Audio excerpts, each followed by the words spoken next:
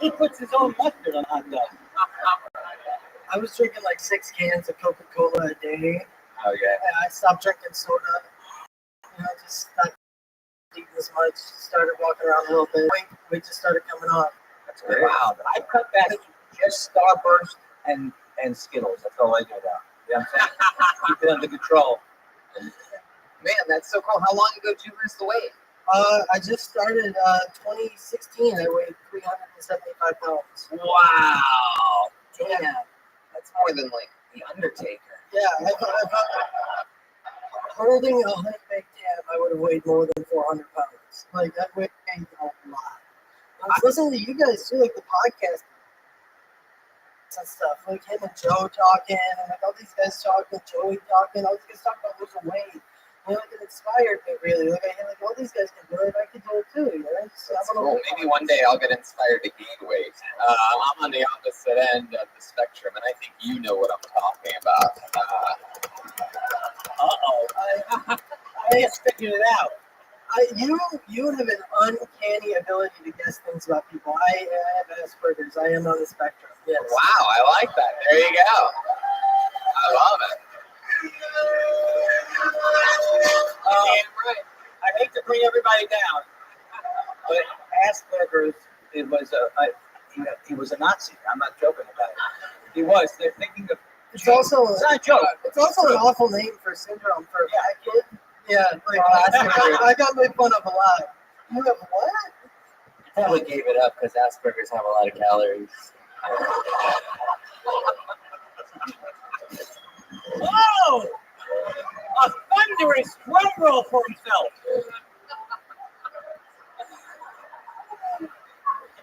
You're going to play a lot of mathematics conventions. Because I could. It took me a while. I love that joke. If the digits of single, you weigh too much. It's like Jeff Foxworth. If your fraction is 1/4, you weigh too much. If you weigh a lot, you weigh too much.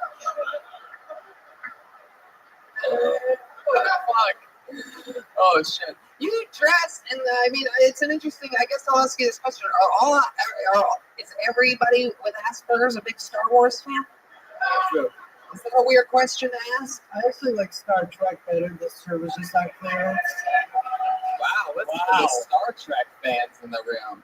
Is that why you lost weight? Because you knew you wouldn't live long and prosper? Hey!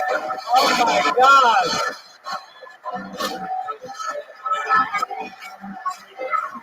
Heck yeah! That won this round, I think. If we're doing it by rounds. You look like a lot of the Star Wars characters. Sort of look like when they took Anakin's helmet off, you got a little bit of Chewbacca in you, and I'd also say you look like a young Me2D2. Hey, is that a joke? Fanny pack? No, I wear fanny pack every day. What's in? Can we play a little game called What's in Your Fanny Pack? You guys like that, huh? Here we go. They're coming back. My guess is that it's just filled to the brim with condoms. Just in case. Wallet. Wow, look at that. Even your wallet is special. Let's just say he didn't mean that. He didn't mean that. Right? He's laughing. For those of you listening to the podcast, I made him laugh with that joke. What is it? I've never seen a wall. Everything you have is eccentric. I hope you don't have a cigarette in there, young man. Yeah, I have. I may or may not. A Pall Mall, if I'm not mistaken. I may or may not have substances in this bag. I don't know. Whoa! I'll see you after the show.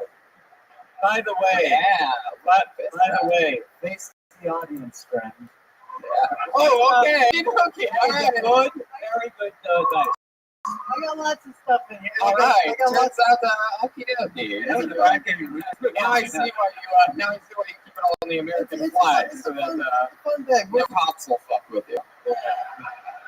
Now Land I get of it. the free, Tony. Land I of the love free. that. Thank Not you. a merch, right? All those and the shows. You sign a fanny pack. Comedians sell fanny. Joe Rogan sells fanny packs on his website. It's not unheard of. You do the math. It's true.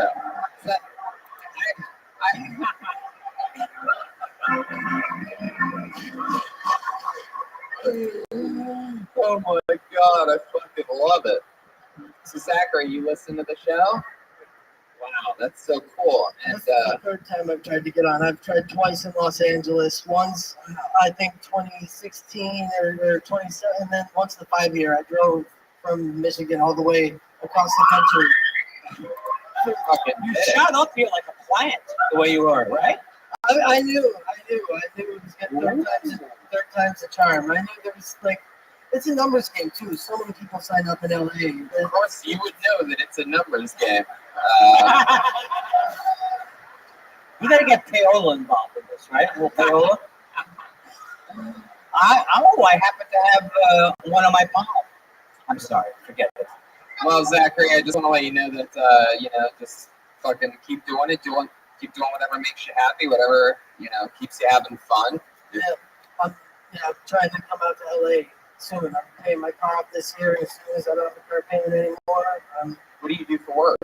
Right now I clean toilets at a university. You clean toilets at a university? Yeah, like I'm a janitor. Like I clean up. What university? It's in Michigan. It is a university. Community college? Yeah, it's a school. It's funny, white people are taking all our jobs. See what Trump does? He's Trump's America. American flag fanny packs and toilet cleaning. Oh, shit.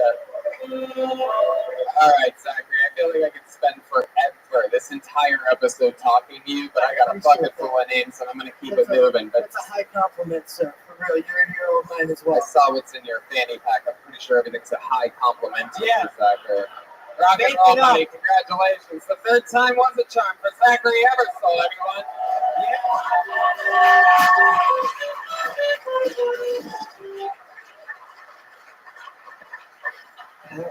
I love that. That was great. That was what a fun way to start the show. It feels like it might be a special one tonight. John Coltrane called. He said, "Put some pants on." Is that the right instrument? All right. John Coltrane. John Coltrane. He's also dead. So I want to call. I spoke with him recently. All right. I pulled another name out of the bucket. Put your hands together. 60 seconds from Kyle Buck. Wow. Here he is.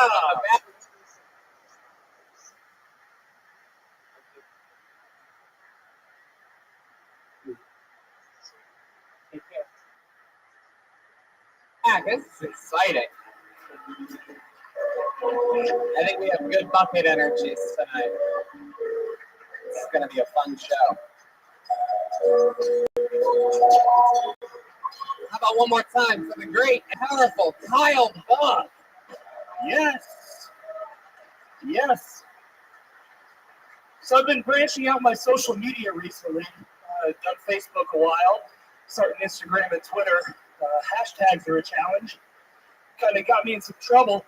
I saw a friend of mine post a delicious meal, said hashtag food porn. Another friend of mine posted an inspirational quote, said hashtag word porn. It's like, all right, I'll give it a shot. All I did was post pictures of my niece's birthday party with hashtag child porn. I can't use the internet. But if you think they're hard for me, imagine how hard it is for our older age folks. Sitting down in the news with my grandma recently, and she said, they're trying to stop sexual harassment in Hollywood. Maybe pound me too, sending a mixed message. Thank you guys, that's my time. Thank you. Fuck yeah.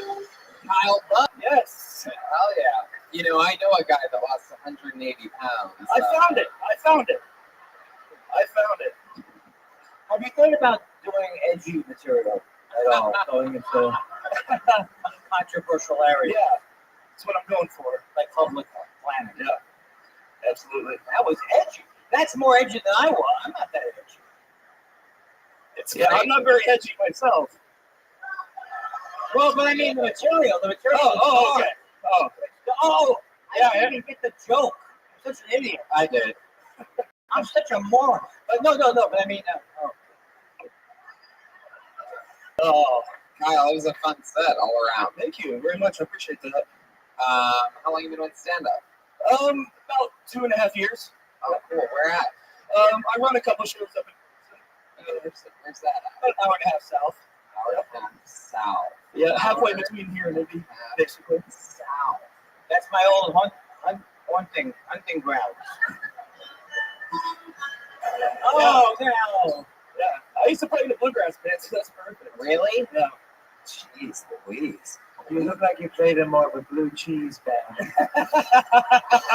I'm so sorry. That one slipped out. I totally mean it. I'm sorry. Yeah.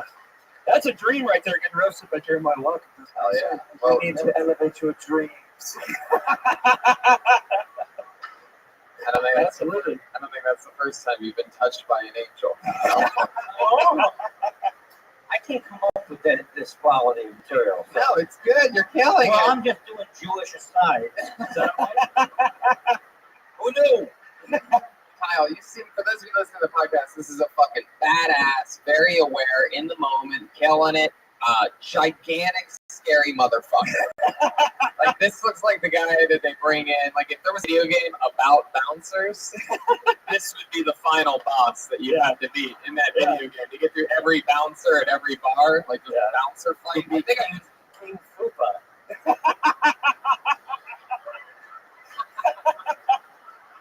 Oh, it's great. I guess it's not a dream to be roasted by me. All right. I know my place. More of a nightmare, actually, but I You- appreciate it nonetheless. You have to be a certain shade of color for Kyle to respect you. He showed me earlier. This is what he handed me. It was that, right? An hour and a half stopping. Yeah. That's fucking scary shit. The hashtags. Get it on the ground floor of that racket. That's a good racket hashtag. Hashtag good racket. What do you do for a living? I work for a mortgage company. Mortgage. Yeah. Yeah, I basically process the documents you sign when you buy your house. Wow. Yeah. You're like a paperwork guy. Yeah. You wear a suit to work?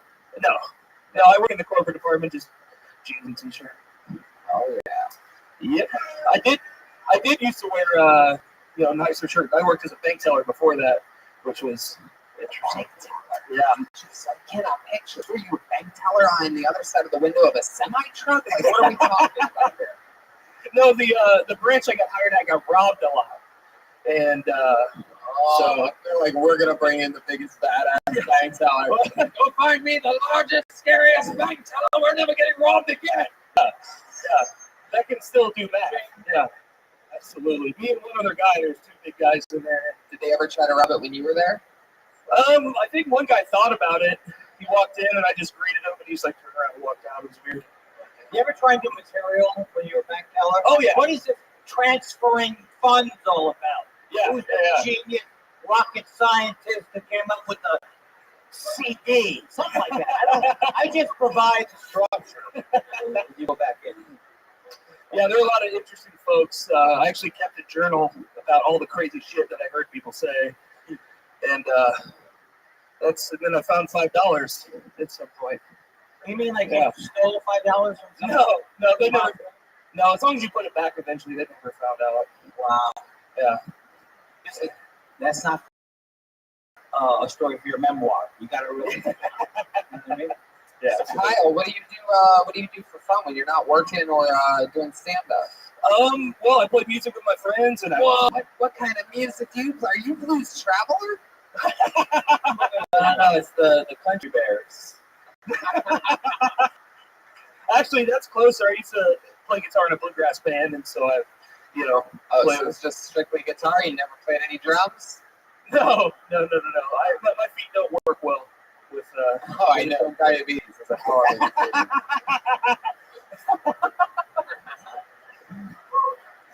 My A1C is rising just as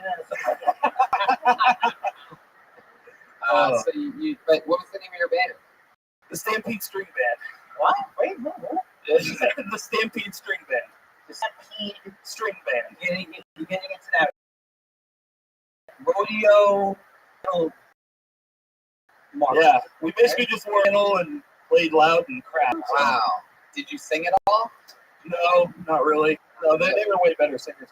So I did all of this work, looking and whatnot. You did the mortgage paperwork for that band? Yeah, absolutely.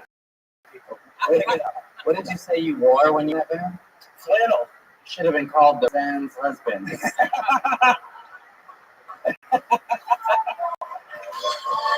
Yes. Don't let him get to you. Kyle, you have a girlfriend? No, I do not. Oh, yeah. How do you assume everyone's great? Thank you. But we last slept together. You know, I swing both ways. Yeah. Andy wants to know if you have a boyfriend. No, I do not. It's fun to be. I appreciate that. But if you were a gay man, you'd be a solid with that. Oh, yeah. For that. Yeah, I would never let him eat. Well, Kyle, I mean, so much fun. So nice to meet you. Hey, absolutely. I love the show, and you guys are just fantastic. And thanks for coming to Fort Wayne. Yeah, there you go. There he goes, everybody. Kyle Buck, ladies and gentlemen.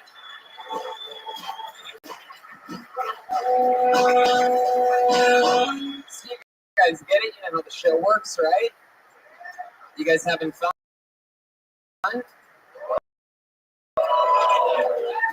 Shit. Yeah, I think I see some people from last night out there. Just kidding, guys. Put your hands together for Steve Simbine. Yeah.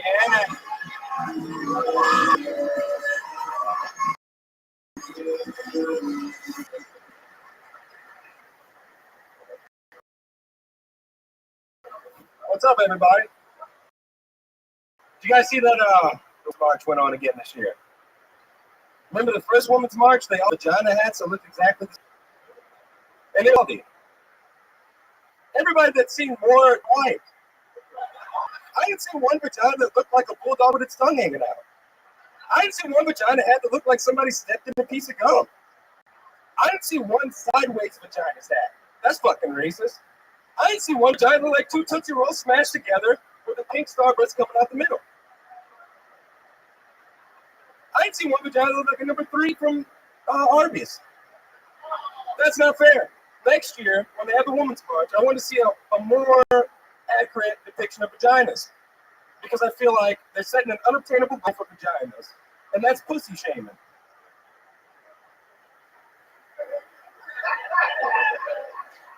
That's all I got. There you go. All right.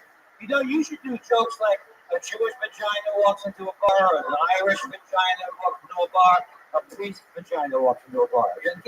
You switch up the structure. Oh, yeah. I'm just kidding. I've seen all those vaginas. Why are you so obsessed with it? Did you go to any of the marches? Were you there? I saw them on TV. Yeah. Yeah. Me too. Thank you for your support. How long have you been on stand-up, Steve? I've only been doing about 2 years, almost 2 years. Almost 2 years. Where? Here in Fort Wayne? Yeah. This is where you're born in. This is where you're born and raised. No, I'm from Garrett, Indiana. It's like Garrett. Yeah. It's like the asshole of Indiana. Are all of your metaphors pretty an asshole? Yeah, how long have you been a gynecologist? How much do the people in Gary, Indiana, make fun of you? I've only been there one time. Yeah. Kind of everybody in Gary is like, oh, he's from Gary. That's like our weird cousin. Garrett's are always weird cousins. Okie dokie. Just me, I guess. Are you ever going to expand beyond the vagina subject matter? Oh yeah. That's just one taste. Yeah. I don't know why I said that. That's not all I do. Steve, what ethnicity are you? Is that a weird question to ask? No, I just recently found out at a family reunion where my dad that I didn't know for 19 years met his dad that he didn't know for 50 years, and a part Cherokee and Irish and black. I'm all Jew. I couldn't afford the Ancestry.com. I just passed it $25 and they passed it back to me. You're mostly Jew and stuff. 98% Eastern European. You got some Jew, right? No. Hey, Chabad Caroline! No, I'm not. I'm actually not Jewish at all. I'm Italian and German. So I'm a German and Italian. So I'm basically whatever the opposite of Jewish is. Right. I think I get that. Yes, alt-right. No. Am I all right, ladies? Who's with me?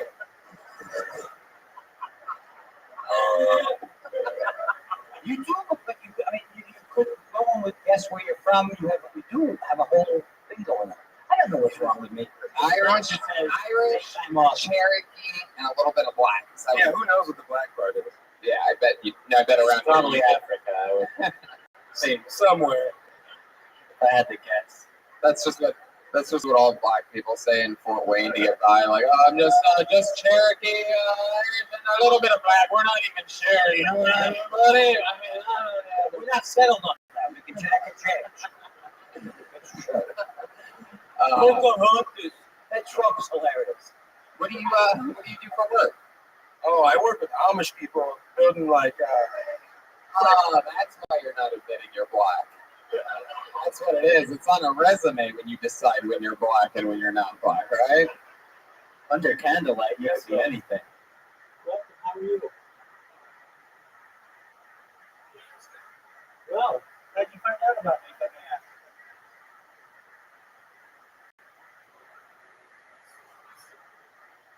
Okay, cool. Welcome.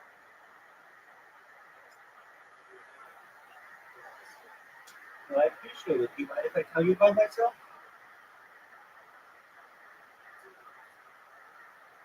Excellent. I'm Rabbi Rothschild. I stream about 24 hours a day, 7 days a week, 365 days a year for weeks.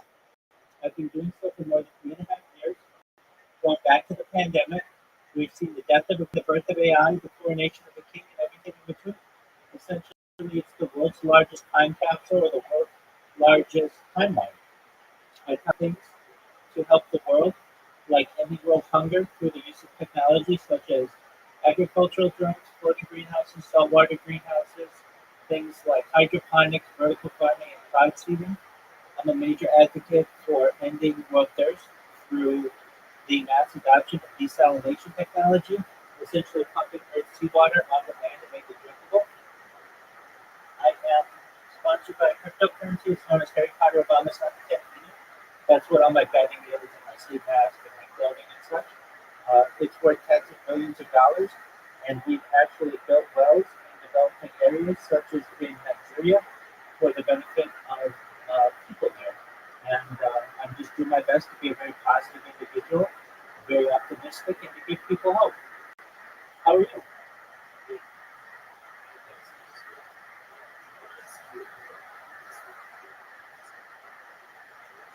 Yes, I am Jewish.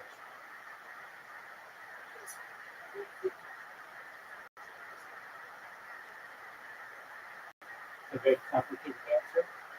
I love Israel when it is doing good things, and I don't like when it doesn't do good things.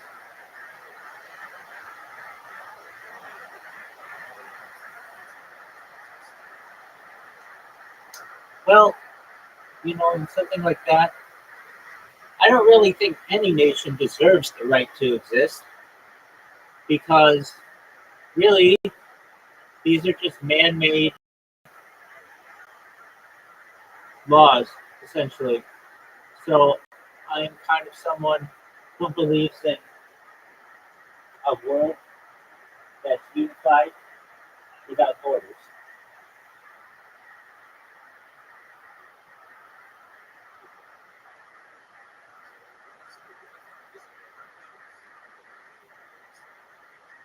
I love world peace.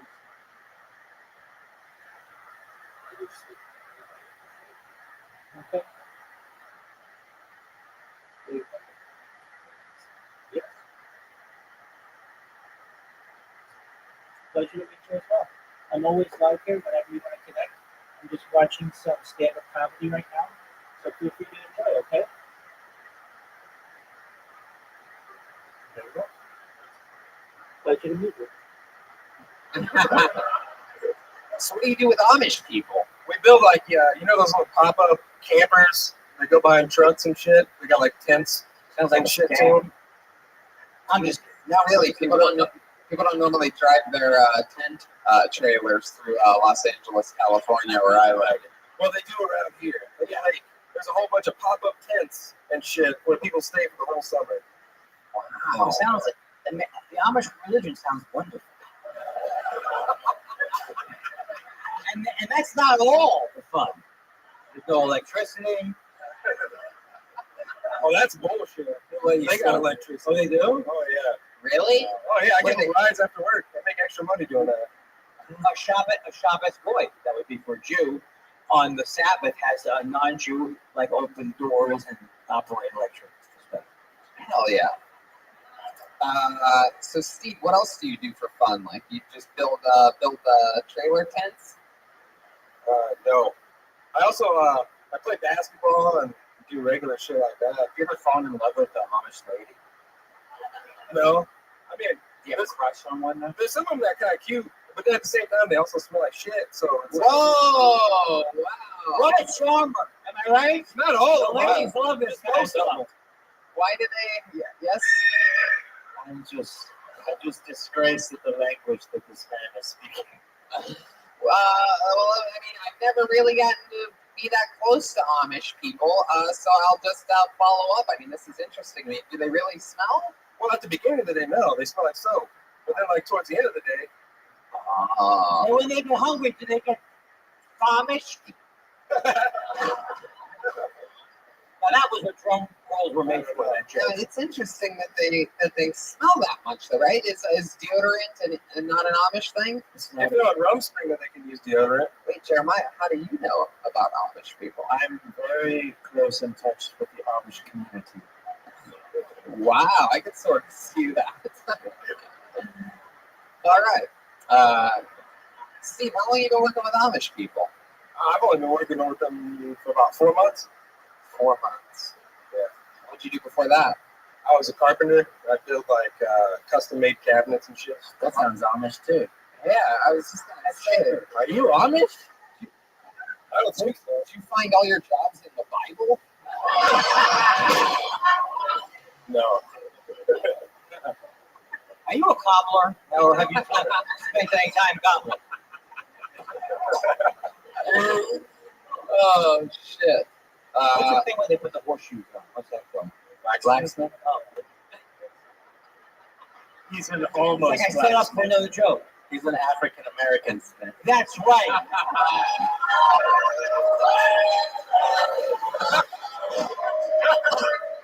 Steve, do you have a girlfriend? No, I'm married. Oh, married. How long have you been married for? 5 years. 5 years. Yeah. What's that like for you? It's awesome. Yeah. I mean, it's mostly awesome. You went from a fantastic thing and you sold it out right away. It's awesome. I mean, most of the time. What did she do? Nothing. She's a stay-at-home mom. Wow, that's so. Do you have kids? Oh wait, actually, yeah, she's a stay-at-home mom. That's a lot. That's not nothing. Whoa, Jesus! I think it sounds like we're at a town hall meeting all of a sudden. Everybody This town will started never talking. allow dancing. I feel like everybody knows who you are, and they're like, "Yes, yes, oh, yes, blah, blah, blah." How many kids do you have? I only have one. Only one. Yeah. Stay-at-home mom. Didn't know you need more kids to be a stay-at-home mom. Come on, people. Hey, when we got the vote, stop complaining, right? Yeah, more like stay on the couch, mom. Get it together. Either make more babies. Walk in, lady. Welcome to America. We pay fucking taxes here. We're all white comedians now. Oh my god. So, man, what was it like watching your dad meet his dad? Well, you met your dad all at the same time? What This the shit was fuck fun. is that? And why did Maury Kovich not videotape the whole thing? It would have been interesting.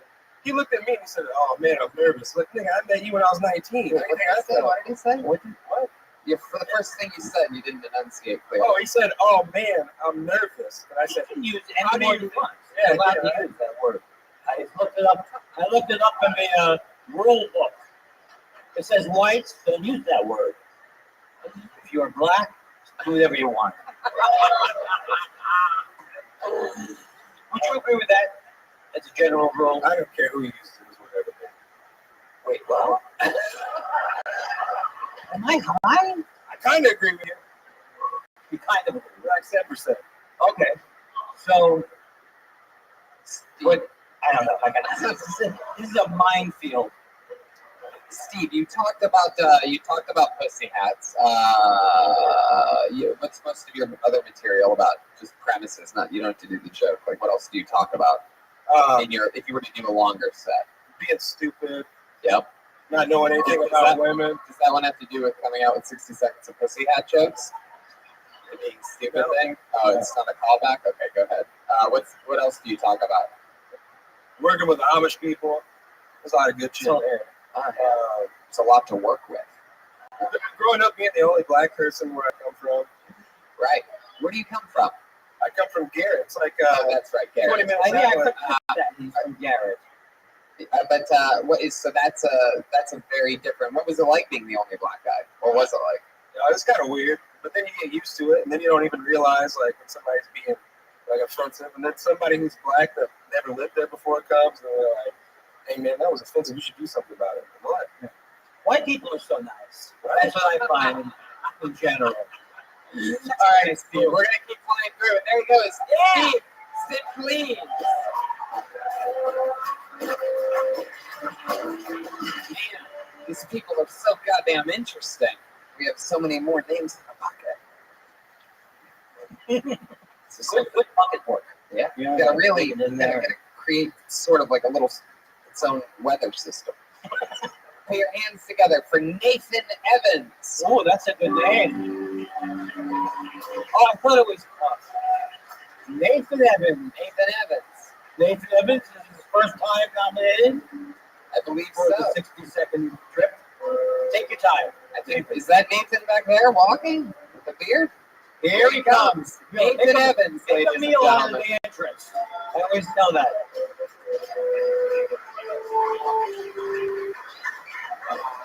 Oh shit. Oh shit. I'm from Ohio. Fucking again.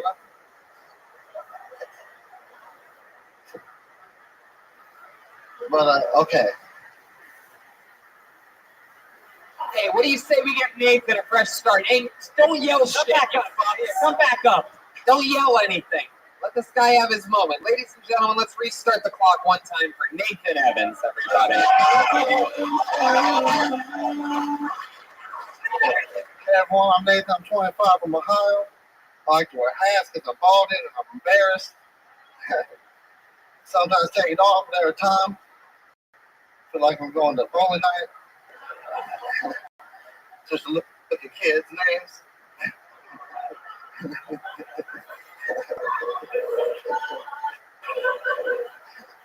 Everyone there the first time they told their dick was small.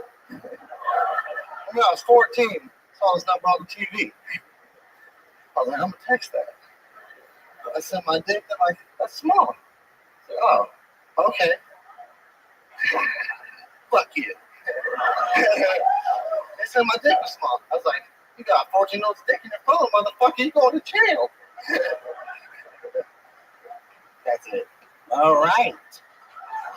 All right, Nathan bailing out every 54 seconds. Fuck yeah.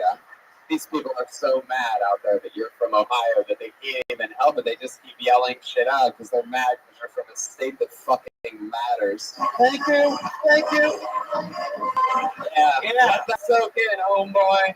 And crazy lady from the beginning.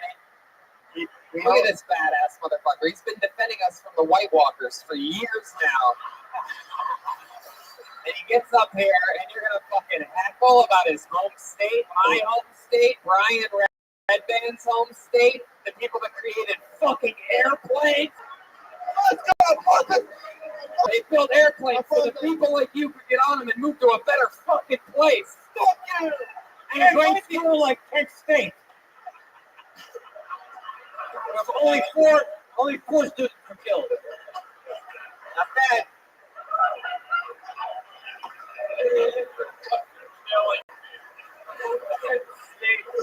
I've never even heard a Kent State reference in my life. I've been That's a more recent reference for me. 11 years. I usually do Eisenhower references. Oh, fuck, man. I'm like breaking. This is the episode that Andy Kindler broke Tony Hinchcliffe. I've just been trying to not crack up the entire time. Whew. All right, Nathan, look at you, you big fucking. I feel like this is what Louis C.K. looks like now.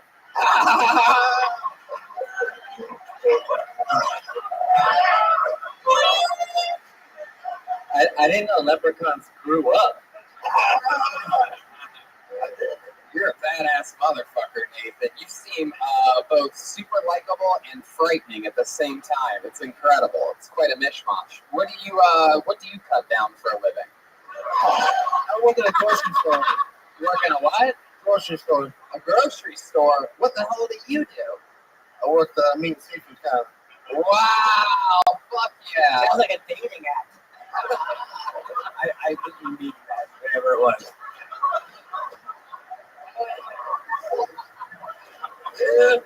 Meat and seafood counter. Oh my god. Oh fuck. How long have you been doing that for? 3 years this August.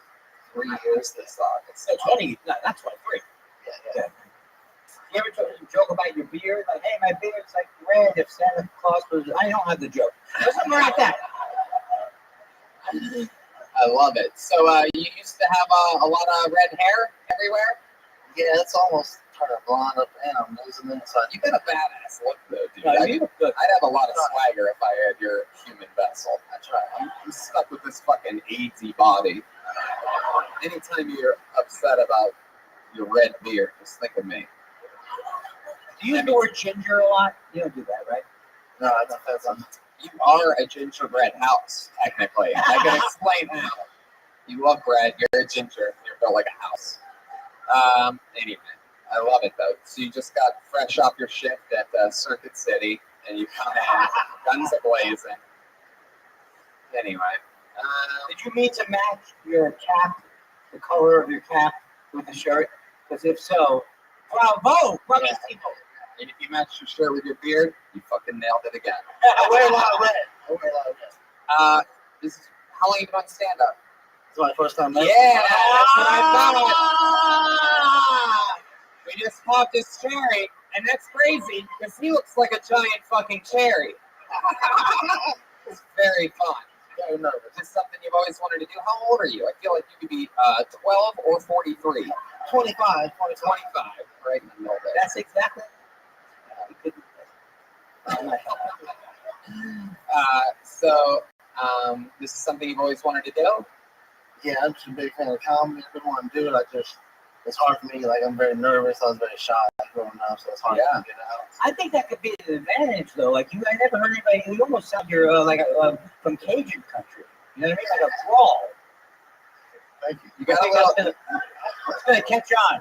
I don't blame you for letting the hecklers throw you off in the beginning. I don't know why in the fucking world anybody who didn't have the balls to sign up for this show would ever yell out anything during a live podcast. I mean, it's mind-blowing to me. I mean, it's obviously not a fan of the podcast. It's the guest of a fan of a podcast, so shut the fuck up.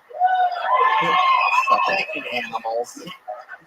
He did say F Indiana at the very top of his set. So I usually don't side with the audience, but he asked for it a little bit. Anyway, I didn't really catch that part. But I'll listen to the replay. I heard the Lady Yellow, Ohio first, but maybe my timing was off. Why do people get so excited about the state that they're from? Because I missed that movement. Well, Ohio is like the the state in the middle that sort of like has like the weight to it. So all the other It's purple. It's a purple state. yeah, all the other states are sort of like, you know, they naturally have to hate, but It wasn't their decision. You didn't decide where you were born, and if you could have decided at the very beginning and they had a little application for you as a baby, just know you would have picked Ohio. Let's go. You wouldn't pick Garrett in the Right. right? Yeah, give it to the Garrett people. What's that? And you're from here in Fort Wayne? I'm from Dayton, Ohio. From Dayton? Oh, that's Ah, I don't even know how I possibly asked that right now. We know a little something about Dayton, right? oh yeah, you ever get to the living room in the strip club? Yeah. Oh, yeah. It looks like he literally lives in the living room. It's like that's why his beard's red. Oh, Jesus Christ. I'm disappointed though that you're not completely comfortable on stage after 60 seconds. You know what I'm saying? 20 seconds in, I was like, I got this. What else is in the news? Fuck yeah. Well, Nathan, it was your first time. You fucking plowed through it. And there you go. Congratulations. You did it. Nathan Evans, we're going to keep moving on.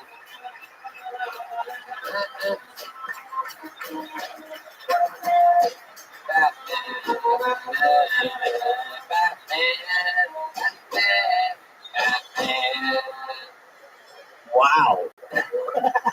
All right, here we go. This is a interesting name. Put your hands together for Andy Coons. Andy Coons. Andy Coons. Man. Andy.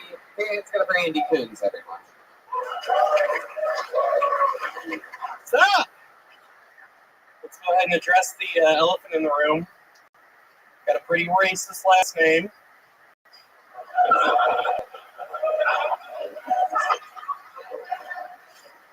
I've had a handful of black friends throughout the course of my life, but those friendships never seem to last. And I get it. You know, not a lot of black people are comfortable saying "hang out" and "coons" in the same sentence. It sucks because every time that I try to make a connection with a black person, it never really gets past the point of exchanging full names because my name's Andy Coon. This friendship is temporary. None of my real friends are going to know you even this. I'll give this to the end of the hour. That's all I got. Yeah, there you go. It's exactly a minute. I love it. How long have you been doing stand-up?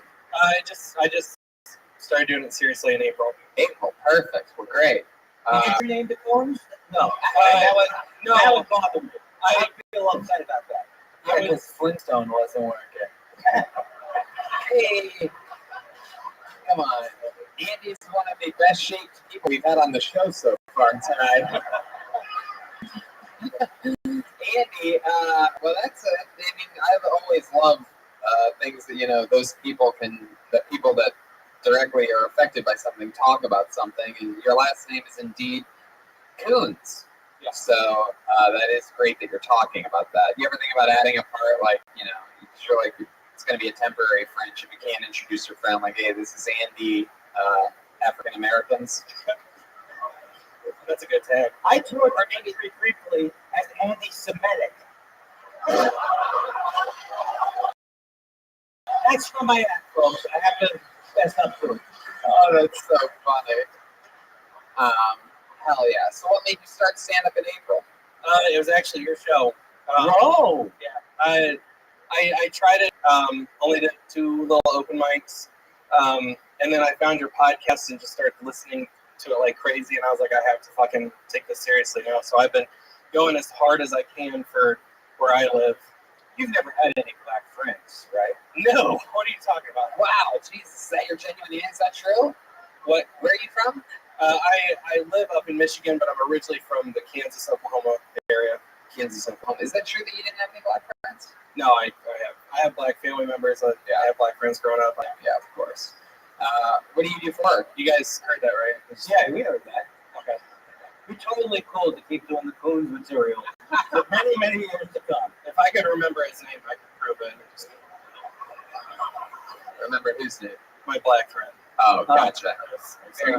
Oh, okay. Oh, he's going for it. Andy, what do you do for work? I deliver medical equipment like oxygen, hospital beds, stuff like that. Oxycontin? Is that what you Oxycontin, yep. Oxycontin, black tar heroin. So. Oh. I can't shoot. Did one guy over there take that seriously? I heard one guy go, "Oh, Andy, don't ask any questions. I'm sorry." Yeah. He doesn't sell black tar heroin unless you give him, a little extra. Right. What do you do for fun when you're not working and doing stand up? When I'm not doing stand Yeah, up. what's like a hobby of yours? You seem like the kind of guy that'd be really good at like fucking solitaire or something like that. I don't do fucking anything. That's simply impossible. Okay, I'm married and I have 3 kids. So in my job I work crazy long hours, and so I usually get 1 5-minute stand up spot a week. And so what I thought you were gonna say 1 break per day or something like that. I work really long hours. I get a 5-minute. I get about 5 hours. 5 minutes to spend time with my kids and shower out for the next day. So how old some are you? people's lives, nothing to worry about. You know what I'm saying? Get up at 2 in the afternoon. Wonderful. How old are your kids? My oldest is 7, my middle is 5, and my youngest. Oh, that's a perfect spread. Yeah, Right? yeah. It's a spread. 5 years between that's like my guy. 5 years between the oldest and the youngest. Andy, you took me out. Not you, me. All right. Have you and your wife lost like the love because of the kids? Have you noticed that? Good question. How do you keep the magic in the bedroom? Sorry. Welcome to Getting Real with Brian Reddy. A little bit, but that's because our youngest sleeps in our bed with us. Whoa! Why did you get arrested for that? What a cock block! No, Brian, you can get arrested for that. I don't think that's how it works with moms and dads. I couldn't even stay in my mother's womb for 9 months, let alone the bed. You try and live inside my mother. You make the nagging, The Yelp reviews are awful. I think you have a very interesting presence, though. He's very vulnerable, and I'm kind of bullshit. How old's the kid that sleeps with you? 2. He's 2. Does he sleep between you 2? Yeah. God, that seems like it's cozy. Is your wife a little bit bigger too? Oh, I'd fucking love to cuddle between you 2. We're like 2 I extremely don't blame this 2-year-old. It seems like it's just adorable. You got good air conditioning in the bedroom? Oh, absolutely. Fuck yeah. Central. I'm in, dude. If you have a sleep Cancel my hotel for the night. If you have a sleep number bag, Tell the it's 3 different numbers, right? Tell the 2-year-old it's sleeping in its fucking crib tonight. I'm still breastfeeding. I think she's my mother. I don't know. I've got the tits for it, but it never worked. So do you have to like escape and do it in the like the bathroom or something, or do you have to like put a pillow on the kid, or Oh shit. This is not family friendly. So I shouldn't have brought my kids.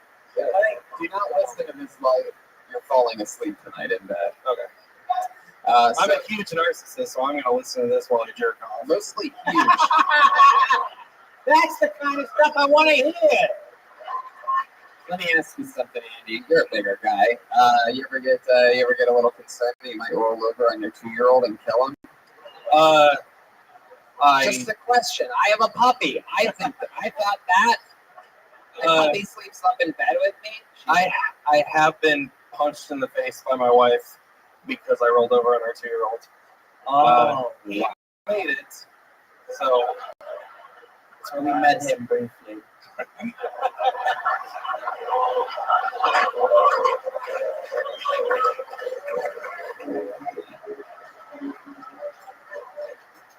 She chose out of all the ways to wake you up to punch you in the face. That sounds like she wanted to do that. probably. Was she dressed as the school marm? Classics. All right, we're gonna keep it moving along. Put your hands together. Yeah, thank you.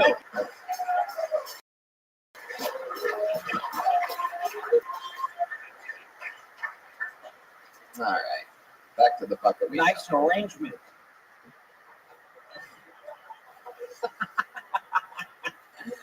some noise for Andy Kindler, everybody. It's his first time as a guest on the show. This is a guy that, I mean, we are honored to have on every comedian's favorite comedian, and you guys are very lucky that he's here in your shithole town. I'm serious. Oh, Serious. too soon. Inside information for you. Too late. And by the way, I'm from Youngstown, Ohio. I'm complete white trash, just like the rest of you. I'm only busting your balls, so don't get sensitive on it. He wasn't always a glamorous star.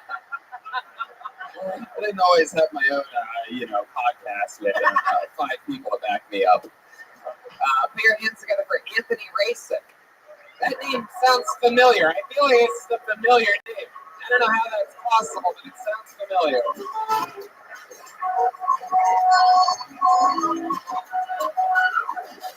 One more time for Anthony Rasick, everyone.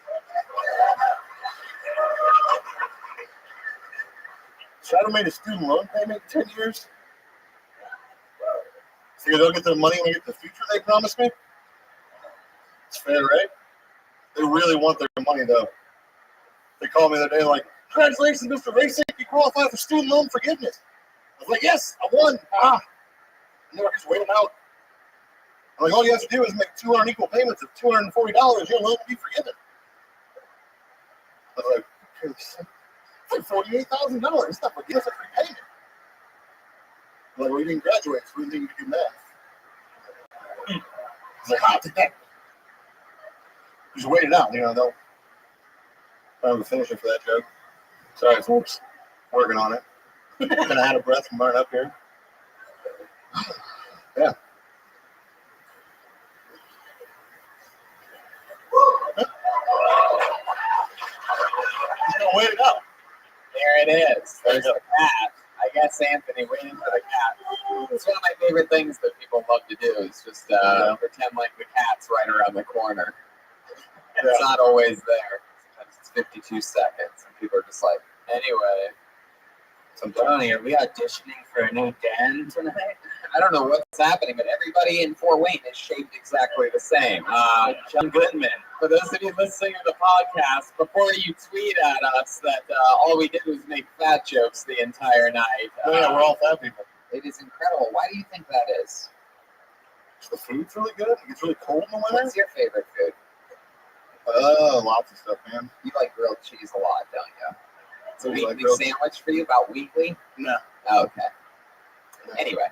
You do the chili size or whatever. What? What's the Ohio thing? Steamboat Springs chili? What is it? Like Skyline? No, you're spaghetti and chili. Is that what you're talking about? I think I was going Skyline. Skyline. Skyline. Joking Skyline is good.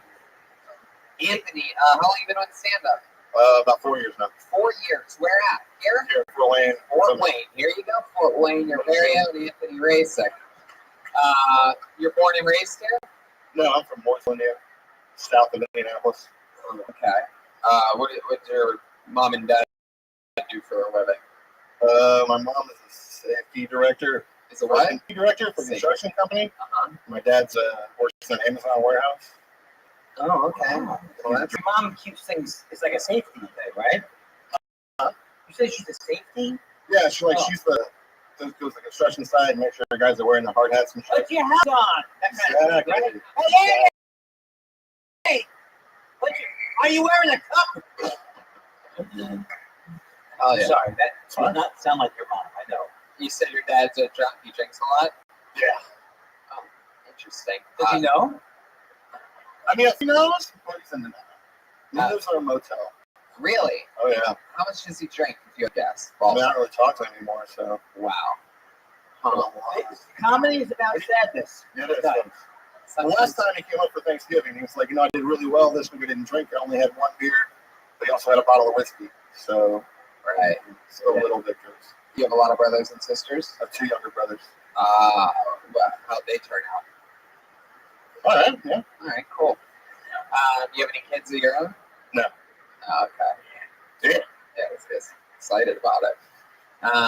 Can we do that? I barely take care of myself. Say that again? I barely take care of myself. Yeah. What do you stop having kids and follow your dreams? What's the scene like here in Fort Wayne? If you could describe it, how many are there shows every night? Like, what's it like being a comedian in Fort Wayne? It's a little tough. I mean, you got to travel a lot. But there's. I mean, we had an open mic every week, and then the bar burned down. The bar burned down. That is not a good. That makes me cry almost. Yeah, it sucks. But I mean, we have. Do you remember the night that the bar burnt down? It was Wednesday. It was a daytime. It was very sad. There's nothing worse than a daytime fire. You don't even get to enjoy it. Was it someone upset about it because it was a bringer show? Is that why they burned it down? Maybe, I don't know. No, Bringer show. Come on. it's probably a insurance scam or a hate crime. Was it the day of the open mic? No, it was like 2 days later. 2 days later. Do you think maybe it was perhaps your set? You burned the motherfucking house down. You know what I mean? I don't like to brag. I don't like to The roof brag. was on fire. It took a while for it to spread. Maybe. I don't like to brag. Interesting. So basically, the once a week open mic that there was burnt down. Yep. So then what happened? Well, trying to find another place. And there's one comedy club. It's they're going to do shows on Saturday though, and let's guys do a lot of shows here. And then but there aren't a whole lot of open mics. Do the Let's So if you get practice. guys know you? Yeah. Cool. Has there ever been a funny bone near this town? That's my favorite name for a club, Funny Bone. Yeah. Says it all. Indeed. I like your style. Your style on stage. I like it. You're like, when you say that, what's that noise? The air conditioning. It's called the universe, Tony. When you say that you barely have enough time to take care of yourself, what do you mean by that? Oh, I'm just a terrible person. Huh? I'm just a terrible person. What do you mean by that? Oh, What makes you a terrible person? Did you selfish? I Wait a guess. second. Drink a lot. Did you Smoke put a lot the of bar down at the open? No. I mean, I don't know. You're selfish. How are you selfish? Who are you selfish to? Jesus. I don't know. So what is that? I don't know. Do you know that person? Do you Yeah. know that? Girlfriend. Wives. Wow. She the show is a lie, or what? No, he said that he's selfish, and she said, yeah. But maybe you don't know what he's being selfish about. Maybe he's talking about his girlfriend on the side or something like that, lady. Don't yell shit out. I had a girlfriend in my pouch once. It's a kangaroo joke. When you say you're selfish, what do you... I saw two people look at each other. They looked at each other like, what could he possibly be thinking? You're talking about me, not you. That joke would have killed in Australia. What are you selfish about? I don't know, like time. Like, I don't know. Kids take a lot of your time. Like, I love my nieces. I have 5 nieces. I love spending time with them. But I also love giving them back to their dad and being like, I'm out here. You don't do that as you leave. Like, all right. So you know what? The people who say they're selfish are usually not that selfish because you're aware. Exactly. If you're really narcissistic, you wouldn't be saying you're and self-deprecating. You know, I'm a big fan of because I'm stupid. I brought my B game tonight. But Anthony, there must be something else that you're into, right? Nothing else? Nothing else? No other fun facts about Anthony? Make dirt. I went to the other comedy festival. Wait, you make dirt? Yeah. What is That's a scam if I've ever heard one. Have you been on this show before? Yeah. Yes, years ago. Columbus. Yep. Columbus. Wow, look at that. I remember that. You're the guy that made dirt. Yeah. Man, I got you good back then. Probably. Yeah, I probably. remember I spent minutes on it too. I'm like, what do you mean you make dirt? That sounds like the easiest job ever. There's the dirt. And everybody was going crazy. Yeah, Now it's almost 5 years later. I'm all old, jaded, and beat up. You know what I mean? Just like, oh, I need the dirt. I remember you. Actually, God made dirt, and dirt don't hurt. What's the, I guess if we want to listen to the dirt making episode, that's probably, I think, episode 101 or something. 130 or 130? somewhere around there. What's your Come on, recipe? Of course, I have it on my phone. What's your recipe for dirt? How do you? Leaves, grass, a big machine that spins and shreds it, and then bacteria that break it down. Just leave Water. grass. How much Well, other break bacteria? it down. Oh, that makes sense. Are we low on dirt in general? Is the No, water low? I just think I make dirt because it's fun. I make high nutrient topsoil. It's like compost. Okay. I think Very we did fancy great with dirt. it. I don't know. You know. Topsoil? I'm more of a bottom soil guy. I heard What? that about you. All right. I tore that CC bottom during the. All right, we're gonna keep it moving along, Anthony. Thanks a lot, guys. Thanks Thank so you, much. Anthony Racing.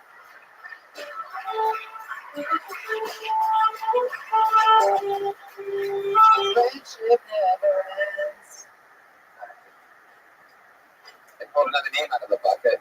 Put your hands together for Corey McAfoose. Corey McAfoose. Here he comes.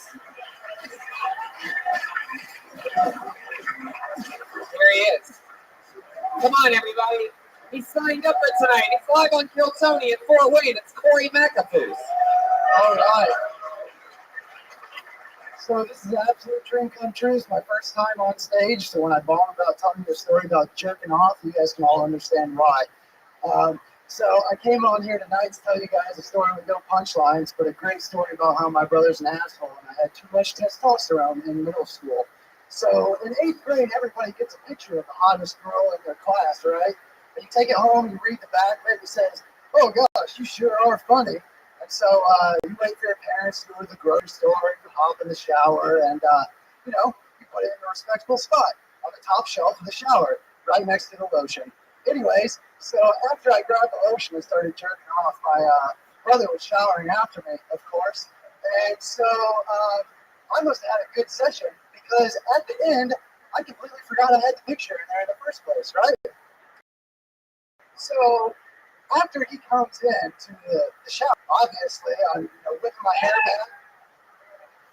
This is the end here. You want to try to finish This it? is the end, yeah. So I finally built up enough confidence in the school dance to go and talk to her. Luckily, my brother was at the same school dance and simply just told her that, hey, he must really like you because I got him jerking off to you in the shower. So that is direct confidence that I come to you with a comedian standpoint tonight. There you go.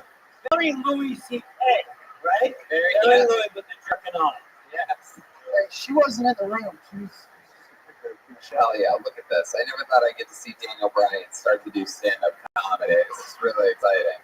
I can't tell whether you're turning into a werewolf or turning back into a human. But, I'm just trying to turn into you. what? I said, I'm just trying to turn into you. Hell yeah. I mean, he's covered. You're covered hair. What are you? American. Yeah, American. Corey, how long have you been on stand-up? I mean, that's your first time, truly? This is truly my And you first stuck time. with the jerk-off story. Unbelievable. Well, there was a couple stories that I was. I don't even know what happened in the thing. You were jerking off. Somebody saw you jerking off. You said you bombed last time, though, so that's the second I said prepare for me to bomb. Gotcha. We're not gonna prosecute you for lying about how long you've been in college. Everything's cool. I'm kidding. I love him. Wait, you can't clap. Corey, so how old are you? I'm 27. 27. What do you do? I do special fabrication and welding. What? Special fabrication and welding. Oh, I make the giant stuff that cuts jack wings, jerky, and freezes stuff, and smokes meat and stuff. wow. You make the stuff that cuts it? The giant Saws? smokers and saws and machinery. It's only a carrot top kind of a. Yeah, you know what? If I brought a pump on stage and shoot meat for the crowd, it'd be pretty cool. You actually, I mean, from scratch? Yeah, Or from a kit? absolutely from scratch. We get in fabricated metal parts that are cut, and then we load them all together and build it. And You're like a real grown man. well, sort of. I'm only about 130 pounds. You look like Conor McGregor after a weight cut. You know what? The sad part about that is I'm going to take it as a compliment. It was. He was being straight up with you. Yeah, no, I appreciate it. Tell it like it is. I appreciate You it. from here in Fort Wayne? No, I'm from Kansas City, actually. Kansas City. Whoa, the home of Jeremiah Watkins. Well, close enough. The crowd goes crazy. I'll have to tell him you said hello. I figured you'd make it. You know, jerk off a barbecue is big. Or jerk off material with barbecue sauce. Well, You like know in front of that, them? right? When did you get into the jerk off material? Well, I guess that one would have been in 8th grade. I tried it in front of people the first time. Jerked off? What did you almost, let me ask you something. Instead of committing to a jerk off story like so many comedians starting out, A fatal mistake. tend to do. I mean, it truly is. They just go, you know what? I truly think the jerk off shit's the funniest shit. I'm gonna go with this instead of doing this. Like, what else might you have talked about? Like, when you thought about what your 60 seconds was gonna be, what else was on the subject matter was on the docket there? Well, I was going to try a few punchlines out and stuff like A that. few punchlines. Random punchline. Ping pong balls. I said King Kong's balls. It's not for me. It's for the duck. He's driving. Harry, I have to. But you? I cannot do that. That's a good way to warm up. I can't do that. I have to tell a hacky story. You know, I don't got the punch. Oh, I fucking love you. Holy shit. He's got a hat.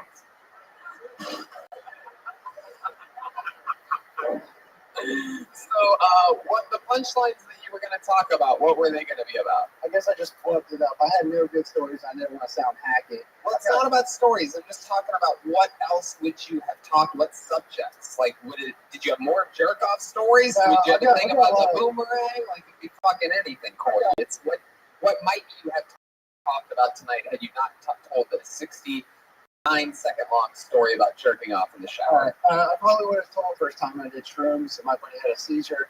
I tried throwing a football, but it bounced off a car, so I think I probably went the right route with the jerk-off story. No, I like the football story. Okay. All right, cool. Now, other stories about my dad. He's a crazy guy. If you ever are you going to try to do comedy again, or is that something you think we're going to try again? Or Well, this is more or less just like a super dream to get on stage and talk to you guys and just try it out for the first time. If it went somewhere and I killed, I probably would have pursued it a little more, but maybe if it's in town or something. Well, there's a lot of positions opening up in the comedy field. Oh. It's a booming business. You could commercial comedy, industrial comedy. There's so many different ways to make a nice dollar in this business. Oh, fuck. Man, well, that's an interesting way to go about it. So you're out there making machinery. What else do you do for fun? Like, what else is there? You got any other hobbies? You seem like a guy that doesn't mind getting in a kayak every once in a while. Yeah, no, I mean, you'd actually be right. Me and my amazing girlfriend back there, she actually drove me out here. We got 2 dogs. We like to take them on hikes, you know, like go kayaking if it's available. Is that true? Have you been kayaking before? We have been kayaking together, actually. Unbelievable. So you nailed it. Hey, man, you got it. Young Abe Lincoln material. You do that. I mean, I should. Oh, yeah. I was thinking about shaving my head, but I think the goofiest way possible. Young Abe Lincoln material. I like that. Just like 7 years ago. I jerked off. He's probably got some good The stories. better jerk-offs of our nature. Oh, yeah. Do you know what a fawn is? It's beautiful as you, yeah. 2 baby deers up here staring into his eyes. I don't like this guy one bit. Corey. And that's an angel. That was very hard for me to say. Corey is like if a student that found all the worst improv classes in the world and just sort of tried to roll with everything, but in a weird direction. Yes, and I agree with that. All right, Corey, we're going to keep moving along. There you go. Guys. Here we go.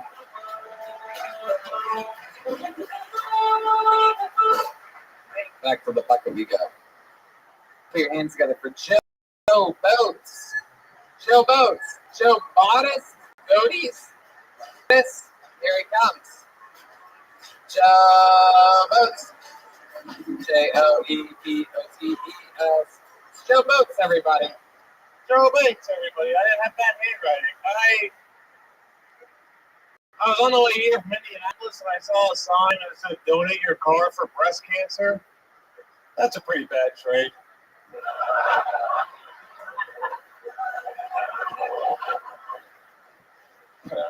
Okay, cool. I like TV. You heard of this? I watch a lot of TV. My favorite show is Family Feud. Steve Harvey's great. Love Family Feud. It's fantastic. If you haven't seen it, let me describe what the show is. It's a show where it's usually one white family versus whatever they're scared of. It's like a New England white family versus a black family, an Arizona white family versus Mexicans, a Florida white family versus science.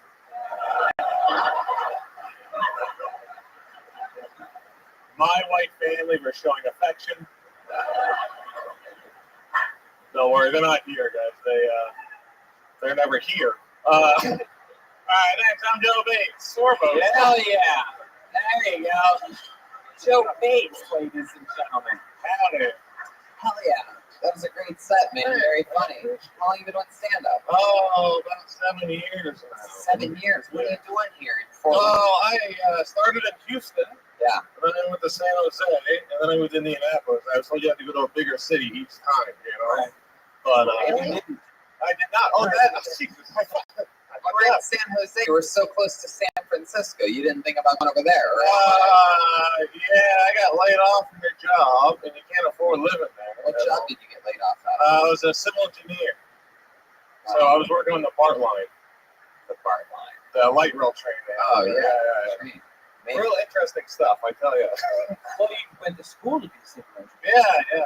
Did you like at one point where you like wake up in the morning? I can't wait to get engineering today. I mean, Yeah. I don't think anybody really you does. thought, so you were thinking that as a financial move. Yeah, exactly. You're It's incredible. Thank you. Objection? Civil engineer for the BART line system in San Jose. So one could say you literally ran a train on the whole city. So how long have you And I wasn't good at it. How long have you been in Indianapolis? That's the next place that I've you been got a there about- job, right? That's the Yeah, place I've been that- there about 3 years now. 3 years. How do you like it? I love it, man. It's Yeah, awesome. what do you love about it? It's a smaller city, but I moved around my whole life, like 4 Why? just run up from the law. No, my Military dad worked for like chemical plants, so he just kind of went to different places. Oh, what kind of chemical plants? Is he like Chemical- Homer Simpson or something like that? Yeah, just chemical ones. I don't know. I never really asked a lot of You details. don't want to ask questions in that field. Exactly. Did he use the word Monsanto a lot? He could stage presence. Yeah, amazing. I love the bad trade joke. Oh, The thank car you for so breast much. cancer. That's incredible. Yeah. Really fun stuff. Thank you so much. So, do you get a lot of spots in Indianapolis? What's the scene? Well, we're down to one comedy club now. Yeah, Morty's just closed. Yeah, Morty's just closed. It's just Oh a my cracker. God! Why didn't you wait till you told me that more people? Oh, your weekend. I'm sorry.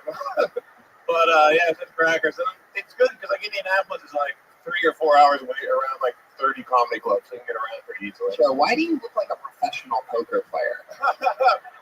I get Property Brother a lot, but yeah. Property brother? Yeah. Brothers. HGTV You don't watch that? show. Oh, come on! Where have you been? It's what all the kids are talking about. Flipping or flopping? Building or deconstructed? The Property Brothers. Yeah. They said real estate, and they show you a home. And they show you a home, and they go, "You like the home? It's $25 million." And then the rest of the show is what they remodeled the first home. Kind of see the plot coming sometimes. Yeah. Joe, what else do you do when you're not doing these things? Well, I like wrestling a whole bunch. Really? You're yeah. a pro wrestling No, fan? yeah, big fan of it. Yeah. Wow, that's incredible. Yeah, one rare time to see a comic like wrestling. But, How old are you? Ron Funches likes wrestling. Yeah, I'm a big wrestling fan too. I have a wrestling podcast called The Store Horsemen. We just had episode 100, and Joe Sweet. Rogan popped in on it. Everybody loves awesome. Joe. Yeah, his entrance music and everything. Or? No, it's funny. We actually talked about that afterwards, how he deserved entrance music walking into the studio, but it didn't happen. Joe Rogan's the guy where you just hear his entrance music in your head when he walks into the room. Anyway. World class Taekwondo artist. Joe Rogan. I took Taekwondo too. But, you know what I'm saying? I think we all get it. I think we all get it. me.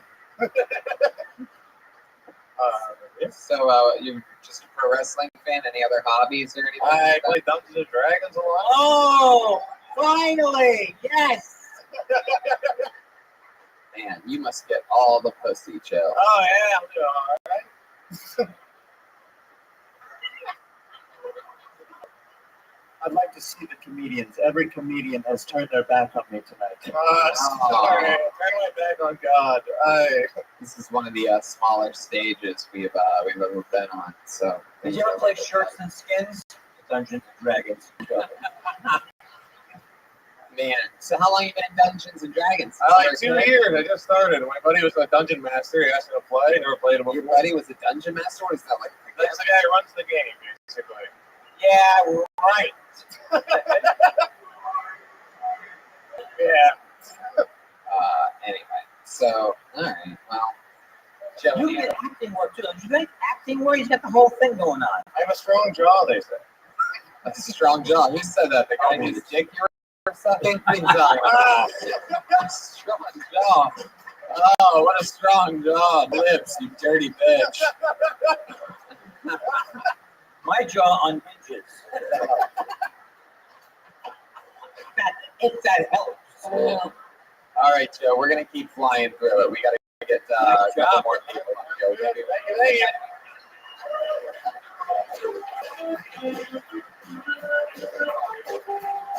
All right, guys, I think we only have time to go to the bucket one more time. Is that okay if we go one more time? Huh? Into the bucket. I hope Jay Leno comes out. Hell yeah. Dane Cook. Oh shit! You know what? Actually, I know what we're gonna do. We have to get a couple guys up here who were originally scheduled to be opening for the show that I'm doing later at 8 p.m. on the stand-up show. There was a lot of confusion. They got booked. They were excited. A lot of fun. And unfortunately, I came with this whole crazy crew that's gonna go up before me on that stand-up show. So instead of doing a few minutes before me on the stand-up show later. They're going to come do Crush as hard as they can for 60 seconds. So go on up first tonight, put your hands together for Brett Hayden, everybody. Here we go.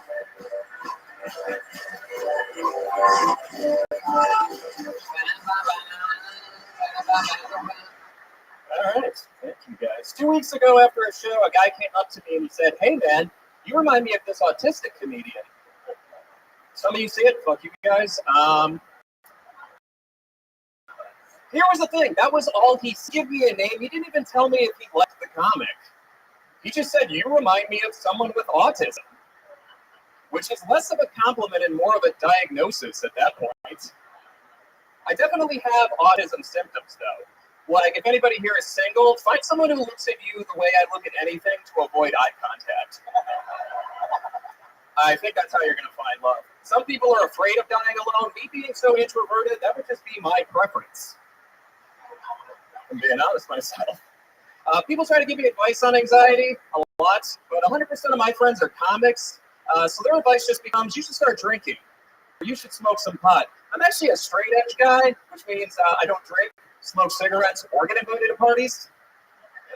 Not a good life. I still drink Monster energy drinks, though, which aren't good for you guys. Have you read the ingredients on a can of Monster? It's just Linkin Park lyrics. There you go. Fuck yeah, Brett Hayden. That was awesome, dude. Oh yeah.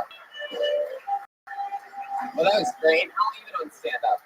It'll be 5 years next Halloween. 5 years. You live here in Fort Wayne. I actually live about 40 minutes of Detroit. 40 minutes north of Detroit. Yeah. What brought you down here? You're part of the festival. I'm part of the festival, yeah. Oh, okay. What are you doing 40 minutes north of Detroit? What's that like up there? It's not good. Right. I live in Trump country in Michigan, so it's kind of goofy out there. What was it like to create Facebook? I'll take it. 40 minutes north of Detroit. What's your tap water like? Delicious. Yeah, you can drink the tap water. Yeah. Interesting. You saved my life once, didn't you? Oh yeah, we hung out after last time you were in Detroit. It's a true story. We hung out, Yeah. and I was on a stool that I didn't realize I smoked some pot. I didn't realize the stool didn't have a back.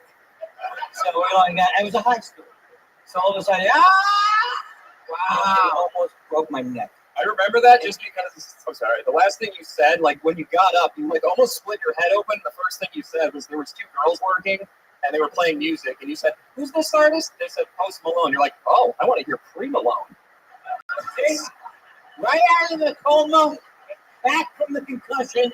Always doing this. I love it, man. Well, that's awesome, Brad. Anything else you want to talk about? Any fun facts that you I also love wrestling. Wow. Yeah. I actually believe that. Really? Yeah, you seem like you look like a wrestling fan. You seem like the type of guy that would. I don't wish I had anything right now. I set it up like I had something good, and I just simply did. What do you wrestle? What do you wrestle in? Your sexuality? I actually have a bit of All right. I don't feel good about that one. You've been a wrestling fan your whole life? Pretty much, yeah. Was your dad not in the picture? Raised by a single mom? No, they were in the picture. They took me to a lot of events. Oh, well, you just have everything perfect. Oh, I haven't didn't realize some people got to have dads and be a pro wrestling fan. That's some bullshit. I know Chris Jericho. That's all I can say. People like that. Ooh. It's true.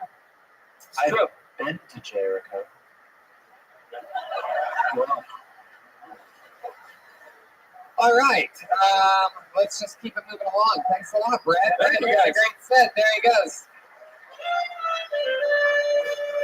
Next time I'm around town, Brad, if I don't have anybody with me, figure out something. That's funny. And there's one other guy. He's also, not only is he at this festival, but I was told he's also going to be at the Motor City Festival that we're doing next month in Michigan. And we're also doing Lansing and Grand Rapids up there. Put your hands together for Kyle Forsyth, everyone.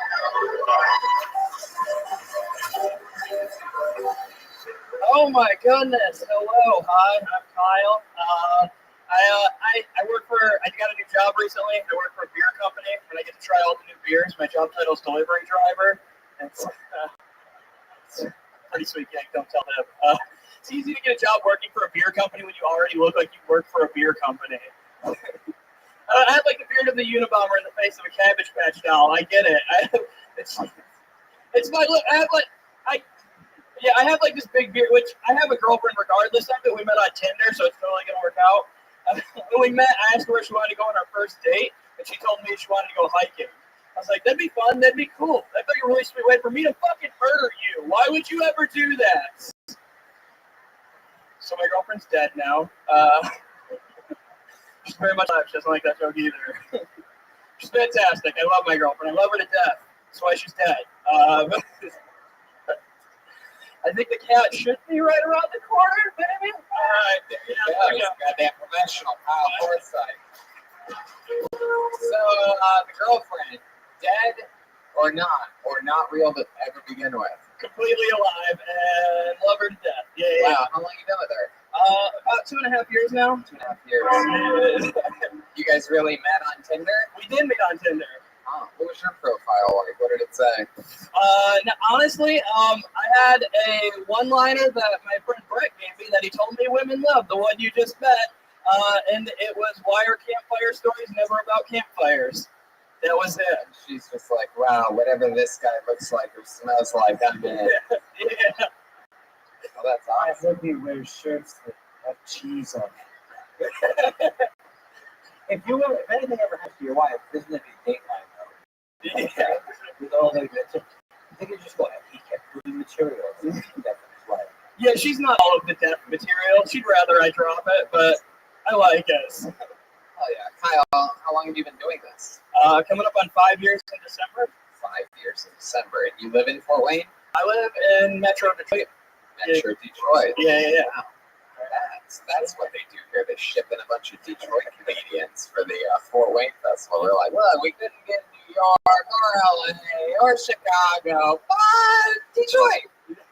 Festival time. No, I'm kidding. We're from LA. That doesn't even make any sense. So, Kyle, do you always dress like a mustard dispenser? That's a new thing? Is that to like take the, what's that? I like your style. I mean, I keep it condiment related, at least. You know, I try and match the colors with condiments, just red or yellows. You seem like one of the youngest guys with a beard I've ever seen. Yeah, 24. Wow. Yeah. You really have like, you look like young. You drink a lot of water? No, fucking none at all, almost, actually. I drink way too much soda. You look like that weird Bray Wyatt thing going on. It is Oh, how much man. facial hair people have out here. Like, look at the audience. Almost every single person in the audience has facial hair, including the women. Like, it's really. I'm taking collections. I need a neck pillow on the fly back. So Yeah, I'm not a big wrestling fan, but all my comedian friends call me Baby Bray. Yeah, I can certainly see why. That's what I would call you too if we ever became friends. what does it say on your shirt? Artsy Fart, it's a clothing company, a design company out of Detroit. That shirt makes you want to buy clothes. Well, Kyle, I mean, you were You were awesome. I'm sorry we couldn't get you on that show, but thanks for coming on this one. You were great, dude. We'll see you around Michigan. Yeah, see you at Saw him earlier too. All right, we got those two guys up. I know we're going way over time here, but what do you guys say? One more name out of the bucket, huh? How about one more time for Andy Kindler sticking it out in the heat with us? Huh? Stick with us. Thank you. Right. All right, this looks like an interesting. Your final comedian of the night will go by the name of B-Man Purcell. B-Man Purcell. Oh, Brian. It's Brian. I'm sorry. Brian Purcell. Whoa. No, it's a good move though. I'm on. All right. Hello and welcome to the roast of Tony Hinglin. Yeah. Tony is the stand-up, what Caitlyn Jenner is the stand-up. The one thing I can't figure out though is between the two of them, why is it that it's Caitlyn that sounds like she still has her balls?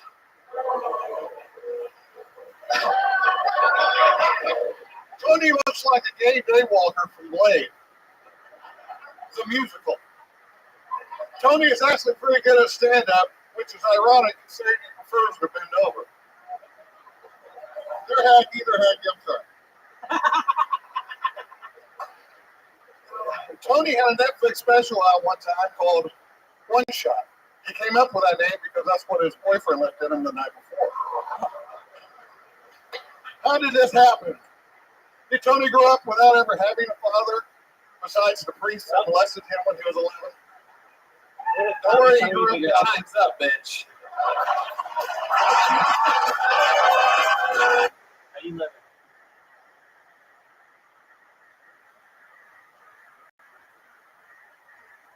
Where you from?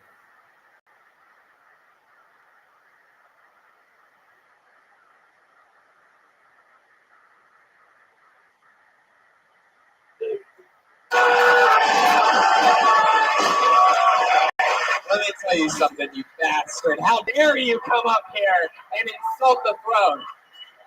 You look like Tom Cruise if he got stranded on a cruise. You look like if the coach of the LA Raiders took all his advice from Jerry Sandusky. I deserve it. Big fan. Anyway. Appreciate it. That's what calls. You look like you're going to be buried in a Foot Locker casket. Thank you. You are wearing everything on you is Under Armour right now. Are you sponsored?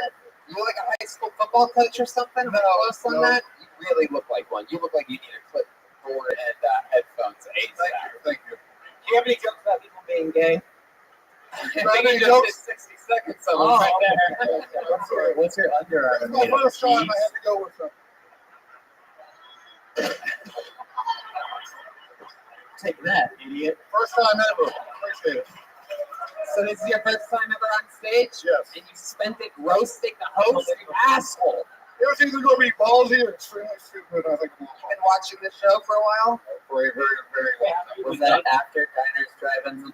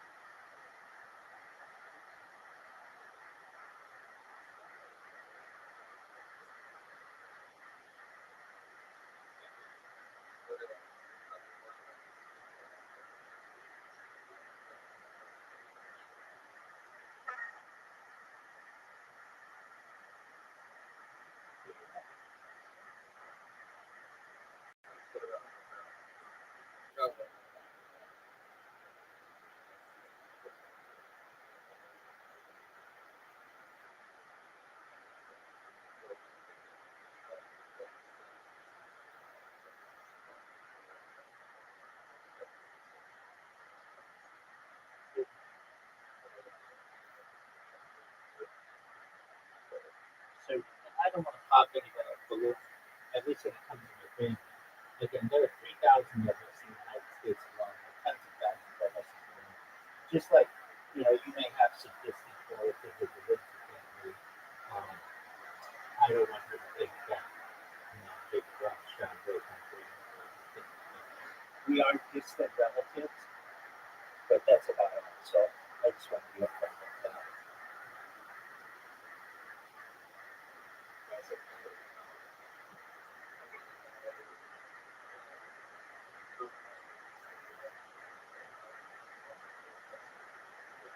So I sent her an email. So hopefully she'll get back to me.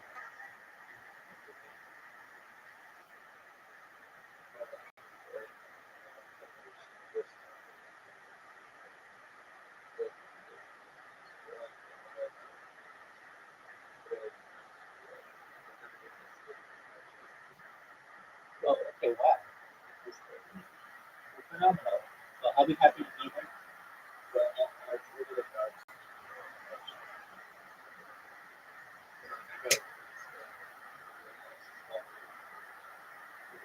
Okay, excellent. Yeah, I mean, I just don't want to interact with children, so I appreciate her patience and waiting, and now that she's in the world, be happy to go into the discussion.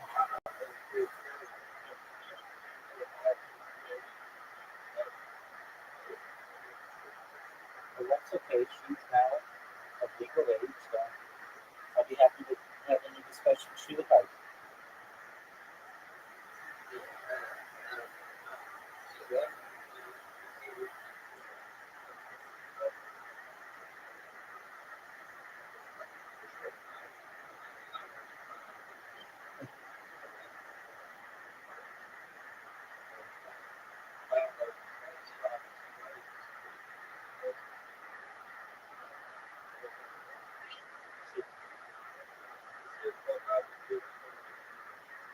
Hey, we're always going to no big deal. I sent her an invite and welcome to the join us whenever she has time.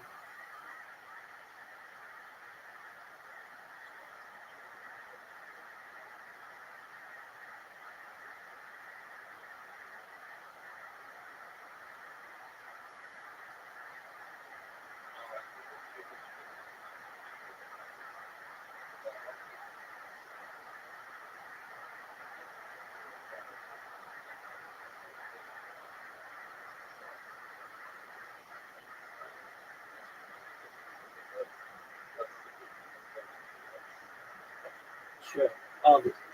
You can, I think, I,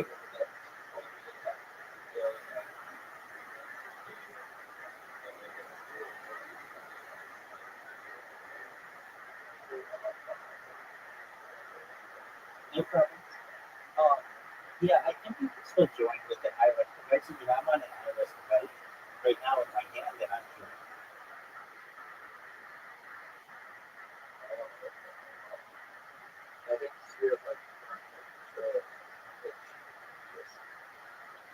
No, that could be.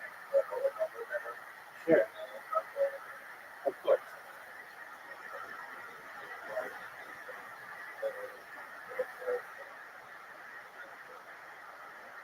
Okay.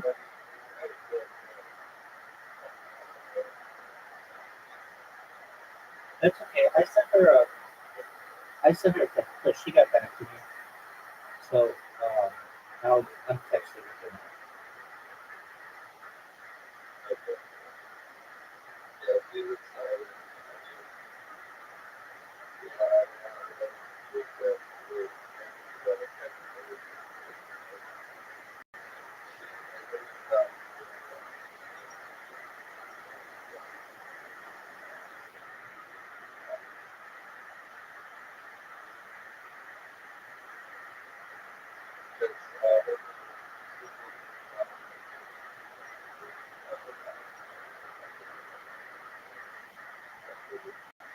That'd be great. I'd love to talk to her about that.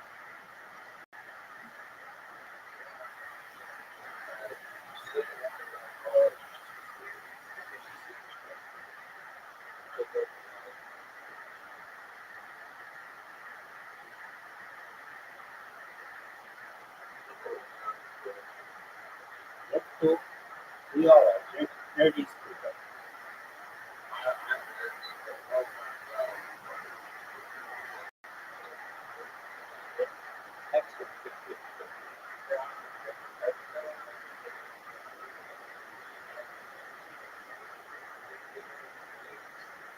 I don't know if I know everything. In fact, there's a saying, with every day that passes, the less I recognize that I know. But with the advancement of AI, it becomes more.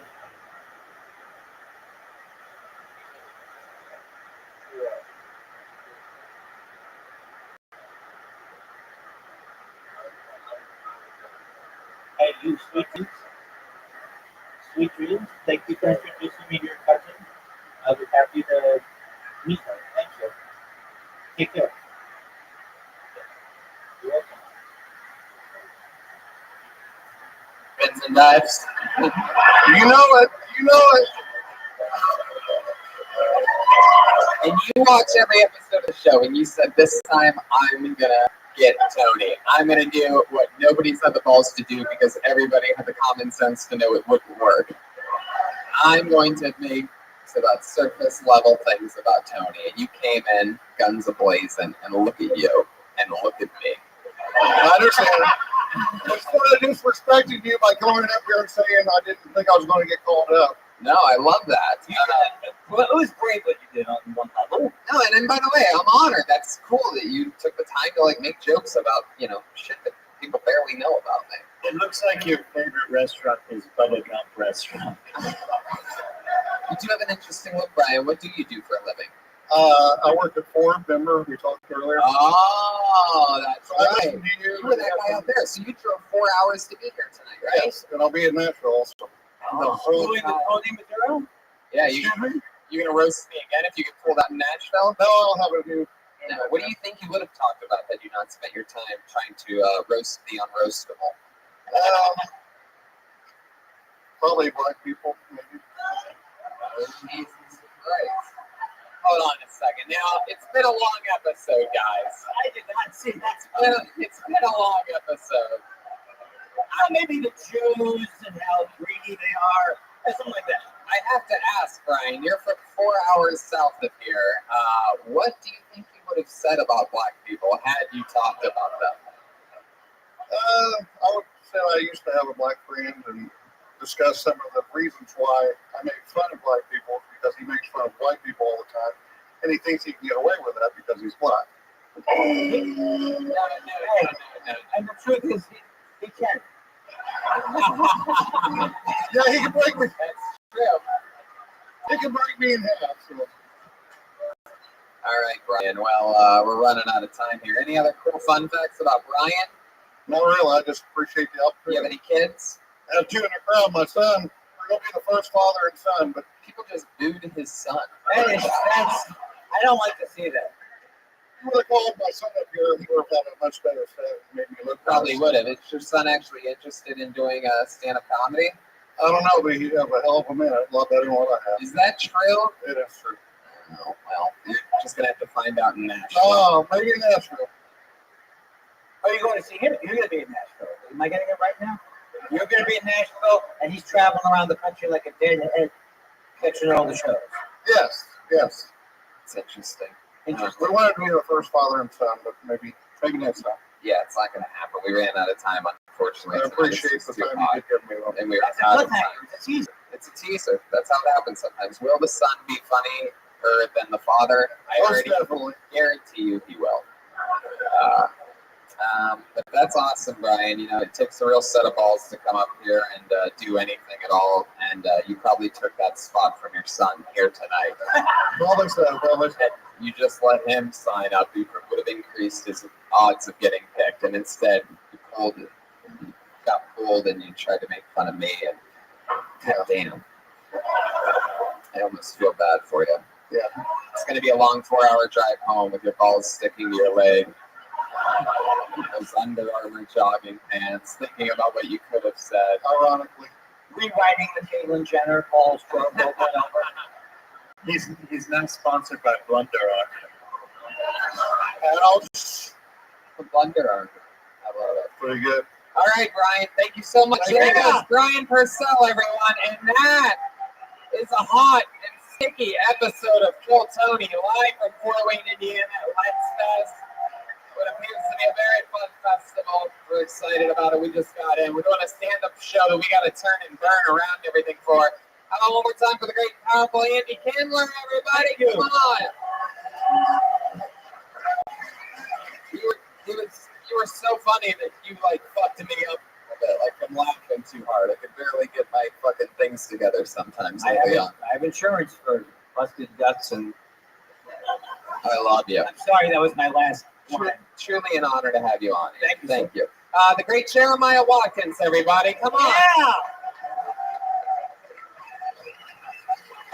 So angelic. Listen to every episode of Jeremiah Wonders. That's one of my favorite podcasts out there right now. He plays a bunch of characters, has great guests on, a lot of fun stuff going on over at Jeremiah Wonders. And how about Joelberg, everyone? Joel Jimenez. It's on social media. Mostly sorry. Anything else, Joel? Oh, it's just amazing. I bet to me most of my heroes will half naked, so it's just weird. All right, bye. There he is, Joel Jimenez. We're all doing stand-up in this crazy stand-up show that I'm headlining whenever they turn this place around and hopefully fix the AC or something, and we'll figure it all out. That was a hot and sticky episode of Kill Tony. Thank you guys so much for coming out. See you guys.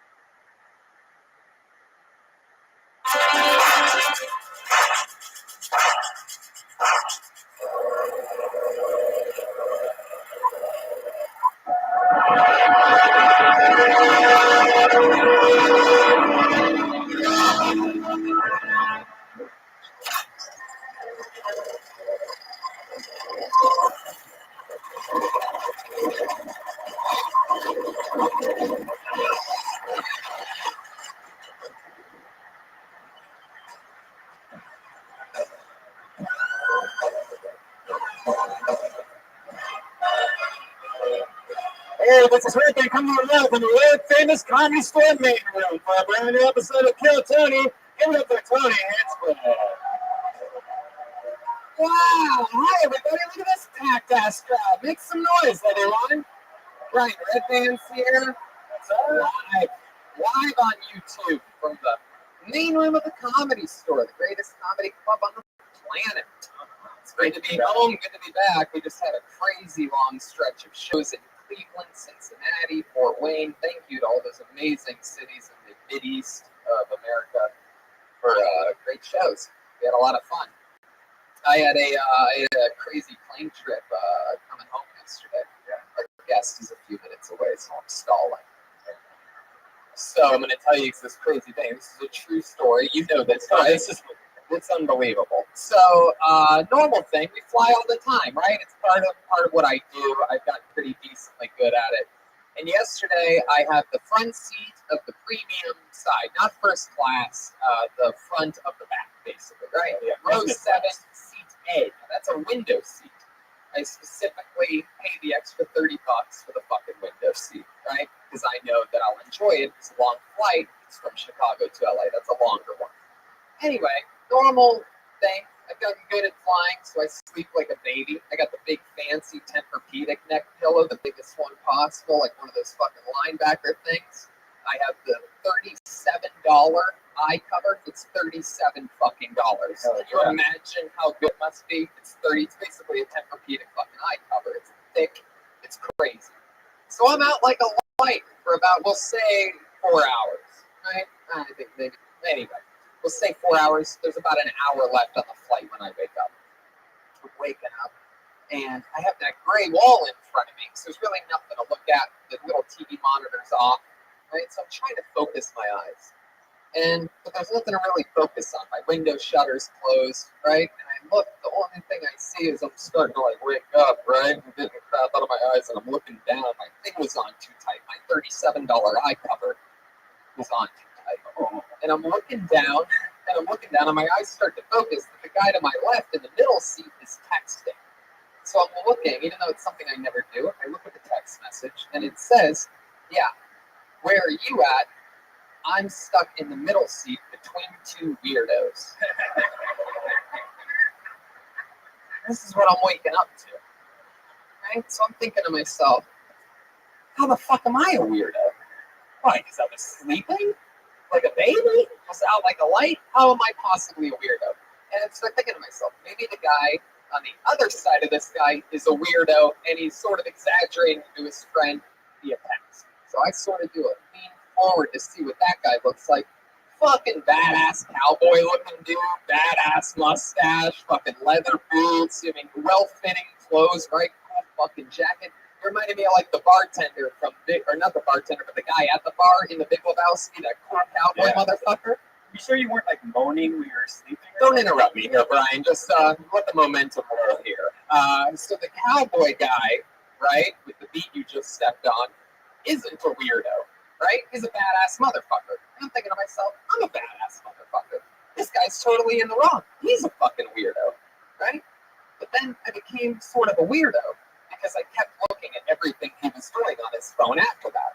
I couldn't help myself. If the first thing I saw was that I'm a fucking weirdo, what else is this guy talking about? And he's going from one text conversation to another. And I see 2, 3, 4 text conversations all about how he's in between two weirdos. Different people. This guy clearly has had his Wi-Fi bumping for 4 hours that I've been asleep. Right? And he's just going from one conversation to the next. And I keep watching. He goes, yeah, the guy to my right on the window seat has the window shutter closed. What a weirdo. And another conversation. He goes, yeah, the guy to my right has the window shutter closed. He must be afraid of flying. And all this is happening. I'm thinking to myself, you know what? Fuck this guy. I'm going to keep the window shutter closed the whole time. And I look over again. And what do I see him text? His one friend from probably down on the land goes, where are you at? Do you know? And he goes, I think I'm flying over the Grand Canyon. But I wouldn't know because the weirdo next to me has his window shutter closed. Finally, I'm like, you know what? Oh, I want to say something, right? I want to say something to the fucking guy. I want to go, who the fuck do you think you are, right? And I know that I can't do that because that's just going to end up 2 guys in the front of the plane going, you're a fucking weirdo. No, you're a fucking weirdo. So instead, what I do is I reach forward nice and slow, and I grab that window shutter by that little bottom part, right? And I slowly start to lift it up. And as I get it just barely up, I put my head right in front of it like that. And I'm just leaning out a window like I've never looked outside before in my life, like a prisoner that just got his first window in years. I'm just fucking filling the window with my head. Not even looking at anything. I know what the fuck all that shit looks like. I fly every fucking week, and I'm not afraid of flying. So I'm just filling the thing with my head a good 15 seconds, and then what do? I grab the top of that fucking shutter, and I slowly lift my head away and go, like that. Fucking weirdo calling me a weirdo? So weird. I want to sleep with that thing down. Who fucking keeps it open? Yeah, I want that sun in my eye the You whole got time. the middle seat, you idiot. Yeah. Don't accept a middle seat unless you're not going to be a baby with a window. Windows are closed. Bunch of tourists here with them fucking looking out the windows. They're like, why don't you enjoy the concerts? Ryan J. Evelt's here. He draws Hey, every episode. look at that. Speaking of windows, always the sunny sight to see, the great Ryan J. built. And yeah, we just did a whole crazy week on the road, and we're about to do it again this week. We're going to Lexington to do some stand-up, and then we're doing that big rescheduled Hiltonian in Nashville this Sunday. That's a big one for us. September 20th, we're in Lansing, Michigan, doing Hiltonian stand-up. Same with Grand Rapids the next day, September 21st, and then the next day, Detroit, Michigan, September 22nd, doing a Hiltonian there with our guest Danny Brown and some special surprises. Then the next week, we're in Toronto, doing some stand-up shows and some crazy stuff. That's a big festival. That's JFL Toronto. And then we are doing a Kill Tony there on the 28th of September at midnight. That's Friday at midnight. A midnight show. That is going to be fucking chaos. They put us in this beautiful Regal Theater, and we're going to burn the bitch down. October 3rd through the 6th, I'm doing stand-up in Chicago. And then November 9th, we're at Venus de Milo in Swansea. I think I'm saying that right, Massachusetts, outside of Boston, between Boston and Providence, smack dab right in the middle. So, yeah, we had a lot of people driving from a lot of different places. 4 hours shows, yeah. So, yeah, good luck. And then November 13th, we're in San Antonio doing Phil Tony and a stand-up show. The 14th in Austin, the 15th in Houston, and the 16th in Fort Worth. That's all in November. That's a 4-day stretch. Actually, it's a 5-day stretch because we have 5 days in Fort Worth. Damn, we sold this motherfucker out tonight. Give yourselves a hand for being an amazing audience. We packed this bitch. Did it. All right. So yeah, there's a bunch of Kill Tonys happening. Thanks for watching on YouTube. We're live on YouTube, our brand new home. We just we are perhaps what we would call the last to the YouTube party.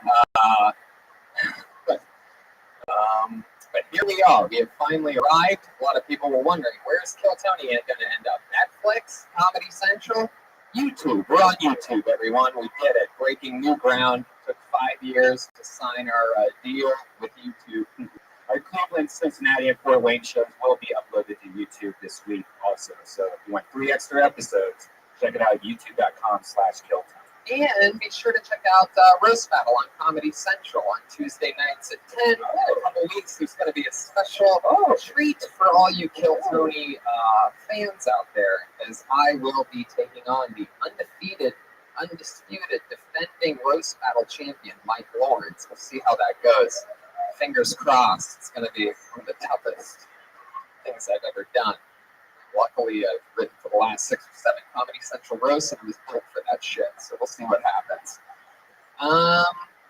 Maybe we should bring the band up first. What do you think? You guys like bands? How many of you are fans of this show? All right, then you guys know what's up. Every single week, these guys commit to different characters, and I never know what they're going to be. They actually, for the first time ever, slid the sliding doors in their special green room closed. I think they were up to something for a while back there. And I'm really excited to see what they do. They are unbelievably great, just killed it on the road. And here they are. They're the best damn band in the land. They're the Kill Tony band. Jeremiah Watkins, Joel Jimenez, and Chroma Chris. Come on, guys. You got to make some noise. Oh, my God. It's Street Fighter. Wow! This is incredible. Holy shit. Street Fighter. Wow. Perhaps some of the most committed characters I've ever seen. Wow. I just tore my ACL, Tony. Wow. We have the methed out Karate Kid. And, fuck yeah, Chroma Chris has gone full lesbo for this one. And then we have, what is it? Someone that drowned trying to swim here from Mexico? Blanca. Oh, Blanca. That's it. It's Blanca? Is it Blanca? Yeah, it's Blanca, Tony.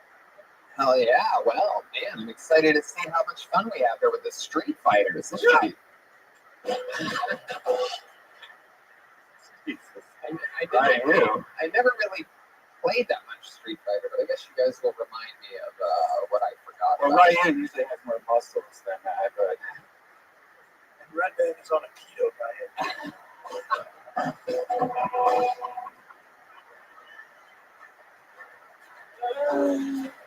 Wow, the Street Fighter versus the Meat Fighter over here. I like that. Pure keto over here. So I don't know. Maybe we should explain the show a little bit more. Another few minutes. Josh, can you hear me? Josh, can you hear me? God, I can hear him talking back there, but he can't hear me because he's talking about something. Anyway, so we have a fun show here. This isn't even everything. It's not over yet, people. In fact, we haven't even begun. Over 40 or 50 comedians signed their names for the chance to do 60 seconds on this stage tonight. You know their time is up and you hear the sound of a kitty. That means wrap it up then, or else you're going to bring out the angry West Hollywood bear. Man, it sounds furious tonight. And then we interview you and talk with you about your life or anything else that's going on that we might find interesting about you. What does that say? Oh, okay, perfect. What do you guys say we go through one before our guest arrives? Would that be okay? See what happens? It's like a Kill Tony Road show. No guests. Well, we did have Andy Kindler on that Fort Wayne episode, and let me tell you something. Holy shit. That fucking guy's hilarious. Make sure you go back and listen to Fort Wayne. If you like jokes, you'll love that episode. All right, you guys ready to start this thing? I pulled a name out of the fucking bucket. It's about to go down. Put your hands together for an uninterrupted 60 seconds from Tatenda Mudzi. Tatenda. That name sounds familiar.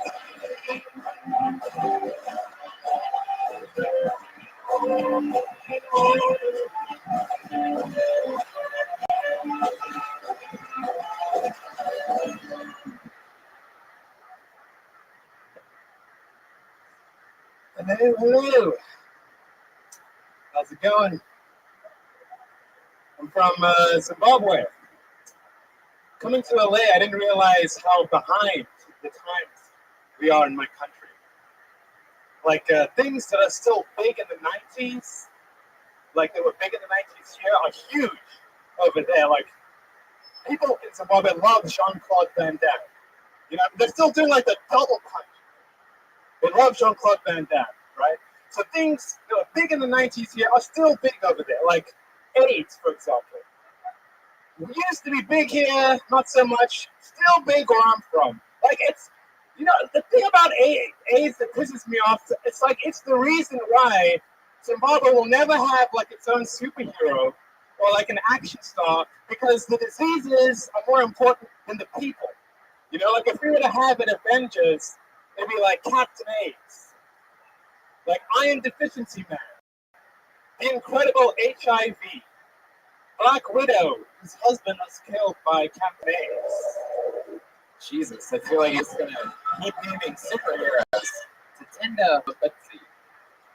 So, who is the most famous person from Zimbabwe? Probably me. Really? No.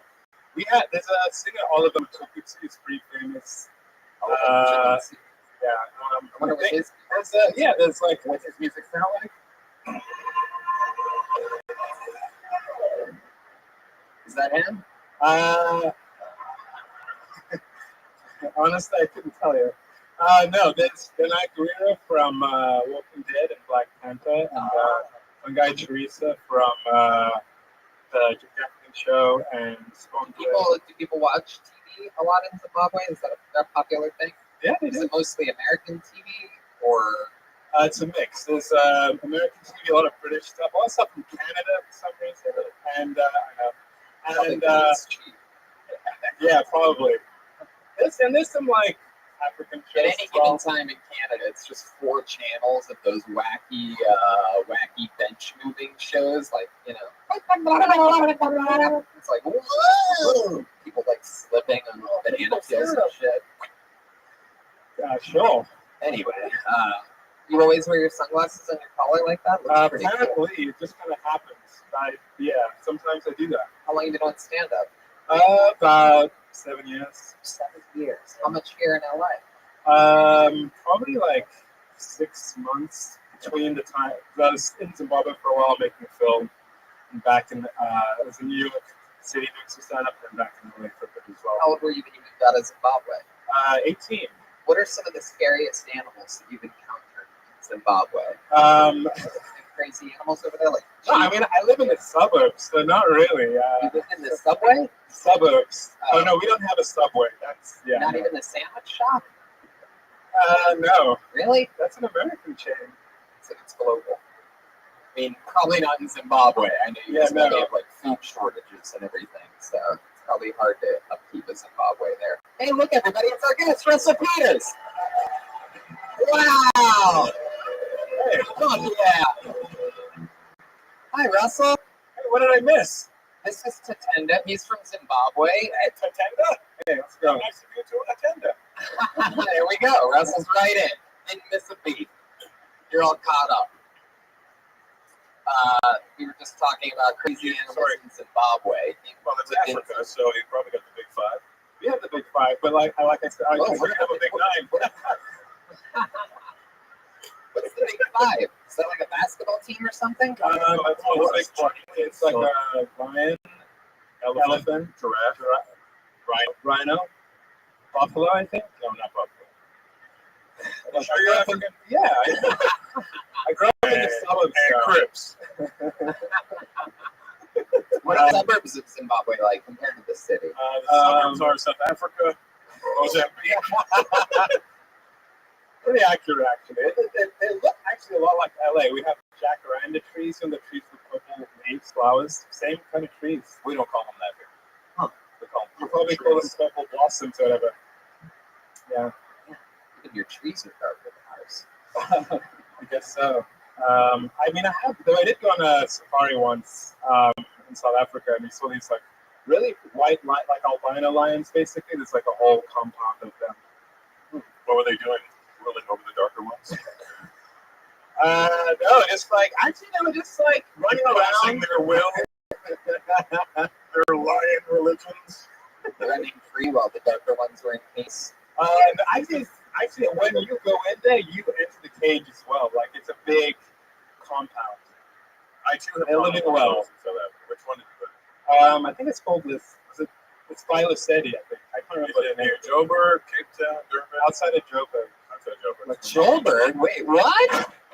Oh, I forgot the green guy. Weren't you on the show last week in Whiteface? Yeah, it took a chance. We remember.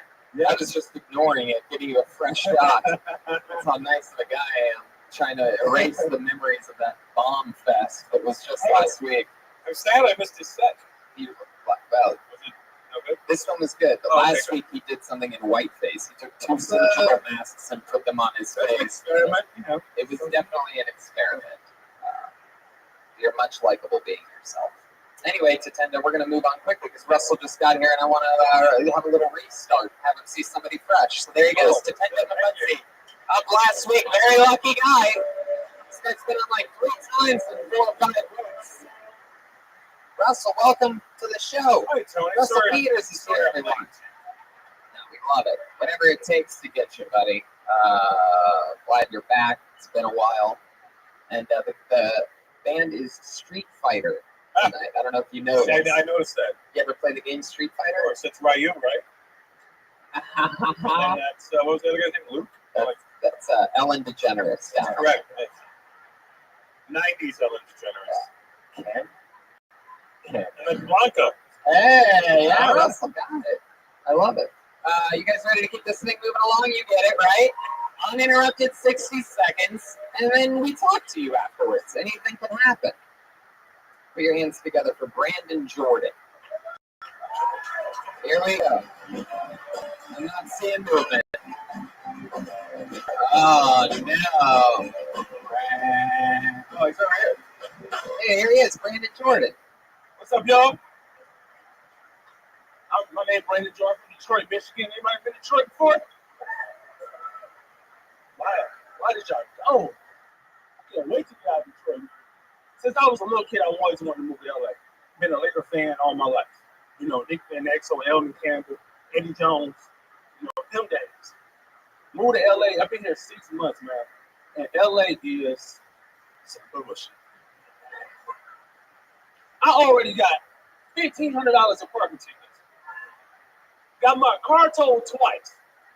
And I stay in a 350 square foot studio apartment for $1,200 a month with a roommate. I didn't realize how much of a king I was in Detroit. In Detroit, I had a 2-bedroom apartment, wood floors, washer and dryer, for $100 a month. Even the girl across the hall would let me hit sometimes when her boyfriend went to work. All right, I'm Brandon. Hell yeah, Brandon Jordan. Damn, here, step up to the mic. So Brandon, that's all trail? Yeah, that's all true. Hey, Brandon, what time did you finish your shift at Shake Shoes? 5 o'clock. Because you're still wearing your work shirt. Brandon, $1,200 for a studio apartment with the roommate? You guys split rent? Yep. That's why you have a roommate. Tony, you said 1,200. Oh. 1,200. It's different. It's slightly more manageable than 100. What do you do for a living, Brandon? I'm a manager at She Choose. Wait a second. You really do that? Is that a joke? He's wearing his fucking shirt, right? Oh, I didn't realize you were allowed to wear it. I didn't realize they were allowed to wear sweatpants at that place. That's a sneaker store. I've never been there. I am a manager at Kicking Ass, and yes, I work full time. Shit. Different video game jerk. My bad. Brandon, how long you been working at the shoe place? Almost 4 years. And you transferred from the Detroit location to LA. Well, no, actually, I started working in Detroit, and Shake Shoes. yeah, She Choose, and after a while, they transferred me, so I didn't move to a couple different cities. That's how I ended up in LA. The store I managed in Texas down, and then moved down. Texas closed down, but Detroit didn't. Yeah, Detroit closed down too. Okay, I yeah, left that makes Detroit before they closed down. sense. That's how I met. That's where I met you. How'd you meet me? And, down in Fort Worth. Oh, East. okay. Oh, all right. And what part of Detroit you from? East Side, 7 Mile and Ryan. You familiar with 7 Mile and Gratiot? Yes, I am. I used to go shopping there at G7 Menswear. Oh, okay. You know that spot? Yeah, I know. It's Run by the Koreans that fake everything. Take everything. Funny money about that shit. What would you do for fun in Detroit that you can't do here? Dodge bullets. Unless I You can do that here. You can here too. Unless you go to Compton, you know. But in Detroit, casinos. We have the Motown We got Casino. real casinos in Detroit. Well, I mean, you go to Windsor and get the real ones too. Yeah, that's true. But You no, guys it's are not in LA. So What would you play at the casinos? roulette. Wow. Would you play the same numbers every time? Yep. Yeah. Numbers. What are the numbers? 7, 21, 5, 20, 14. That's almost all the numbers. Yeah. 7 and 21 are 2 of my top 5. Oh, yeah. Anyway, so Brandon, now that you're here in LA, you've been doing more stand-up? Yeah, I've been doing more stand-up. Right. A lot of open mics. Over mic, some shows too. You making friends with other comedians? Yeah, I had some friends out here too, so that made the transition. Okay. How far along the transition are you? Still have the goatee. And I can tell since you're wearing sweatpants, you have a dick and balls. All right, Brandon. What You know, else? Is that true that you used to have sex with a chick across the hall? Yeah, that's true. How's the game with the ladies been going since you It moved in? started off, she called me one day. She was like, hey, what you doing? I'm like, nothing. You want to eat some pussy? I was like, I ain't got shit else to do, so let's go. Did you ask her what was for dessert? You want to eat some pussy? What you got for dessert? How Because I'm lactate intolerant. Yes, it's lactate. How did Just she feel have, the titties. how did she have your number? Oh, she actually worked for a similar company at the time. I was working for Little Caesars at the time. Lucky. And First of all, I didn't know you had all these great corporate jobs. But I didn't have about over 30 jobs in my life. But So we worked at Little Caesars and she was hot and ready. and $5. And so She worked for another But then he turned it down and said, "No, I'm more of a meat lover." Right, you was throwing shots. Right. I do not trust a man who lays with another man's wife. Was she white or black? She's black. She was black. And then you went over there. Damn, Aphrodite's in the house, just cheering for random things. Angie Stone's happy. So you went over there, you ate her pussy. How long would you say you ate it? Probably about 10, 15 minutes. I like eating pussy. And then what happened? You ate it for 10 or 15 minutes, and then what? Did you let It her? was. Oh, didn't I hit? Oh yeah, you gave her your city. The beat. Did I do that? What did her husband do for work? Do you know? Oh, I don't know. I never even met him. Really? Never met him. But he lived across the hall No, too? it was hard. I used to see him. I see him walk past, but I never really speak to him. I bet. You should just walk up to him and burped in his face. That smells familiar. I can't put my tongue on it. Hey, my man, I want to holler at you.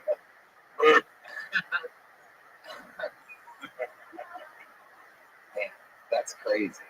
What did she do? She worked at Little Caesars with you? No, she worked at another company that I was trying to work for. So I was trying to leave Little Caesars. And that's how we ended up changing numbers. So she was trying to help me out. Damn. No. Well, I love it, man. Fun times. Welcome to LA. It's a hard road coming from Detroit to here, and I'm glad that everything's working out for you. We met him here for the first time. That's Brandon Jordan, everybody. There he goes. It's not the original comedy. The original comedy. But it's just a letter, so if you spell it out, it's original comedy. Not an aboriginal. It's actually at original. Yeah. The original. The letter. Tenda is at TA1ODA. And your next comedian goes by the name of Mark Walker. Mark Walker. Let's see movement tonight. Mark Walker? Ah. Let's see the back towards us. Oh, get out of here. Well, why don't you look at that? It's, last time this young lady was on this show, she absolutely destroyed. She had her best set ever on this show. I don't want to raise the expectations too much. She is a legend here on Kill Tony. 62 fucking years old. She shows up every week. You know her, you love her. It's Aphrodite!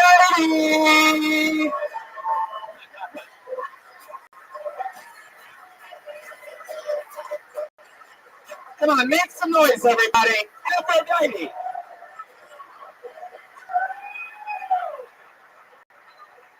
How y'all doing? Right now, I'm hornier than the Catholic priest. I'm hornier than the Catholic priest. It's been months now. I see these good-looking black men, you know, the ones that about some that our sisters would like to date. They said they only date white women. Giving all that black dick to white women. You know, brothers get successful, they want some of that Ku Klux Klan pussy. Oh yeah. They want some of that Emmett Till, get your black ass kid pussy.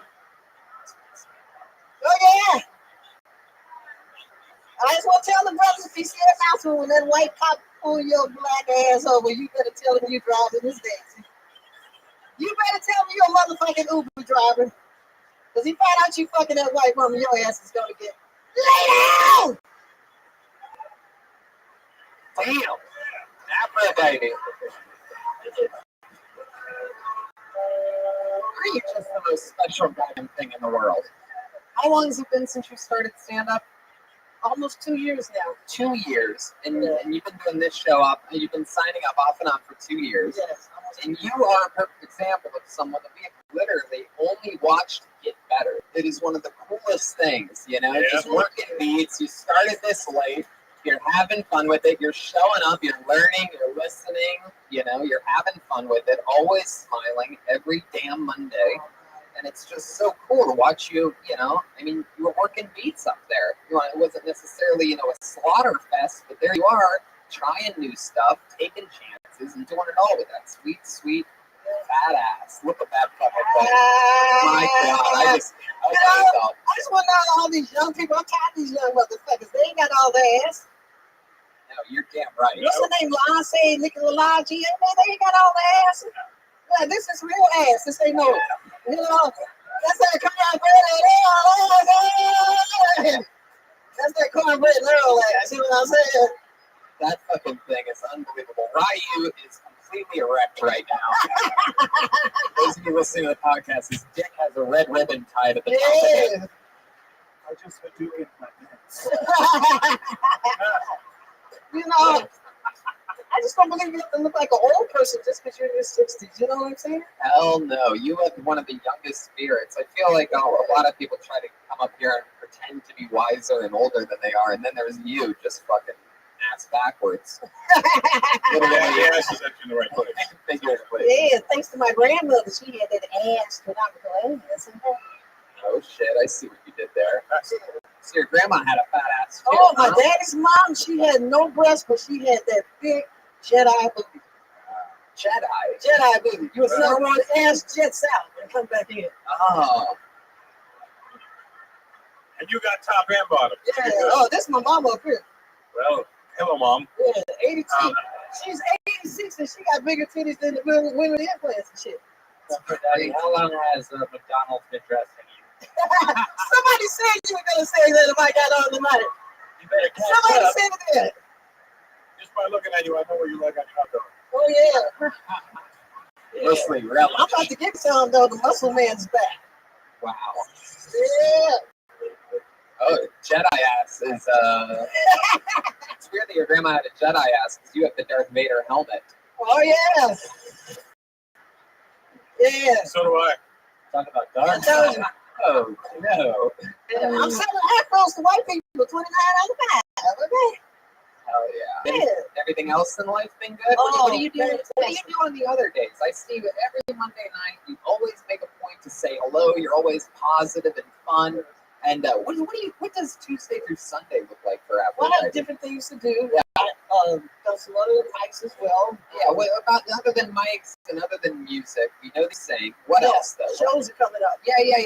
We know.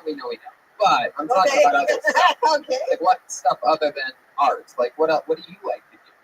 Well, I'm really an artist at heart. I like to write. I have a second book I'm working on. I think you're missing the question here. Okay, tell me Other than anything that has to do with art or plugging anything. Okay. What else do you do? You like to watch TV? No, actually, I don't watch it. I'll study Egypt history. I love to study history. How do you do that? You read books? I go get books from the library, and I look at a lot of documentaries. I love everything about ancient Egypt. Aliens, all that kind of stuff. Hold on. Sounds like aliens, okay. Yeah, the Anunnakis, all Have you ever heard of that a stuff. show called Ancient Aliens? Oh, I think I'll watch anything if you refer me to it. I love reading. Don't watch it. It's done. That's why I spend a lot of time reading, watching stuff. I go out. I like to observe people. It helps me with material and writing songs, everything. I like real people. What's a cool fun fact that you've learned about ancient Egypt that you could share with us? That By the way, I know for a fact that the pyramids are wondering how your ass was built. it was actually astronomical, okay? You already get that joke. Okay. Well, you made me go there, okay? But anyway, what I like about the ancient Egyptians, some of the smartest people that ever was on the planet. A lot of people, unfortunately, are racist. They don't want to know that black people came here first. Sorry. But it's true. But we came from aliens. That's why we built the fucking pyramids. Seriously. Our kitchen staff came from illegal aliens. Go look up the Anunnakis. This is some cool shit, y'all. Everybody's black anyway, so it's no problem. The Anunnakis, A-N-N-U-N-A-K-I. Anunnakis, all right. Anunnakis, motherfucker. Well, that's fixed. They cool, though. They cool. Aphrodite, that is so cool. So we learned something here tonight. Yeah. You had a fun set. You're smiling. You had fun again. Yeah. I absolutely love your passion for this show. I love you, Tony. You are my best teacher. You really Wow. are. Look at that. You are. There you go. Yes. And And I love everybody here. You guys don't know. It means so much to be in my 60s. Okay. You know? I know. You too. You're the And my best. ass loves you too. Oh shit! In that case, It's on your mom's Nefertiti. Yes, no steppers, no feelings. This is grease made. Grease. all right, Aphrodite. There she goes. 62 years old, the great Aphrodite. She's on Twitter at Aphrodite Love. That's spelled FRODYETELOVA. That's fun, right? People of all shapes and sizes. I would like to hit her sister. Really, Jeremiah? All right, this young lady's been on before. It was very funny. Put your hands together for Rachel Wolfson.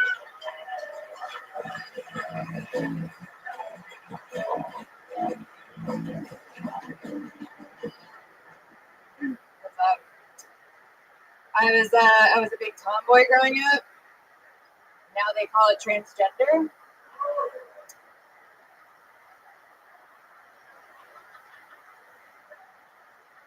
I feel like my mom made my sister and I ugly on purpose because that was her form of birth control. Like I was completely unfuckable as a child.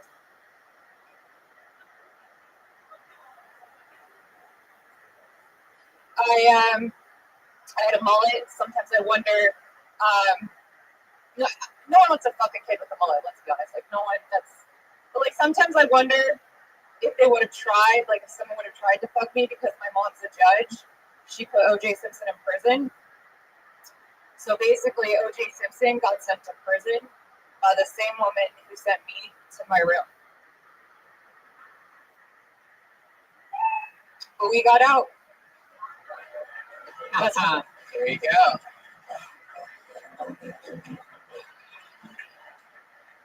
Man, that's crazy that your mom's a judge. Yeah. Vegas? Born and raised. Judy? Jackie. Judge Jackie. She's like the Jewish judge. Judge Judy. You can't get much jurier than Judge Judy. She's like younger and more vulnerable. So she really doesn't like baloney. I call Judy. If I remember correctly, she did the O.J. Simpson trial. Is that right? She put him in prison. Put him in prison. Yeah. She definitely just said that during her set. I was paying attention. I like your style. You remind me if there was a female Silent Bob. Thank you. He made a lot of money. Yeah, he did. That's one way of looking at it. Yeah, he made a lot of money. And so how long have you been doing stand-up? Almost 2 years. All here in LA. Correct. How old? Old enough to know better. Wow. 31.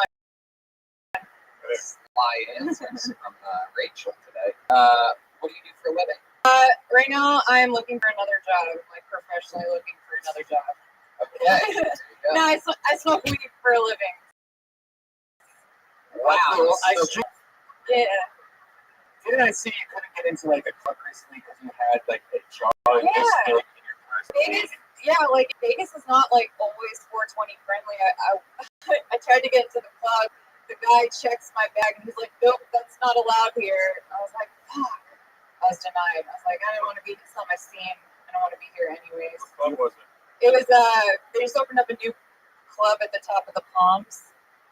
It's called Apex Social Club. But you can't be bringing that much weed to be social. No, they're like, no weed, just all the other drugs. I was like, you're racist against weed. Do you always travel with that much weed though? Like you're It's- just very I forgot. I had a giant jar. Didn't take it out, but Like, how Maybe big they were is this cool. jar?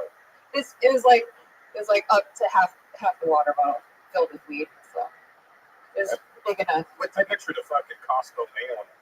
No, it was a mason. It was a mason jar. It was like a jar you get at like fucking world's best furniture. I don't know. So what type of job are you looking for? Something that will pay me during the day so I can do this at night. So when you say something that'll pay you during the day, like what type of job are you looking for? And I prefer to keep my Like, clothes is that on. what you Google when you're looking for I'm employment? like, job where I can keep nighttime. my clothes on and still. I mean, the good strippers don't work in the day, so you don't have to Yeah, worry for about sure. that. You're right. But like they do have day strippers. No, they do, but it's like a day shift. I mean, it's. Right. You don't think I could get the day shift? I mean, do you want it? You're the. You're right. I want to make money, but I can't be a day stripper. Yeah, it's you get to sit in the C-section. It's all nice. I don't want to be. Yeah, I don't want to be a second string stripper. I want to. If I were to So, like, what type of job might you be looking for? I guess a serving job, something. How about like in the entertainment business? Like there, I would like to get like a writer's job, like in a writer's room. I'd like to get in a writer's room. that would give it some time. Yeah, let's go back to the possibility of serving. So, have you applied anywhere? I have. I've applied. I've reapplied to a job that I no longer work at. Like that's how I was like, maybe they'll let me come back and forget. No, the coffee bean never forgets. I'll try Starbucks. Were you fired from that job, or did you quit that job? The one that I you fired reapplied myself. for. Yeah, no, I just like I'm not gonna come back for like forever until I might need to come You back. took a leave of absence Yeah. without telling them. I took a is it a sabbatical? Sabbatical. Yeah. Man, If you're going to be a writer, you're going to need sabbatical. Yeah, I think it's gonna be a What about- sabbatical. What about working at a dispensary? I was working in a dispensary, they cut my hours. I was like, that's not how it's supposed to work. I bet that's what everybody that gets their hours cut at the dispensary says. people at McDonald's that get their hours cut. It's the same thing. I was like, what? What about like McDonald's or Burger King? I'm overqualified. I should just lie. You don't look 31, so you could like just be I like, still have time. There's still hope for me. IHOP. What about IHOP? IHOP. Here's the thing: you want to go to places where you're going to meet people. IHOP is where I IHOP's should a go. good place because that's where like a lot of people go and they think it's under the radar. Are those the right kind of people that should be eating the I IHOP? don't go there. I do go there. I do live in Vegas, by the way, You too? What part? in Henderson. Oh, word. I've heard of that place. I live on the other side. Summerlin? Yeah. The better That's part my of town. hood. You're in the better part of town. Yeah, for sure. What is your professional judge mother think about your lack of focus in pot smoking? Because to be honest with you, I'm very disappointed, and I just met you.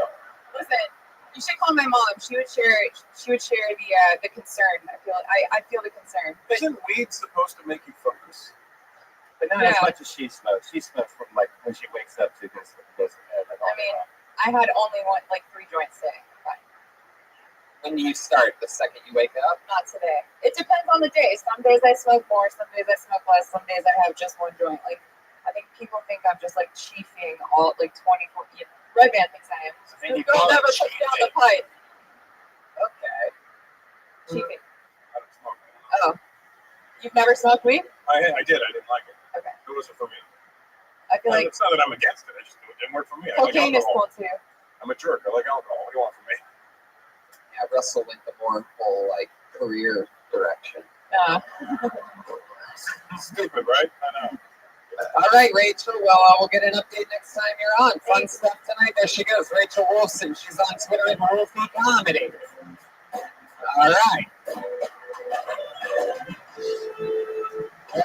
We're having fun. How you doing over there? Good.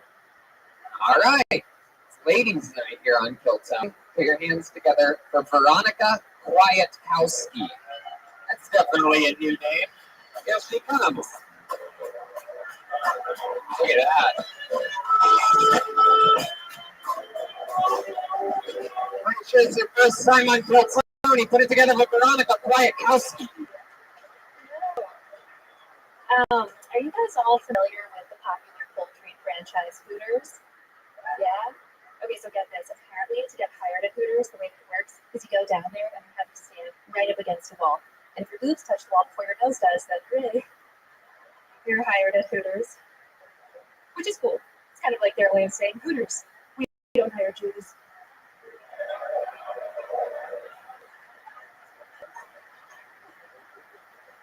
I don't work at Hooters, I work in an office. And it's like a pretty standard office job kind of setup. Like I just sit in a cubicle and like use the word bandwidth a lot. I know the cubicles get kind of a bad rep, but honestly, I don't mind it at all. Like I actually can't think of a more perfect place to just sit and sound cry between the hours of night. But it's okay because I keep a cup underneath my face to kind of collect all the tears, and then I use that to water the plant at my desk. Visionary, I know. I let them come together. There you go. Veronica Kwiatkowski. first time on the show, right? Yes. How long have you been doing stand-up? I'm in like year 2. Year 2. All here in LA? Yeah. This is where you're from? I'm from San Diego. San Diego. How long has it been since you moved here? I've been here for 6 years. I went to school here. I just moved to Where'd you go? UCLA. What you study? Economics. And what do you do now? What did you say you do? For a job? Yeah. I write podcast ads. You do what? Yeah, I write. Have you ever written one for Kill Tony? What's that? Have you ever written one for this one? No, I don't think you're on our network. Ooh, that's your good. Oh. Yeah, You must not have for him. Yeah, you must not be working with ZipRecruiter for I do. Ins.com, Blue Apron. Hired. Oh, you do work with them. Well, so do I. Yeah, I work at Stitcher, and then we just all the ads that come in. Oh, I like. picture. Yeah, Very cool. yeah, it's fun. That's good. Just making sure you weren't hating. No, not at all, not at all. Anyway, it's interesting when you write them because they sort of say put it in your own words, right? Yeah, they'll send us stuff, and we just try to make it like as not bad as we can. No way. Sort of give guiding. That's questions amazing. to help people with that, because a lot of posts are not funny. A lot of podcasts are. Right. That is fucking I know. Thank you. Been doing this for over 5 years. Thanks, Veronica. I really needed your validation. You're welcome. I think you're doing great, Tony. Thank you, Russell. I like your pants. Yeah, good Yeah. for fun. Very airy. Is now have you ever tried to get a job at Hooters before? Is that like something that's real about the news? I tried. That is so fucking funny, man. First time I've ever tried any of these Are you Jewish? my entire fucking life. What do your parents do? My dad's a psychiatrist, keeping in the Jewish fashion. My mom is What's going on here? driving. All right. Is your dad Polish? Yes. Like real or Yeah. like American? We were like Holocaust escape Polish. So not really. Yeah. Does he try to be your psychiatrist and solve your problems a lot? Kind of. Is that annoying? Does he always have you lay down on the couch and shit? Yeah, my house is just couches. That's all it is. We don't have a floor. Just couch to couch. They still live in San Diego. Yeah. Does he still practice? Yeah. Is he getting better? I'm not sure. What do you do for fun? I like to watch TV. Right. Wow, cool. Interesting. So I don't like to watch TV. Yeah. Do you have any special skills or hobbies or time? I'm really good at jigsaw puzzles. Yeah. First of all, I'm getting hard. I know. I just outed myself as having no friends. Jigsaw puzzles? Yeah, I have no friends at all. I just sit at home and I Do you live by yourself? yes. With my Wow. puzzles. Do you have any cats? No, I don't. No pets? How about a puzzle of a cat? I should get one. If you had to guess how many puzzles you do a year, what would that number be? Is he puzzle buddies? Just take a guess. Ballpark it. 20. Wow. 20 puzzles a Yeah. year. When's the last time you have a boyfriend? No. How long has it been since you had a boyfriend? Like 9 months? 9 months. Still picking up the pieces. Yes. We put that together. Yeah. What happened in your relationship? Like, why'd you guys break up? He's like, all you do is puzzles. And you don't pay attention to me. Yeah, seriously, why'd you guys break up? I just wasn't right. Just wasn't working. What did he do for work? I work in music. Like what do That you is mean? so fucking funny. Like a radio DJ or like a club DJ? Like a real DJ or push play? You don't listen to music? Not his music. That's What was he playing? like the Yes. yeah. Ah, I prefer silence. wow. I mean, your last name's Kwiatkowski. Exactly, yeah. That is incredible. Puzzles was your second thing to TV. Oh, Yeah, I feel like I made myself like so. Yes. I think what she does is you're an attractive woman, but there's difference between attractive and sexy. But I mean, you're attractive. I mean, like you walk in, you go, oh, "It's a very attractive woman." What do you do? Puzzles and TV. Oh, here. Just I know. I'm aware. Okay. But But that doesn't mean you can't fix it. I mean, you know, It's true. put the puzzle down. Maybe if they hire me. No, we don't. He's like, What's something wild about you? We know that you like to watch TV, do puzzles. What's something that we'd be surprised about? Like, I mean, you gotta have something. I know a lot of. I've met a few. You know, in my days here in LA, I hung out with a couple Jewish girls that seemed innocent and sweet, and it turns out there's a fucking wild side, right? What's something like that for do you? you think there is before you answer? This is my wild thing for people, but here it's not exciting. So She's the kind of girl you marry. Yeah. Oh, Seems like a great person. That's not. Are you kidding me? I kill myself after 20 minutes. He's so fucking bored. I know. I would actually kill Tony. You're crazy. That's like the kind of girl you look for that you never find. You know? Yeah. That's the kind of girl you look for, right? And she registers in Hobby Lobby. Love it. Well, Veronica, it was very nice to meet you. There she goes. The first time I called Tony. Veronica, all day. Kallday. All one word. All right. Cool. Brian getting the last word on Veronica. If you heard me the other night, I said she's cool while you were talking about His birthday the other day, wasn't it? Yeah. All right. This looks like another new name. Put your hands together for Corina Segun. Seguna? Corina. It feels like Corina. Let's see. Here she comes. Our women. One more time for Corina, everybody. Hey, what's up? I'm really stupidly insecure about some shit. I don't like dancing in the club and the song about a big butt comes on. Anytime Sir Mix-a-Lot comes on, I'm like, it seems like a good time to go to the bathroom. Because the minute I do this, some guys will be like, hey, sit down. This song is not for you. I'm like, you know what? I'm checking what my mama gave me, you know? He's like, well, your mama's stingy. Well, her mama was stingy, and I'm going to just keep going. Because it's like that song, when you're happy and you know it, comes on, you clap even though you're so miserable. That's me. I just shake my ass, you know? I got it. That's all I got. You got it. That's a minute. Hi, Corina. Hi. This is your first time at the show. Look at you. You're just adorable. How old are you? I look 12, but I'm 28. Wow. Yeah. 28. You have braces. I know, it's killer. And glasses. You better brace yourself for this interview. It's helping my dating life. Oh, yeah. 28 years old with braces. I think that's when the orthodontist recommends it, right? Yeah. Oh, yeah. How much longer you got the braces for? 6 more months. Wow. You must be excited. So excited. You have an unveiling party? Yeah. There's going to be a selfie post for sure on Instagram. Little quinceañera or something like that. That's next year. Yeah. 2 years. So I got a slow clap. Yeah, this is the first time Joel's been here at the same time as Jolena. This is interesting. I didn't realize. Anyway, Corina, how long have you been doing stand-up? Since the end of May this End of year. May. I guess I'll do the math on this. 2 months? There you 2 go. months? Hell yeah. Where are you from? I'm originally born in Long Beach, but I live in Inland Empire, Claremont, I have faced many films on Long Beach. LBC. We're pretty tough out there. I have an ex-wife from Upland, so I know all about that. So be careful. So what made you want to start doing stand-up at 28? Well, I usually bartend, and I got some good. You look at the bar. I know. The bar? What's the skinny on that? Wow, I didn't get at all.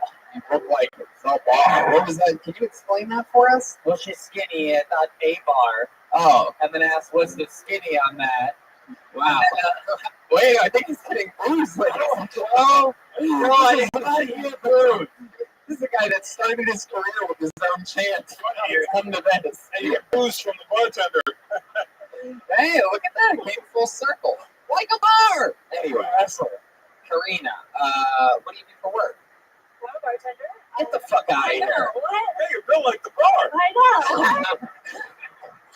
What's the skinny on that? What do you ID yourself? Yeah, good one. Thanks, Joe. Hey, is this the rest of the show? Good one. Hey, Joel, 2 guys walk into a Karina. Ouch. That's good. I like that one. Ryu? You are all bringing dishonor to your family. Karina, you are unbelievably funny for only doing this 2 months. So, I mean, I've been funny my whole life, but I decided to make it known for everybody else, you know?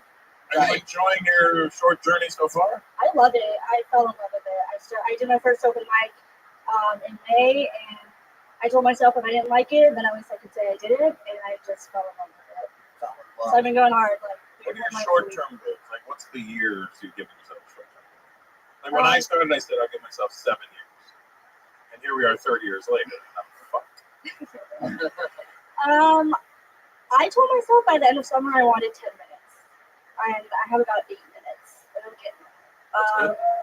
I would like to be booked on like a show on a weekend night and not like a Wednesday night. Not yet. Don't rush. Yeah. Okay. No rush. Have you thought about IHOP? I mean, I don't go there. But. Is the bar you work at is at Inland Empire? Is it like a corporate chain or a dive bar? Whoa! Is that considered a bar? Okay, so then Presidentes. What was that? Is it considered a bar? Chili's Bar and Grill. I know, but I don't ever hear you want to hit the bar. Yeah. Chili's? We got good happy hour. You know? $5 Presidentes. You come see. Damn. Yeah. Do you free pour?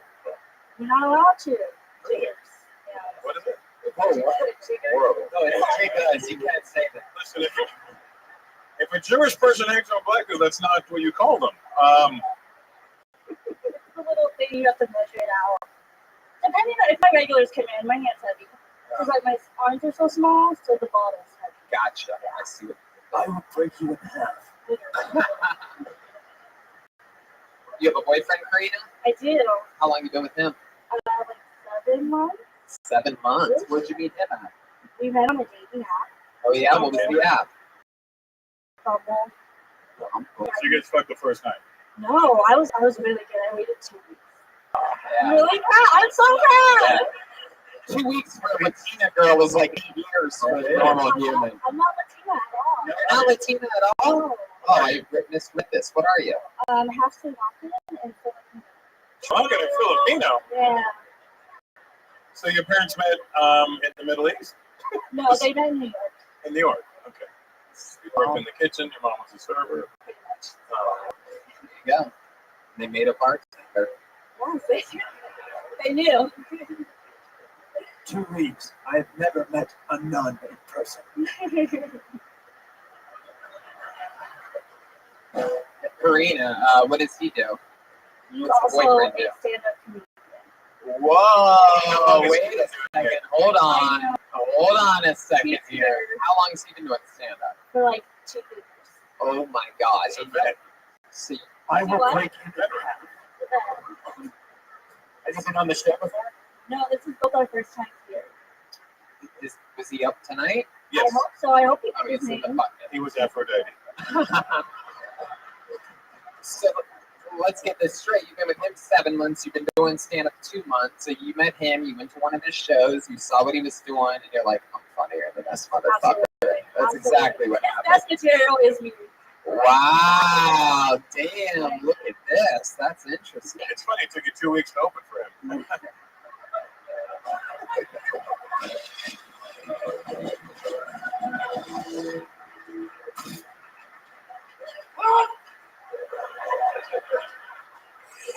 He's from the Inland Empire too. Yes, yeah. Wow! How long of a trip did you guys have to make tonight? What is that? Like an hour? Yeah, about hour and a half. Wow, an hour and a half. And he's been doing it 2 or 3 years, and you've been doing it 2 months, and you got a good set. I'm sort of interested to see if this guy can follow you. Should we bring up her boyfriend and see? All right.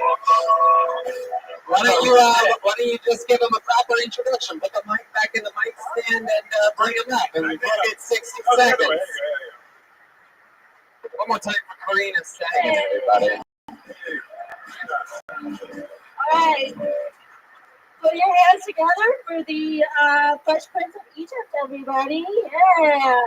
Joshua. Joshua, there you go. Wow. You know what's hard about having a list? is you try to think of words to say that don't have S in them at all.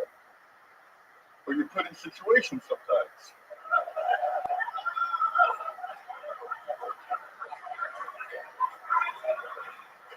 That wasn't the joke. Like for me, I'm not scared of spiders and snakes. I'm more scared of saying spiders and snakes. I try to think of synonyms for things. If you think of a synonym for synonym, let me know.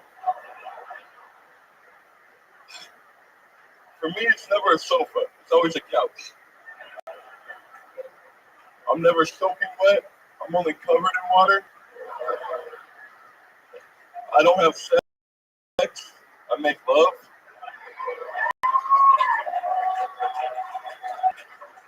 I'm kidding. I fuck. Thank you guys. Fuck yeah! Joshua, stay there. That was fucking awesome, Joshua. Good set. That did not turn out how I thought it was. Yeah, that was amazing. You fucking brought the heat. You buried that bitch. You're like 2 months. No fucking way I'm letting this happen. You think I'm gonna let a piece of pussy get in my way? I have come to the conclusion that men are funnier than women. Damn, Joshua, what's your full name? Joshua Awad. Joshua Awad. Yeah. So I'll go down on him. Have you ever blown a wad? Damn.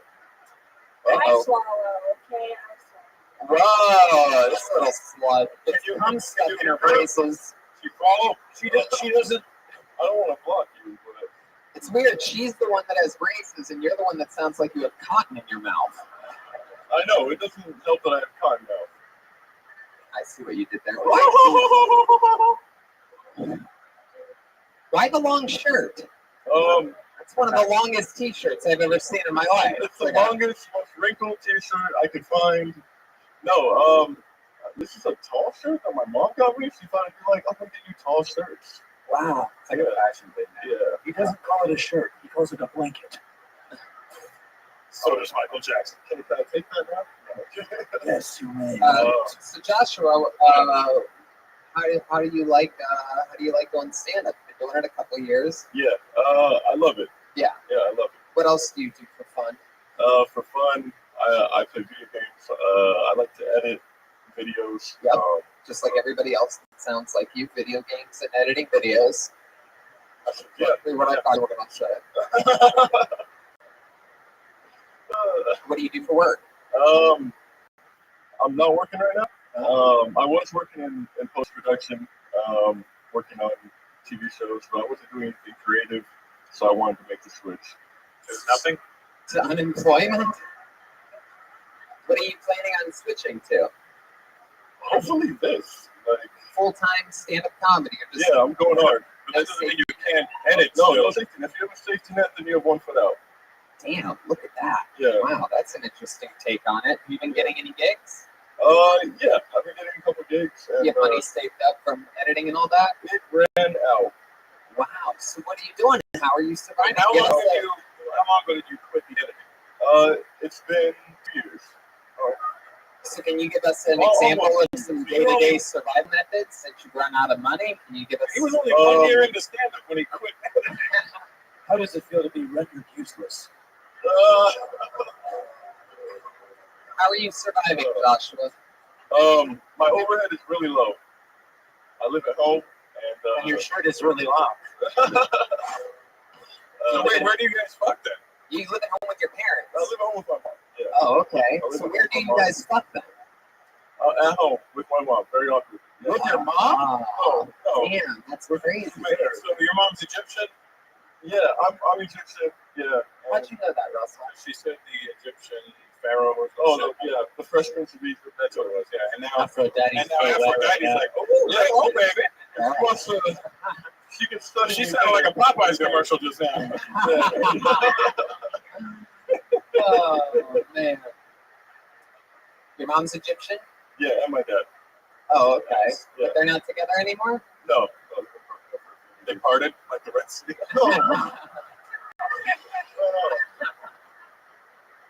Are you in? Are you accepting it, or are you in denial? Hey! If this was at midnight, I could do all the points. Damn. What did they break up over? Cigarettes. Yeah. I don't know. Yeah, I was grown by then, so it didn't really affect me as much as. How old are you, Josh? I'm 28. Are you guys the same age? Yeah. Wow. Would you say you're in love, you two? Yes. I did not hesitate. She waited for your response to answer, to be honest with you. Are you in love? I don't know if once you get higher. Uh-oh, she likes him more than he likes her. You gotta do it. Wow. Look at that. That was the saddest thing I've ever seen. She really tried to do it. And that's literally coming from a monster. She's not Pharaoh. You couldn't make her hands clap. Yeah. Even her butt goes inland. All right. Well, I mean, that was really awesome. That was a fun thing where I was expecting the girl that's been doing it for 2 months to be funnier than the guy that's been doing it for a couple of years. But Joshua Awad, on your first time here on Kiltony, you fucking crush. You guys are one of my favorite young couples in all of comedy, all the way from the inland there. Karina Segun and Joshua Awad, everybody. Come on.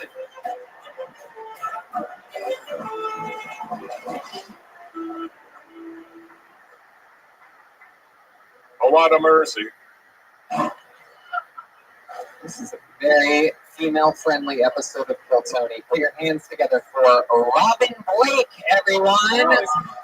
Robin Blake. Here she comes.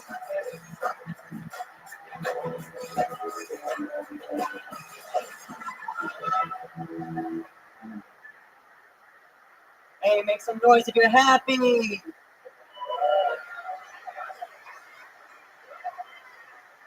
Make some noise if you're hot and sweaty in this bitch. Make some noise if you have genital herpes.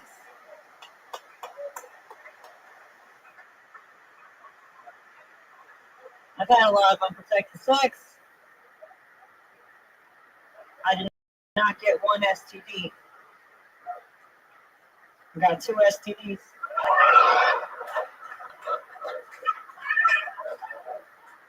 My name is Robin. Most people call me Sir.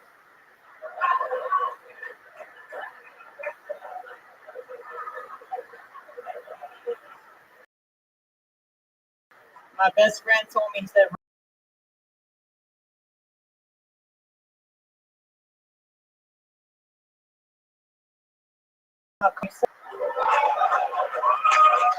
Damn.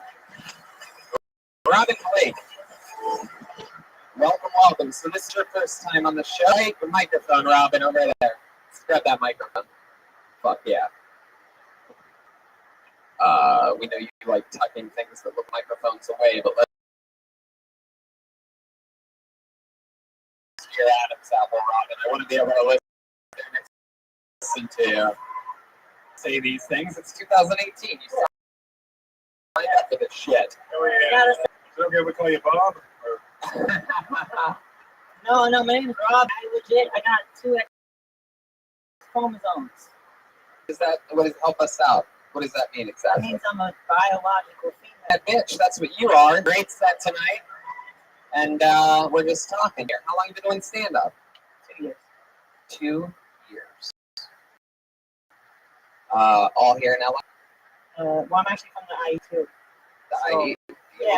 Have you ever gone to the tour? Pomona, so it's part of LA County. Pomona! I grew up there my whole life.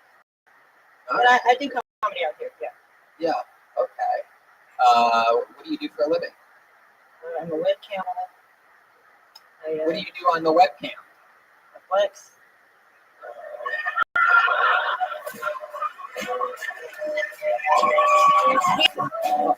What are you doing? What's happening? Oh shit, she's flexing. She is built like a fucking brick house. God damn. I just had to in my pants again. You are listening to the, for those of you listening to the podcast, Robin looks like she carries trees for a living. She looks like a mountain climber. Yeah. Like those rock walls. How are you built that way? You're built like a fucking brick house. Genetics. Extra genetics. I wish. I'll tell you what, I took steroids for like 3 years. Uh-huh. What? How? Yep. Go ahead. But this is all I got. Like, I didn't work hard enough. I should have been so much bigger. I didn't work hard enough. Oh, it's this big. Like a Is This big. Oh, that's impressive. When it's hard, when it's erect. So they do not call you that on the weekend too? Are Absolutely. you on my free camps or which one? No, It's just meant to be on your free cams. ain't just coming later, man. Saturday. All right, you creep. I usually do not repeat on this podcast, but I feel like a phenomenal one just slipped by. I said, so they do not call you hungry then.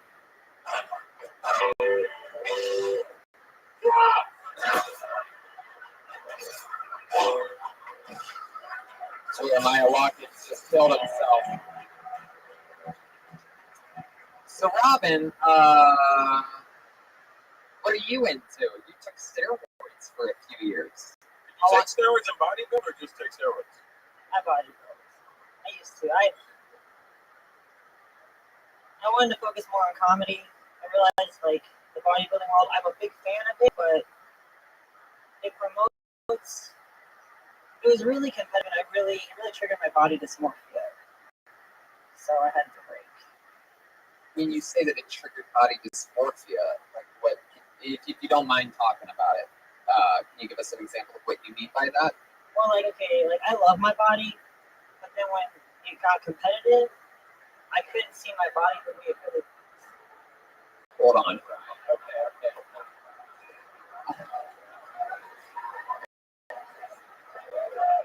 I knew that was coming. I listened to the Keep show. going though. I'm interested in your actual Yeah, man, answer like, here.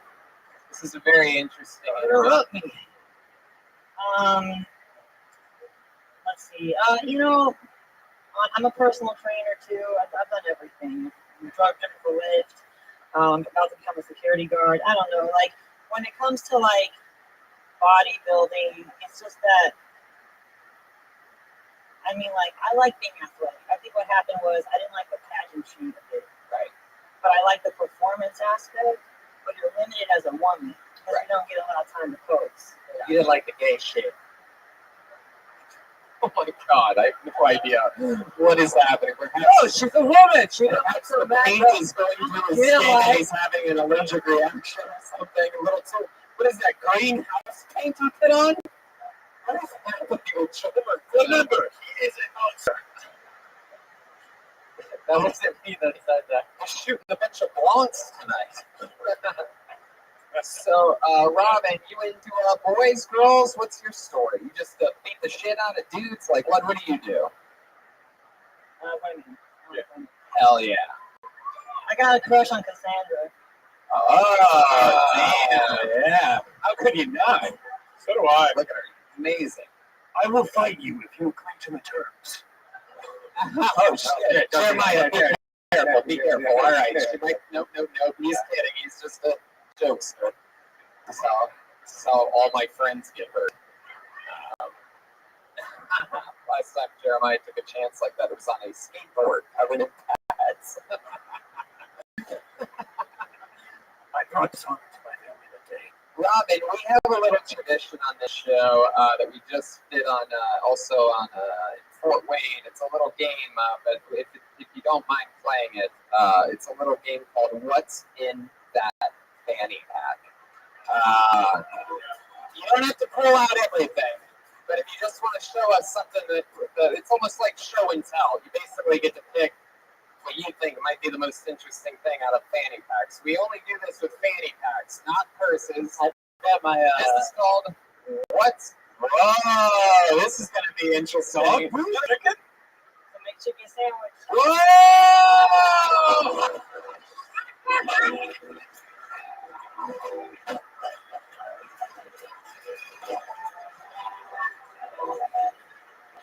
Wow.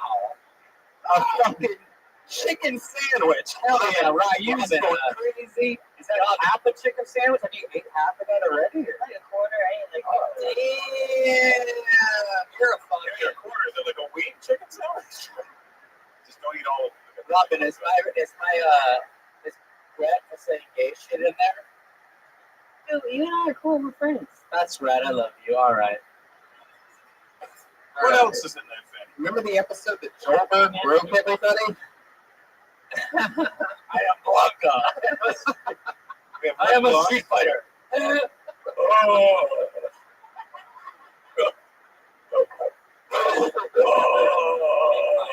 Jesus Christ. The whole house of cards is crumbling. Well, Rob, I will tell you this, is that I find you so goddamn interesting. I've spent more time with you than any other person by the clock tonight, and I wish I could spend more time. I have like so many more questions. I think you're so goddamn interesting. Thank you. That means a lot. So I really hope that you'll sign up and come back again, will you? We're friends. The first time on Kill Tony, Robin Blake, ladies and gentlemen, another person all the way from the Inland Empire. Hell yeah.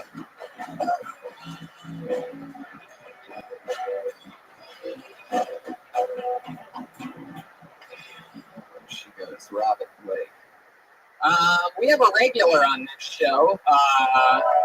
Whereas so many people get pulled out of the bucket, there's one guy that writes and performs a brand new minute every single week, and he's been doing so for the last few months. In that time, he's gained a huge fan base of his own from being on this show. He's gotten big-time agents, managers, every kid is fucking hilarious.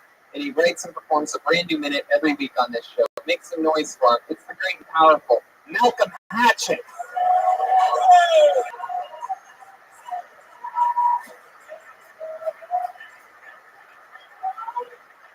Look at that. Hell yeah. What's up, y'all? Man, I rode a roller coaster for the first time. It took me 24 years to ride a roller coaster. I ain't a bitch no more because I rode a roller coaster. That shit was scary though. I don't know about y'all, but when I get scared to do shit, I just tell random people around I love them. When I was getting on the roller coaster, a lady was helping me strap. I'm like, excuse me, miss. I don't know you like that, but I love you. She like, I'm married. I love the nigga too. Could you call me just in case I don't make it back? And then the ride took off, and that's when I called on God. I was like, Lord, if you stop this shit, I go to church every Sunday. And you know when the ride dip, you supposed to scream, but ain't shit coming out my mouth. It was like, and then it started to spin. This dude was like, who's sucking dick?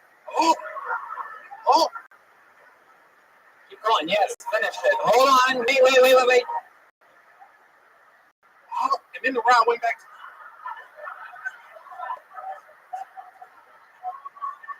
went back to the entrance, and I was like, this is it. They were like, yeah. I was like, Oh, yeah. Fuck yeah, you did it again, Malcolm. That's true, you've been riding roller coasters. I rode one in Vegas. I tried to break it down to a minute. Which one though? The shit about New York. It's a big one, man. That's your first roller coaster? Hell yeah. Wow. And my last. Yeah, it was cool though. It was straight. Man, that's a lot of fun. Did you do that? You didn't do that zip line thing? Hell no. I mean, I probably do the zip line maybe one day. I don't want to like just the grass and covers. Yeah, you were doing gigs at the Laugh Factory in Vegas or the Comedy Cellar. The Laugh Factory. Yeah. How was that? It was real. All right. Very, very, a lot of noise coming from Maynard. tonight. That's a first. You need my bill? It's taken years for idiots to ruin that one for me. Who is it back there? I mean, it's unbelievable.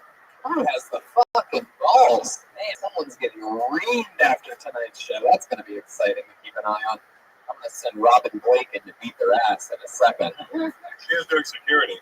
Hell yeah. So, Malcolm, how's everything else going? What else is going on in life? Fucking taking over. You're still living in your car, right? Yeah, Bobby and my friend. Bobby in the car too. Yep.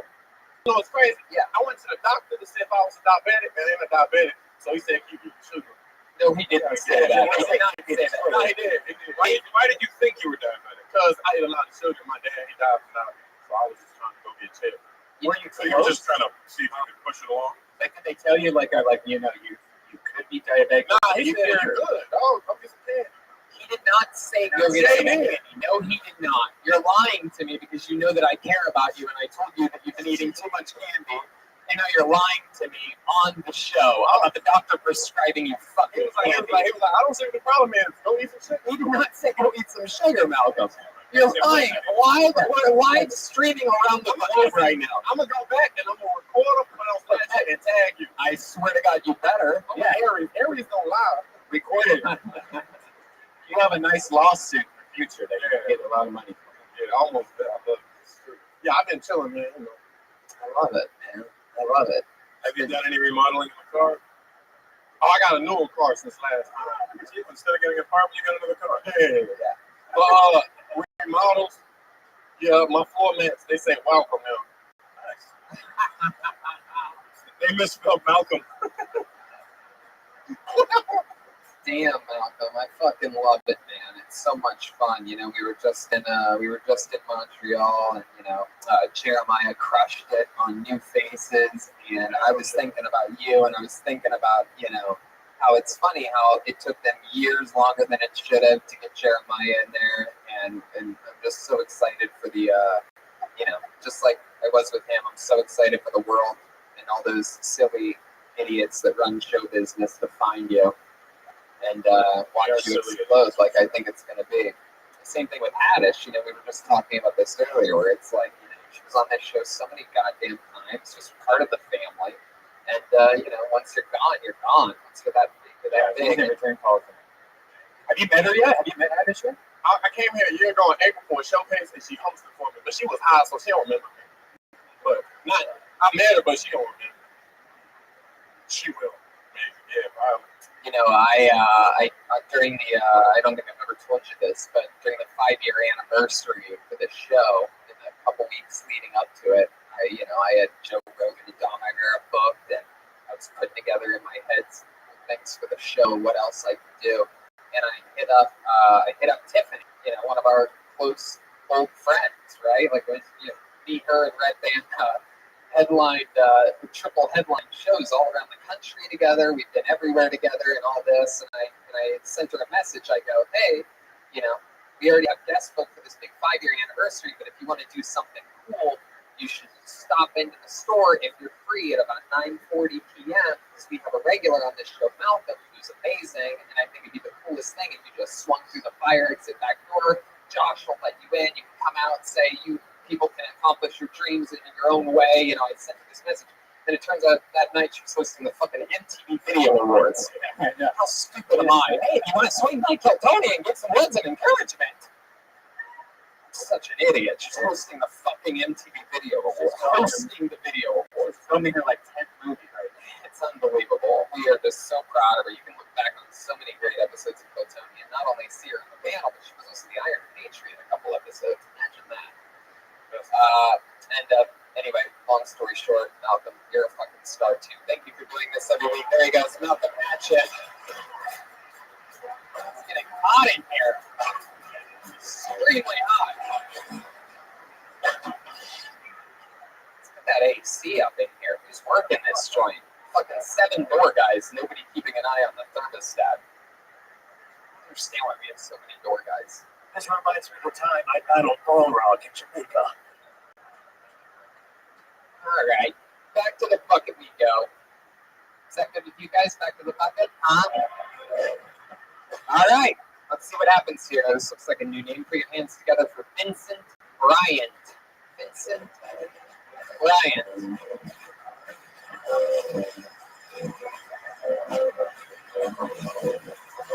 People are walking other directions. No blacklisted. Wow.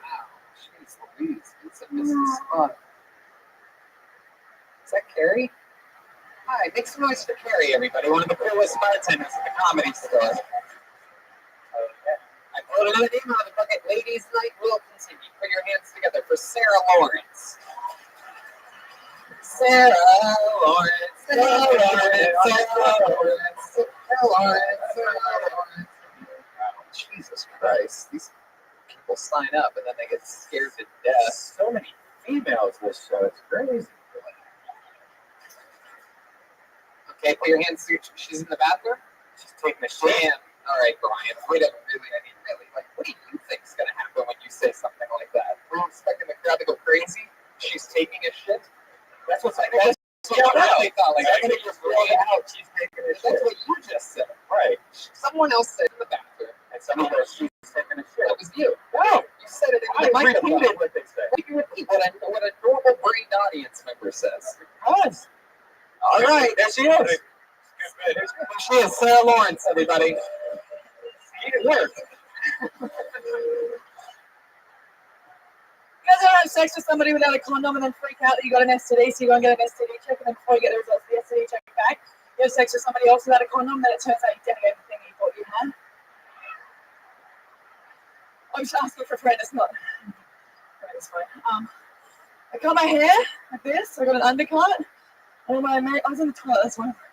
All my American friends are like, oh god, I love it, it's so edgy. It's so you, it's so fierce. I love it. All my Australian friends are like, hey Sarah, why'd you cut your hair like a fucking lesbo? I used to play professional basketball. I know what you guys are thinking. Since when did they start calling women's basketball professional? I actually broke my pelvis. Here's ended my career. Here's the move. Okay. Focus. So I went to my crossover and I fucked with my guys.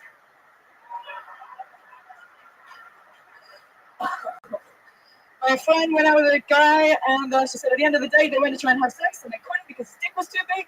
And I was like, what is this number? Sarah Lawrence. Sarah Lawrence. Fresh out of the shitter. Yes. There you go. What happened? I barely flushed the toilet. I washed my hands off, sorry. This is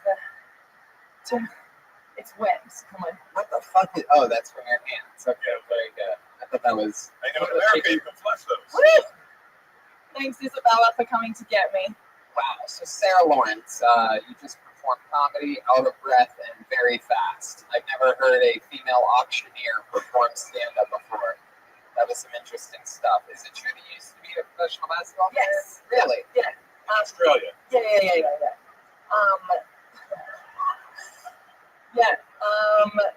I fractured my pubic bone. I'm listening. So,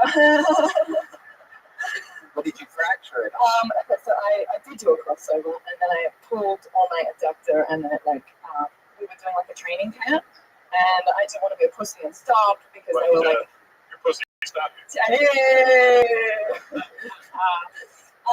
So I kept training, and the training day was like a 12-hour training day, and then I just kept training through it, and it just got worse and worse. And then I had time off, and it never got better, and I did all this kind of like surgery before I got the actual surgery, and none of it worked, and it was very sad. So you had some problems down under.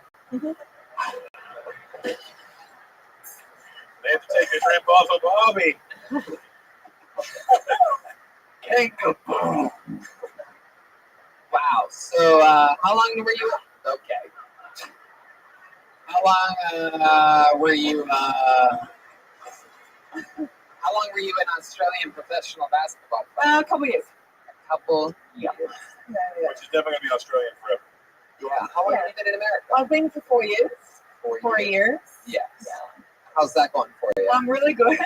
You're part of Australia? I'm from Perth, which is like the left. I know it.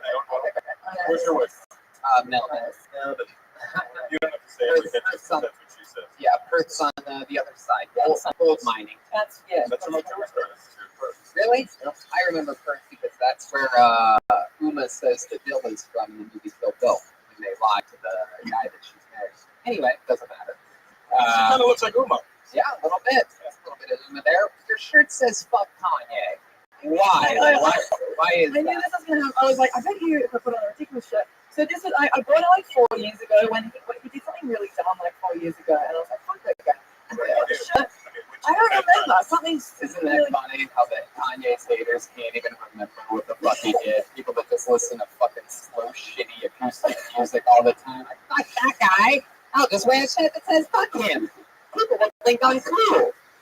Actually, everyone's been really upset about it. So, Right? everyone's been actually pissed off. I was like divided the crowd. Half the people were like, Nobody cares that much about Kanye. cool, well, I sort of do a little bit. I know you do, so I forget about that. Yeah, he's one of the great artists of our time. Great. If you want to take a shot at her, make fun of men at work or something. Shoot, I'm old. I don't know what else is there. Isn't it weird that Kanye's like the only black guy that you could even have a shirt that says "fuck this guy" on the shirt? Isn't there something a little bit wrong with that? Like if someone was like "fuck Obama," everybody would be like, "What the fuck was that lady doing on stage?" Obama's awesome and Kanye's a douche. What? He might have nice music, but he's a douche. And, Objectively douchey. the crowd didn't necessarily get crazy. There was an angry white angry blonde chick over there clapping her hands, sitting in the cheap seats. Isn't every suit the same? Yeah, but I mean, you didn't have to expose that. You really just ruined my little parade. Of your cheapness. Anyway, but you can't remember what he did 4 years ago? What did he do? Was it when he, Which Grammy was it that he won? Oh, maybe it was after the Taylor Swift thing. Maybe that was Oh, why. It's not like I'm a Taylor Swift fan. She's no, you are now. my proxy? Happy Taylor Swift fan. You want to take sides in music? Looks like you picked the fucking Taylor Swift side, you loser. Yeah, well now I mean, you kind of look more Taylor Swifty than you do Kanye. do I? Yeah. I regret every Of decision. course, Kanye would break your pubic bone if you had a chance, but anyway. All right, Sarah. How's life going in Oh, it's America? really good, man. Really good. Yeah? Yeah. I asked you what you do for a living? I have an events company. It's advanced An events company. events company. Like, what kind of events? Like bartending, like craft cocktails and stuff. So, so we talked about this. All right. Oh, what do you do for fun? You're not doing stand-up, you're not events. I went on a Bumble date. Ooh, Yeah. Be careful, you know what happened to the other couple. Yeah. Yeah, wait, it was hilarious because they stormed out. And we were like, oh shit. So I don't know where they've gone. But, Yeah, that was hilarious.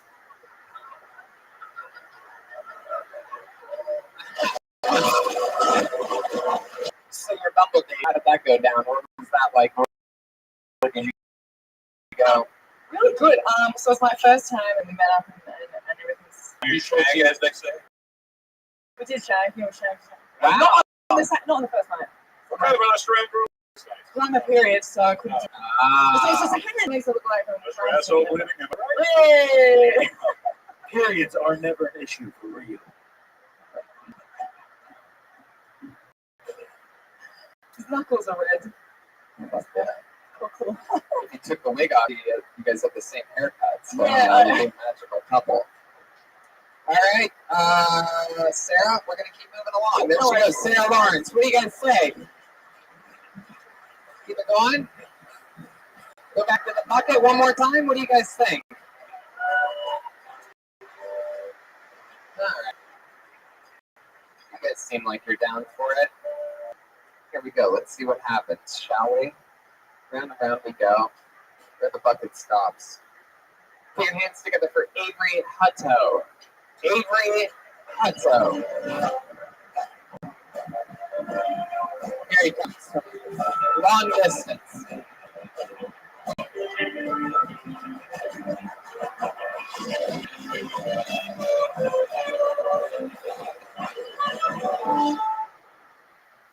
I think the first deer to grow antlers was insecure. I think there was like some teenage deer named Brian looking in the mirror before school one day, just freaking out because he had horns growing out of his head. But what do? You play it cool. You go to school. But once he gets there, he sees the school bully Chet. Chet is a fucking asshole. Chet's like, what's wrong with you, menorah head? You're super offensive because Brian's Jewish. But, oh, fuck. I came up here, I lost my voice, and I went nowhere. Fuck that bit. Oh, I know. Oh, it's so pumped. You come up here and you're like, no. Oh, okay, never mind. You guys like these pants? Yeah, I had to fight a nurse to come. I don't know. I just hear sadness in my own voice. It sounds so bad. I'm like hearing it. I'm like, oh, who is this guy? No. Oh my God. Fuck yeah, Avery Leto. Oh, This was very impressive. Clearly, this is Avery's first time hearing the sound of his own voice. We've never really had this happen on the show before. Avery, today you were Brian the deer. yeah. You didn't like the deer bit. I thought you were performing one of the funniest children's books I had ever heard in my life. It's one where it works half the time and people really get into it and they're paying attention. Where's this? Yeah, when you say half the time. I want to go to that gig too. I want to play that. No, it works. But sometimes the crowd looks at me like I'm crazy and I hear like the in my voice and I just couldn't keep it. I just lost it. They look at you a little doughy-eyed. Yeah, and I'm like, oh no, this is not good. Wow, today you lost the battle with it. Avery, how long have you been doing stand-up? About 2 years. 2 years. How old are you? I'm 24. 24. Yep. Do you grow facial hair? I do not. I shaved today, but I got. I will fight you if you agree to the terms.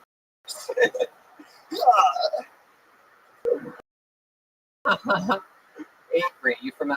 No, I'm from Detroit. Wow. You know, what's his name? Jordan? No, I think from. No. Yeah, no way. I'm from Detroit, and I'm from the suburb. Yeah. You've been there, you know. He's not my friend Frank. He's very Detroit. Live by yourself? I live with roommates here. I just moved here like 2 months ago. 2 months ago. How many roommates do you have? I have, Aaron McCann, the Irish comedian. I'm one of those guys. Hey, you live in a place? Holy shit, how much are you paying in rent? It's $700. What? So here's the deal. It's month to month. You don't have security deposit. Like, I'm looking for other places, but I was in the house. It's in Detroit. Like, I don't know what I'm doing. Like, I like doing comedy, and then I'm like, fuck it. I know to move to LA. What's the grossest thing you've seen in that house? I think we should tell the audience, for people that know. He lives with 30 people. Giant house with 30 people. And how many bathrooms are there? 4. 4 bathrooms. 30 people. Not a giant house. So what's the craziest thing that you've seen there? 30 people. You've been there 2 months. It's not that just garbages are bad. There's nothing really that bad. Like, it's a pretty normal place. Just garbage, just trash everywhere, just the usual trash. They have cleaning people who come once a day. They have Mexicans. Yeah. They are, of course, but they are making some money. Like, they know what they're doing. And there's shitty artists. You have such a little baby face. What do you do for a living? I just moved here. I don't have a job yet. You have saved up money in Detroit, or you have your parents take care of you a little bit? Saved up money, moved out here. How'd you save it up from? I actually worked at Mark Ridley's Comedy Castle. I've never been there. I was a server there, and then I worked as a server at like a breakfast restaurant. Which one, the grill? The Toast in Birmingham. You guys want to come to Detroit? Check it out, Toast. Okay. Yeah. All right. Well, I am so upset with myself. I just lost that.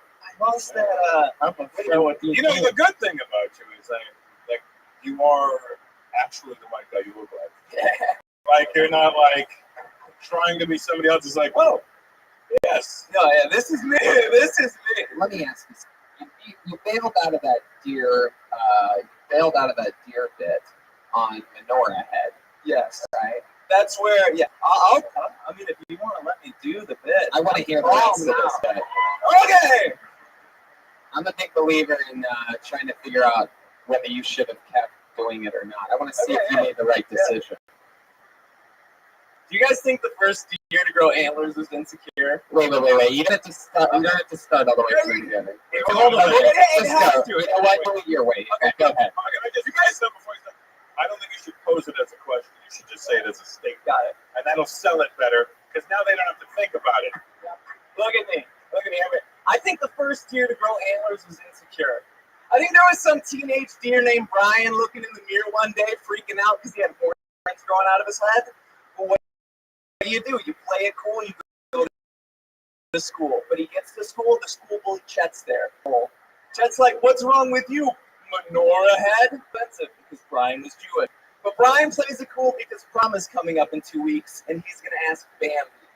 Now, for those of you who don't know, Bambi, super popular name for deer.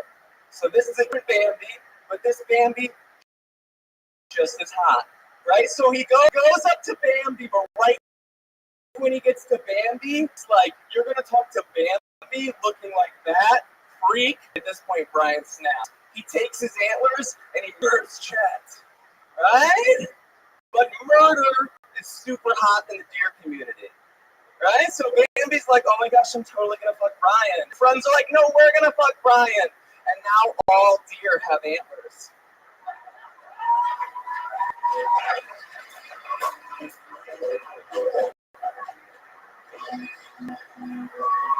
By the way, I hate to say it, but I was motherfucking right.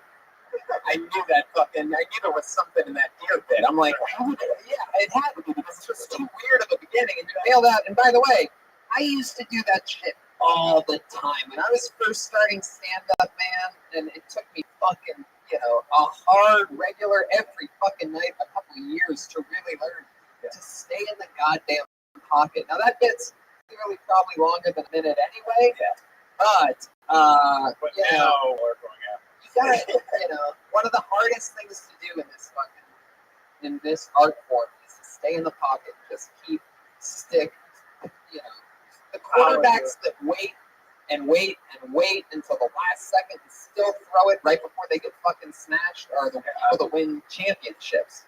You can't panic when the first couple parts of a thing don't work because you were just coming around the corner. Yeah. And it had life, and it's a silly fucking thing. And Russell's advice, by the way, that the question thing never works. Right. So just get right to it. And that's universal for every bit ever. There's no reason to ever ask a question for any of you comedians. So just know that. I love that one idiot lady just laughed like, that's a joke he just said. She'll fail her entire life. Not listening to the great advice, just giving away for free. The audience hates us. The second we walk out, they fucking hate you. Like, that's just what we feel. We walk out and we go, fucking hate you. And now you ask them a question, like this asshole just asked me a question. I don't even fucking like it. So. And when you did it, you had everybody. And you know what? I see a good, career. You're young. If they ever do a flashback of when the Louis C.K. story. Fuck, I was going to say just the guy from Ballers. Jerking off his smaller dick, just. If Rob Corddry ever needs somebody to play his flashback. Oh yeah, it's better. Yeah. There you go. There you go. Avery Hutto, everybody. His first time at Tony. I think we all learned something every episode on this show. He's on Twitter at Avery_Hutto. Ryan, just wait 1 second. Wait 1 second. We normally don't do silly things on this show. I want to do something special because this guy never really gets the credit he deserves. A couple days ago, Ryan Redband celebrated his birthday, everybody, and we have a little special thing that we made for you. Happy birthday to you! Look, it's Peter Brownies from Cassandra Pass, everyone. Hey, dear Redband. Happy birthday to you! It's a birthday! Ryan Redband!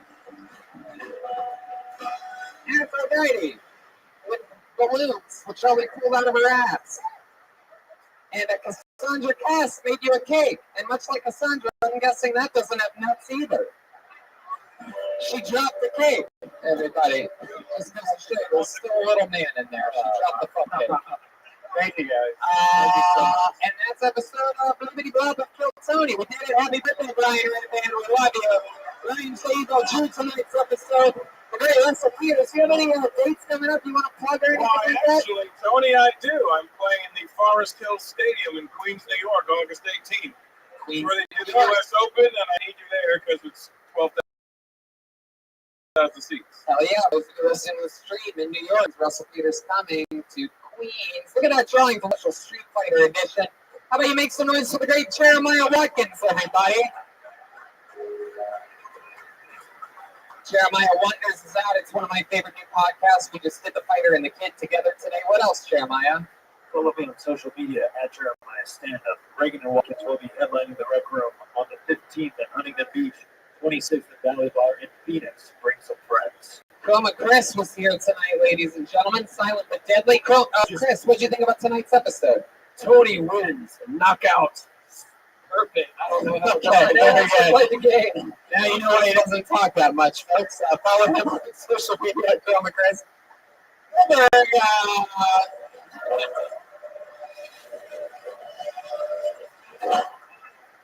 lot of Joburg fans in the audience tonight. They got their funnies. Hey, shout out to Cleveland, Cincinnati, Indiana. We love you.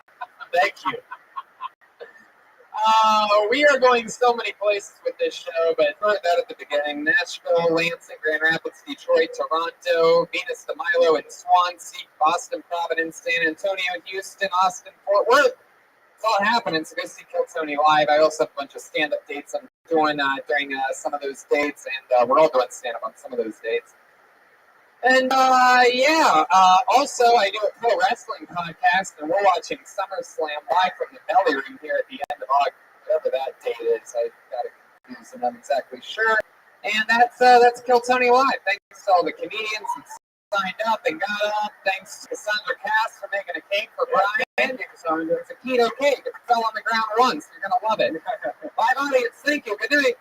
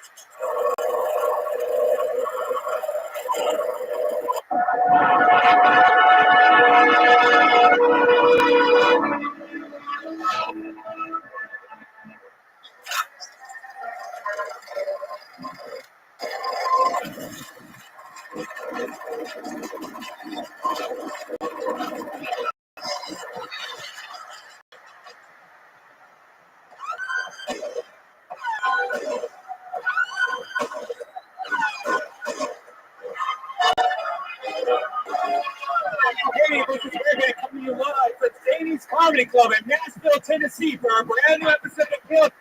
Give it up for Tony Hinchcliffe.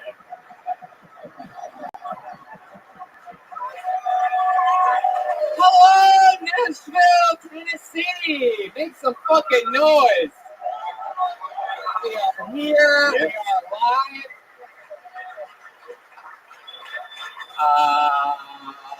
This is Kill Tony live from fucking Nashville, Tennessee. I'm so pumped about this. Brian Redband is here. What's up, guys? We're excited to be back here. We did a Kill Tony here once before with Nashville's own, the late, great Ralphie May. And I'm sure he's with us in spirit tonight. We love him, and it was a crazy loss.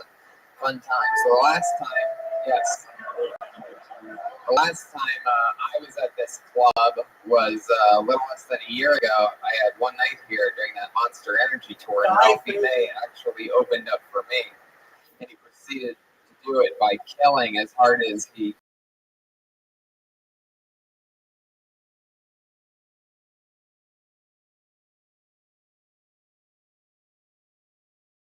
did 20 killer minutes on how, and it was the funniest shit I've ever heard in my entire life. And we had the most amazing night, and it was a fucking honor. Yeah. So, but we're back, and we're gonna go guestless tonight in honor of Ralphie May and in honor of the fact that our budget doesn't permit us to fly guests to secret locations around the country. But in lieu of that, we have a special treat for you guys. Do you guys like special treats?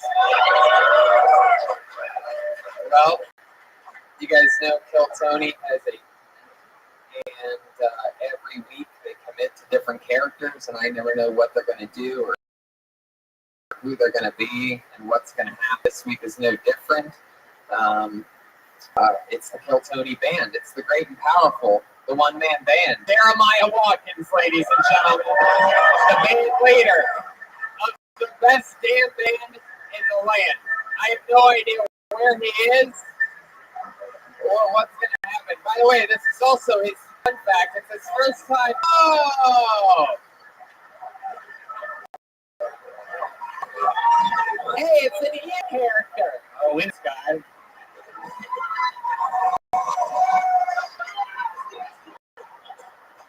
Oh, what's wrong? You look a little pouty. It's the emo character, everybody. Jeremiah. What are you doing tonight, buddy? My name's Jordan. Oh, all right, Darwin. Well, welcome to Nashville. Someone told me earlier that it's your first time ever at Zany's in Nashville. You guys excited to meet Darwin tonight? These people all seem happy to meet you, and they want to include you in a fun thing. It's a trap. All right, the emo character, an interesting choice for Nashville, I'd say, but perhaps he's going to introduce to these people what an emo character is. I don't think they really have those kinds of people around here, so it's probably going to be very educational. Yeah, I got bullied a lot by these kind of people. Oh, well, I'm so excited that Emo is going to be joining us throughout the entire show. We're all going to have a lot of fun. I have a bucket filled with people's names. Some of them came from here in Nashville. Some of them I know for a fact are from places like Cincinnati and Fort Wayne because we've seen them around lately.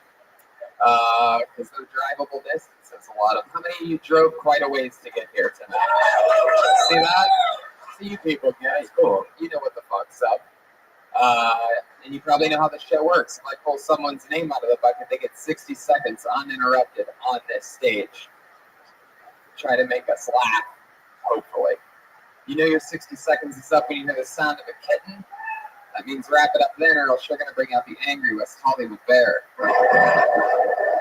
There you go. So are you guys excited about this shit or what? It's about to happen right now. Nashville. All right, well, let's just get it started. We have a bunch of names to try to get through, and so let's fucking do it. Your first comedian going up tonight, doing an uninterrupted 60 seconds, goes by the name of Rabbi. Yeah,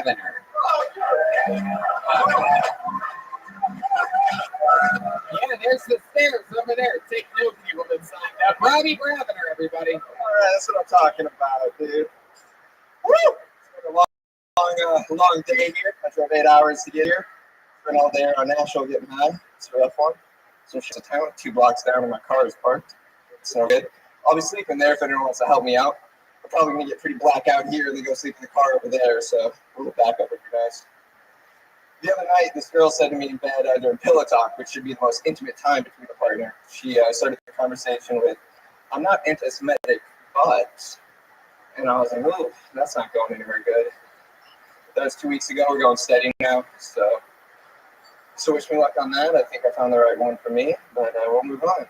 She also smokes cigarettes, which is really odd, because I figured a girl who smokes cigarettes was willing to roll the die with cancer a couple times, so she'll roll the die with me at least once or twice. So might be able to know that.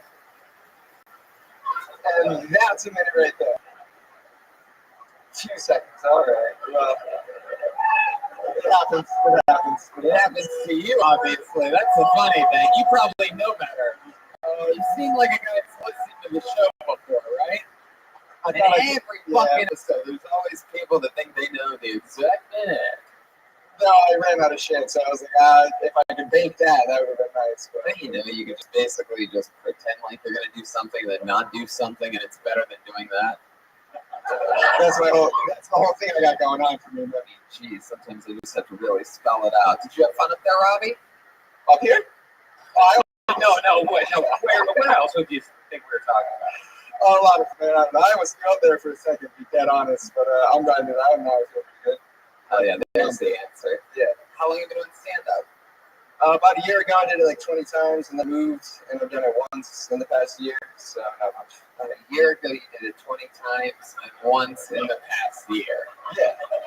Was the 20 times all in a row? Was it 20 minutes? It was 20 times in one night. No, it was like over the course of a month. Are we talking about stand-up or slitting my wrist? I feel it. What made you start to stop doing it? I just moved to a place that doesn't have any like open mics. Where'd you move to? I moved to North Carolina, a tiny little town. Yeah, dude. Somebody knows. Relax. Sorry. How can you be such a proud citizen of a place you moved to in the past year? No, I've been there. No, it's off and on. Who moves like that for a place called Boone? What's your favorite thing about Boone, North Carolina? Oh, dude. Come on, you just went butt fucking crazy with some guy whistled in the back. Sorry, dude. Honestly, just like the roads and such. The roads and such. Yeah, dude, what I'm saying is, if you drive a motorcycle anywhere in the Appalachia, you're fucking good to go. You drive a motorcycle? On occasion, every day, unfortunately. On occasion, every day, unfortunately. On occasion, every day, unfortunately. Is this an Erykah Badu song? I think it might be too young for that reference. I love that you actually tried to answer that question. Is it an Erykah Badu song? I don't understand. Do you eat crayons or anything like that? Good question. No. Good question. No. It wasn't. I agree. It wasn't a good question. Sometimes I wonder. Robbie, what do you do for a living? I'm a printing press operator at a candy factory. I make the wrappers candies. Candy factory? Yes, sir. What time period are you from? I work at the printing press in the candy factory, right next to the locomotive station. Used to deliver the newspapers. Then I said, why am I delivering these newspapers when I could be printing them myself? So I got a printing press. Next thing you know, Willy Wonka walks out. Want a job, kid? I do. No, I'm not asking you if you want a job. That was Willy Wonka at the end of that. Anybody just see me have to turn this guy down for a job that I didn't even fucking offer him? Holy shit. Can you refer me to a barber for a big blood wedding? Emo kid wants to go back in time too. Are you single? Yes. Yes. Is there a reason why you're asking right now? It's very important to know what his girlfriend would be like. What do you date a lot of girls? Have you dated? Yeah, no, I've been in some long-term relationships. I'm pretty young, but I've been in a couple long-term relationships. Just How long have you been in a dark place? Like probably since like junior year of high school. Yeah, me too. Rabbi, what do you do for fun when you're not working at the printing press? I go to a lot of metal shows, a lot of like EDM type shows. I do recreational drugs in a safe, habitual manner. I do professional drugs.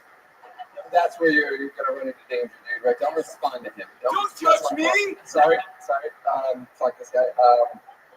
I ride my motorcycle a good bit.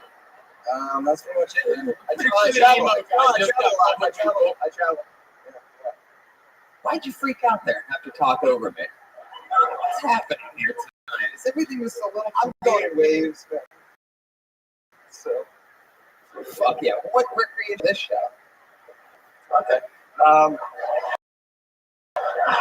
There's a brewery next door. I grabbed an Oreo shake from there and I poured a banana butter in there. I'm on like 8 to 10 splits. That's 8 to 10 splits. quite a few of those What the hell did you say about Oreo butter?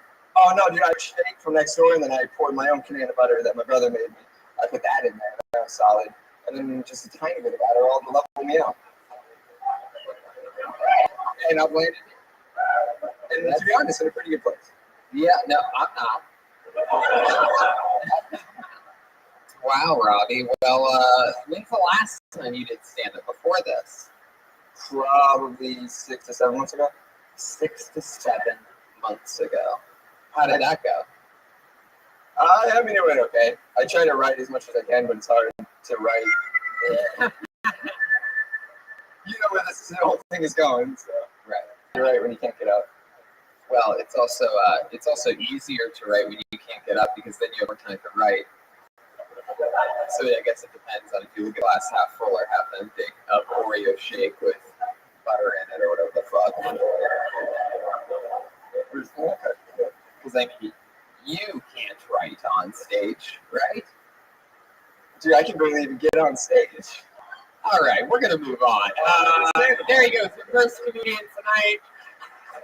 Boone, North Carolina's own Robbie Brown.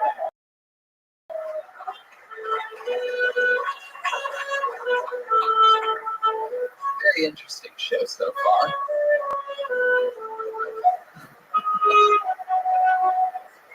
That was In the End by Linkin Park. Yeah, I learned a new song for this, Tony. And in the end, it doesn't even matter. It doesn't! I pulled another name out of the bucket. Put your hands together for Jimmy Tabor.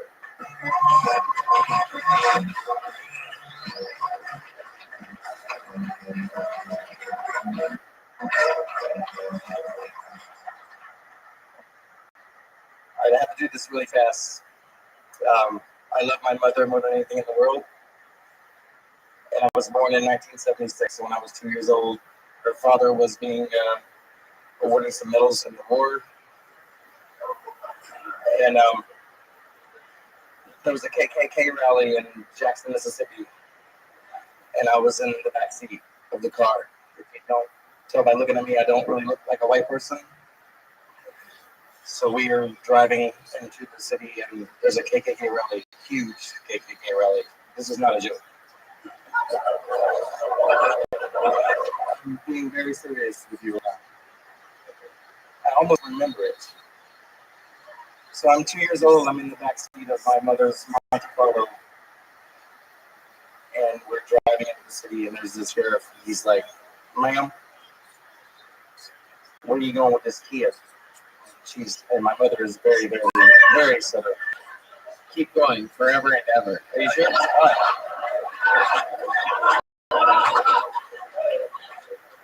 And like I said, my mother is very southern. I'm going to my dad's uniform. Excuse me, ma'am, what did you say? I'm going to my dad's uniform. All right, so there's a rally up here about 2 blocks away, and that little boy is not white, and there's a lot of white sheets running up down the streets up there. So if you could please take him to the route, or do you know where you are? I'm confused. Okay, I'm gonna jump in. Very good. Now, who's the boy? Aren't you the boy? No, don't argue with me. I'm on your side, buddy. I'm trying to find out what the fuck you're talking about right now. Exactly. Yes, emo boy. I'm the baby boy. I'm the little black boy in the backseat. Oh, white woman with breathe. Start breathing and run. Ready? Can I just say that's the weirdest one-woman play I've ever seen? Yes, you can. So do you want me to carry on, or just get off the stage? Why wouldn't you just wait for me to tell you what the fuck I want you to do? Let's just wait a second. Okay, so we're still in the story. You're the little boy, or are we not supposed to know that yet? Am I messing up your ending? I'm the little boy. Okay. Wait, what? Do you also see dead people? There's so many twists here. So Jimmy, you're the little boy. You're in the back seat. You're in your mom's Monte Carlo, but your dad's driving. My father was dead at this point. Oh, okay. So your mom's driving the Monte Carlo. I can relate.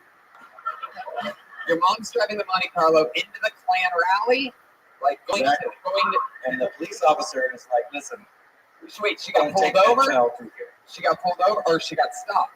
We got stopped on the way into the Right. And but your mom was taking you there so that you could what? Protest? No, Black people or whatever? I mean, no. isn't that what Klan people do? My mother's father, my grandfather, was getting awarded that day. He was a captain of the Navy for 24 years. Oh. We happened to That's how they be award going to that ceremony on that road. Oh. And my little dark complected ass was in the back seat, and the cop said, You think you're dark complected? I guess you are. I guess according to the rest of this audience, you're basically a black guy. I'm dark and I told you we should have done this already. What was that thing you just said? Nothing. I said nothing. No, it definitely wasn't nothing. I mean, we could play it back. I'll just tell you. Huh? No, I was sighing out loud. Sorry. Why did you tell us this story at a 1 minute joke show? Because that's where I was going with it. I was going to try to do it really fast. So what was the final? What was going to be the big thing at the end? The big like ta-da! The twist. Here was the twist. The Hold story. on, My wait, mother wait, gets upset. wait, emo boy. The twist is he's still racist.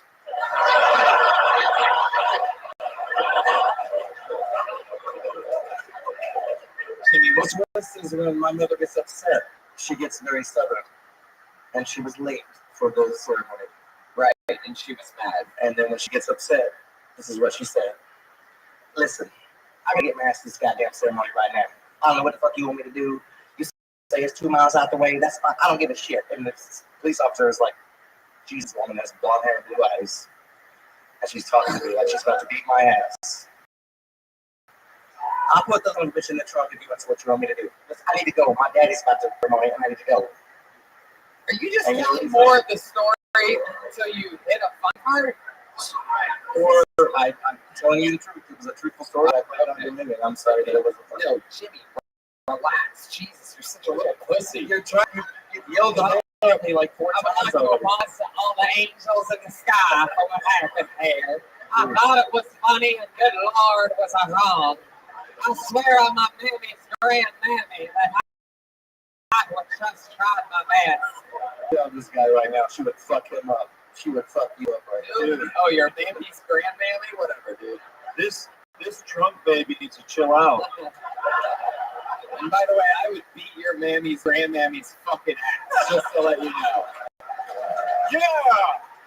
I don't know if you saw what my body looks like, but check out the Weight Gain Challenge 2017. Check my bod out on those weigh-ins, dude. Jimmy, have you ever done stand-up comedy before? No, sir. You still haven't. Very good. Thank you. What do you do? By the way, she put me in the trunk and we went off through. I called it! Drunk baby! Jimmy, stick Trunk with me. baby, not Jimmy, trunk baby. Jimmy, stick with me. Stop pretending like you're about to just walk off whenever the fuck you want. Listen, Jesus, this guy's a badass. you can still leave it in the mic stand. Like, it doesn't go No, I like to back. hold it like stuck in. I like to do kind of a emo thing that he does back there. He makes You're Robert Smith. nothing like me! He makes Robert Smith look like Brian Gumble. Jimmy, you are bombing so hard right now. Stick with me. That's what I'm trying to do. Don't bring me into your bomb, dude. Jimmy, so what do you do for a living? Nothing. What did you used to do? I used to be a musician. Oh, yeah, really? Is that really true? For a living? Yes. You were That's exactly right. Were you in a band? A professional musician. Yes. You were in a band? So, What was the name of the last band you were in? let's see. Several. For God knows. I can't place that right now. Any band? Any band you've ever been in? No. I used to open up for Stevie Ray Vaughan back when I was about 17. That got a while. Thank you. I appreciate that. Jimmy, I'm going to move on from you. I'm going to keep the show Thank you, moving sir. along. There he goes, Jimmy Tabor. Just some guy doesn't really remember much of his past. First time ever on stage. I guess that's an interesting story. Could use some editing. Ugh. Lots and lots of editing, perhaps. So like a 4-minute long story with no. That's one of those ones where you put a handkerchief to dot your forehead and go, Lord have mercy. You know, that's. There you go. I mean, he gave it a shot. I don't know. You listen to the fan? Or you listen to the show? You a fan of the show? Let me put it all together that way. Not anymore. Fuck yeah, I like that. Thank you, Jimmy. He actually said something funny. Not anymore. Maybe that's the secret to your success, Jimmy. Maybe you're a sit-down comedian. Maybe you need your best friend in the audience. You just bombed up here for 6 minutes, then you get down to your seat, you say one funny thing. All right, you know what? You're bombing again. There he goes. All right, I pulled another name out of the bucket. You guys ready to keep this thing moving? All right, hands together for Matt Taylor. Anything happen as you've seen so far tonight? This is a truly random bucket of names. Could be you. Ever been so broke, even homeless people try to avoid you? Yeah. I was sitting in traffic on the way down here, and as soon as I made eye contact with one, he just looked away, rolled up his window, and locked his. Yeah. The weird part was, though, he didn't even have a car. Yeah. He just had a random car door. But either way, I get it, buddy. The thing is, like, I don't even want to be super rich. I don't. I just want to be wealthy enough that when I finish pumping, I don't feel the need to shake it all out at the end, you know? Every drop counts. Yeah. I don't know. I don't want to be that rich. You know, like, rich people don't do that. They just fill up all the way and drive off into the sunset. Meanwhile, I'm at the counter like, let me get 38 cents on 12. Oh yeah, Matt Taylor. So far tonight, a lot of a new kind of comedy I haven't seen much of called sad comedy. This is a new alt movement clearly starting here in Nashville, where it mostly just sort of makes you sad afterwards. A lot of comedy that we've seen in the past makes you happy, makes you laugh. But this is a new form. We're cutting edge right here live in Nashville. Anyway, I love that you're dressed like an 80s fanny pack. It's adorable. Incredible. Yeah. I mean, you are ready to go to like some weird beach or maybe a river or something like that and really Miami Vice it up. I bought it because it looks like the carpet at Skate Center. So I thought that there you go. There's always something to woo about. Emo? He looks like one of the people that got bullied on Saved by the Bell. Really is. I think I've seen that pattern on your shirt before. I think on the lady that used to cut my mom's hair's like barber apron. Is that a fucking term? Like barber apron print. That's old jams. Yeah. How long you been stand up, Matt? About Dude, I've been waiting on you. I have stuff to tell you.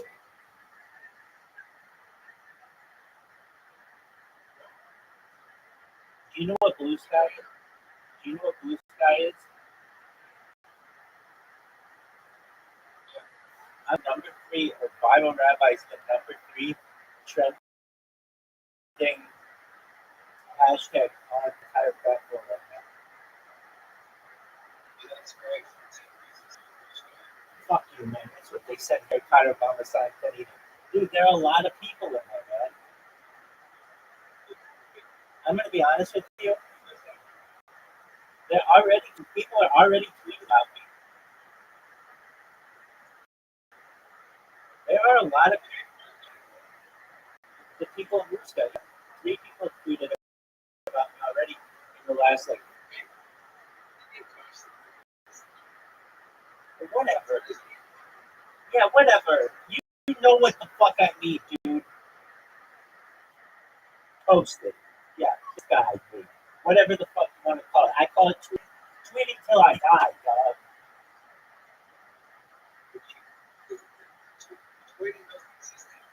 Yeah, it does. It's people are tweeting at Blue Sky. Where do you think that little birdie went? It's in the sky. They call it tweeting. X sucks.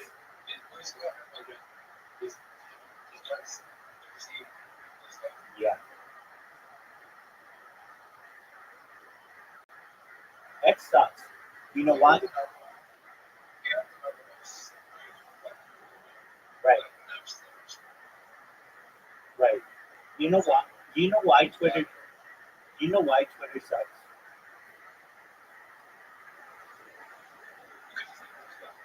No. I'm not saying Blue Sky's that great either. But do you know why Twitter sucks? No, that's not. No, because they ban people too easily.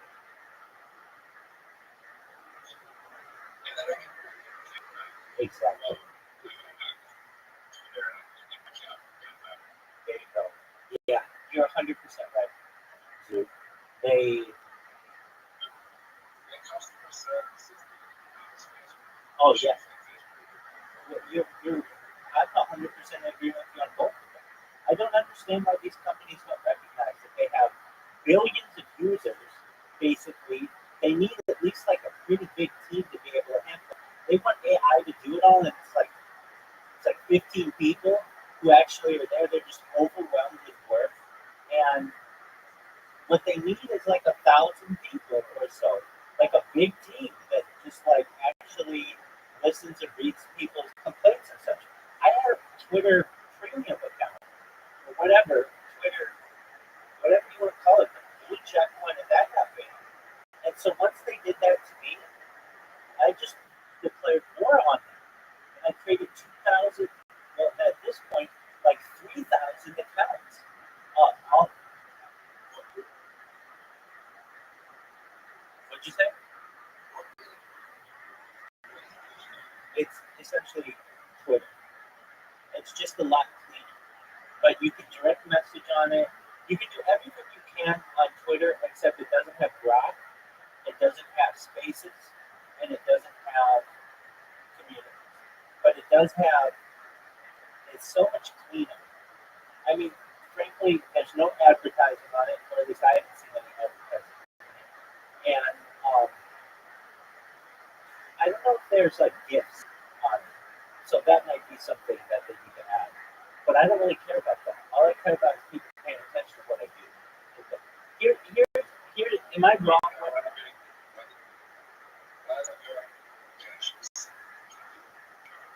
On Twitter? It's not hard.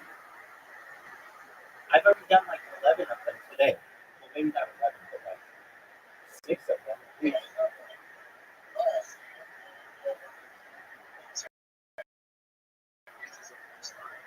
Well, it's like 9 of the 10.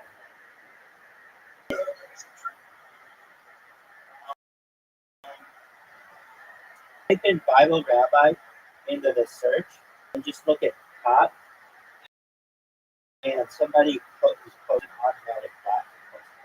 I've been on it the last 3 hours. The highest I've ever made it is number 3.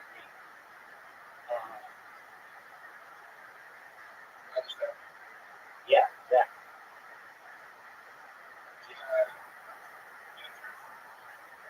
Oh, I don't care about that.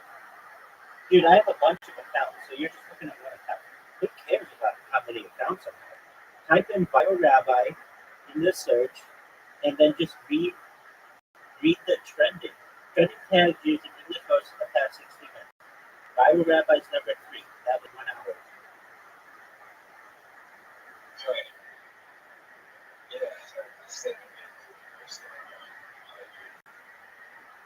Let's see how many users there are on Blue Sky. 24.8 million.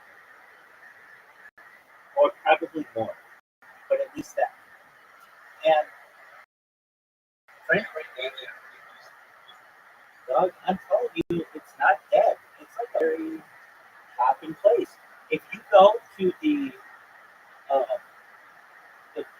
Twitter subreddit, everybody's telling everybody just go to Blue Sky. It's better. I'm not saying it's better. It doesn't have as many features, but look, am I wrong? This is your average Twitter feed.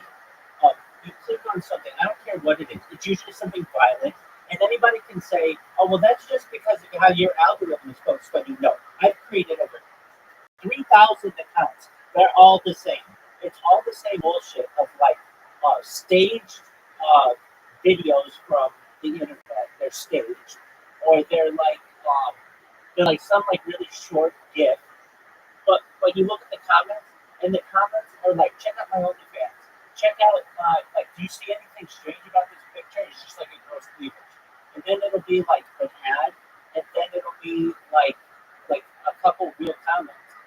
But there are all kinds of comments that are not related at all.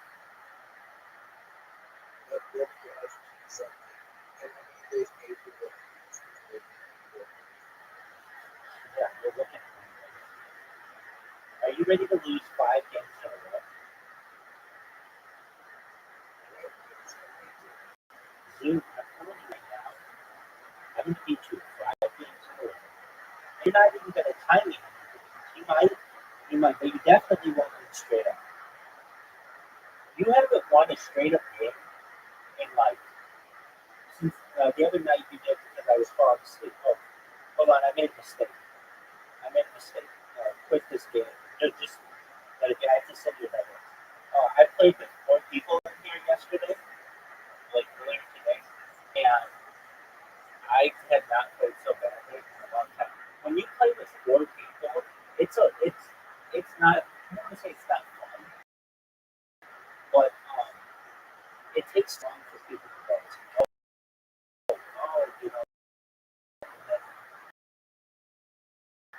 and then I ended up not the bar I was supposed to.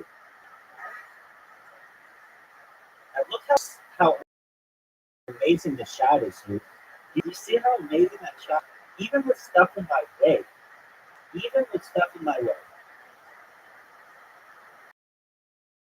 Oh, what a bad shot. Dog. Now, I could take a big risk right now. Oh, no.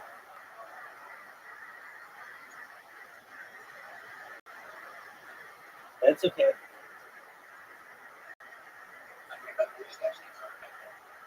I don't know. It might have helped you.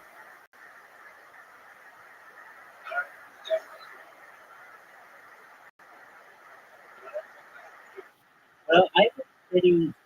Oh,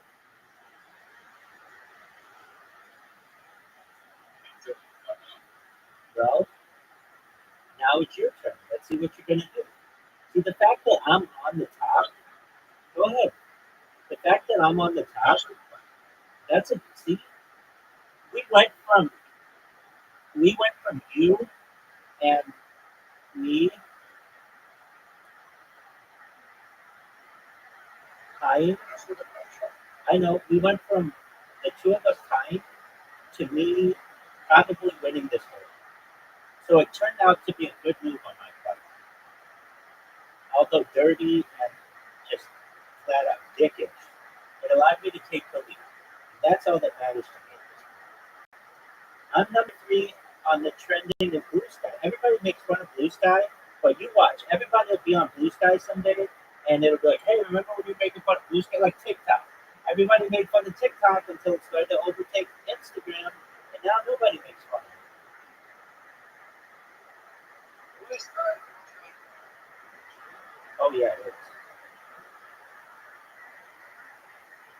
Yeah, this Twitter sucks. Here's why Twitter sucks. Because unless you know someone at Twitter, or you have like a giant account, if you ban, you're done. It's over. Harry Potter Obama's on Twitter. Never tweeted anything that was anything controversial. It was just a cryptocurrency. He's gotten its account banned twice. And if you ask anybody why did they get banned, no reason. They have no idea. Like when you're banning things just randomly, it's a bad platform. And frankly, it will eventually.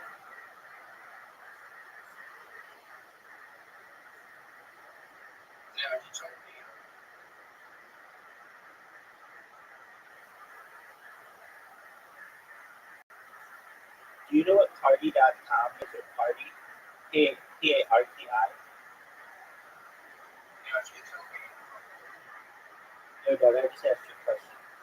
Do you know what party.com is? It's like a new kick, but it's based on cryptocurrency.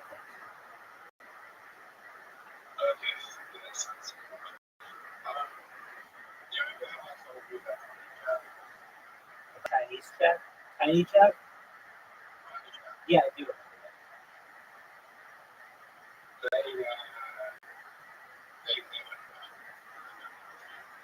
There you go. It's expensive to have these. You know, the person who's in here right now, she is like the nicest person in the world. She's so sweet. When you play a game against her, she will root for you to win. She's so nice. She just wants everybody to have a good time. She's just really nice. Anyway, she told me, she said, hey, I see that you have no live, like, your advertising for it in your server. Do you know that went offline? And I was like, no, I didn't. And it did. Like, basically, these things go offline because they're really expensive to run. Rate my shot on a scale of 0 to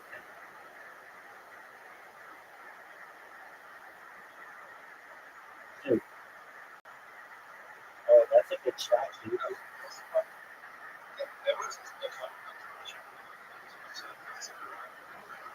Okay. The same thing happened to my face, basically. Oh, you got fucked, dude. Yeah, but you can't make a new account.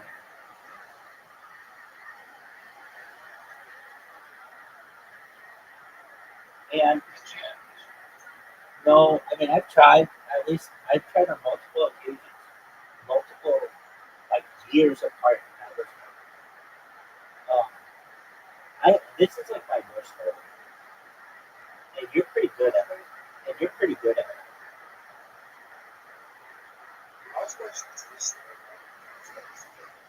Well, I know that, but what happened, which was a really big thing, is they said that they did some kind of server update, and they just got rid of all their stuff, and a bunch of, like, a lot of people don't think it's a real server update. They think that they just wanted to wipe away a lot of his internet archive because it was so controversial.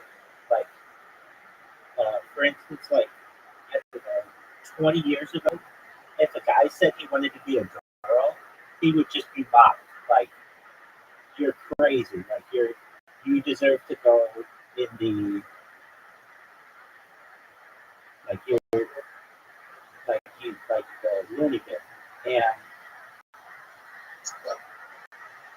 oh, what a shot! What did you call it? Psycho. Oh, psycho. Yeah. But now you can't say that. And people would have taken that data and been like, look how far we've come. So they just said, oh, we lost it on that update. And in reality, they allegedly they didn't. It was bought by Rupert Murdoch's News Corp. And basically, they just got rid of all the data.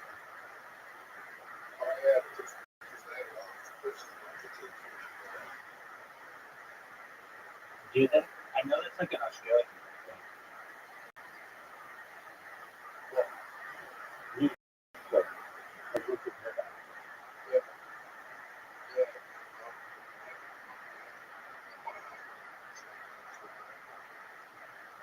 Well, are you being serious?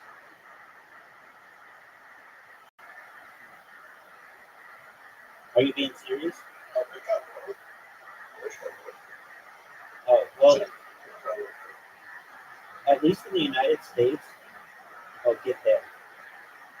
News Corp is like very conservative in comparison to the other ones, but I've heard that it's pretty liberal in Australia.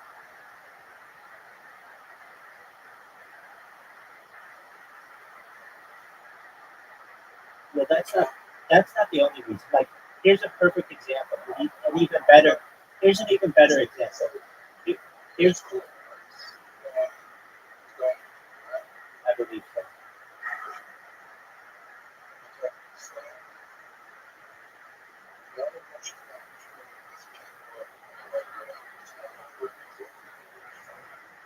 Okay, here's a perfect example of this. Do you know who Hillary Clinton is? 2012, she did not think that homosexuals should be able to get married in the United States. She was publicly anti-gay marriage. But now she's like, smart.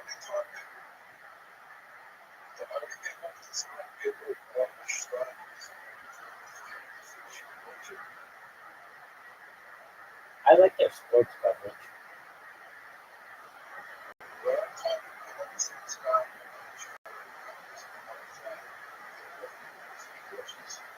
Okay. And I don't think it's Australia. I mean, the only time I really watched it, I watched I didn't know that the Women's World Cup took place in Australia and New Zealand, like in 2020. I just say it's 2020.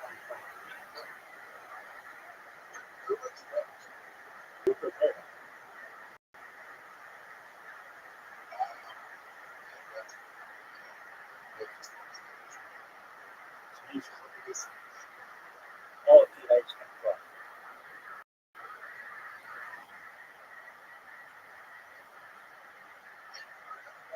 Yeah, possible.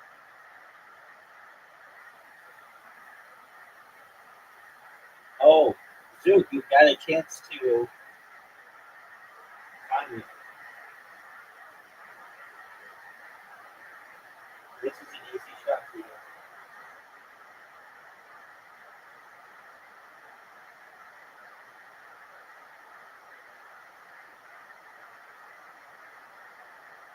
Did you see that I'm the number 3 trending on Tuesday?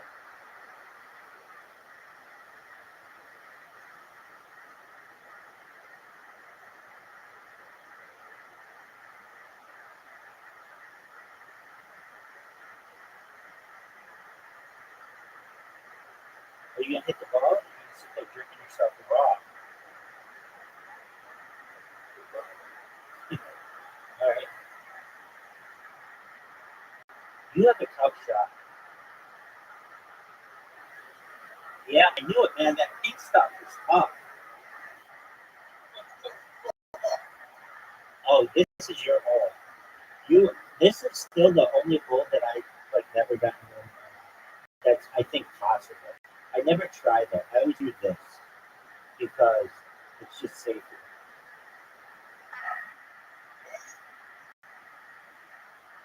Yeah, you did.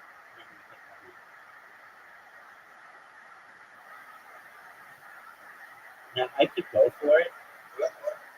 No, I'm gonna go for it.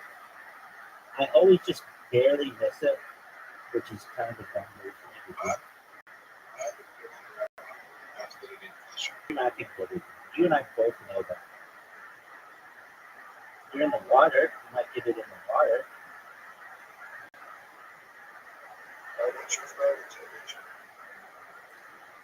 Probably ESPN. I love sports. Yeah.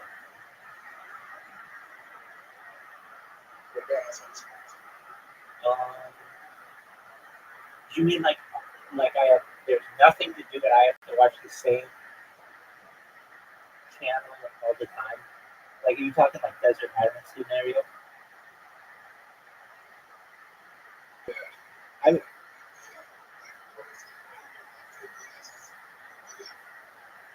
PBS is kind of like, I mean, it's public broadcasting, but the reason why it has some really good stuff on it, but it then has some dumping on it. I don't watch TV. Probably the last time I watched TV was like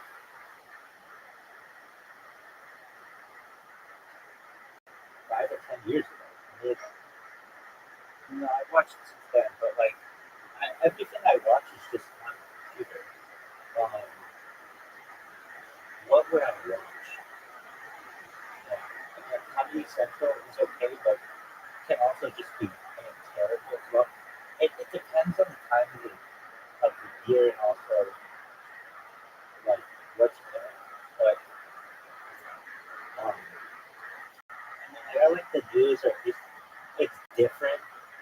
Like if I have to watch watch something 24 hours a day, I can't channel change.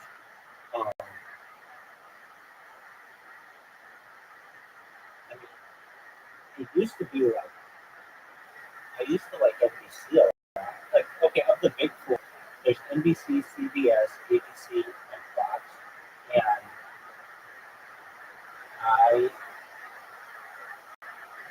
of those four, I like, and I have in the past liked them the most, but that's just because they have like the Olympics and like sports that are important to the United States.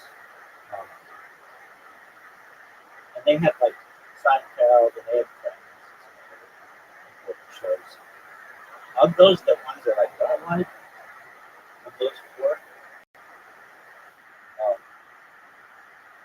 one of them that's very popular is CBS. I just have never gotten really into a CBS show. Probably like, man, everybody loves Neiman, which is probably a big show that they have. But boy, to watch like one channel without a big, I mean, like, it's definitely from the probably ESPN.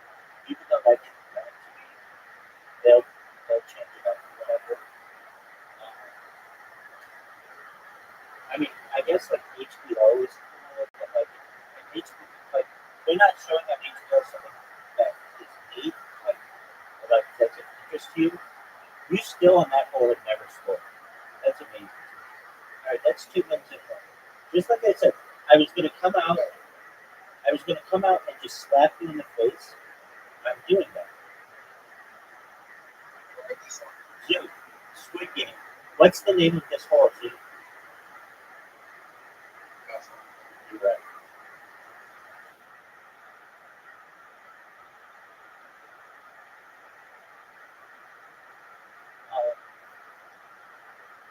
You know, that's a good question. What channel if I have to watch it and like with no breaks?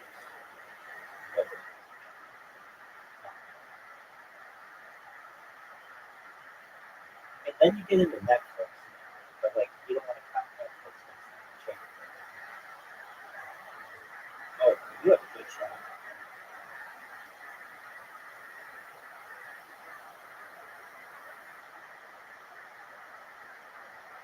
You're gonna take the lead right now. You, they have okay, so what would I watch?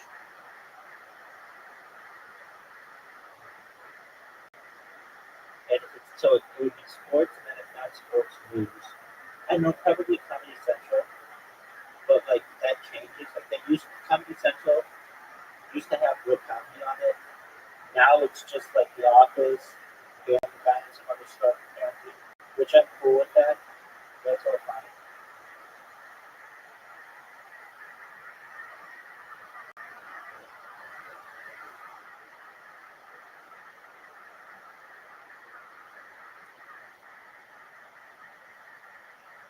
Really, television to me is just so bad. It's not. If you're gonna take the lead, if I don't hit the best shot in my life right here, oh, I did. Oh man, that was actually one of the best shots I could ever. Oh, you made a comeback. But nevertheless, I hit a huge shot and basically got a stroke back.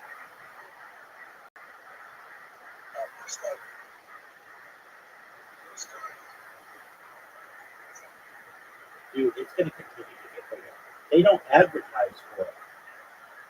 They just started advertising campaigns in New York City. And, I mean, I could care less.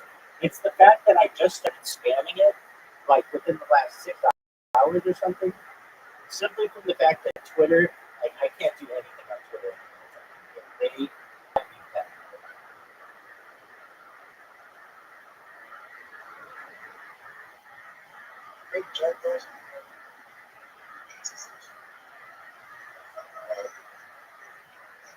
yeah, he has a lot of money. He's like got over 10 billion dollars. He has money.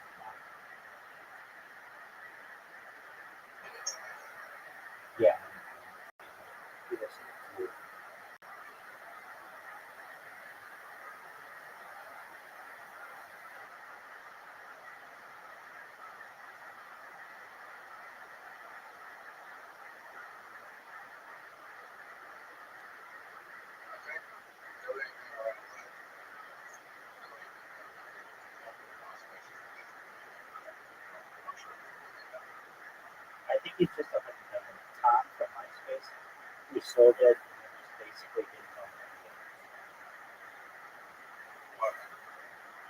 Yeah, something like that.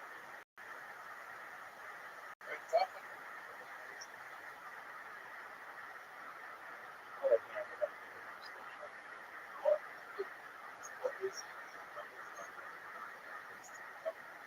Five. All right, so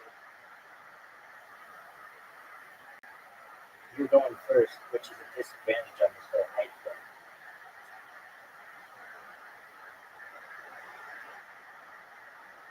Guess what? I'm trending on Blue Sky. That's amazing.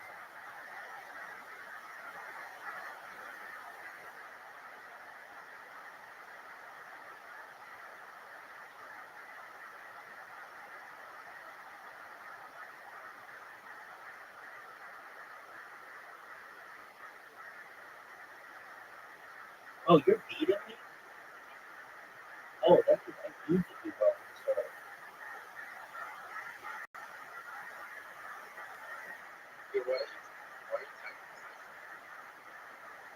Hey,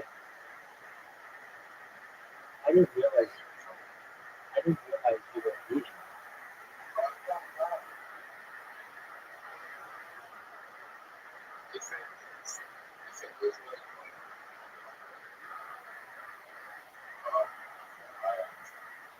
You aren't in trouble at all.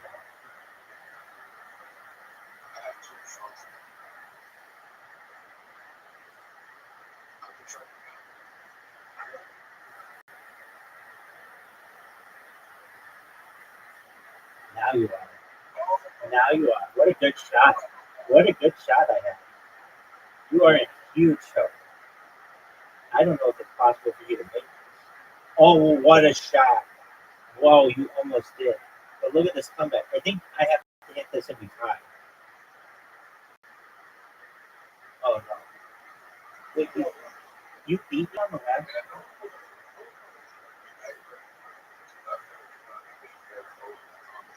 You're right. Get there. Uh-oh, Zoo.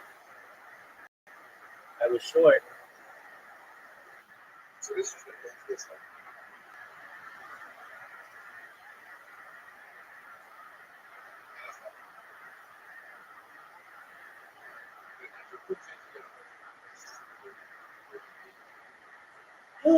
Oh, way too hard. That one that's like a sandwich, that's like pink, then green, then ice, then pink, then green, then ice. Zoo for the win. He got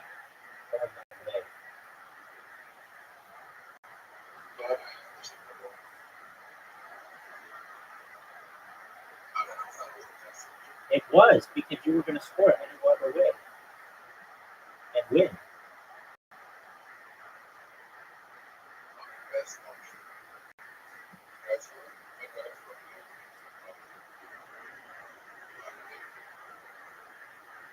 But if you miss it, you're fucked. You're fucked. I'm gonna.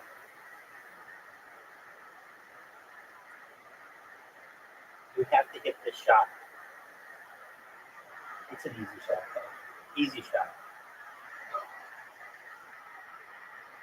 Short. Ooh. All right. So I won 3 games in a row. You didn't win enough games. You know it. You're not number 3 trending on Blue Sky right now.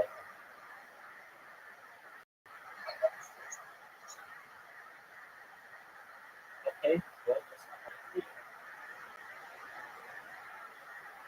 Are you happy with your shot? Are you happy with that shot? Dude, that's a phenomenal shot. It's a major advantage. I think you go for a couple.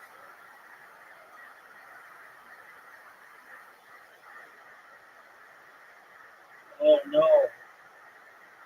Dude, that's not good.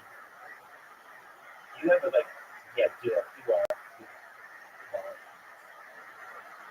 Short. Short. That was a major Look at that shot. How'd you like that, dude?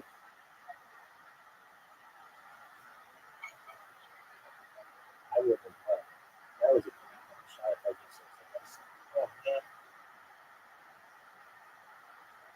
Especially, yeah. Especially if your ball is in the way. That is a thing. That's a good shot. I need an excellent shot like that.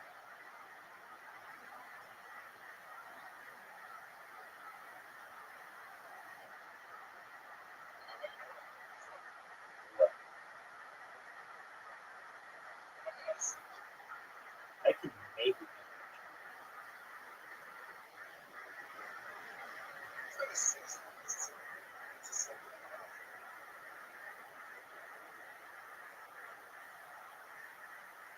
Your ball might get in my way.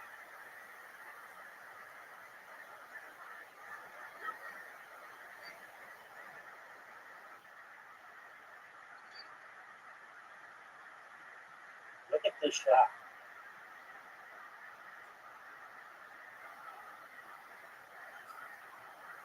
Big miss.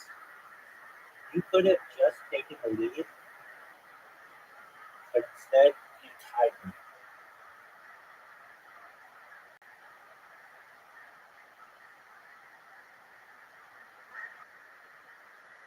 What are your thoughts on this shot?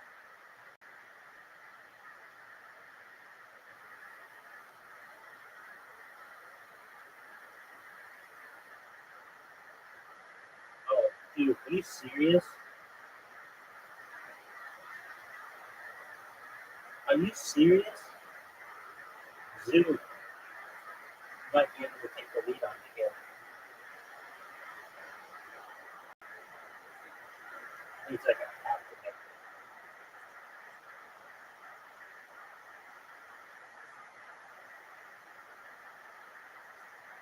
Dog. 2-2. I'm bad at this one.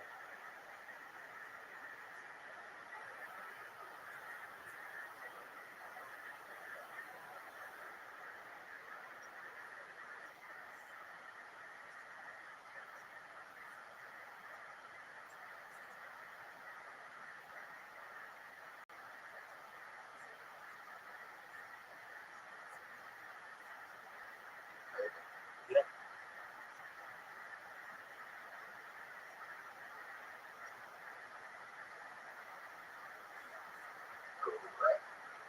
Hit the ball, dude. Zoo, hit the ball. Did you watch the trailer for Happy Gilmore yet?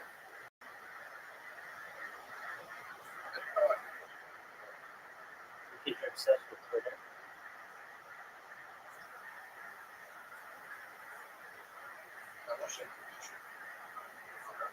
Okay, good. I can watch that. Anyway, I watched it as well. What did you think of it?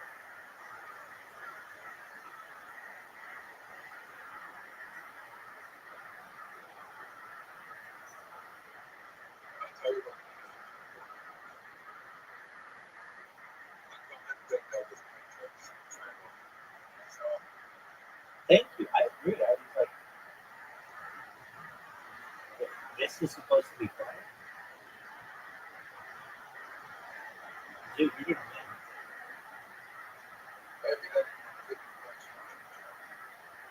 I mean, I think we all kind of.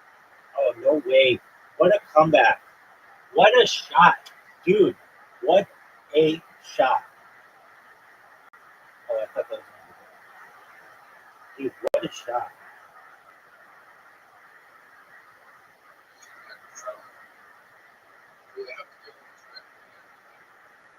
I mean, here's the thing. Movies don't do the same thing for me that they once did because the film industry is so much different. Like Happy Gilmore should have been in theater. Happy Gilmore 2 should have been in theater. The fact that it's on Netflix cheap.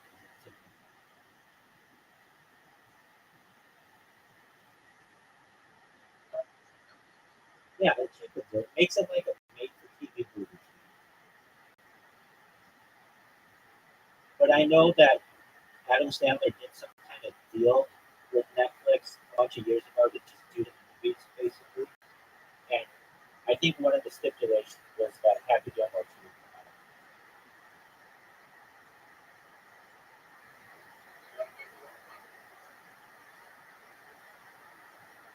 You know what is coming out on Netflix in April?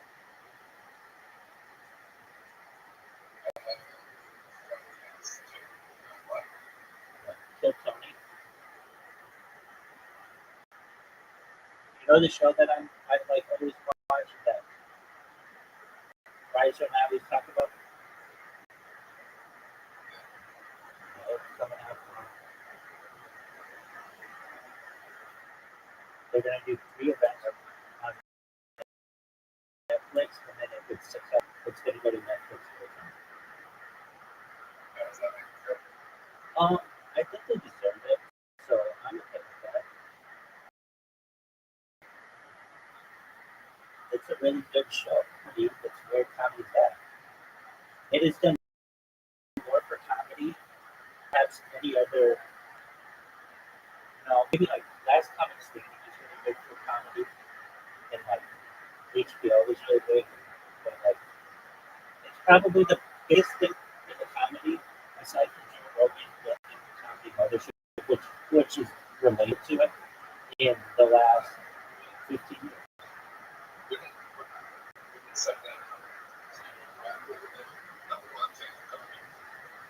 That's more for sketch comedy, which is different, necessarily stand-up comedy.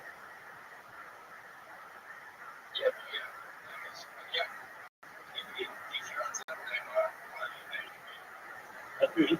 I'm really agree with you. But that's improv, or what? It's different kind of thing. Yeah, you're right. But it's like it's like a improv like it's like an improv like so right, it's not improv. It is scripted. You just hope.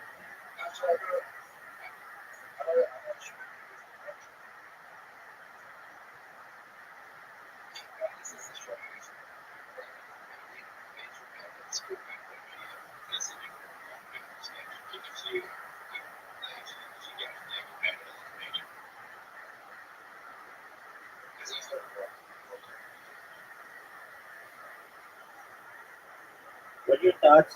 Man, dude.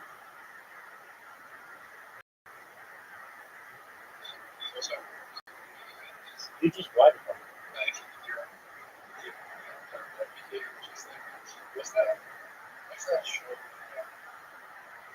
Oh, what a shot. Thank you for the water pump. You just gave me a yeah. I think I've seen that. Didn't they have an Australian version of it?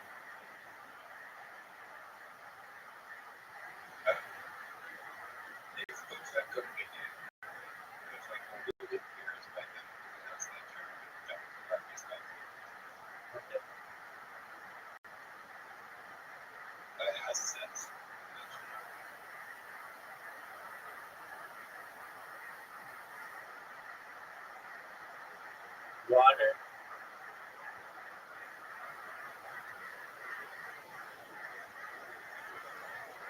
Don't miss it. We're playing pretty well, dude. Dude, you know I'm the number 3 trending hashtag on the second biggest text sharing platform in the world?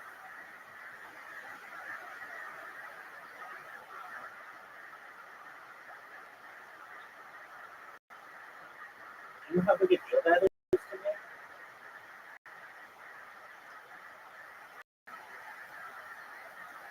It makes me if I actually ever was trending on Twitter and they just suppressed me. I'm not saying that I did. Twitter's a lot bigger, but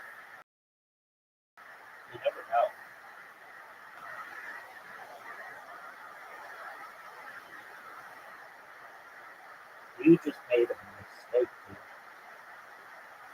Now, this shot that's not a mistake, it's one of the greatest shots you're ever going to see.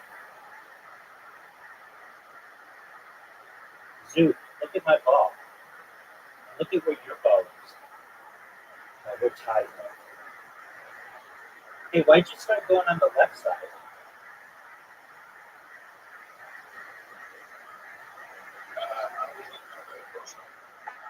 Don't put your ball in the middle. Whatever you do. Fortunately, you can.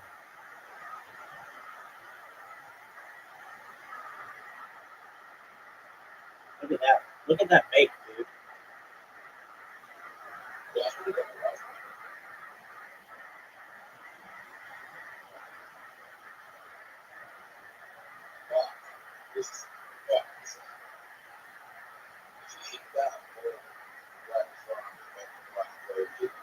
Stop.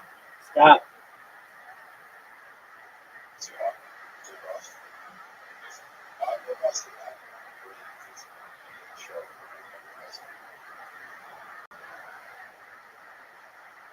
What kind of shot was that?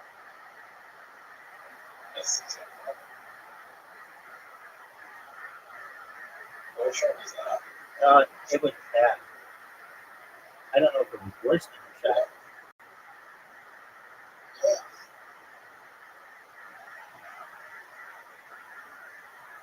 Now I'm just going to make it. Dude, I can't believe this. Don't mess up, dude.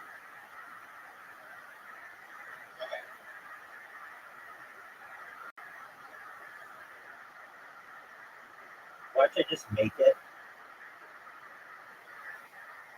Oh, man.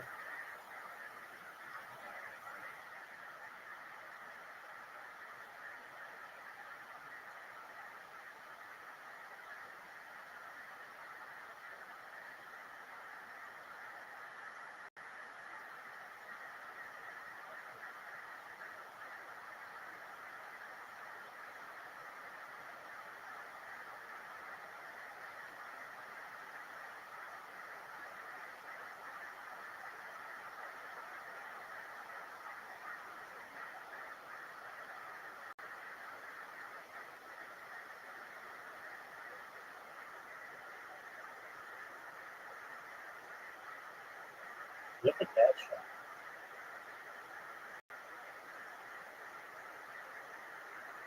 You think it's the doghouse or the trees?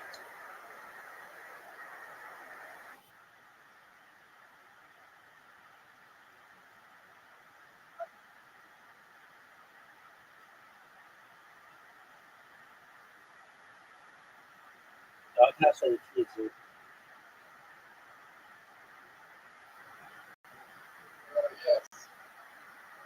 You just had. You just gave me the win. Was that 5 wins in a row?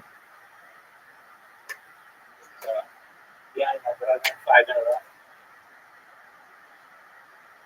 Champion, dog. I'm the best there's ever been.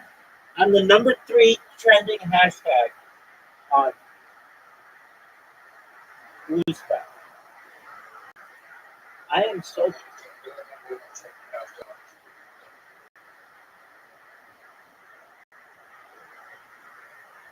Wow. Yeah. Everybody was saying this is. Oh, thanks, buddy.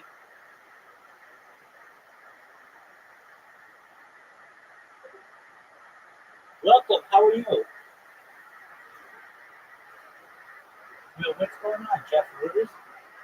How you doing, man? Jeff, how are you? Hope you're doing excellent. How'd you find out about me?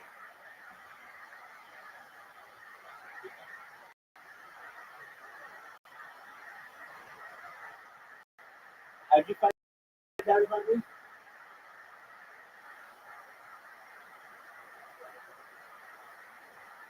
No, I'm not a moderator.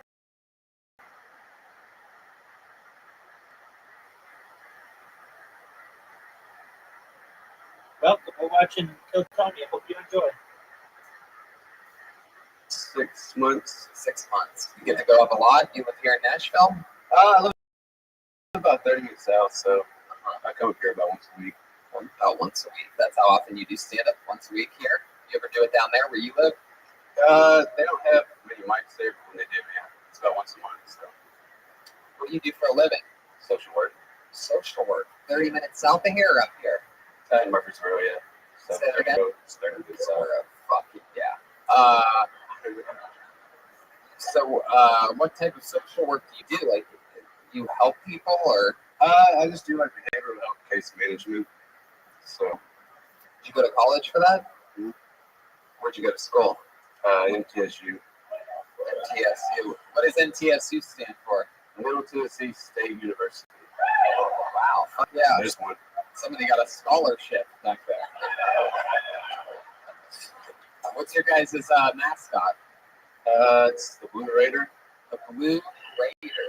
I think that's the son of a Blue Raider right there. What the fuck's a Blue Raider? You didn't even hesitate with that button, like as if it's a Blue Raider. You're just like, finally. The thing is, like, we're the Blue Raiders, but for some reason our mascot's a Pegasus, so. Hey, what the Pegasus is like a unicorn Flying with wings or horse, something, yeah. right? My high school mascot was the Fighting Depressions. Yeah. Well, Matt, how old are you? 30. 30. Hell yeah. And is this where you were born and raised? Pretty much. I moved here when I was 8, so. Yeah. What do your parents do? My mom's a psychologist, and my dad is a analytical metallurgical sales engineer. What does that mean? I have no fucking clue. You have no idea what your dad does? Yeah, he might be a contract dealer at this point. I have no idea. So. You close with your parents? Yeah, we're close. Yeah. You ever think about fucking them? Yeah. What? I mean, it's like a stereotype in the comedy world. Sometimes I've heard that, like, people, they say out in the country, 30 minutes south of southern cities. Yeah. Well, I'm originally from Alabama, so it's more of like our cousins and our parents. Thank you. Right, yeah, you wouldn't fuck your parents. You were close. Have you ever done anything with your cousin? No. Whoa! There's a hesitation there. You smelled the toilet seat after you did the bathroom or something. Yeah. Something, right? Yeah, maybe. You rub your underwear on your dick? Only twice. Maybe sniff the old pool noodle? Once or twice. What is the, have you ever looked at, you have female cousins? Yeah. Around your age? Yeah. And you grew up with them? You were tempted all times though, right? Like, I think we all have those types of memories, right? No. No? No. Are you sure? Yeah. God, your mom was a psychologist. You've been trained well. Yeah. I just tried to do Jedi mind trickery on you anymore. I'm like, we all fuck our cousins, am I right? That's good. Oh, that's fun, Matt. What do you think is the most like southern thing about you? Because it's you sound like a country man, but you sort of look like you sort of look like yeah, you look like a school student. And mom's a psychologist. Your dad's an analytical engineer or whatever the fuck. Yeah. So like, what do you think is the most like hillbilly thing about you? Probably Roll Tide. Wow. Oh my God. What's happening? For those of you listening to the podcast, the people in this room was pushed over a Civil War section. This place is chaos right now. They all just ripped off their jackets and they're all wearing Confederate flags. What's going on? What is Roll Tide? I've never heard that. That's the Alabama football program, basically. Yeah, it's a very very. Roll Tide whenever I eat a ton of Tide Pods and then pass out in my room.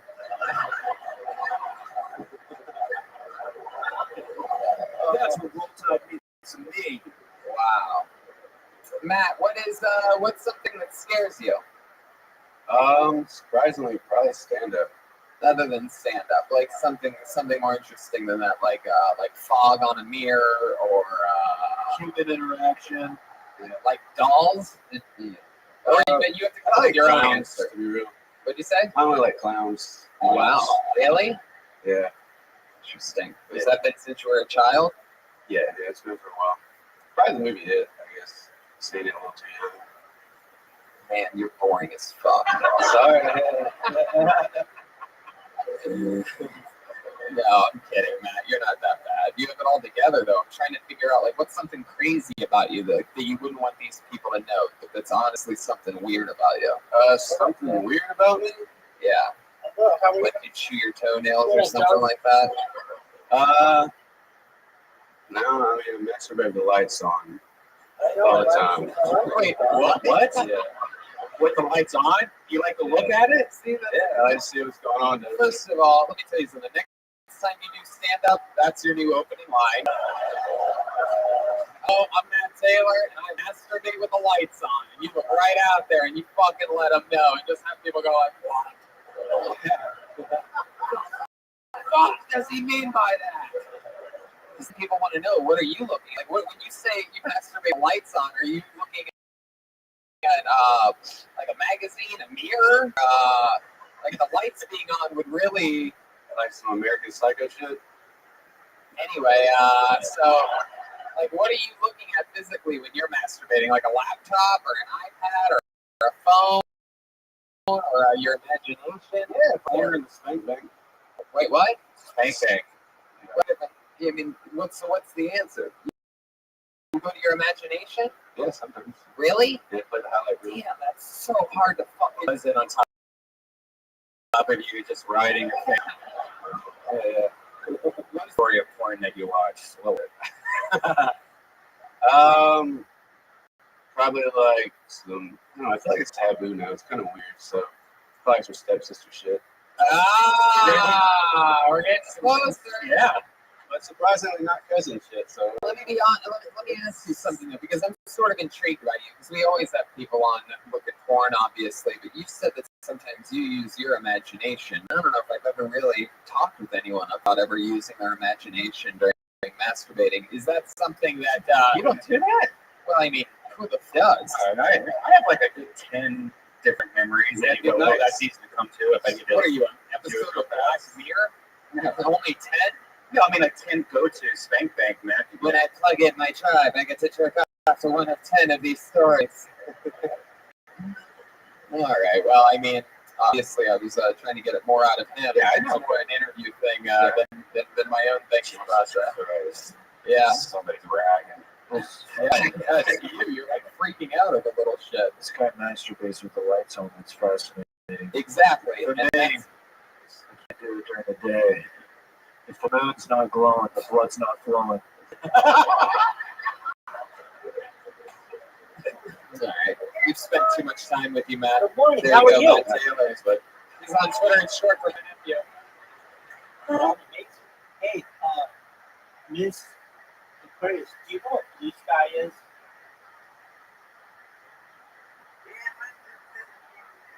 Well, your little cousin's amazing. Did you know that my hashtag viral rabbi is number 3 trending on there right now?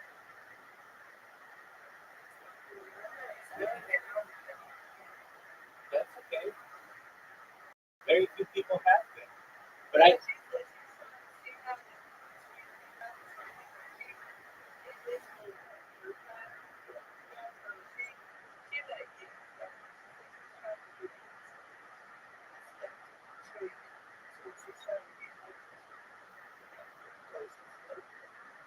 Well, I just started on it yesterday, and I have my free hashtag, and I've already had two people tweet about it. So I'm real happy with that.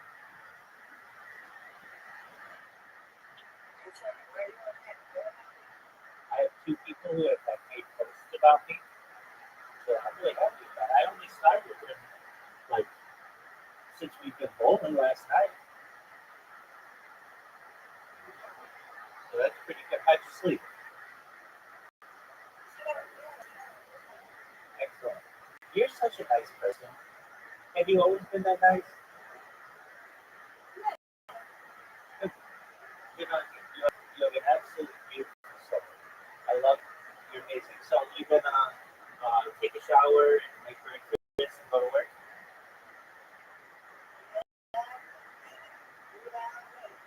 you're an amazing person, and I'm glad that we're able to start a days together.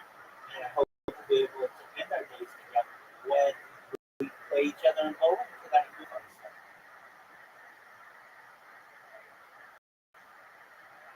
Well, I hope you all right, have a wonderful day, Mr. Curtis. Love you here.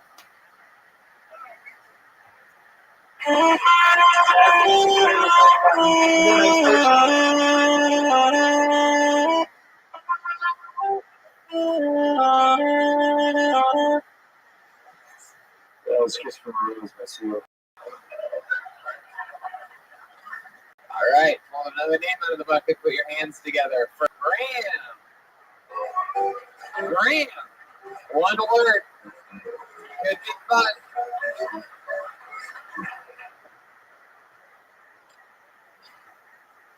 All right, so I've never considered myself a gambling man, but I have had a girlfriend. Let me tell you, that's one slot machine I'm never getting my money back from. Kind of funny story how we broke up. She broke up with me because I'm a serial narcissist. I took her on a date to a circus, and I had a massive relapse in the House of Mirrors. It's kind of weird, I know, me being a narcissist, like real skinny. I kind of look like a Jack Skellington plucked a toothpick. It's also ironic that I'm skinny because I love pizza. I eat a lot of pizza. My favorite pizza right now is probably the Michael Richards special from Papa John's. It's an all-white pizza, Alfredo base, grill and provolone on top, and a black olives on the side. And by on the side, I mean in the fucking trash can where they belong, upside down with a fork up their ass. And don't even get me started on the Louis C.K. special. It's basically the same thing, but without the black olives. All right. There you go. Great. Fuck yeah. Have a seat if you'd like. Here, slide. First of all, stand your ass up. Put that stool back there. All right. Stay there just like that. You know what? If you want, in fact, I want you to sit down. Take the stool, push it closer to the curtain. Yeah, that way. All the way, as far as you can go. Yeah, just like that. Sit there just like that. All right. First of all, Graham, you look like a really nice guy that's actually a really bad guy. But you're putting on like a disguise to be like likable and sweet tonight, and you're not fooling me. Usually you're not far off. Is that true? You're a douchebag? I've been told that, yeah. Fuck yeah. What's one of the douchiest things you've done lately? Called a girl a slot machine.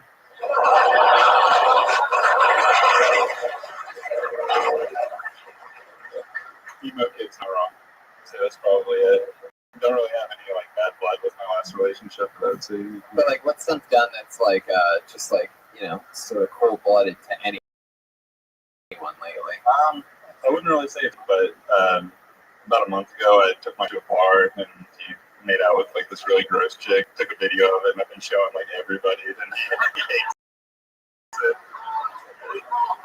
How bad was it? It's gross. I can show you at the show. I really want to see it. I'd love to see that. It's honestly so gross. It's probably something you'd be into right now. How long have you been doing stand-up? This is my first time. Wow, very good.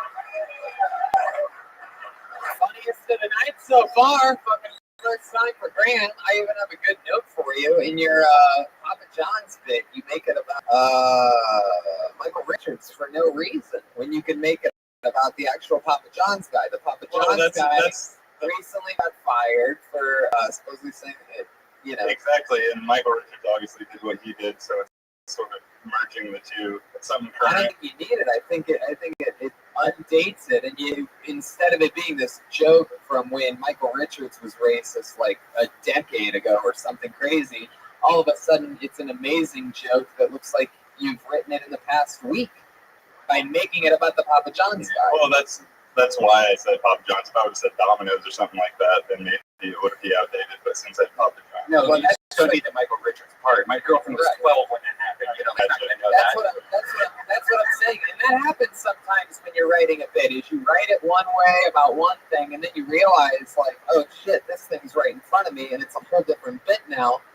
And That's what it should be. It should just be a fucking Papa John's, but about an all-white pizza. Like that's So when you sit and think about the olives, it seemed like there was a lot of hate in there. Yeah. I mean, like, whenever Michael Richards did that, like it starts out, he's like, 50 years ago, I would have had you hung upside down with a fork up your ass, and that's like. You don't need that. You don't need any of that. You don't need the black olives part. But you had me at all-white pizza for a second, if that makes any sense. It seemed to make some sense. My mom used to order an all-white pizza. That was her move. All-white pizza with green and red peppers. I never was into it. Doesn't give you stomach acid like some people are sensitive to tomatoes. It's true. Are you sensitive to tomatoes? Are you sensitive to I fucking tomatoes? hate tomatoes, man. You hate tomatoes? Wow. Interesting that I asked. Who fucking hates tomatoes? What else do you hate? America? I mean, do you hate America, Graham? Yeah, definitely. I hate America. I mean, at times, yeah. What do you do for work? You look like you wear an apron. I work in a distributor for like fishing rods and stuff. Do you wear an apron? No, I don't. So fishing rods? Yeah, it's just different fishing reels, lures, things like that. Yeah. Do you know a lot about fishing rods? I've been fishing since I could walk, basically. Yeah. Wow. What were you doing before you could walk? Crazy thing about fishing, it seems like walking isn't really a part of it at all. It seems like it's one of the only things you could probably give baby credit for doing. Is that why you're so athletic from all the fishing? Yeah, actually, yeah. Well, no, I'm athletic actually because I avoid sugar. And it's for no reason for my health. It's just I listened to the Joe Rogan Experience once. I'm on keto. Why are you like a model for a young dad Gap catalog? Good one. Normally when you say good one, it would mean that it wasn't good, but that actually was a good one. And I didn't like it that you just had with my emo friend over there. I was trying to match his mood.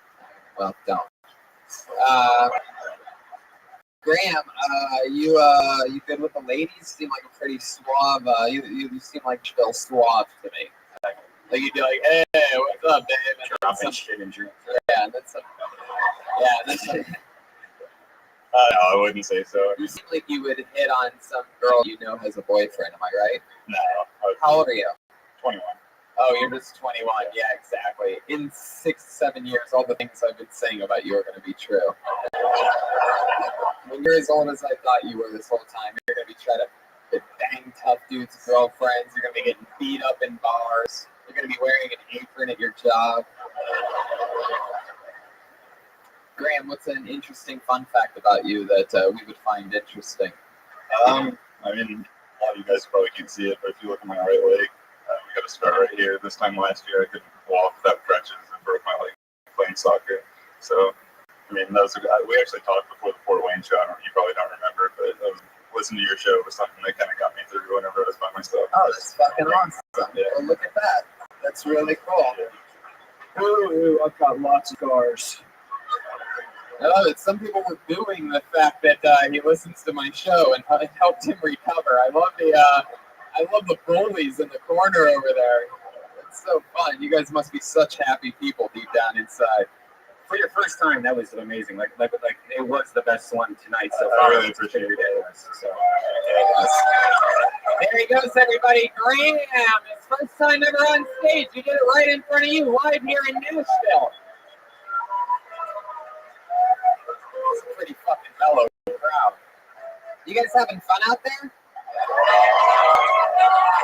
How many of you like it when the comedians do good up here? How many of you like to see people bomb?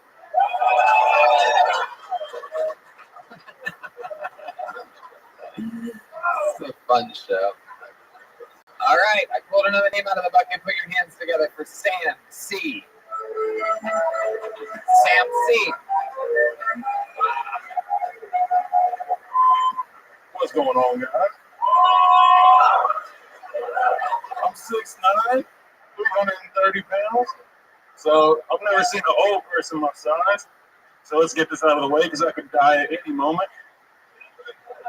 But anyhow, my It's kind of fucked up, dehumanizing the human rhinoceros. I could have a heart attack on stage, and by about noon tomorrow, my mom would say, well, he was a big boy. And no one would really be surprised. But hey, fuck. I'm up here aging like a Great Dane. I stop being useful, y'all gonna take me out back and shoot me in the eyes like Seabiscuit. That's all right though. I kind of expect it. It's not the worst thing being 6'9". I'm uncomfortable now. Someone moved the stool, but it's not the worst thing being 6'9". I only get freaky girls. I haven't seen the unpierced nipple since I was in the 10th grade. But I think that.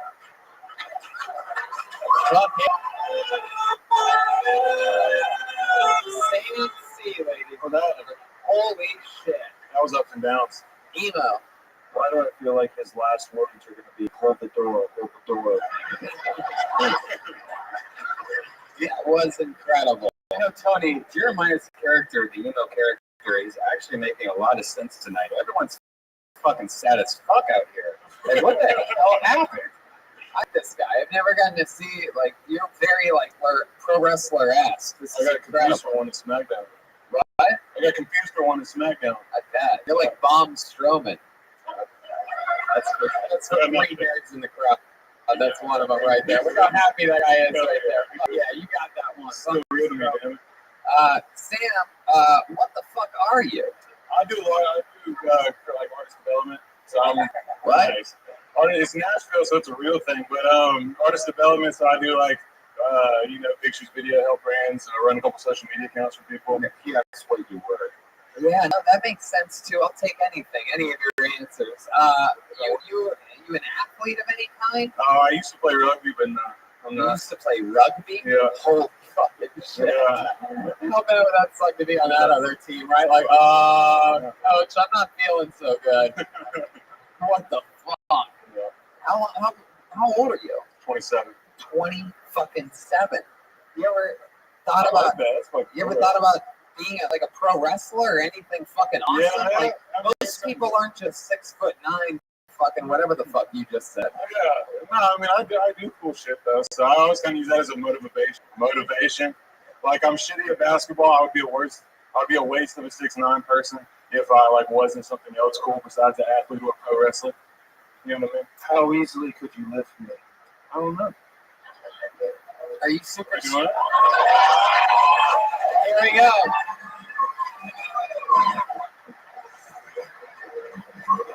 Wow! Watch out! There's a speaker up there. Fuck yeah! He lifted Jeremiah up with great ease. And for those of you listening to the podcast, Jeremiah is a fat fuck. Yeah. So it's incredible. It's like 400 pounds. Yeah. That's the highest I've ever felt. I like you a lot, Sam. If I didn't like you, I would have you try to lift up Red Man. Like you just like, Now let me try to lift you. I gotta be real. yeah. I've got a buddy that would stab me in my sleep if I didn't try to convince y'all to have him up here. He put me on this podcast like 2 weeks ago, told me to listen to it. You're gonna get stabbed in your sleep. Anyway, worth a shot. fuck yeah. So, you know. So, you have a girlfriend? No. You seem like you'd be into like shorter chicks, right? Yeah. Guys like you are always like it's always like some like 4'5" little fucking. My brother's 6'7", his wife's 4'11". Wow. Whoa, he's in the lift and carry. Jesus. Your brother's 6'7". You guys have any sisters? It'd be hilarious if you had a sister who was like 7'2". Fuck. What does your brother do? He's I work for Deloitte. What? Deloitte, he's an investment consultant. Damn. Yeah. One's a federal lawyer, one's an investment consultant. I just bombed. I got 45 seconds to stand up and No, I had that's to okay. go to bed. How you doing? That was great. Is the other one? Is the other one giant too? No, he's 6'3". Wow. He's only 6'3". Is he the oldest one? The oldest He's one. the oldest one. Oldest and the God, smallest. That's really fucking He's tiny. He's a tiny man. Emo Jeremiah. What does your mom's vagina look like? Jesus. I got limits, man. You mean all gravel lips? I bet your mom's vagina looks like an Outback Steakhouse blooming onion. Oh. You ever see one of those? Just fucking. Have you ever seen your mom's vagina? I'm Oh, that sounds like a yes to me. I mean, I was born. I didn't ask if you ate your mom's vagina. Jesus. My God, Sam. How the fuck do you maintain that type of size? Like, how much? What's a fucking meal look like for a guy like you? You just don't stop. You just kind of eat all day. Yeah. It's like grazing kind of. And it's an excuse to eat all the time. It's like, yeah, you get big. You know, you do like the. Well, I don't know. In the South, you got like potlucks at church. They'll throw the big man portions on there just for being big. And stack the place. Right? Take that eating discipline to pussy, and then you'll have a girlfriend. There you go. Wow. So you're single. Yeah. You been going on dates at all? I was a tour manager for a good while, so I just got off the. Hell yeah, that was probably fun, right? See what now? Whose tour were you managing? A band called Muscular Bloodline. Oh, Hell okay. yeah. They're like a modern day He's a blues fan. traveler, they say, right? You want them? No. So there was a lot of ladies out there on the road. Mm-hmm. You took some of them back to your hotel room or something like that. And they Treated them like fleshlights. Jesus. Oh, He's here for it. Did you do it with the lights on? Jesus.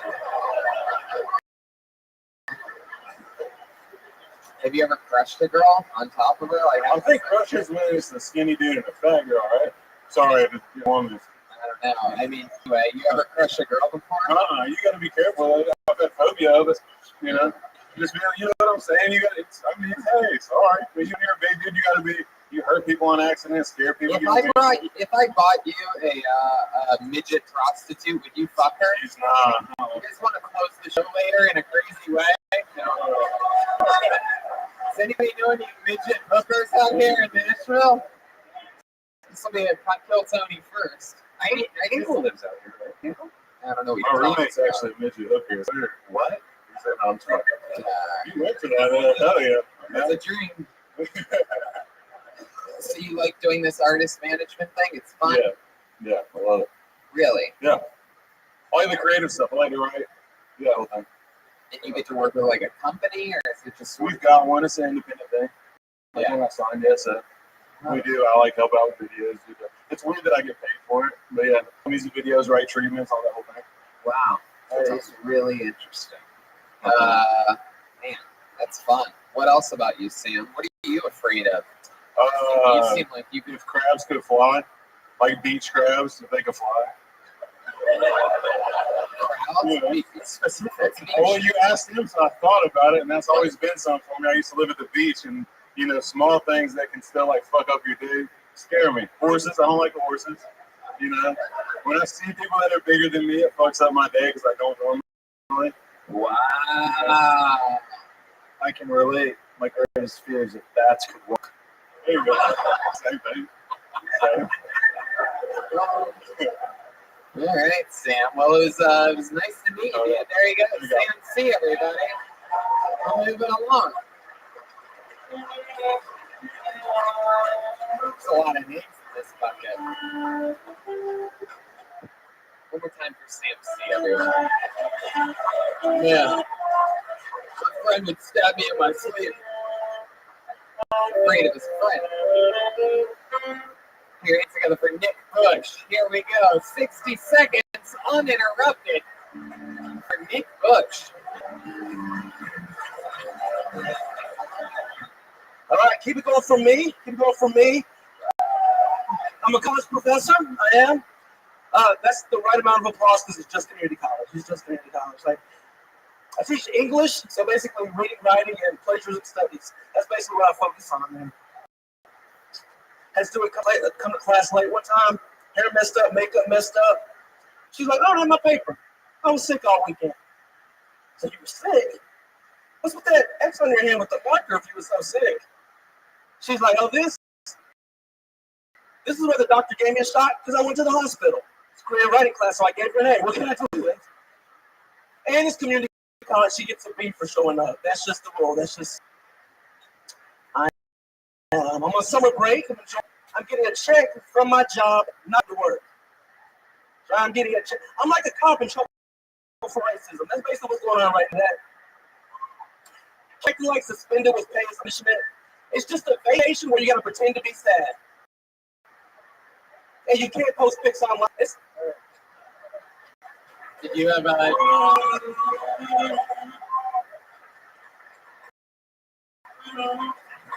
Fuck yeah. The heavyweight and the heavyweight UFC championships. And now here you are doing stand-up comedy. The scrubbiest version of Daniel Cormier I've ever seen in my life. It's very exciting. Nick Bush, welcome to the show. This is your first time on here, right? Yep. No. How long have you been doing stand-up? About 18 months. 18 months. You do exactly the goddamn start date, and I like that. Yeah. What do you do for work? College professor. You're a real college professor. Yeah. Wow, what college? This place called Motlow State. We have a couple. All right. There's one bad student back there. So that's like a community college. Yeah. What do you teach there? English. English. Wow. Yeah. Is that tough? No. It's pretty easy. Just grading. That's the only thing that sucks. Everything else is fun. You have to read a lot of papers. Yeah, a lot of shitty papers. I always sort of wonder that about fucking teachers. Like, that's the absolute hell. It is. How do you get through that? Are there certain things that you do that, a lot of drink. No, you just read them as fast as you can. Just read them as fast as you can. There's no. Right. Yeah. And then how long have you been doing that for? Jeez. About 8 years. 8 years. How old are you? 32. 32. So you started that when you're 24. You ever try to bang any of the students? No. I knew you were gonna ask me that. No. My first year, one of my friends got in trouble for that. That pretty much. Yeah. One of your friends, the student, or there's definitely a couple that you're like you masturbate to with the lights on. I was gonna say only with the lights on though. Only with the lights. For sure. Yeah. What craziest thing that's ever happened in your classroom? Oh, a lot of crazy shit. I mean, these two girls got in a fight because she was making fun of the other girl's kid, and so they started yelling at each other, and they got an argument over tin. When you say that they were making fun of the other girls, by the way, does it sound good out there to you, or does it seem like I could be louder? Louder. Is the sound guy here? Lucy, are you here? We need to choose like all the way, like fucking just blast that shit. It's just unbearably low, and I feel like it keeps getting quieter as the episode. What the fuck? Okay, now it's too loud. Yeah. It's too loud to go halfway between where you were now. Of course, I fucked it up. For those of you that listen to the episodes and go, why does it sound so fucked up? This is why. It sounds fucked up live, and then we adjust it, and then it's fucked up. That's cool. You're a college professor. I went to college, MBT. My dad didn't like me university. Come to Malmo. So when you say the two girls were fighting over a tan, was it because the tan was what? Well, this was before Trump, but she called her orange. She's like you look like an orange bitch right now. Whoa. So no, you did. Yeah. So I had to break up the fight. I had to be an adult. Yeah, did you evidently grab like boobs and stuff, breaking it up? Like, oh no! I love when a tit comes out. Yeah, I did. Actually, but did she look like an orange bitch? No comment. So Nick, that's interesting. Do any of the students ever try to like talk shit to you or like get one over on you or anything like that ever? Because I'd imagine you get sort of like some like bad students, right? Yeah. It's usually a dude in the class trying to impress a girl, and I shut that shit down within the first 2 weeks. Yeah. Did anyone ever get an attitude with you? Well, yeah. Can you know what? I'm going to be the student in the classroom. Let's just say you just walked in, and it's my first day, and you're introducing me, or so like start your lesson. Start your lesson. All right. In Hamlet. Hey, Mr. Bush. Hey, fuck you.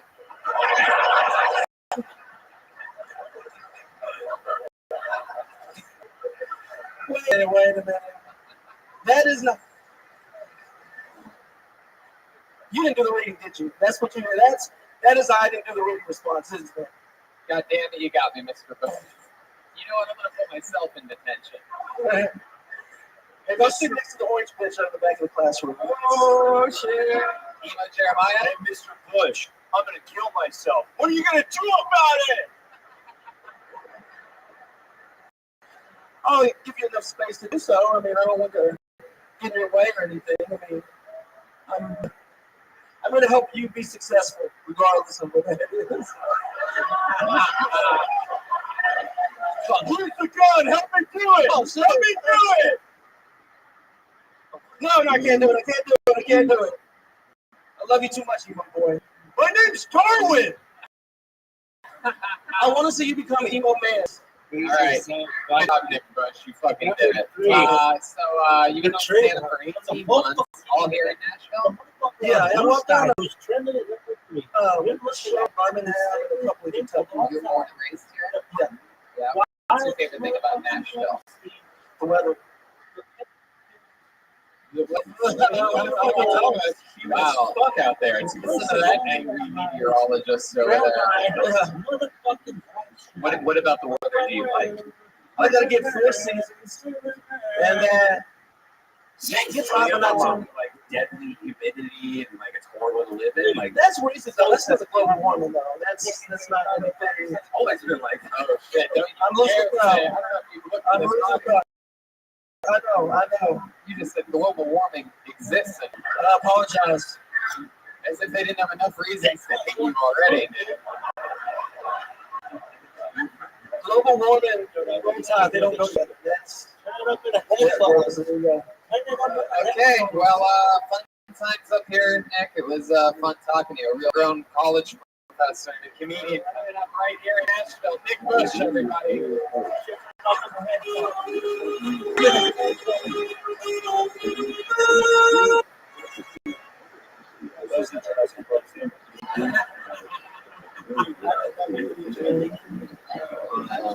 Have fun.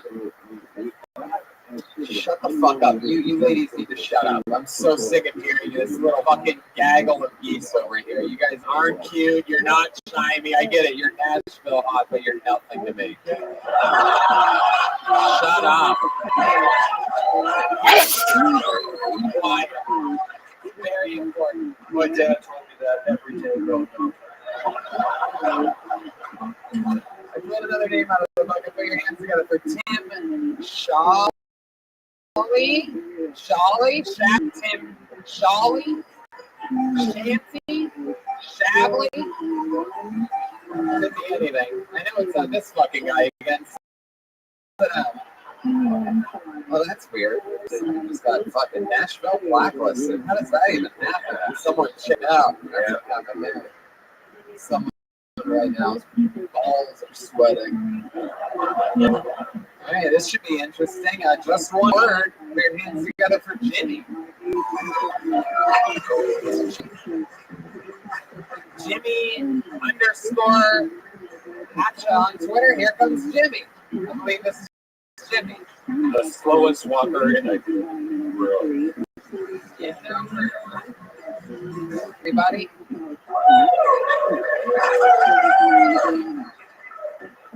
A long day today.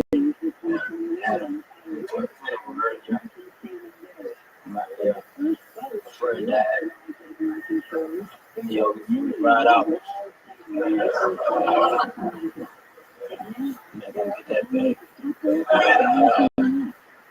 Shout out to all the women. I like that.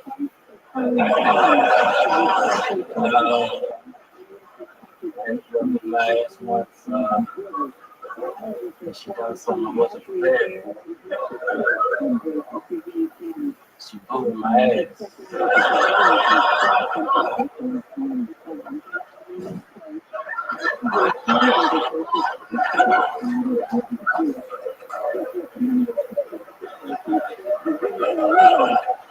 Not 40.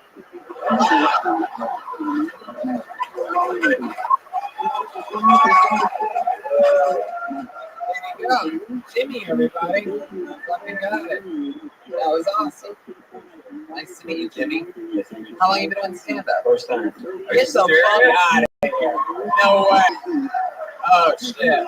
You're going to be a monster, dude. How old are you? 30. What? 30, and you're just starting out. That's incredible. Wow.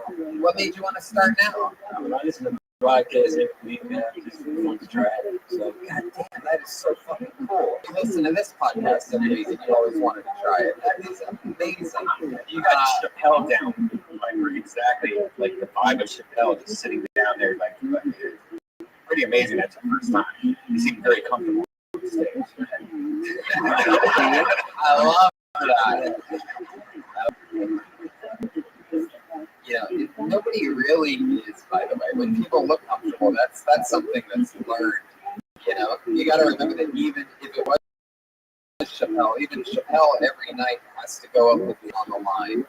You know, with that having to follow all the work that he's done, with people's expectations being, like the second season of his sketch show, which is, so hard to eat. So that never ends from, from your first time all the way through. It's just appearing comfortable, and you already have that down, I think, is what Brian was saying. Jimmy, that's fucking very, very incredible.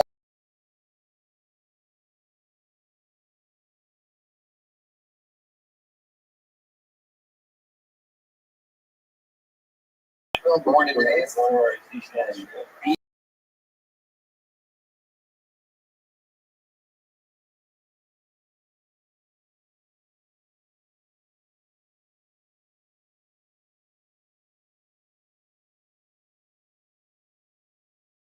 See any good shit?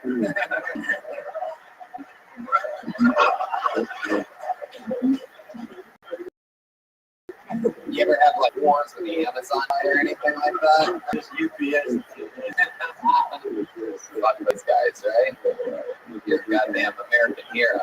You ever have dogs chase you? No, I think so. They like me. You have like little biscuits on you? Oh yeah. You have any on you right now? Oh, okay. Hell yeah. People always nice to you? No. Really? It's like something mean that's happening when you're out there on your route. What? Who the fuck throws their mail back at you? That's crazy. Yeah. Yeah. I know. It's scary. They ever throw the mail at you and at the same time yell, "Get out"? You realize that you're basically in a movie. Not yet. Anyway. Those people be crazy. Jimmy, what do you do for fun? What do you do when you're not delivering mail? You just started stand up. You're 30 years old. What you been doing with yourself? I got a kid. Oh, cool. How old are your kids? 4-year-old and 8-year-old. Hell yeah. Look at that. Pretty. I fucking love it. Do you think you're going to do comedy again? You're like, is this something that you just wanted to do once, or are you going to try it again? I do another show. Oh yeah. I think you certainly should. That's incredible, Jimmy. 4 and 8. You still with your baby mama? Now. What happened there? Just everything sort of flickered out? Yeah. Say that. Oh yeah. You back on the dating scene? You been having fun?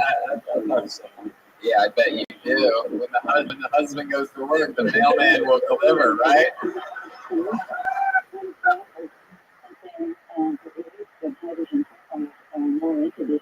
Put a little something in her postage box, right? Well, you came here, you better try the outlet next time. What? What the hell are you talking about? Shut the fuck up. I did not try to holler at your girl. There's no fucking way. Jimmy, that's awesome. That's absolutely It's awesome. Tony just got called out for being a douche. What was the? Did she have a beard on?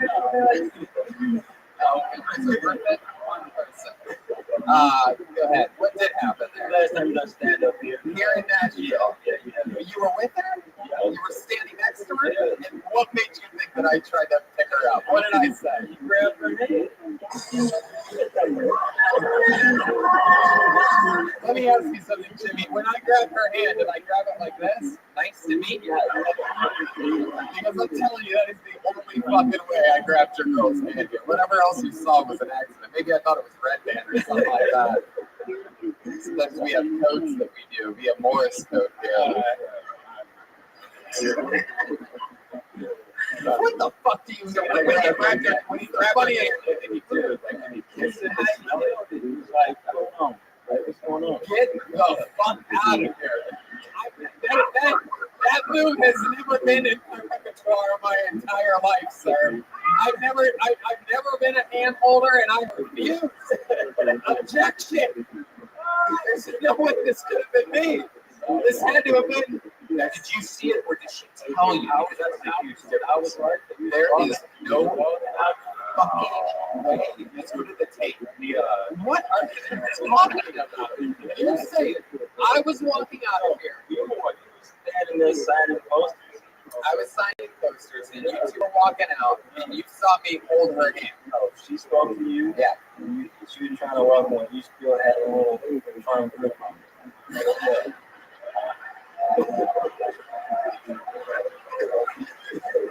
You are hilarious. No fun. I believe him. Why would he make this shit up? Because I wouldn't just, oh, you're not going anywhere. Was he drunk? Was it like a typo night? But he was talking about the warm pussy, and she had the. Listen, let me tell you, if I held her hand for longer, it's specifically because I was finishing talking about something or something like that. I have to agree with Tony on this one. The darker the girl, the better the world. All right, and I mean that physically, literally, and mentally. All right, well, I mean, this was an unbelievable first time on stage. One of my favorite interviews ever. Here he goes, Jimmy. Yeah, Jimmy. That might have been one of the most funniest things I've heard in a long time. Yes, one of the most funniest things. Do you think that really happened? No. Like, what do you think you were doing? I 100% just said live in between during the interview that if anything, if there was anything extra at all, in which I was literally like blah blah blah blah blah, that means I'm finishing saying something with someone. I'm aware if I was just signing posters. Did I take a picture with her, or you guys were just in line saying hi? Did you get a poster? You were just on your way walking out.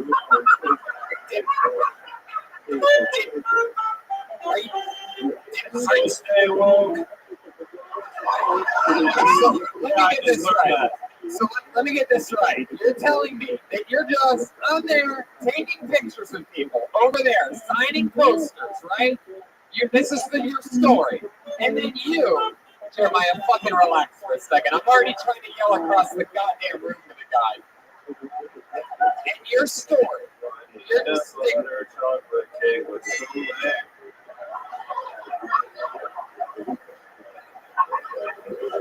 idiots, I tell you, fucking idiots everywhere tonight. So they just check out once in a while.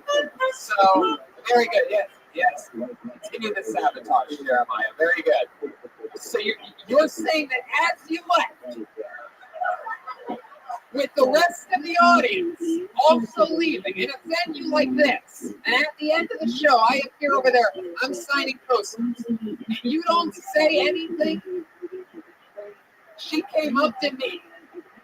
What do you mean she didn't come up? Then how would I be talking to her? Why did we let him go? We still need more of his interview, right?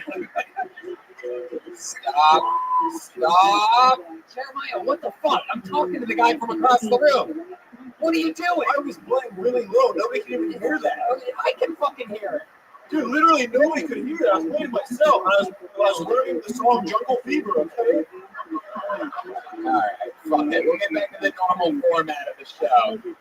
Let's just keep the fun train moving along. Your story doesn't make any fucking sense. And I liked you, Jimmy. I fucking liked you right up to the very end. Telling me that I'm shouting out at some guy's girlfriend. Get the fuck out of here. There's no goddamn way. Jeremiah! I pulled another name out of the bucket. Put your hands together for Matt Cox.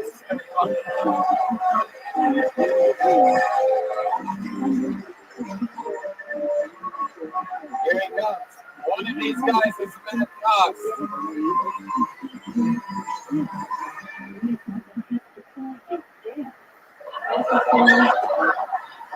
So I turned 35 this year, and I think I may be experiencing a midlife crisis. I lay awake at night, pondering the value of my own existence. And all I want to do is buy a Jeep Wrangler. Jeeps are amazing because they're like hormone replacement therapy on wheels. Like you get in, take it for a spin, start out bald and fat. When you get out, you get a ponytail and an erection that may last more than 4 hours. But I feel like a midlife crisis is kind of a white guy thing. You know, women, black guys, Latinos, you have a decent job, good friends, good family. What more can you need? Like, you never hear about an Asian guy leaving his engineering job to go try to eat a hot dog at every Major League Baseball stadium in America so that he can blog about it. But if your white friend tells you that's what he's going to do, it's like, yes, bro, what have you been waiting for? Fuck yeah, Matt Cox. This is your first time on stage?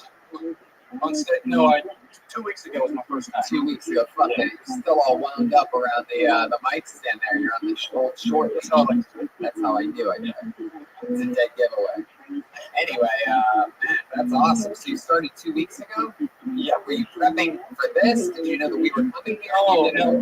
Or you just randomly started? No, I just randomly started. I did an open mic 2 weeks ago. And then I saw your show name on the marquee at Zany's. And then I was like, I think I know what, I've heard of that. So then I hear you on The Fighter and the Kid. And I was like, that's the show that's coming to Zany's. So I just binge listened to your podcast, listened to like 8 hours in the last 3 days. Yes, your girlfriend here at Tony's hungry. Yes, I'm hungry. Yes, I'm hungry. Is your girlfriend here? No, I'm married. My brother. Your brother? You married your brother? What the fuck? Hell yeah. There's two different sentences. Yeah, no, I know. So 2 weeks. That's fun. You've been wearing the same shirt for those 2 weeks, right? So you can't really, I guess it's more my seat. You can tell how wrinkled it is. It looks like you had it in a condom and stuff before the show or something. This is the bottom of the clean clothes bottom. Hell yeah. How old are you? 35. 35. How long have you been married for? 12 years. Damn. 12 years. You have kids? 4 kids. 4 kids. Oh my god. Have you heard of pulling out? That's a real fucking you're like a real like southern like a Christian guy, right? You guys go to church on Sundays? That was used to be. Yeah. What happened? Why'd you stop going to church? How much time you got? Why'd you stop going to church? You just start to question things and you don't have all the answers. So. By the way, if you're wondering who started that applause break, it's the guy Bomb going up first. So, really following it. Where there was one set of footprints, it's because there is no God. So I lead the Church of Baby Wolves. Would you like to join our congregation? Sounds cool. You have 2 boys, 2 girls. That's it. It was just random, I guess. Yeah. Seems like you would like dress them the same and shit, and like they're all like, you guys are like all like weird blonde hair, blue eyed, like the same. Yeah, boys have blonde hair, blue eyes. Girls have dark eyes, dark hair. Wow. You guys like the white trash Lannisters. Matt, what do you do for work? Marketing. What? Marketing. What are you marketing for? We do. don't want to get you in trouble, so if it's a big company or something like that. No, it's a small company. We do audio video production stuff. Oh, okay. That's fun. What do you like to do for fun when you leave the kids at home and the wife and the everything that you have, your favorite little grill and lawnmower and your perfect little life with your 2-car garage and the little fucking flower pot thing that you keep your front door key underneath, right? It's a turtle. Ah, you son of a bitch. Hey, lady, do I need to remind you to shut the fuck up? Your opinion means less than nothing. You're annoying. It's all about me. You're so annoying. And your boo during the other guys, with the other comedians setup was horrible. All girls with the extended babies act like that. Yeah, exactly. No, it's true. No, don't try to over-exaggerate it. We know it's just true. Big Lips Johnson over here. Yeah. I got some good lotion on them every day because they get dry. Matt, you ever been with a girl with giant labias like that girl sitting right there on the edge? Negative. Even after your wife had 4 kids, everything stayed in like that? Huh? Didn't all come untucked? All right. Matt, how do you keep things fun in the bedroom with you and the lady after 12 years of marriage? What's your secret? D'Angelo. Oh, wow. Didn't see no him. Really? What? Like the music? The music? Yeah, you got on and she's ready to go, huh? D'Angelo? That's interesting. Are you into cup holding? No. All right. Well, Do you know what that is? Do you ever use the blood of the innocent? what? Do you ever use the blood of the innocent as lube? No. Well, maybe you should think about it. I will. I'll write it down. All right, man. Well, you seem interesting, but I'm right. You have like that perfect little setup. What do you have, like a bedroom each for the girls and a bedroom for the boys? That's it. You and your wife and another one. And you have like a little. You don't have your own tool shed, but you have a little area in the garage with like your stuff, like dad's stuff. Like a shelf. Yeah, Shelf box on it. Yeah. What else? What else do you have? You have like one of those green egg grills. I was just going to say that. Yeah, that's what Is that true? Are you fucking serious? Yeah. Are you fucking with me? You've been reading my mail for the last 15 minutes, so. Well, I'm friends with the mailman here, so. All right, Matt. Well, we're just gonna keep it moving along. That was a lot of fun. You just started 2 weeks ago, and you're in it, dude. You're in the game. Matt Cox. Let's keep flying through. We have so many people. You guys having fun out there? I swear to God, I swear to God. All right, let's have some fun here. You guys watching up there on that stairway? Now watch, let's play a game. Let's play a fun game called This Is a Real Fucking Live Show. That's the game. You guys, we've never seen this one before in podcast history. If one of these chicks says one more fucking word, take that entire table out. All right? Their party. I don't think the people behind them. I don't think the people behind them are with them. Right. This guy's got fucking handcuffs, lady. You're fucked. Not one word. Not a fucking word. Don't even respond to this. Fuck yeah. Whoa! There it is. How dare you? Let's give him one more chance because I truly think she's just that fucking stupid. And if the guys that are with her want to give it a fucking shot to shut her up, that might help. But I guess I see who controls the fucking sex in this relationship. I guess she's the boss. I don't think fucking little Luigi over here is gonna really stop her. All right, but you keep an eye on it. All right, you see her yell one more fucking thing, I want you to grab her like this is live PD. Yeah. Let's do this shit. Back to the bucket we go. No interruptions. Put your hands together. This looks interesting for Clay Crumb. Clay Crumb. Clay Crumb, everybody. And I got fleas at my house. And they're everywhere. They're in the living room, they're in the kitchen, they're in the bedroom.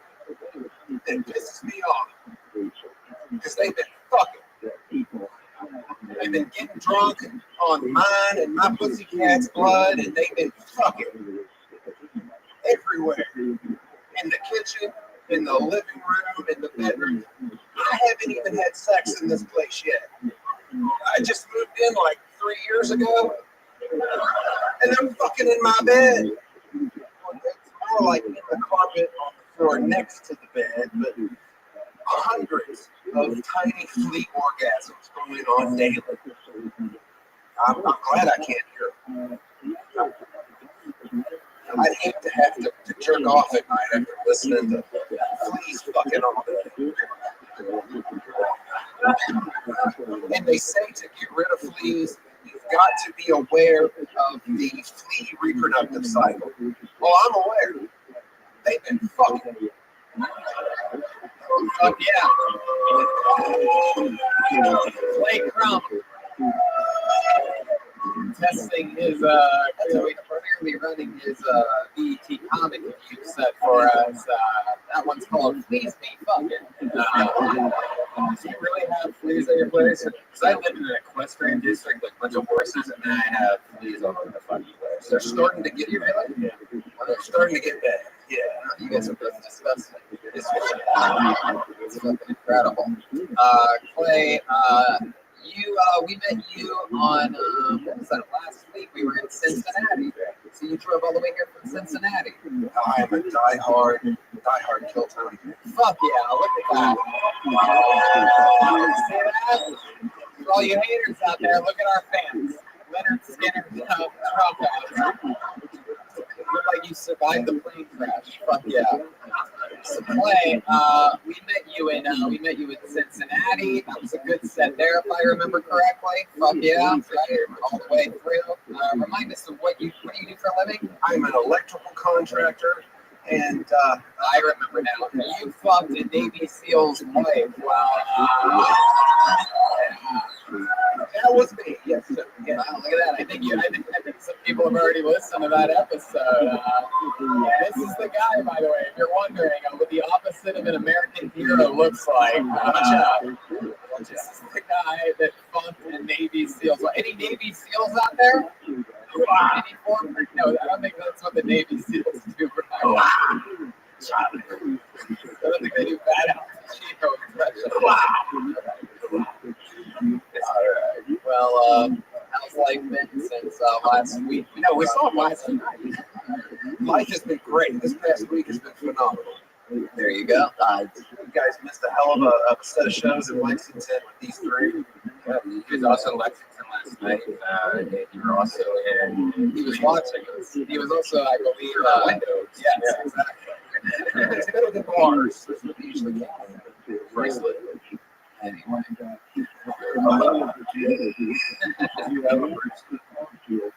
Did you drive here today from Lexington? I don't exist, I guess. Wait, what? I didn't realize that was a real question. It's fine! Can I give you a hug?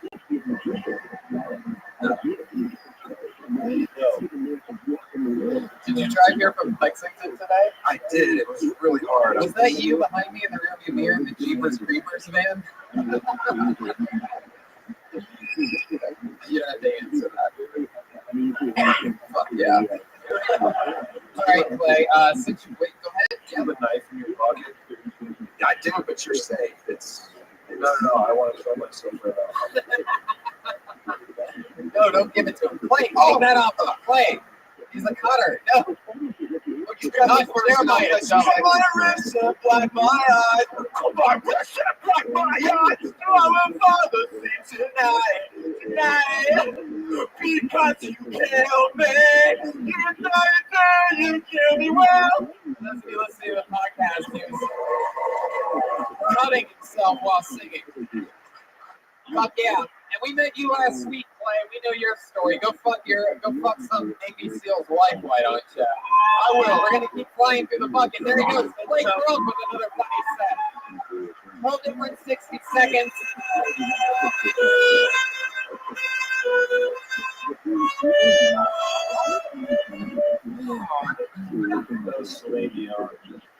That was the theme of Titanic, and it was being played while it was sinking.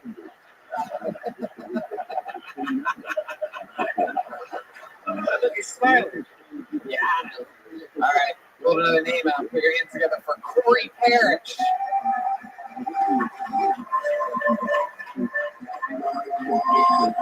Here we go, people. Anything can happen. Corey Parrish. We're taking my stand-up Virginia tonight. It feels a lot like the first time I had sex. I'm nervous, I'm shaky. I'm really hoping I can make it a whole minute. I'm trying to figure things out. I went out downtown with some friends on the weekend, and I noticed a gay guy wearing the exact same outfit that I had on. That's when it finally hit me. I might be stylish. Say what you want about the gay, straight fashion. I'm kind of messed up. I think it's because I went to Catholic school growing up, and third grade is tough, Start talking about multiplication tables. Well, the school I went to was also the first year we started to sign up to be an altar boy. I signed to be a Boy Scout. So all in 1 year, you learn you multiply your chances of being molested by 2. Thank God I transferred to public school.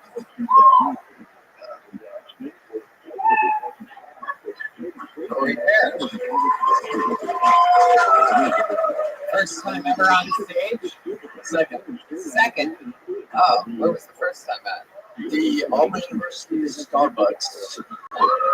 Starbucks? Well, it's the student center. That's a Starbucks and they had an open mic. Wow, they had an open mic at a Starbucks. Wow.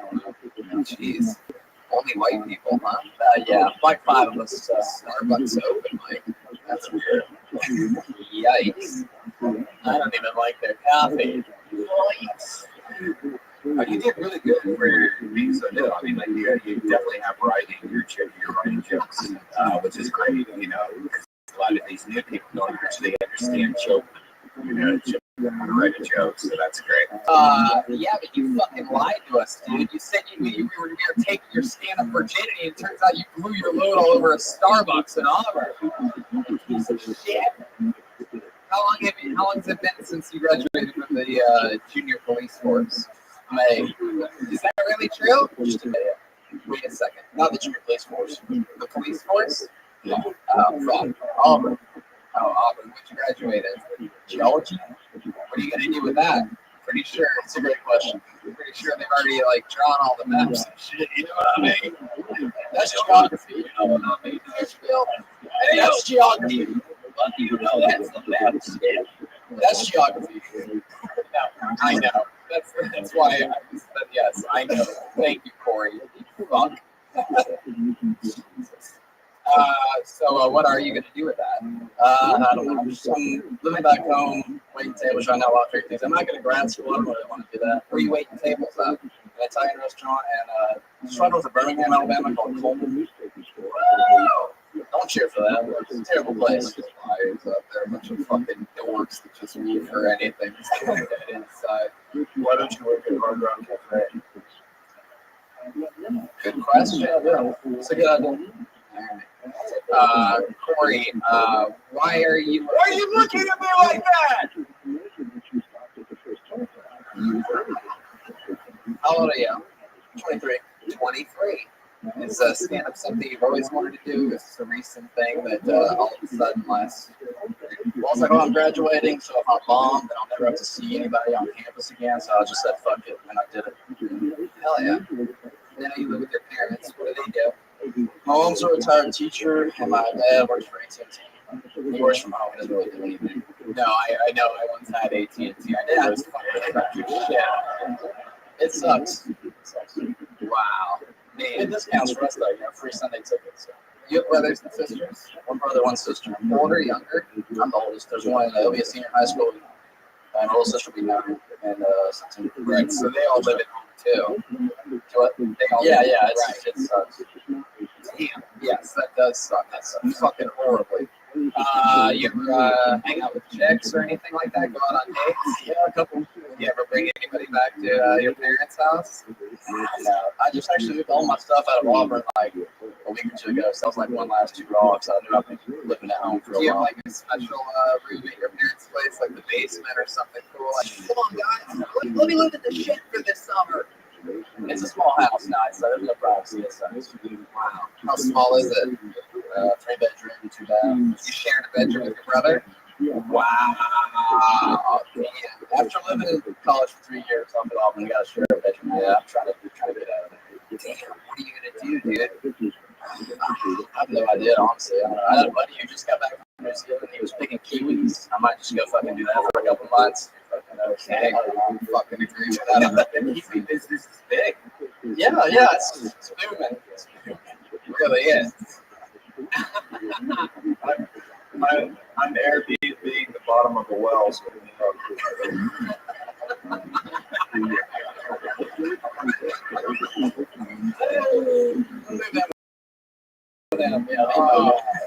Anything in that bedroom that creeps you out? You ever been jerking off or anything like that? Tell the truth. I walked in one night and all I saw was legs and a blanket. So yeah, pretty much. How long did you watch it for? I hope I finished. Nothing bad.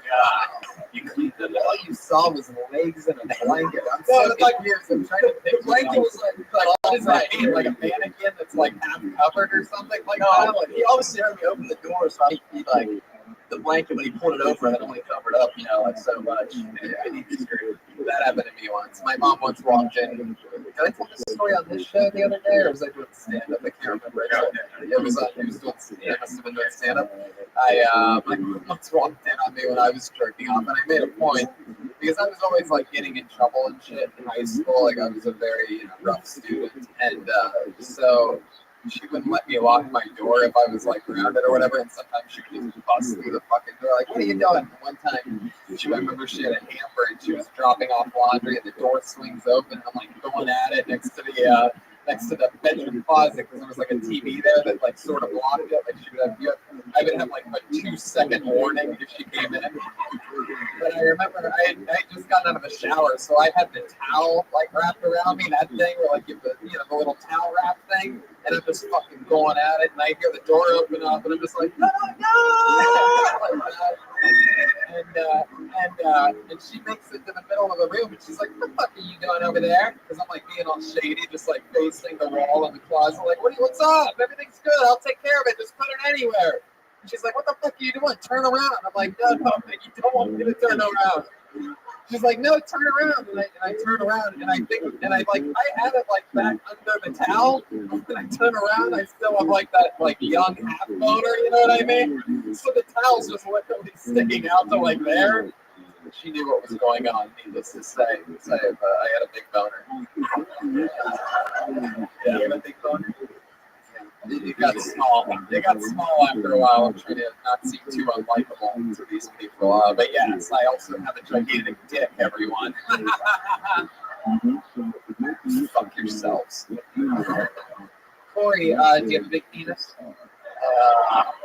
Let's talk about your cock, Corey. How can you do segment go, "Let's talk cock"?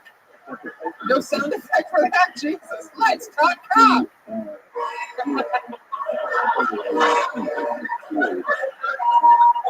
Oh, you had it. Thank you. It's the one.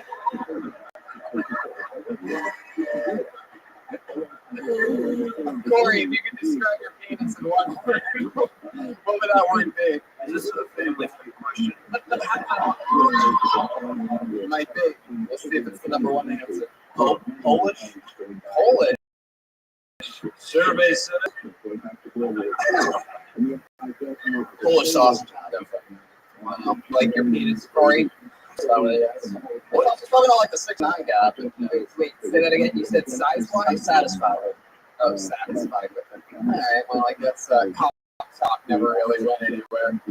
Some segments never really take off, you know? We would have thought the Mexican drum off would have happened more than once, you know? But things fucking happen. Anyway, this was another episode of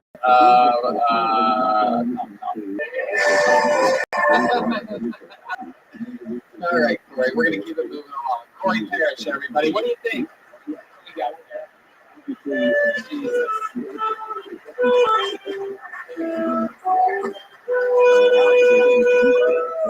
Those Backstreet Boys, I want it that way.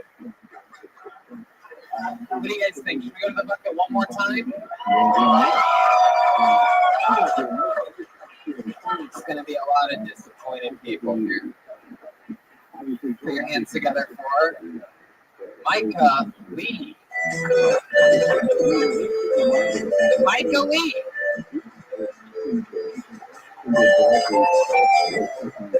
Here he comes. He's coming. Yes, this is him. Here he comes. One more time for Michael Lee, everybody.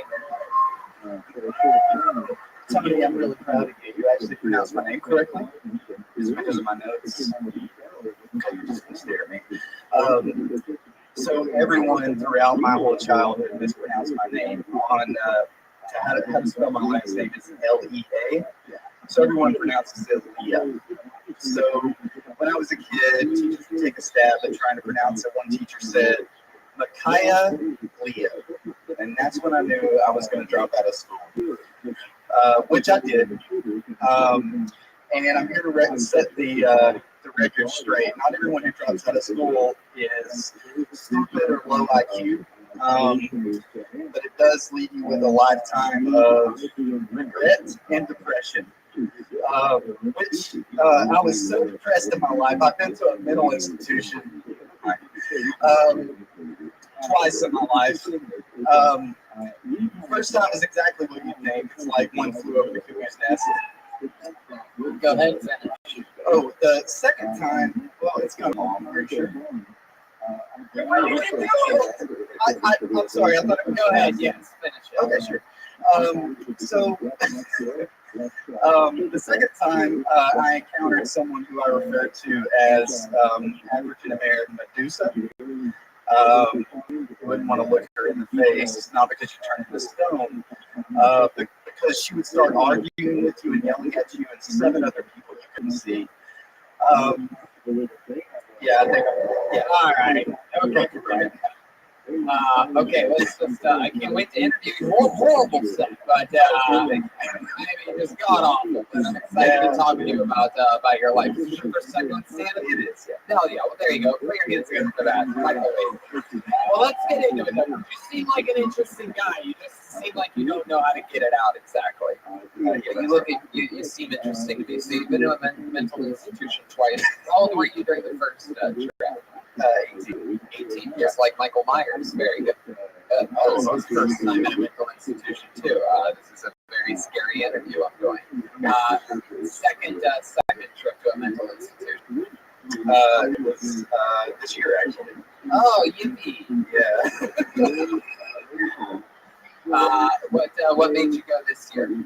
Well, what happened? Did you do something wild? No, you couldn't get out of bed. You were deeply depressed. Yeah. I was deeply Tell us about it. Tell us what's the juicy details. Well, to cut to the chase, I mean, I was like suicidal.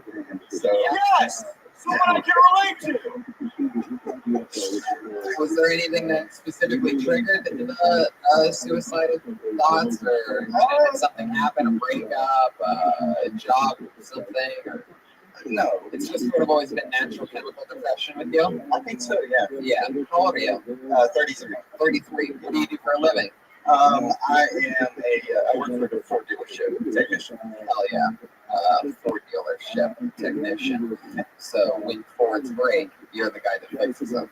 Yeah, sure. You have your fucking hands full. You're all synced up. Yeah, that's one of the busiest jobs in America right there. Yeah. Ford technician. All right. Well, that's interesting. Don't you feel like your Padres at Ford really would have missed you if you killed yourself? I love that the only 2 people that laughed at the end of that joke was me and him. And the entire room were just like, well, it's just it's another happy interview here. I lost it all. Fuck. Hey, this is what this is what fucking people are into that are suicidal. But I'm glad I could be of some assistance. I mean, if we're saving lives here at Kill Tony, then gosh darn, so be it. If you killed yourself and all of your coworkers would be like, well, I guess you built full of tough. Yeah. Sheriff fucking Maya fucking Watkins. He just needed to Ford escape. There you go. Hell yeah. Get some goddamn focus in his life. Yeah. What's your sign? You a Taurus? Yeah. Are you really? You're a Taurus and you work for Ford? Yeah. What the fuck? My sign is a noose with a razor blade. Wow. All right. Let me ask you this interesting question, Micah. If you were going to kill yourself, how would you have done it? Oh my God. Let me guess. Yeah, I can't. Let me guess. You seem like a pill guy to me. No. No? How would you? How do you think would have done it? Like my whole family. Oh, shit. All right. Well, we don't want to scare them. Everybody, everything's good.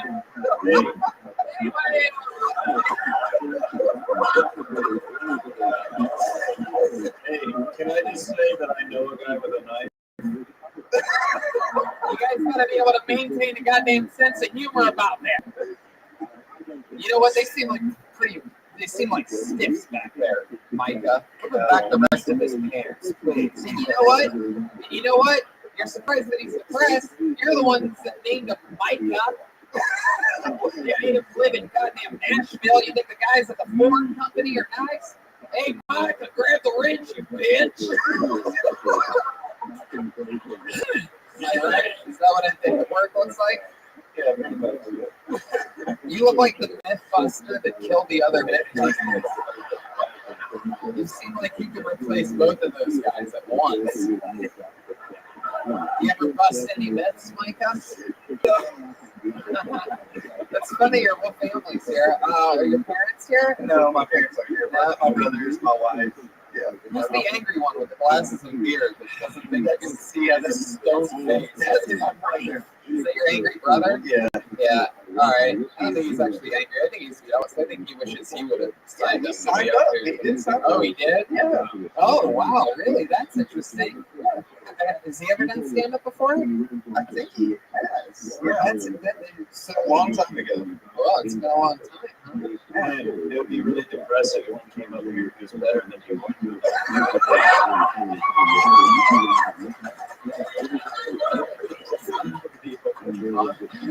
Unbelievable. I mean, it's unbelievable. It really would be pretty depressing if it was worth it for that joke to reveal what will clearly be closing the show tonight.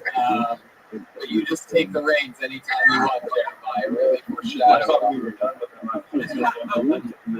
No. I think we absolutely have to do it at this point, right? Yeah. I mean, we were gonna end it with Micah, but what do you guys think? Should we have our first ever Kill Tony brother off? Oh yeah. All right. Only one rule before we bring him up. Okay. Only one rule. If he does better than you, you're not allowed to kill yourself. That's a deal. All right. Why don't you do me a favor? Why don't you, since you're his brother and you know him and everything, and we're here in your hometown, one of the most world famous comedy clubs on the planet, why don't you bring up your brother? Why don't you give it up to my brother, Colin Snyder? Here he comes. He's gonna close the show tonight. Wait. You get back here.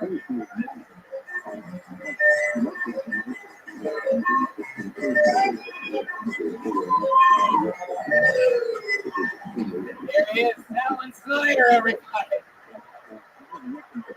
Yeah, you're dead. So, there's that.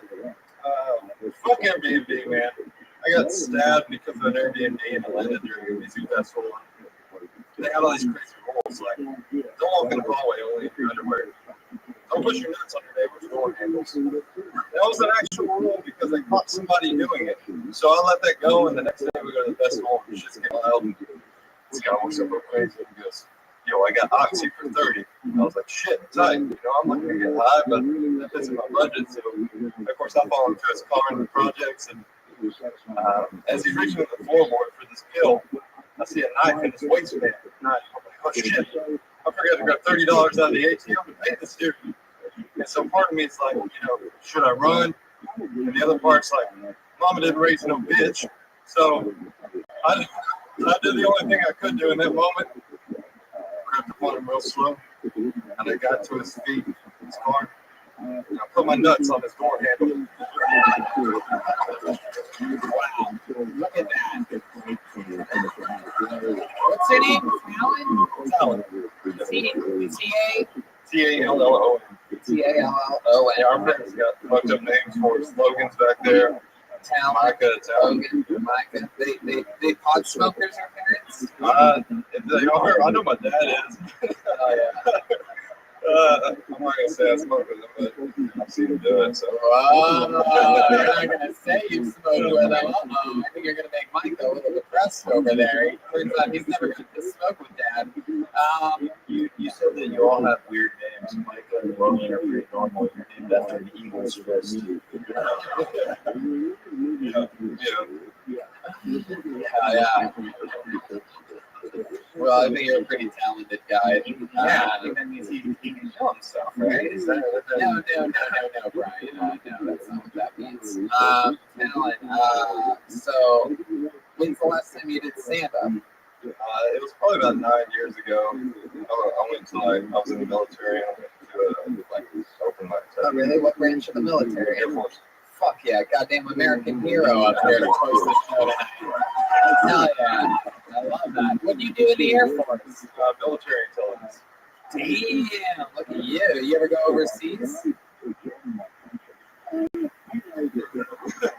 Jeez, you struggle. You went to you did. Yeah. Fuck up some college. Hell yeah. Wow. Like your brother-in-law? Yeah, he's awesome. Fuck yeah. That is the correct answer in this situation. You think your dad's always loved you two equally? If we had the same dad, yeah. Oh, you guys have different dads? Yeah. By the way, now that I've seen you both, you look more like the Mythbusters than before. It's sort of crazy that I already had ruined that joke.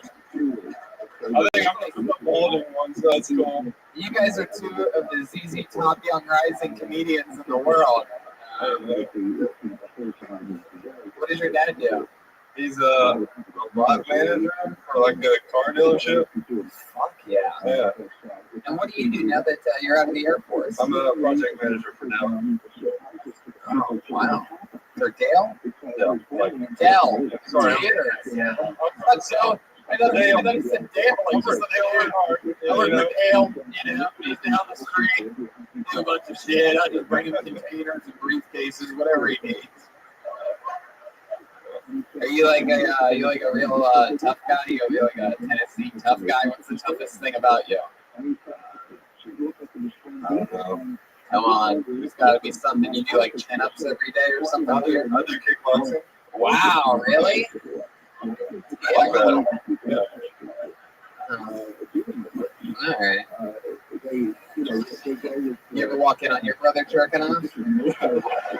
Which one? Which one do you like better? Which one, jerking off or just how high can you kick? That's a great question. Yeah, we're not putting two of these. How high can you kick? Can you give us a little example of how high you can kick? I think Darwin here is going to test his theory. There he goes. Go higher, higher.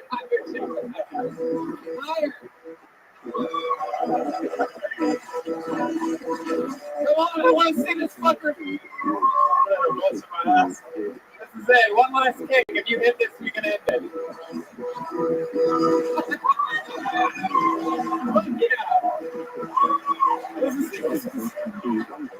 Oh, there goes Jeremiah. Wait a second. Whoa!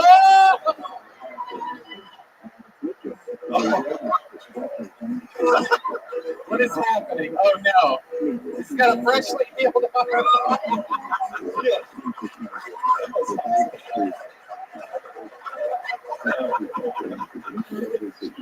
I've been training in the darkness for years.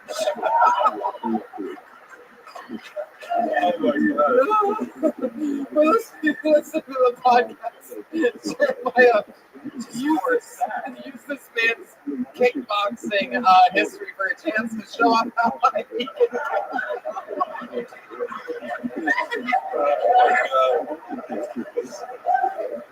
That must be the funniest thing I've ever seen in my life. After this guy, you made him kick so high, and then he holds him, and he puts up the hold on 1 second finger. He said, hold up his finger. Jeremiah can kick very high for you podcast listeners. For those of you that don't watch the podcast, he made a point to show us. Oh, fuck. All right. Michael, why don't you step back up here for a second? Mike, what did you think of your brother's stand-up comedy here tonight? I thought it was really good. Hell yeah. And what did you think of his kicking power? It was high. Oh yeah. But what do you think of Jeremiah's? That was impressive. You're damn motherfucking right. Wow. So that's as loud as the sound could have been here tonight. Micah and Talon, take care of each other, love each other. The first ever brother-off in Kill Tony history. And in a double victory. Micah Lee. Everything happened here tonight in Nashville. Did you guys have fun? How about one more time for the great, powerful Jeremiah Watkins, everybody? Motherfucking Norwood. Make sure you check out everything he does. This new podcast, Jeremiah Wonders, is hilarious. He plays different characters in that, and he joins us on every episode of Kill Tony. And Brian motherfucking Redman. Hey guys, good seeing you. So much fun tonight. To all the people that got up, congratulations and kudos to you. And to those of you that didn't, I apologize. Did we get a lady up here? We didn't. It's too late for that, right? We promise you we will be back in Nashville very soon. We love you. Thank you. Good guys. Take care of each other. Bye-bye.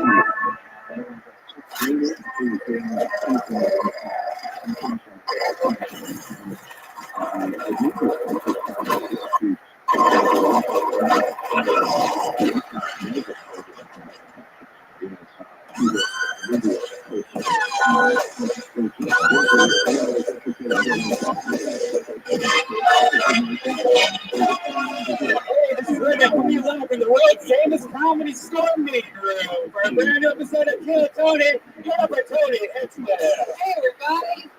Fuck yeah. Right, right, hey. You guys excited? You're at the #1 live podcast in the world. This is Kill Tony. Drawn every week by the great Ryan J. Eagle, who's already knocking it out. We are streaming live on YouTube. Our friends over at YouTube. YouTube.com/KillTony. It's that easy. YouTube.com/KillTony. We just got back and doing a bunch of fun shows on the road. A lot of fun in Nashville, Tennessee. We did a Kill Tony there. We did some stand-up out in Lexington. And that was a fun experience. And we're doing a lot more. Coming up September 20th, we're in Lansing, Michigan. The next night, Grand Rapids. September 22nd, Detroit, with our guest, Danny Brown. I think that's just a Kill Tony for that one. September 28th is Kill Tony, Toronto, Canada. That's a big one. That's just for us. Yep, I'm going to be doing some stand-up that week as well. And also, this is a huge one, November 9th. We're in Boston, Providence, right smack dab in the middle, so people can drive from all different angles. We are crushing the East Coast again. Last time we were in Boston, it was goddamn chaos. Oversold hundreds and hundreds of tickets and just basically filled the fucking gymnasium. So it'll be fun to see what we do this time. November 13th, San Antonio. November 14th, Austin, Texas. The 15th, Houston. November 16th and 17th, Fort Worth, Texas. I'm not sure which dates Antonio will get us. 17th. We'll stand up all around that, including that night. I'm doing stand up all by myself October 3rd through 6th in Chicago at Zany's. And yes. All right. We might have an announcement soon. Huge announcement. Huge announcement. I can almost guarantee that it will be next week. It is so hard for me not to announce it, but I will say this. This is what I will say. Is October 12th, you might want to mark it off. October 12th. Insider information. And it's not here in Los Angeles either, but you're still going to want to mark the calendar because you might want to make the trip to find out next week. Let's just jump right into it, shall we? You guys want this? It's Kill Tony live from the world famous. Every single week, have one of my friends on the show. This week is no different. I fucking love this guy. He's one of our favorite guests. He's been a couple times. And you know, from the fighter and the kid, so many great things below the belt. Ladies and gentlemen, they're the best. The great, powerful Brendan Schaub, everybody. Come on. Hell yeah.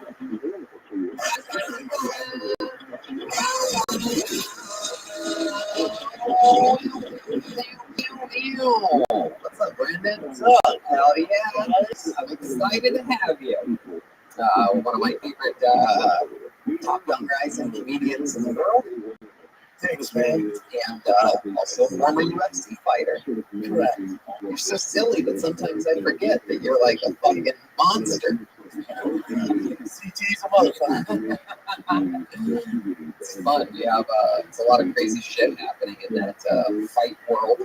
On the podcast, Fighter and the Kid. What's going on with what's your pick for McGregor to be? I'm just gonna break it down. Let's I'm a Conor Dick Rider. You guys know this. If you ever see me, I'm a Conor Dick Rider. Yeah. I think he gets it done, man. Yeah. I do. Yeah. It's going to be interesting to see. I mean, about that YouTube star that wants to do it, like Conor, his name is Logan, right? Yeah. Logan Paul or something like that. It doesn't matter what his name is. Remember when the Rockies did that?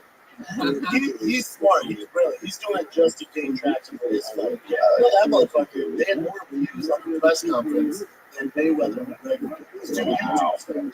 Smart little guys. He used to be a wrestler, though, so he might have some legitimacy to it, I guess. I guess. They had more views than Mayweather and McGregor. God, that is I'm literally going to kill myself. No, I thought about it too. It is incredible. I thought about it. But let's have a show instead. Every week we have a band on this show. You never know what they're going to do. I never know what they're going to do. Every week they do different characters and they commit to the characters. It's always a surprise what they're going to be. So let's all check it out together, shall we? They're the best stand band in the land. They're the Kiltony Band. Jeremiah Watkins, Schulberg, Joel Jimenez, and Chroma. Here we go. What?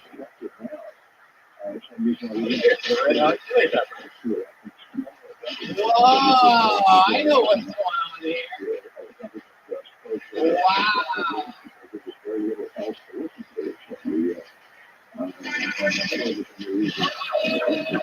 Yeah. All right. Apparently this week the band is Alanis Morissette.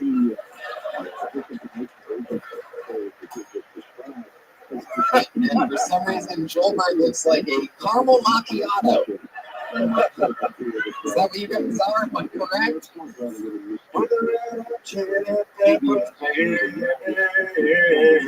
I had a feeling. They are the Red Hot Chili Peppers. And this is interesting. This is a very specific guess. I feel like it's a very tough one to ever guess. If you guessed Red Hot Chili Peppers, you just won $11 million. Congratulations. I mean, this is incredible. So After they win that money, they have to give it away. Oh, wow. Give it away now. All right, maybe I was wrong. Maybe the Red Hot Chili Peppers is a good choice. Fuck yes. Well, let's have some fucking fun with the Chili Peppers. Brendan Shaw. I have a fucking crew of comedians' names. They all signed up for the chance to get 60 seconds on this stage, and then we interview them about anything in the world. You know your 60 seconds is up when you hear the sound of a kitten. That means wrap it up then, or else you're going to bring out the angry West Hollywood bear. Hilarious tonight. Yeah, exactly. That thing will fucking get you. Even Brendan looks a little scared of that bear. Yes, there's the sheep of truth. All right. Let's just do it, shall we? It's Kiltony Live. Everything's about to happen right now. 60 seconds, uninterrupted. Damn, are there a lot of names in this bucket? Yes. Okay. Heavy stack of names. All right, put your hands together for your first comedian tonight. Paige Rios, everyone. Uninterrupted 60 seconds from the farthest possible area. When you want to send it to a Set it to a clock. If I was a person that signed up for this show, I'm going to always sign up and I'm going to sit all the way over there. Because those are the people that always get pulled out. Put your hands together one more time for Paige Rios. Right now. What's up, guys?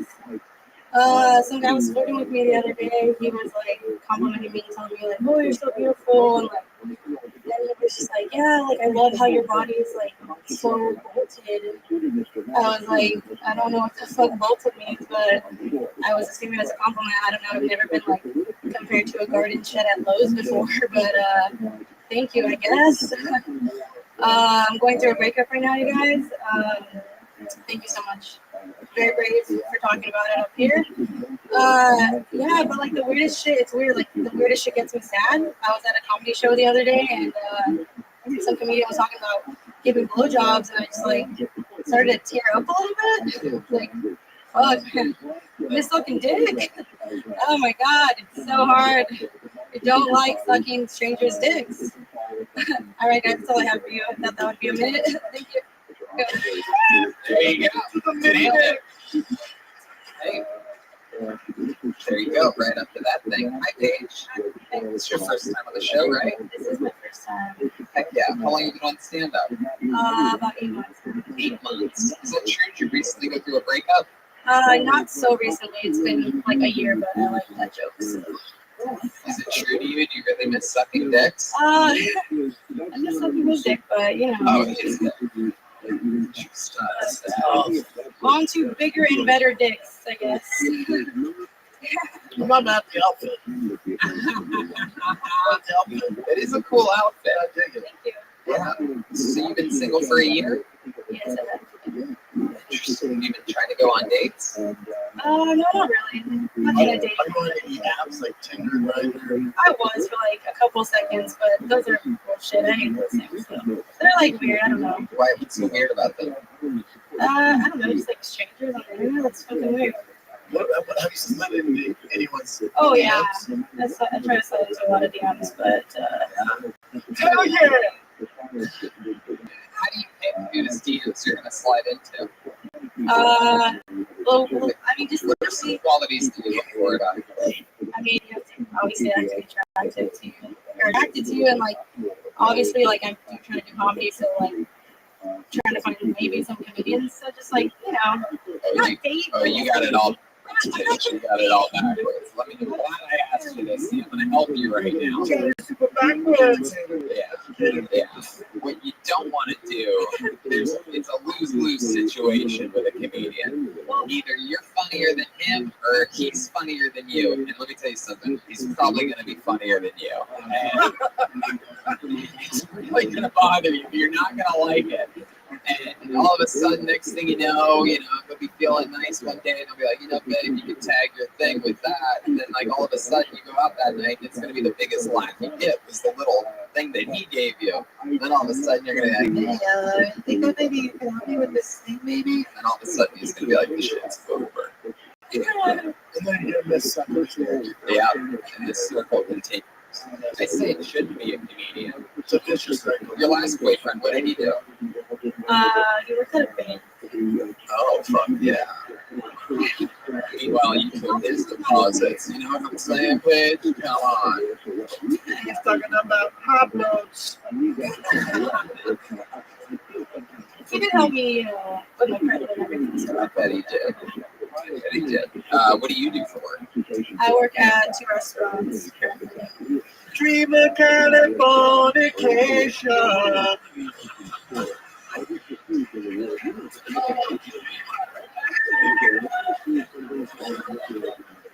You from LA, Paige? Technically, it's Cody Johnson. LA County. It's like 40 minutes from here. Oh, yeah. Your parents are both Mexican? Yes, Mexican American. Good call. I was gonna ask. Kind of tightened up and stuff. A lot of people. Fuck yeah, you got a standing ovation. Carrot tapas back here. Oh my god. That might be the silliest look I've ever seen on you. Hell yeah. Paige, any fun facts about you? What do you think? What do you think's some like special skill or talent or anything you do? What would we be interested? Like if a book of fun facts about Paige Rios came out, what would be the one? I'm really good. Yeah, I'm really good at sucking dick. No. Is that true? You said, "Oh no" afterwards. You're like, "I'm really good at sucking dick." No. I think I'm good, but I think like, how can you do it badly? Oh, you can. I feel like have you ever gotten a bad blowjob? I don't know. 75% of blowjobs are horrible. Really? Ew, Jesus, no, you have a problem, Ryan. Something's wrong with you. It's called a thick dick then. It's like, dragging tits. 75% of blowjobs are bad. And those are all the ones who Ryan read down. Yeah, I'd like to reference an old joke. Can I tell you about the worst blowjob I ever had? It was awesome.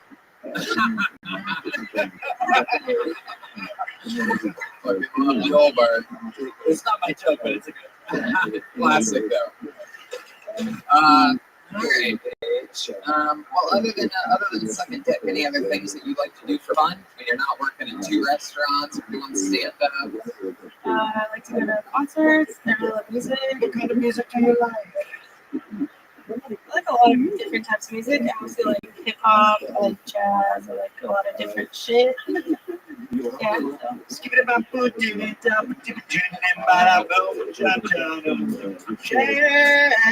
baby.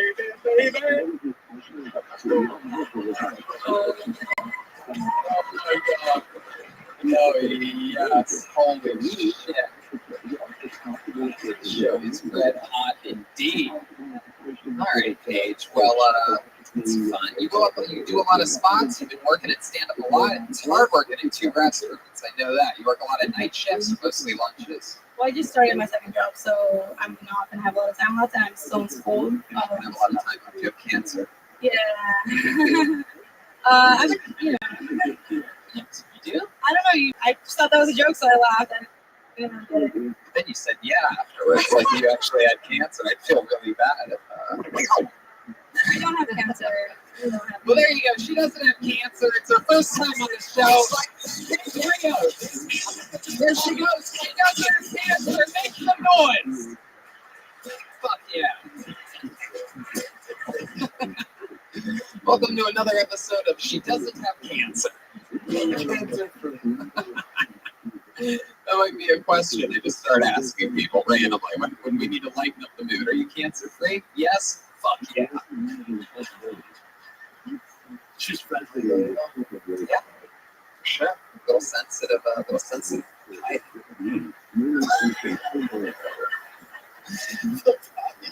Is that racist?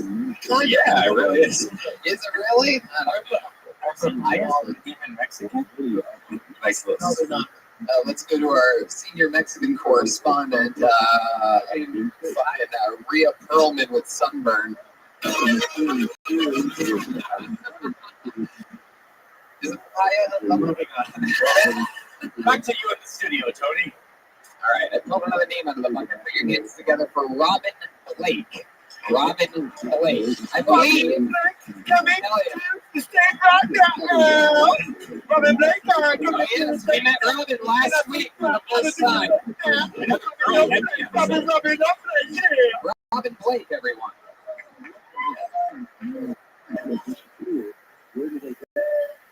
I know what you guys are thinking. I don't know what bathroom I'm supposed to be in either.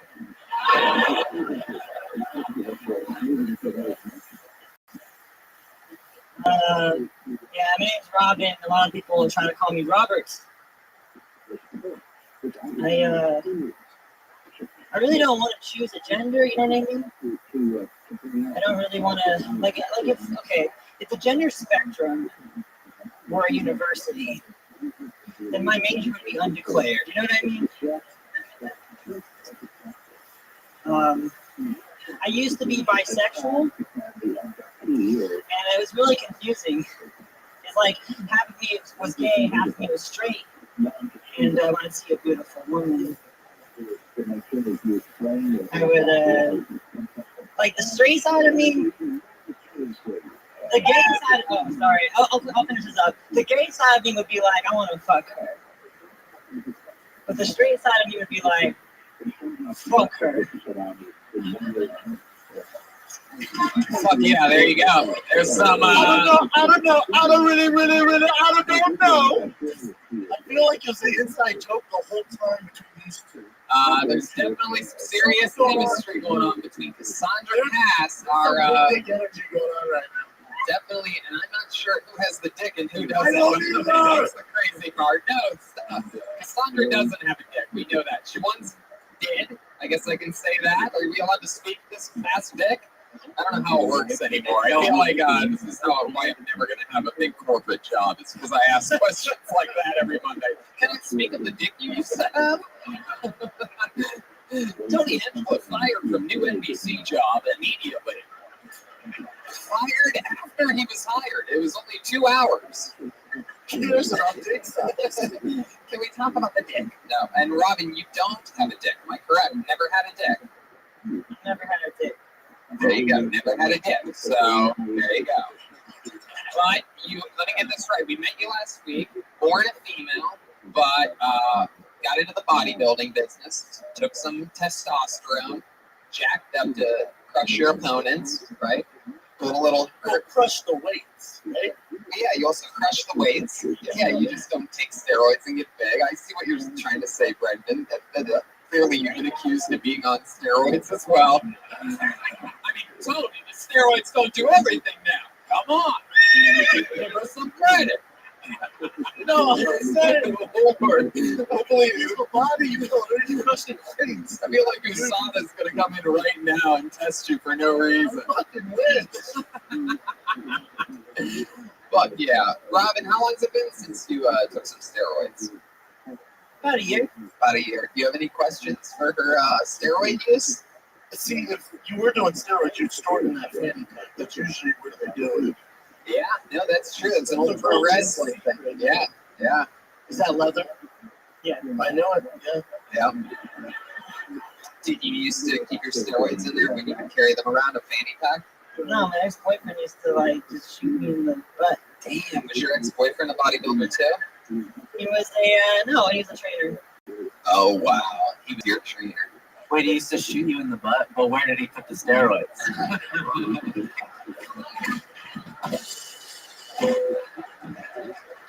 Wow.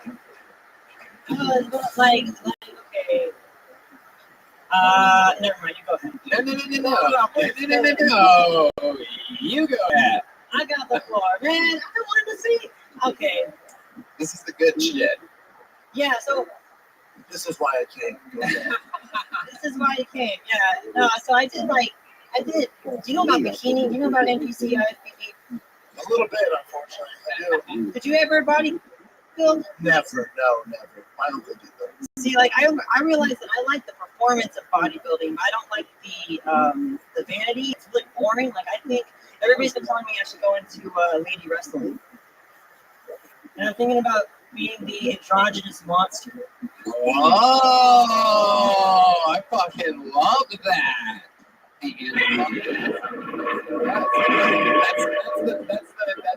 That's the start of your theme song, I do believe, when you hit the pro wrestling circuit. By God, it's the androgynous monster, fresh out of one of the locker rooms. You can basically wrestle anybody, Robin. I got news for you. One week you're in there against Charlotte Flair, the next you're in there against Daniel Bryan. I can just see it. Robin, what do you do for work? Okay. Wow. Took way too long to do. Yeah. Because I'm unemployed, but I have like gigs. Like I do webcam. You're a hustler. I'm a hustler. I do Yes, webcam. hold on, Anthony Kiedis. Yeah, I got a question for Robin. Hey. When you were a kid, were you a part of the It Scouts? Let us settle, let us settle, let us settle, let us settle, let us settle, let us settle. The It Scouts, ladies Oh, and gentlemen. Jared. So, Robin, let me ask you a question. If we tuned into one of your webcam shows, can you give us a little example of what that would look like? You sure? Yes, I'm sure. Are you bathing babies during this? I don't understand. What am I allowed to do? Well, we serve food here, so. What do you mean?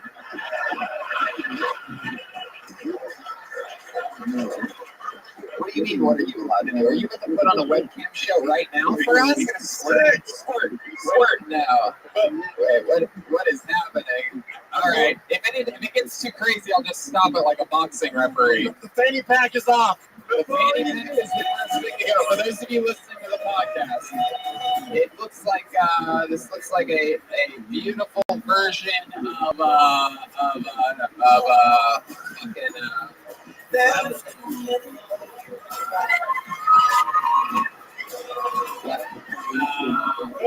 Before you go any farther, we got a good toy explosion. holy shit.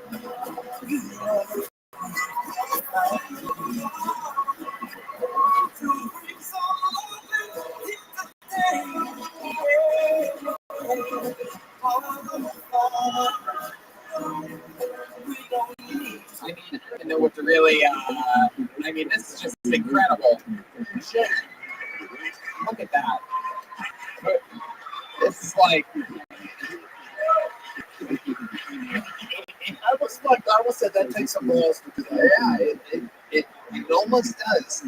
She has an incredible body, and For all you podcast listeners out there who are not watching this video, Tony just raised the table with his boner. yes, everybody knows this is exactly what I'm into. That's your style. is fucking, serial killer faces with hot female built bodies. I love a chick that looks like she eats people's corpses. That's what I'm into. I'm into people that look like they're part of bombing plots. Tony, I just built a body in my pants. Tony, Yes. did you read the live stream on YouTube? No. Like almost like every other comment was like Tanya Hinchcliffe. Yeah. Is that Tony? No, yeah. I don't know if you know anything about YouTube commenters, but they are less than nothing to everybody. They are anybody who has that kind of time and hateful energy. I think they're great. Yeah. If like you could ever win them back. All right, what are we doing here? Robin, we have spent a lot of time with you. You are one entertaining.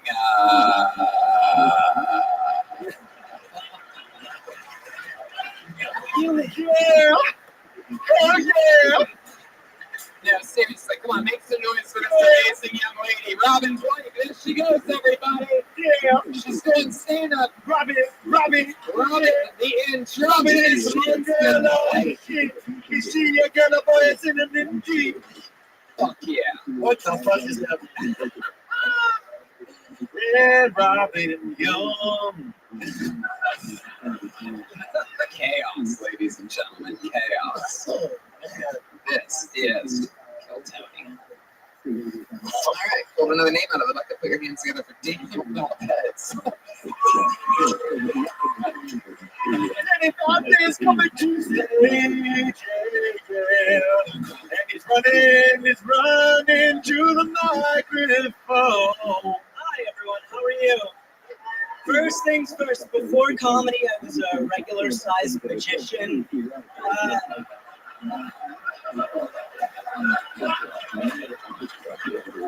then I did the trick where I cut myself in half and never found the bottom half. You may recognize me from my prolific work as the Indian in the cupboard.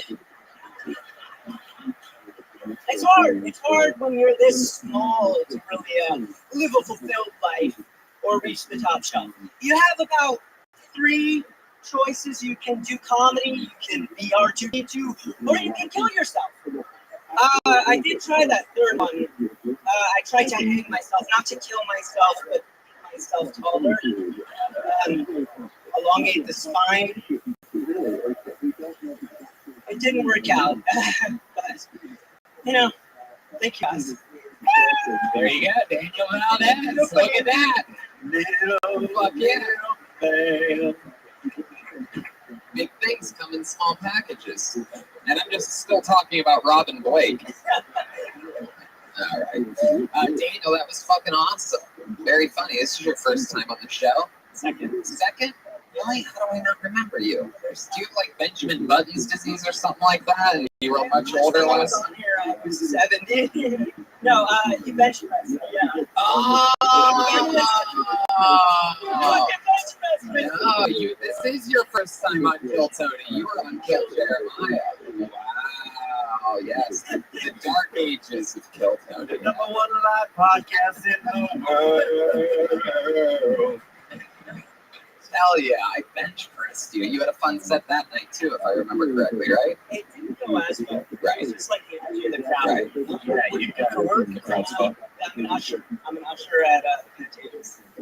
Yeah. I can see why that would be a good job for you. Yeah. You don't block many people's views while seating people. Not like many people running around. Oh yeah. You ever play usher when you're making love to a woman? Yeah. Which way should I insert it, madam? Do you have a ticket? This guy's a little fucking joke goblin. Yeah.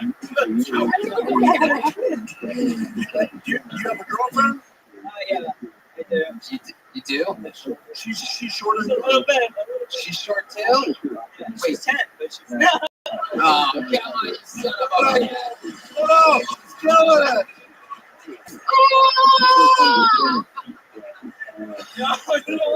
There he is. Oh yeah, dude. So is she a comedian too? No, she's funny. She could be. What does she do? She's an usher with me, but she likes to act. We both like to. Was it love at first sight? Like you just saw each other both short. You just saw I was each like, other. there's not many options out here. He's like, you're the first person I made eye contact with.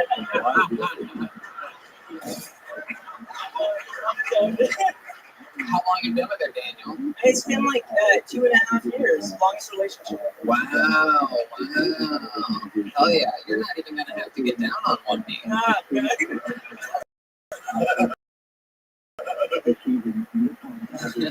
She's how tall? She's 7, I think. So she's considered a small person, right? I guess, I don't know. For giants like yourself, yes. Did you guys sleep together in the same race car bed? Yeah.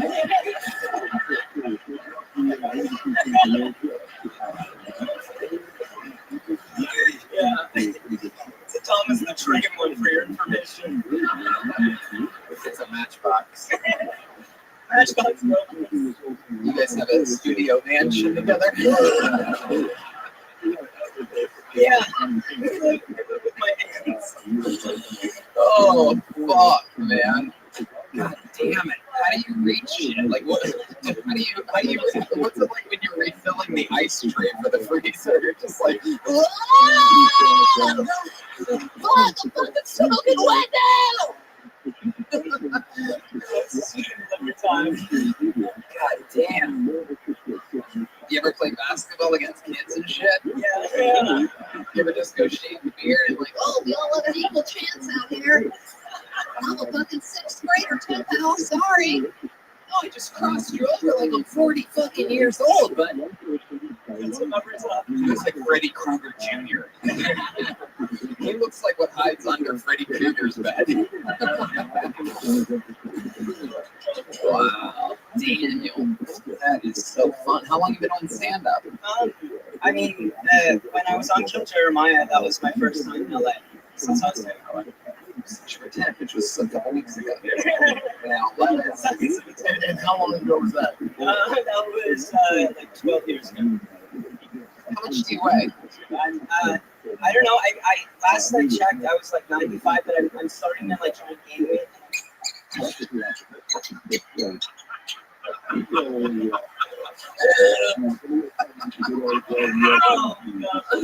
You are a little mouse, aren't you?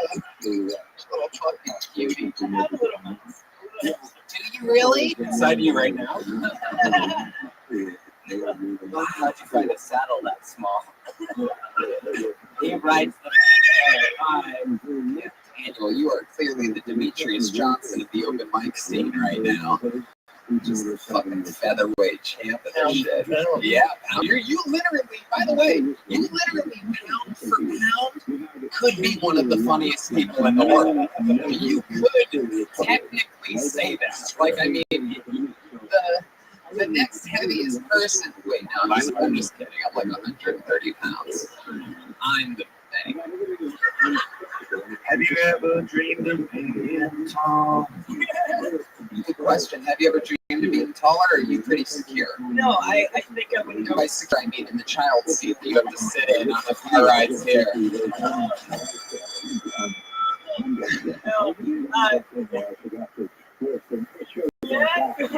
Wait a second. Anthony Kiedis, for some reason, is hunched over. Keep the microphone in your hand, Daniel. Just so you can see. You're going to be the first person ever interviewed on another man's shoulders on this show.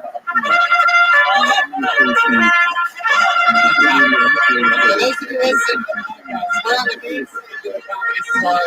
The lights are crazy. Anthony Kiedis has and here we are, the start of the White Trash Derby. Robin Blake kind of did them both.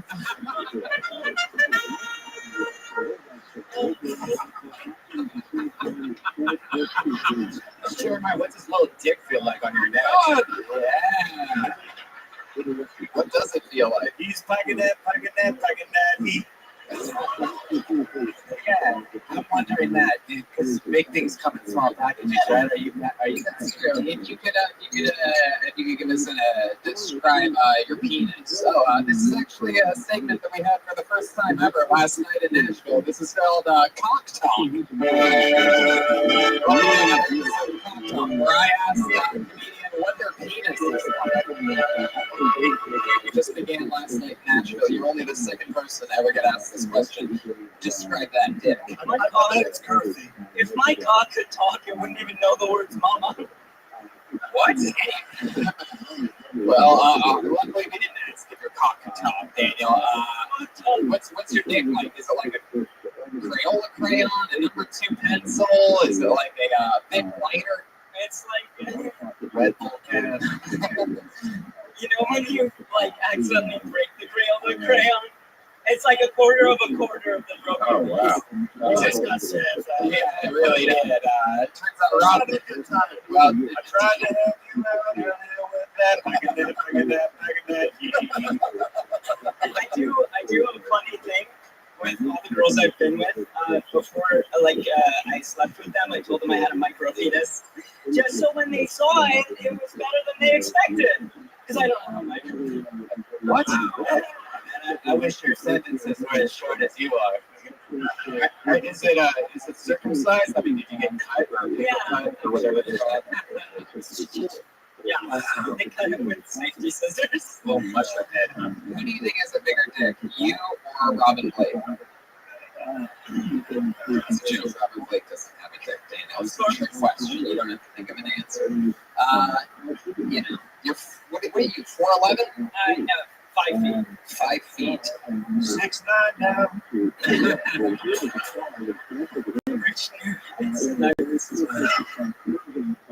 Well, I'll tell you this, Daniel. It seems to me like you really get it. It seems like you're very aware, present, that you write jokes about yourself that only you could do. And I think you fucking killed it here tonight. I loved this interview portion of you. There he goes.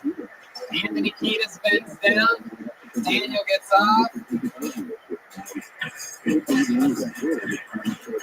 Had a little penis on my shoulder. Hey, yes.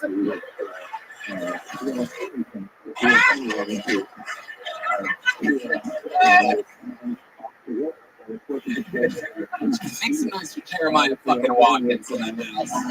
Anthony Kiedis. This is what it's all about, people. His little necktie smells like applesauce. Yep. His neck probably smells like applesauce. Quite interesting combo so far, huh, guys? Yeah, I mean, anything can happen. That's the fun. Let's do it. Put your hands together for Cole Alexander. 16 uninterrupted seconds. I heard a big honk from the crowd. Here he comes. She's about in the One more time for Cole Alexander. All right. I just want to be good.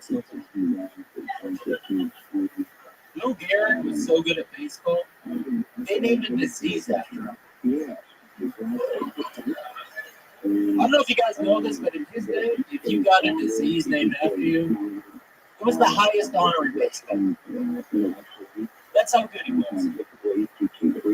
Even Magic Johnson wasn't good enough to get a disease named after him. We also call it AIDS. Even Magic calls it AIDS. He knows he didn't earn a name change. I mean, I guess Magic would have been a horrible name for AIDS.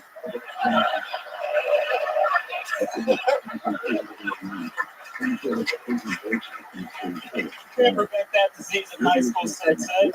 Hey kids, new STD out there. You got to wear condoms now. Sex is getting worse. It's called Magic. Finish it, yeah. You know, the thing none of you believe is real. Thank you.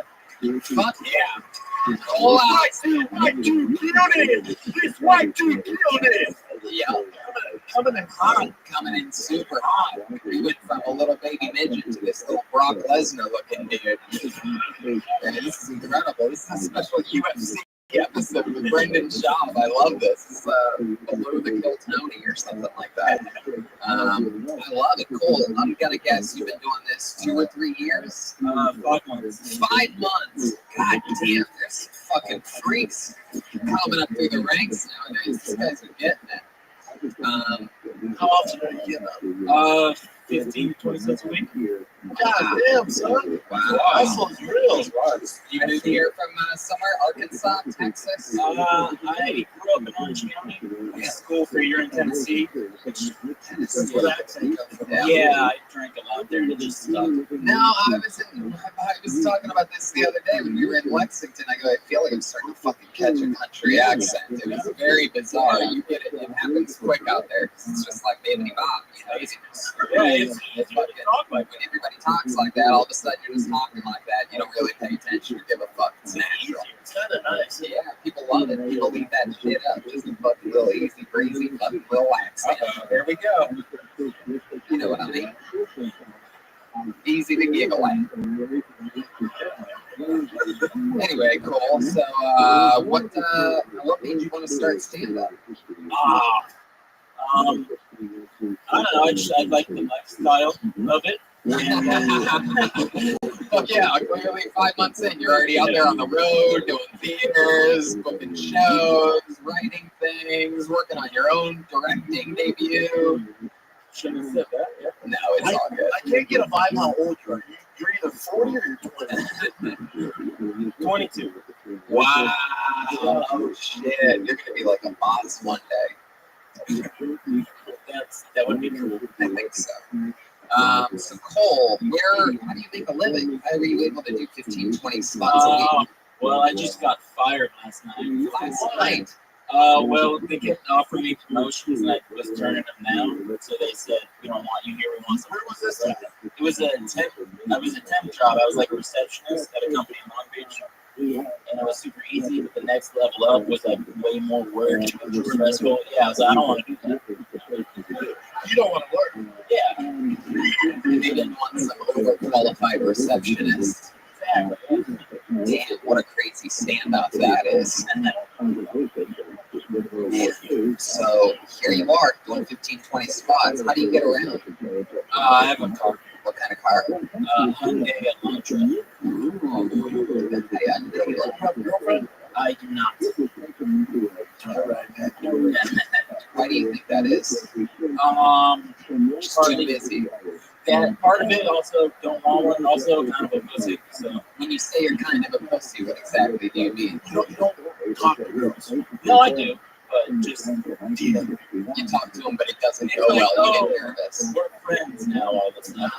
Friends, you look friendly. Yeah, I'm a fan of friends. You want to know some advice? Can I give you some advice for getting in the friend zone?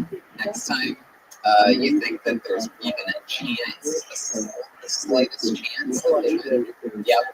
Pull out your Don't do that. Spit in their mouth, and you choke them a little bit and put them up against the wall like that. You go, are you fucking down? Or are you down? Don't do that. Don't do that. Me too. No, I'm serious. That's how you do it. Just keep choking. Just put it together. Yeah. And then the spit in the mouth thing and the choke. Yeah, they love it. You won't get in any trouble. I don't need another funny white 22-year-old coming up the ranks behind me. All I have is fucking competition. I'm waiting for fucking Tasha and Jessamine to die off. And there are people coming from behind me as well. Anyway, so Cole, what else in your life? Do you have any fun things that you like to do? I like gambling and golfing. Wow, gambling and golfing. You ever gamble on your golf? You ever play bets? I did back when I played a lot, but I only play that much. You bet on sports. I do some. My friends are like way addicted to it, so I kind of try to stay away from it. I'm more of a card guy, like poker, blackjack, craps. That's not cards, but just all the table games really. You're alone a lot. Yeah. You ever play Uno?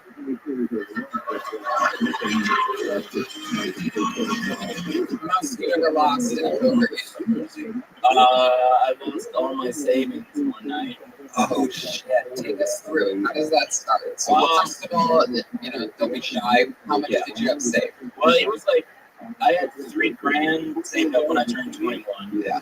And then started going to Vegas a lot. And then one night I lost $1,000 playing poker. Is this the plot of Rounders? I wish, because I'd win in the end.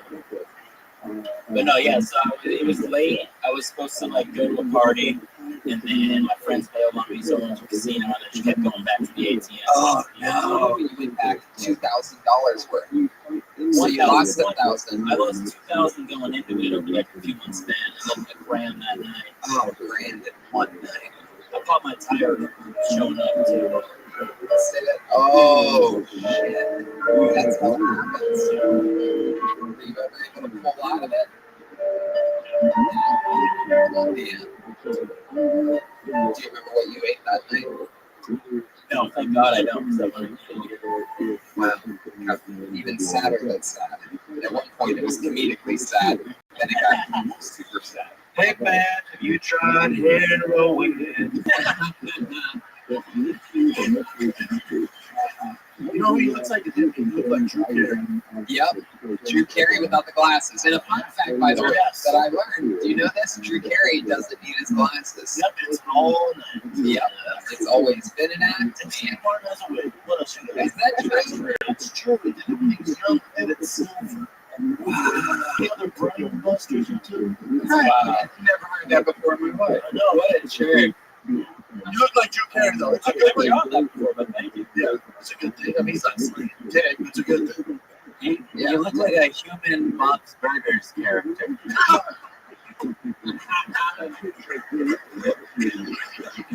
Well, cool. I'll tell you this. You had a great fucking set tonight. For 5 months, I'm very impressed. I mean, incredible stuff. There he goes, Cole Alexander. He's a Cole _Alexander. The Rabble Rant is Robin Blake. She's the Rabble Rant on Twitter. And _ Pete for Patriots. Drew Carey can be hot. It's like Drew Carey, if instead of giving away money, he lost money at the casino. That's not so good. All right, put your hands together for Rachel D. From SF. Little D. Rachel D. From SF. In parentheses. Rachel D. Right now, coming in hot in a city in a fight now. Hey, coming to the mic right now in a crash right now. All right. I have a 14-year-old. I should have copyrighted 16 and pregnant my other chance. Right now, my 14-year-old is 6'2". Right? I don't even know how I made that. It took all 14 years to put all the pieces back together. Woo! Being a parent is a lot like being a parole, you gotta find your escape. So I mean, I'm a good mom. I make sure that he brushes his teeth. I put him to bed. I don't leave until the Ambien has taken effect. Because I can't put him in the dryer anymore. The dryer's a good place. It's got a door, it's warm. It comes with a ride, right? No, I'm not a monster. I had a softer show again. But now he's 14, right? He's a bit ungrateful. He's a teenager, right? So I have to remind him that he's lucky. He's lucky that 3 was just one too many abortions. Fuck yeah, Rachel D. Look at Too many abortions. Look at this. This is a MILF if I've ever seen one before, right? A mom I'd like to forget.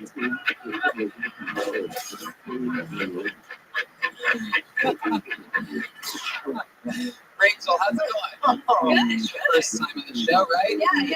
It says in parentheses from SF next to your name. Or from San Francisco? Yeah, that's a good. Well, yeah. What are you doing down here? This. Oh, awesome. Yeah, just nice. Oh, nice. Yeah. You see with the Tim, right? Yeah.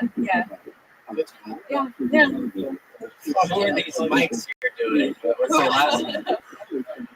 I wish there were some Michaels, but they're just on my CDs. God damn, you have a 14-year-old. I do. Little mama, you. I thought that she was hot until she said she had a kid.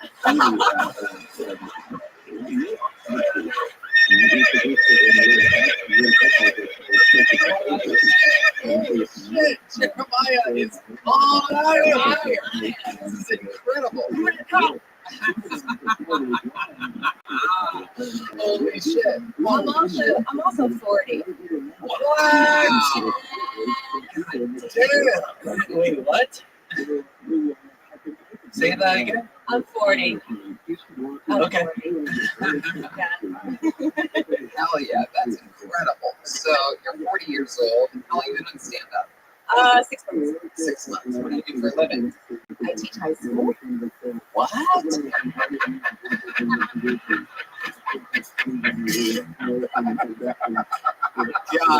damn.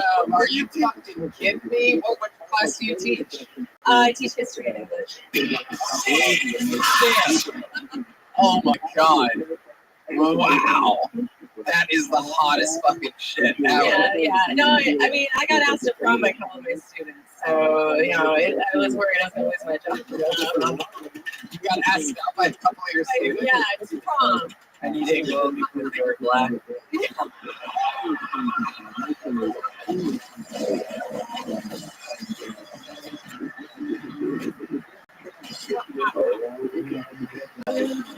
Wow. What made you want to get into stand-up? I got into it for Dean. Is that true? No. I was going to say, how's that going? I mean, it must be going great. Comedians must fucking love you, right? You get asked out a lot. You go out with comedians quite a bit. No, I don't go out with family. Yeah, just, You ever toured with a band? You give off that vibe. No, I'm not touring with any band. You got a band? You want to tour? Yeah, I got a band.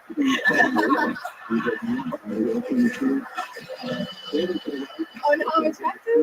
Hell yeah. oh, shit. You look like if Katie Holmes stayed in Scientology. Rachel, I like your tattoo. That's interesting. So clearly keeping the 14-year-old wasn't the only bad decision that you've made. No. I want to give it to the teacher. It is hilarious to me that you've had a couple students who said ask you to prom. Yeah. That's just incredible. No, I got a pep rally with a poster and shit. Yeah. No. Because they wanted me to get fired. But, yeah. Oh, that was their plan. Are you a tough teacher? Yeah. Really? Okay. No. Oh my god, there was a pause there. Did you see that? Oh, fuck yeah. Pause it. Yes, there was definitely a pause. That's a fucking little. I'm creaming in my jeans. So was it a quarterback, a linebacker? Who was it? You know what? Let's change the subject here a little bit. You said that you're a tough teacher, right? You're tough on the students. So every once in a while, when we have a teacher on, I like to do things. Because I used to be, I used to go really hard on teachers, especially substitute teachers, especially teachers that were tough on students. I used to try to break them mentally. So let's do a thing. So you're the teacher. You pretend like you're going to start a lesson, and it's my first day in your classroom. Go ahead, Rachel D. It's Mrs. D, everybody. Mrs. D. Miss. Sure, Miss D. Miss. Right. That's way harder. All right. So you just walked in, the bell just rang in the classroom, and it's all about to start. Go ahead. And honestly, I have to stop you right there because I'm on disability leave right now because this all gives me anxiety. Like, I don't work anymore. Way to break the improv scene. Sorry. Clearly, School started today, right?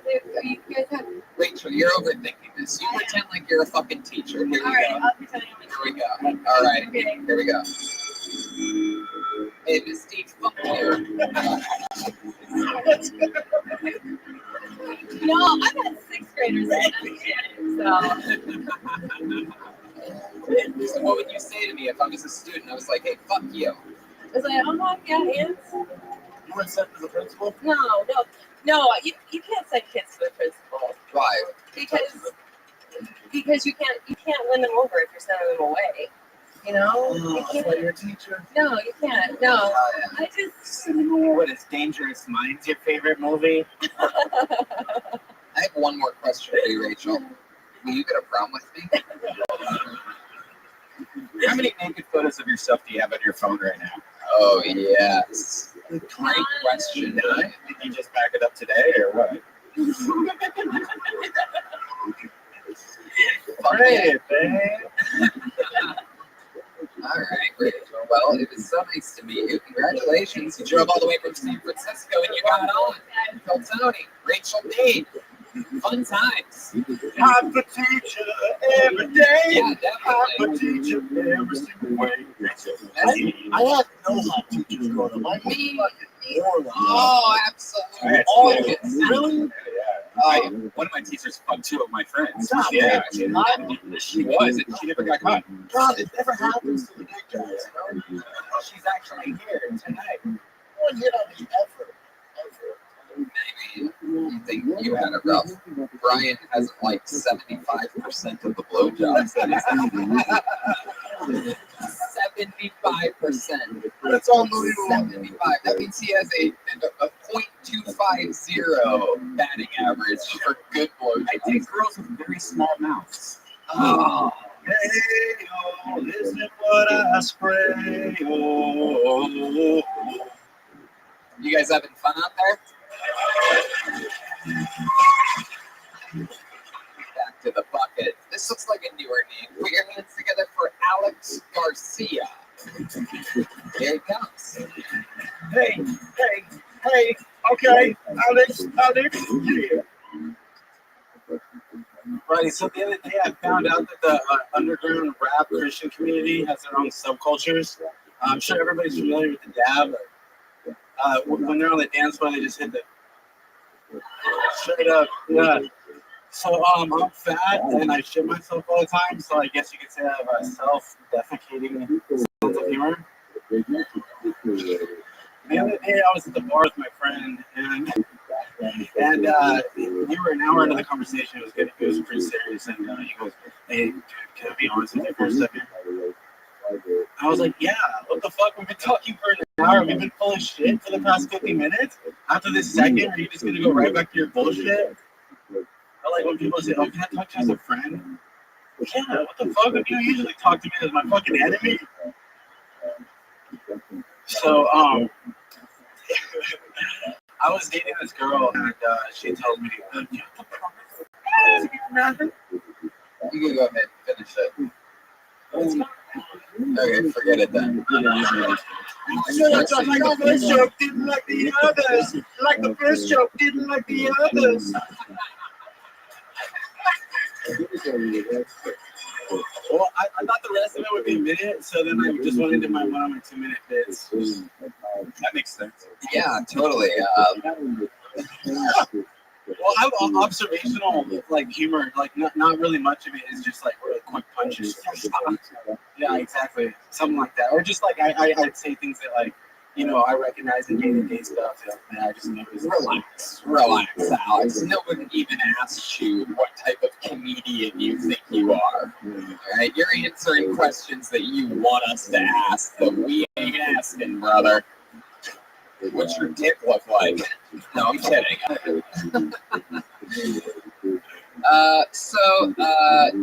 You're fairly new at this, one could say. I'm hoping, for the love of God. I've been doing it for a little bit, like around a year. How often do you get up? I get up like once a week, but just recently I actually opened for Phil Medina at the Ontario Improv. Phil Medina? Yeah, with Monsky. I've been doing stand-up every night for 11 years. I've never heard of Phil Medina. Sorry, Phil Medina. I'm sure I'm going to have to... Clearly, Phil Medina controls the power to my microphone. It was sold out. I'm actually giving him a shout out right now to Comic Phil Medina. Thank you for having me. Shut the fuck up! When I get Phil Medina shout outs, you do it on your own fucking podcast. You got some balls, though. You think I built this goddamn empire to help Phil Medina?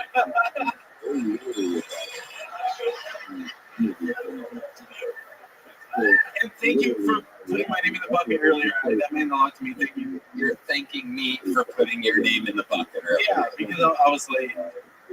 Thank you, Alex. Well, man, that's it. No, thank you. And I'm a big fan of Fire the Kid. Shut the fuck up! When you're spoken to, motherfucker. How long have you been off duty referee? Around his neck, he has a key. What does that key go to, Not Alex? to success.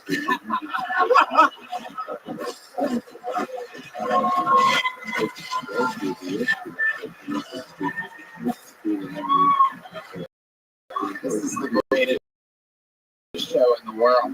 It really is. I got it at my friend's wedding. It's a bottle opener. Do you drink a lot? Yeah, kind of. Where do you live? You told me earlier when you were rambling to me that you live far away. Yeah, I live in Glendora Hills. Glendora Hills. How far away is that? It's like probably 45 miles away. 5 miles. Keep a mic like a rapper. What's going on? Yeah. Do you hold your mic like Fred Durst or something like that? Oh, no, don't try to be funny. Alex, you are deep level bombing right now. I just want to let you know. This is what the worst people do. They answer questions that weren't asked. They plug shit that doesn't need to be plugged. I just wish he wasn't so nice. He's a nice guy. He is. He really is. I'm like, what's your keys? Like, it's a bottle opener. Alex, what do you do for a living? I'm manager of Marriott. Manager of Marriott. By Marriott, he means Foot Locker. How long you been working at a Marriott? 5 months. It's a relatively new position. What'd you do? I was a restaurant consultant. Restaurant consultant before, like a bar rescue guy? No, I just someone hired me because I was a manager of Benihana's in the same industry. I love it. Yeah, for a couple of years I did that. I was in Ontario, Benihana. Benihana seems like it'd be a tough place to manage because it's pretty much just like badass samurai dudes. Like they say, You think that was a training program to become one of those tip-on chefs is really not that hard. It takes like a month or two. I know. You think that's easy? You should try opening for Phil Medina.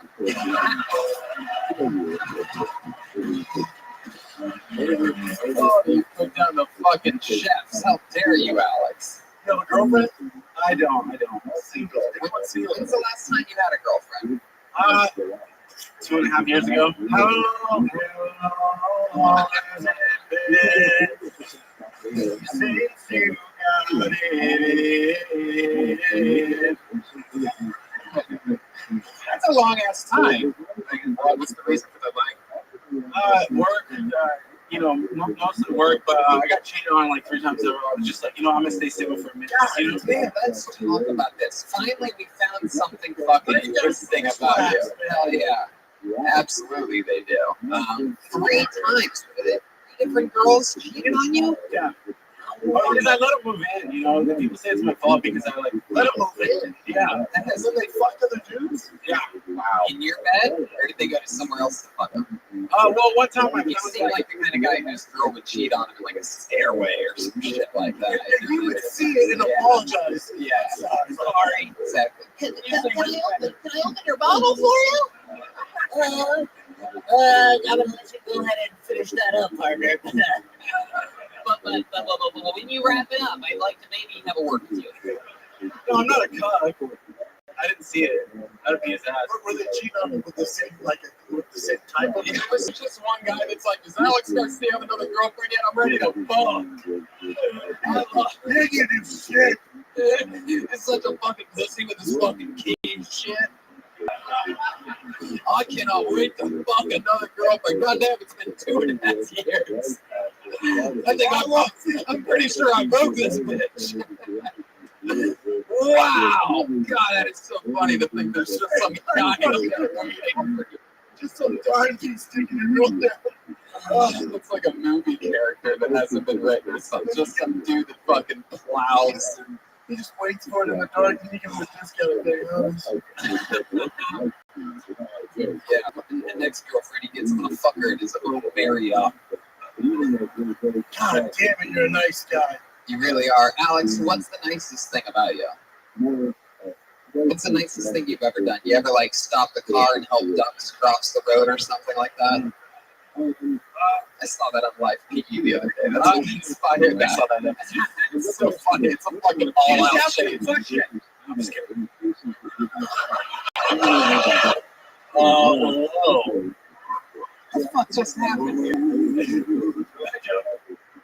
That wasn't even a joke, sir. That was a goddamn assassination attempt. You have brothers and sisters? I have one brother. You're older, younger. He's older. Has he ever fucked any of your girlfriends? Not that I know of. Yeah, he probably has. I hope you know times. Do you have a lot of sex with the girls when you get them? I mean, what's the deal? I mean, probably not, Alex. You're saying yeah. Like, how many times a week would you fuck your girlfriends that cheated on you? Like 4 rounds a night. I mean, it just that's a lot, sir. Yeah. No, yeah, you're lying. It's 4 rounds. That is. I never. 4 rounds a night. Yeah, 4 rounds. Yeah. It's a boxing ring. Ding, ding. 4 rounds. So that means that you would come 4 different times. I have before. Is that what a round means to you? Like you would come and then recharge a little bit? And then the girls can't get enough, they went somewhere else. Yeah, exactly. Well, also when you let a girl live with you and she doesn't have a job, she's home all day, like just doing nothing while you're 12-hour shift. It's worse than that, dude. It's worse than that. If you're fucking a girl 4 times a day and she's still cheating on you, every day, every time. That means the guy that was on Jeremiah's shoulders earlier probably has a bigger dick than you. That's what I really mean. I agree with you. All right, we got to move on. We spent too much time with you, Alex, and I don't even like you. There he goes, Alex Garcia, everybody. You asked him a question. God. Unbelievable. I can't believe Brendan just shook your hand. Get off the stage. He just gave him his greatest life accomplishment right there. Look at, you know, he bragged about Phil Medina. You know how many people he's going to tell about shaking your hand? Everyone. Oh my God. That's going on his it's going on his Wikipedia tonight. Alex Garcia, known as the guy that shook Brendan Schaub's hand one night. I'll tell you, I've seen a lot of fun names on this fucking show. Will you take a peek at this right here? How excited am I right now? And here we fucking go. Something's about to happen here because I don't think I've ever seen one like this. I'm excited for this. This is definitely his first time on the show. Put your hands together for the Ryan. Yes! The Ryan is here, ladies and gentlemen. Yeah. Oh, Ryan, you gotta be fucking kidding. Ryan, Ryan, are you fucking kidding me? Is that you? Why are you standing up, you fucking weirdo? Jesus. Some dude named Ryan, like, I think I'm the Rabbi. I did not sign up tonight, but perhaps God signed me up. The Ryan got scared, huh? Hell yeah, he did. He's out there somewhere regretting it. Who would guess that a guy that calls himself the Ryan would have security issues? Insecurity issues. Security issues. Wait, what someone steals identity? Oh, Jesus. All right, we've actually had this guy on the show quite a few times. You know him as the guy that quite often tweets directly to some girl in the middle of the country. He flirts with her aggressively, yet also pretty much gives himself no fucking shot with her at the same time. It's really incredible. He does stand-up comedy. His name is Manuel Ferreira, ladies and gentlemen. He's back. It's been a while. Manuel Ferreira. How's it going, everybody? Good, all right? You guys are not going to believe this. A couple months ago, I actually hooked up with a girl, and I used no condom for the first time ever. Fucking crazy, dude. Dude, I got home, I was fucking shocked. My IP, even it was tingly. Fuck, dude. It was sweet, you know? I thought she gave me diabetes. But no, man. I came back for seconds somehow. Twice. Yeah, dude. I added her on Snapchat. She stopped replying. And today I opened up a Snapchat. And she took a selfie with a guy that looks like me.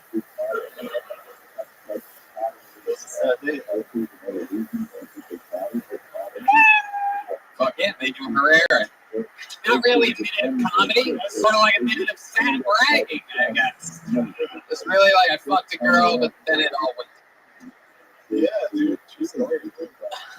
Thank you for sharing that. That's good. Yeah, I believe that it is a true story. Yeah. So let's just get right into it. Where'd you meet this girl? Tinder. Yeah, run Tinder a lot. All of them. Tinder, bagel coffees. Bagel coffee? Yeah, that's gross. What is that? Bagel and coffee? That's when you throw bagels at a woman, offer her coffee, and say, "We date, babe." Oh, Anthony Kiedis. Rumble. Rumble. Hey, fool, are you on Rumble, fool? Smack the bitch. I'm so fine chicks on Rumble, fool. Yeah, dude. Dog. What about farmers only? No. My dad's a farmer, fool. So let's talk about the no condom girl. You met her on Tinder. What did that conversation go like? Do you have it on your phone still? No. Oh, yeah. You got a picture of it? Yeah, you do. Grab your phone. Pull up your Tinder app. I'm going to read it for you. We're going to. Embarrassing parts. Welcome to a new segment called I got to put it Hot dog. Yes. I'm with you. No, come here. Bring it over here. No fucking deleting shit. Get your ass over over here. here. He's deleting shit like Get over here. Get over here. Ladies and gentlemen. Give me this. Stop. Where are you going? Give me this. Which one is it? H or F? Or D? Oh, shit. Oh, shit. God damn. Oh, shit. This is great. Oh, all right. So you mentioned, yeah. Okay, welcome to Raw Dog. A lot of emojis. So here we go. It starts there with you. You matched on me on April 3rd. You said, "Hey there, D," and then you sent me a gift of a doll saying, "Hey, daughter." It's a kid from Toy Story. Yeah, and it worked. She responded with, "Hey there," and then you said 7:29 a.m. A little early, brother. Hey, dude, a little early. You woke up rock hard. We've all been there, bro, but even this is a little aggressive. Yeah. This is super aggressive. Right. We've all been there where you wake up fucking horny as fuck. That's like 10:30, 11 as well. That's when you can send like a, "You doing anything today? You're going to be around the neighborhood," something like that. You don't go good morning. How was your Easter April Fool's Day? Yeah, what the fuck? Dude, I don't remember the combo. It was good. Hung out with a man, threw eggs at each other. She put the whole shit down. How was yours? You She said, hung out with the fam, but the nephews were the ones egg hunting, girl. I just helped make them. You know what I'm saying? They got tried. wow. She said, "Oh, sounds like y'all had fun. How's your morning treating you?" I'm just happy work isn't too busy. Yeah, how's yours, girl? Mine's good. Mine is all right. Just getting started, actually. LOL. I work from home today, so no need for me to get all dirty. LOL. This bitch laughs at herself a lot.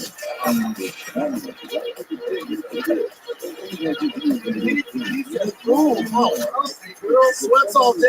Damn, that's the life. Oh no, hunty. I don't own a pair of sweats. Booty hugging leggings with long shirts to hide the goods. Guess where it's at? LOL. Here we go. It's fucking have to go down. Yeah, here we go. Rock hard. All right. He puts, damn, that's sexy. I'm sure you look great. Minus the messy hair and no makeup. Ain't too shabby.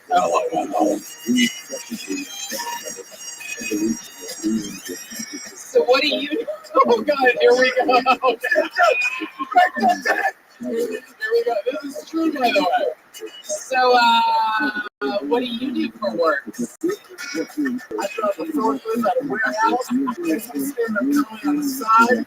You go. You said stand-up comedy, you liar. Yeah. Oh, awesome. I did see you mention comedy. Lucky for you. I hate hate laughing. I work as an event coordinator for a live stream music company. I also do voiceover on the side. Oh, really? You must have a lovely voice. Wait, you hate laughing, bitch? I threw in the bitch. I just felt like it's, Oh my god. She says, fuck laughing. Like, what even is that noise? When I find something funny, I just say LOL. I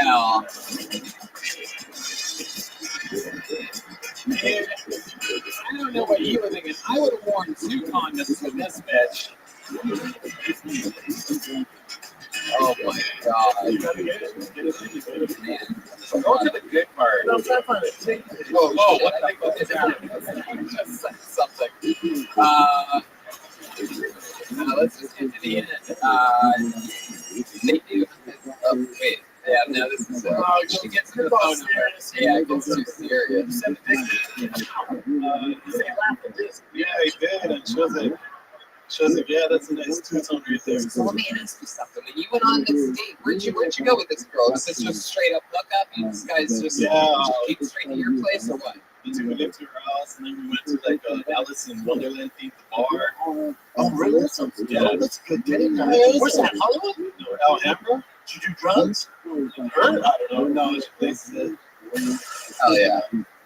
So let me ask you this: you're at the Alice in Wonderland bar. You guys, she smokes pot. You guys are having drinks, right? Yeah. Was there at any point that you felt like you said something funny? She didn't laugh. Did she go LOL? Did she do that in front of you? Did you hear her say it? No. No. Kind of terrorist doesn't like to laugh. No. She was just joking right there. How did it start? Did you put your hand on her knee and you started sticking on her? Yeah, did you go for it or what? You look like an aggressive dude. Yeah, you seem like the kind of guy that would actually do the advice that I jokingly gave the guy earlier. Like, oh, I'm telling you, dude, you spit the girl's mouth into the choke thing. I got stressed and dude. Like, no, man, I was kidding. Catch a case, sir. So your feet tingled. Oh, right. But I think it's because I was so self-conscious about the fact that I finally did unprotected sex. And that was the first time. Yeah. Hot dog! And that was all after the Alice in Wonderland thing, right? Yeah. I don't trust this lady. She's trying to get bigger. Oh, yeah. And what ethnicity is she? I mean, was her hair on the bottom? I'm not too sure. Yeah. We catch that.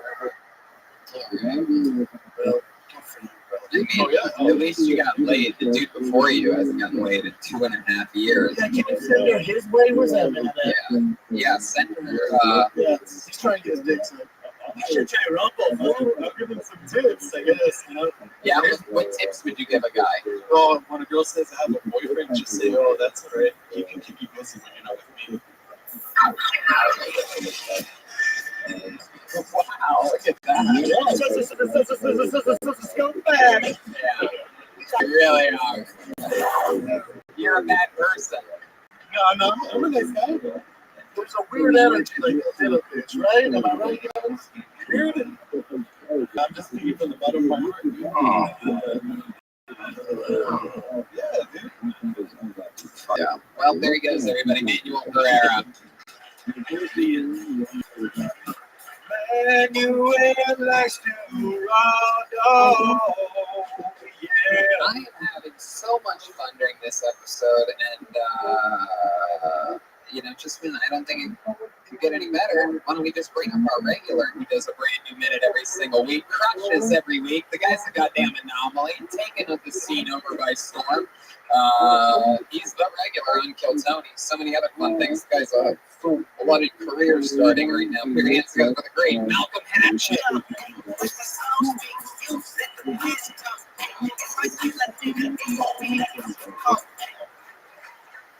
What's up, y'all?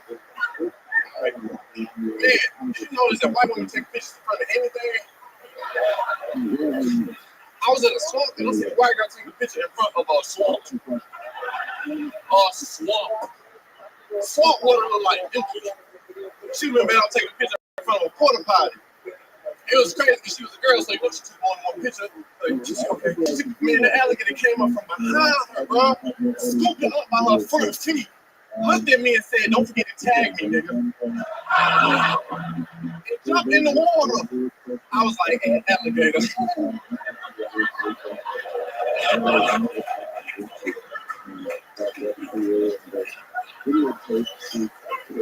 Being funny easy. Writing is the hardest part. You ever write a joke and the girl say, "Come get some pussy"? Man, fuck that pen. Fuck yeah, there you go. 57 seconds of Malcolm action. Lay down. Hell yeah, that was awesome. Welcome back. It's been a while, right? It's been a week. Yeah, 7 days. Fuck yeah, what's happened since the last time I saw you? Oh, shit. Yeah. What's Shows and shit. Oh yeah. You getting up a lot? Yeah, that's true. Hell yeah. It's been a while. Yeah. So life's good. What's going on? There must be something going on in the past week. 7 days in LA. Oh, I heard there's somebody stealing your shirts and selling them online or something like that. All of them did it. Yeah. Wow. That's cool, though. That's the thing about me. Where can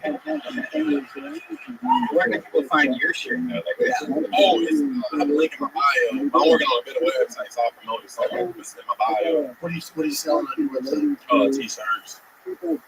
Lay down shirts. It's like me and my older car with no logo. Somebody actually stole one of your shirts recently and started selling it. Yeah, they had little white babies modeling and shit. Yeah, I was like, oh, look at you, white baby. That's crazy. I had no idea that someone stole your shirt idea. That's Oh, fucking nuts. I met T out the other day with y'all. Oh yeah, that's right. Get to meet you. What did he say to you? He's like, Oh, he was high. He was like, fuck it, let's work. Let's work. I said, say it again. And this came out like I'm in maybe it's this girl with him, China. Nah, he was with somebody who looked way better than China. She's busted. Shit. Jesus She's Christ. so busted. Yeah. She's so busted. But shit, he was with him forever, so fuck it. That's a guy that can have whatever he likes. I bet Tiny smell good, man. You that lady, There's something out there. There's something. Yeah. She might cook, sucking me dick. There's something there. Yeah, she's definitely in the 25 percentile of women that get big blood shots.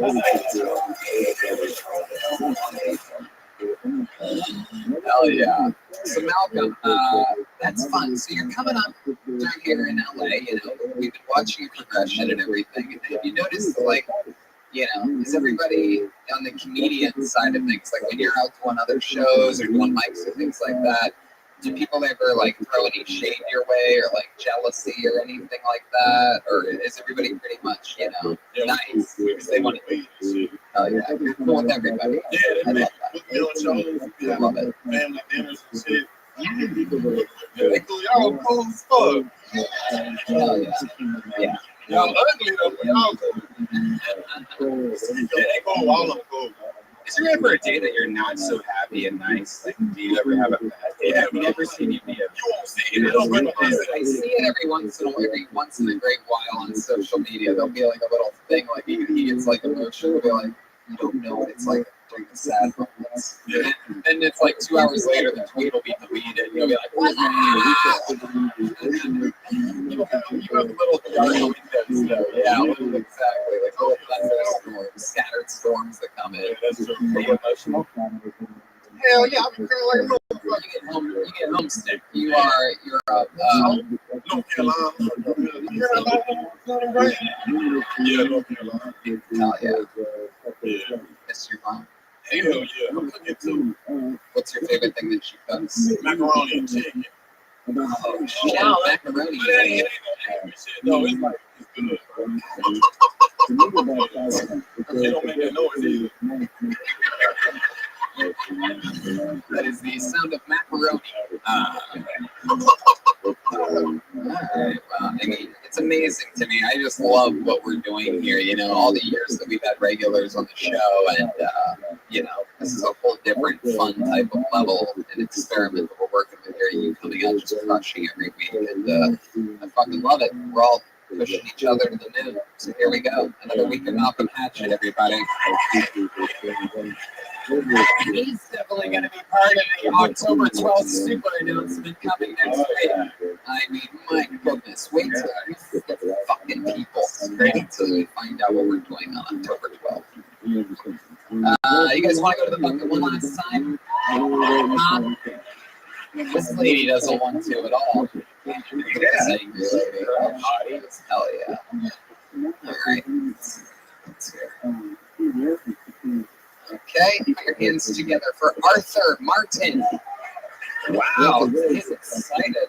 I heard a loud woo, and then nobody got up. I think he may have heard it. Here he is, Arthur Martin. I'm not a tough guy. I'm not tough. My dad's super tough. He's Russian. You know, he was in the Soviet Union military. Hardcore. He would tell us when we were kids he would wrestle with bears for training. He was like, Dad, you wrestle with bears for training? He's like, oh, bear, that's scary. It's basically just a giant wolf. What kind of fucked up Russian logic is that? Oh, you're scared of the shark. It's basically just a giant wolf, though. Don't worry about it. Funny. Yeah, we're like trying to get tough for people telling me to do jujitsu. Jujitsu, that's like a big thing now. I don't know how practical it is, though, because it's all on the ground. Like, when was the last time you about to get a fight? Like, hey, yo, come on, you want to fight? Yeah?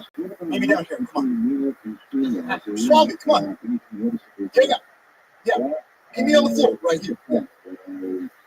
Yeah. Almost got in a fight a few weeks ago. I was walking down the street. These two dudes are like, hey, yo. Hey, yo, tell me why I should whip your ass right now. Tell me why I should whip your ass right now. Like, I've been threatened before, but I've never had to audition for my safety. You know what I mean? There you go.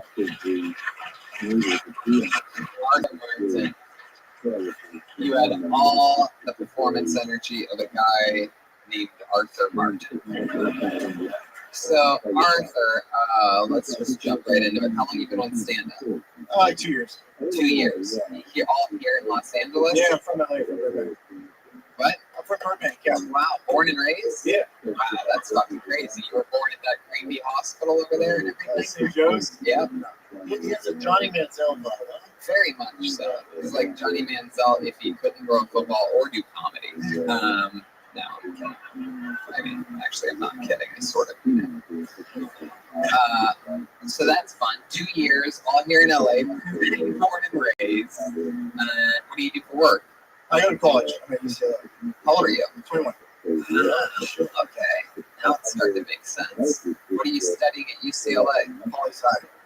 Poli-sci. Huh. So sometimes you're working. I forget it. I'm going to do a bad Pauly Shore joke and I stop myself. It's a lady from the Carlos Mencia Joe Rogan video. Do it! He does it better! So Arthur, wow, you're 21. Yep. You're pretty built. You do sports or something like that? Yeah, I used to play water polo. I'm actually a lifeguard. I'm not at the beach. Just like wow, you're a lifeguard. Yeah. Really?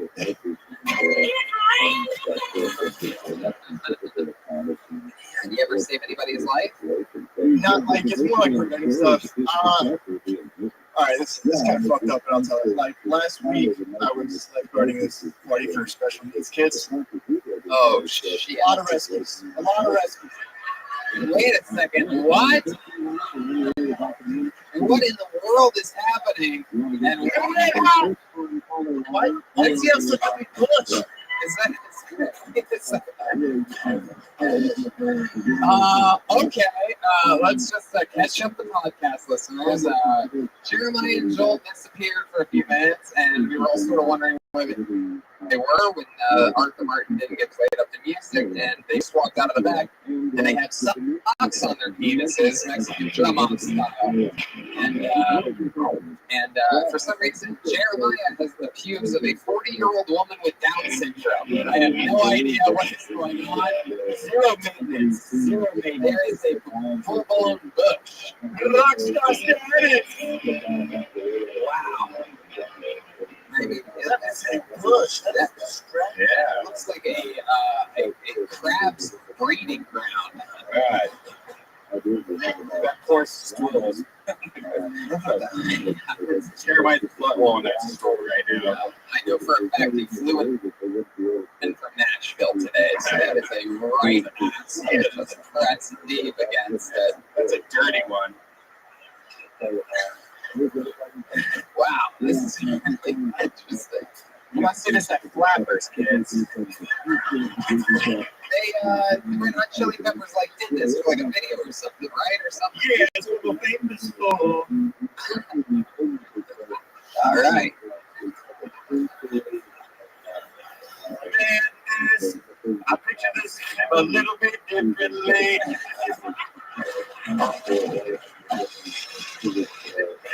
I mean, hold up. This was a little anticlimactic. I just feel like a sex offender sitting on a stool right now.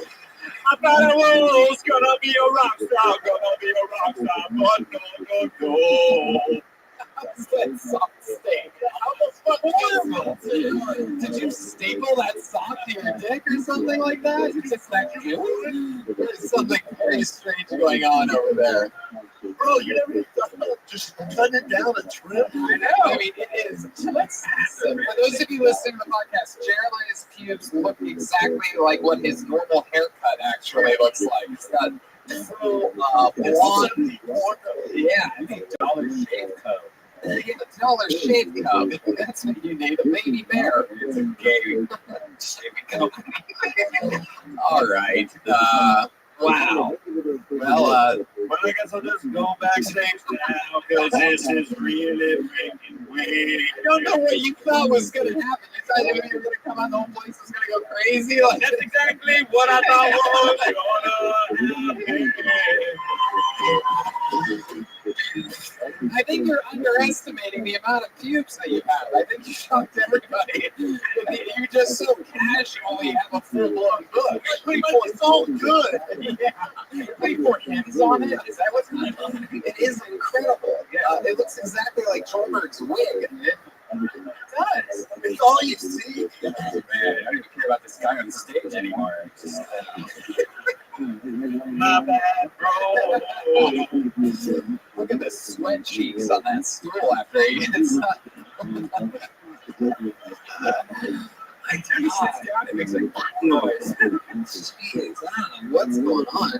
Jeremiah has the same body as the bodybuilding chick. Let's throw a fanny pack around him.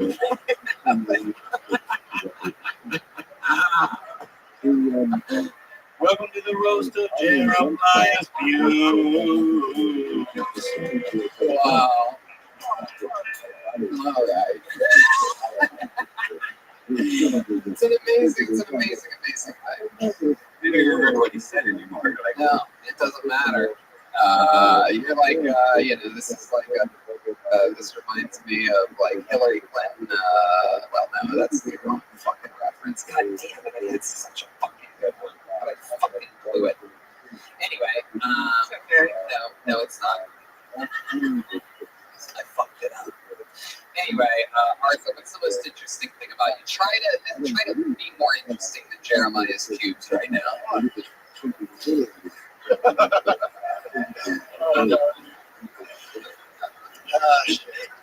live in the dorms? I live in the dorms. I moved out, dude. That shit was brutal. No, well, actually, I sounded like a normal use case transfer. For where? I went to community college. And people passed me in the gym. I said, pubes. Yeah. The bush is still running. I'm gonna step backstage so the show can continue. No, come on. No, right there. Oh, yeah. Joel has to go too. Joel has normal trimmed pubes. You know what's the bummer? I feel fine. This is comfortable for me. I'm just gonna go. They both have the flattest asses that they love it too. Flat asses. Oh my God. Hit the gym, fellas.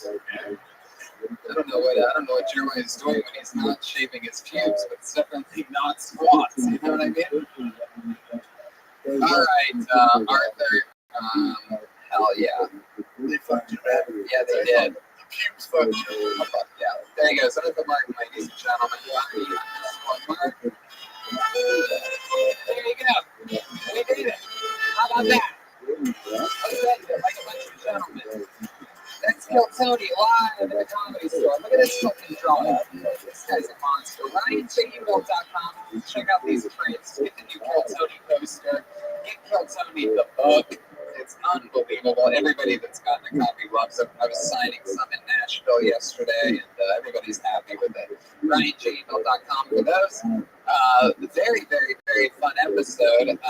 Brendan has a lot of fun stuff going on. You're going to Vancouver September 13th and Chicago September 20th to the 22nd. Check out The Fighter and the Kid, of course. And Below the Belt is coming back on Showtime Season 2 next month. Chroma Christmas. Have it one more time for Brendan Schaub, everybody. Chroma Christmas here tonight. Chroma, what'd you think of tonight's episode? Right on, Tony. Fuck yeah. Let's see how long this place can get for the great and powerful Jeremiah Watkins, everybody.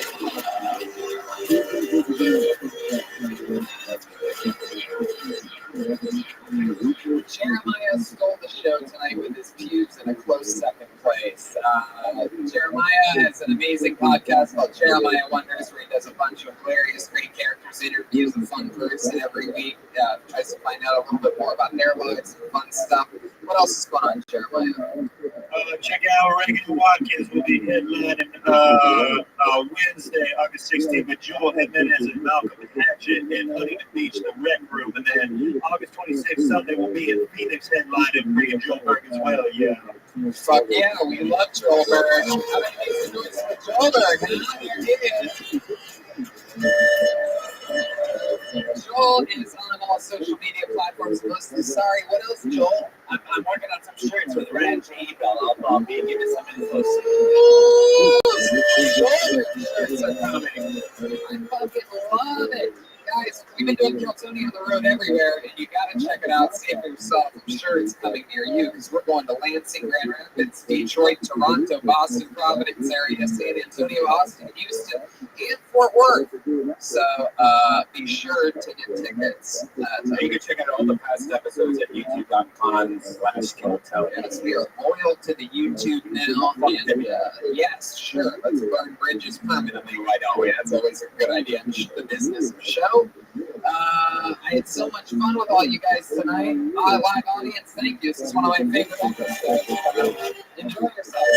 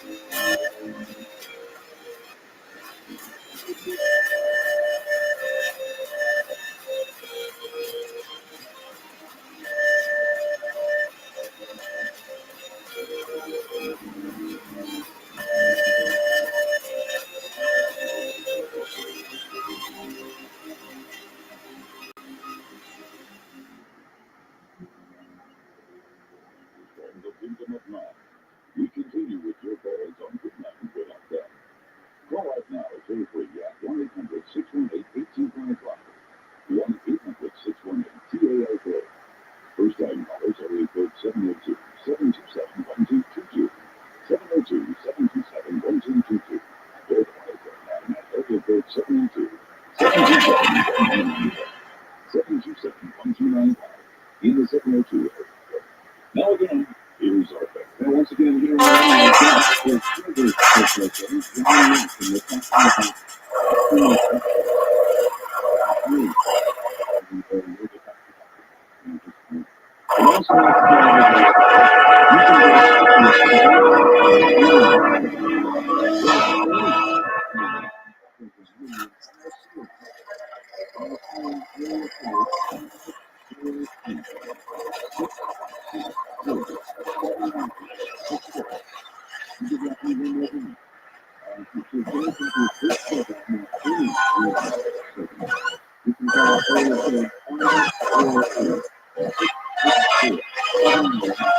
Hey, this is Rabbi coming live from the world famous Thomas Farming Room. Well, I'm episode of Crow Tony. Perfect Tony, let's go. What?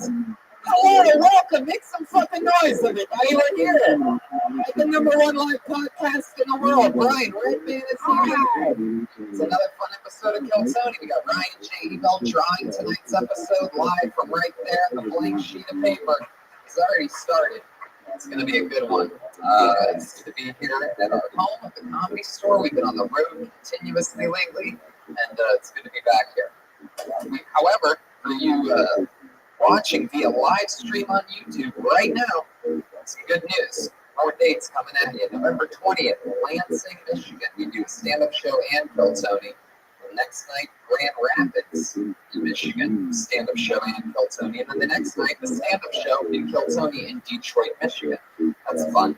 3 days later, we're in Toronto. After coming back here and doing another Kill Tony, we fly from Detroit to here. And then 2 days later, to Toronto, Canada. JFL Just for Laughs with the Kill Tony on September 28th at midnight. That's a Friday night at midnight, Toronto. If you're prepared, that's going to be fun.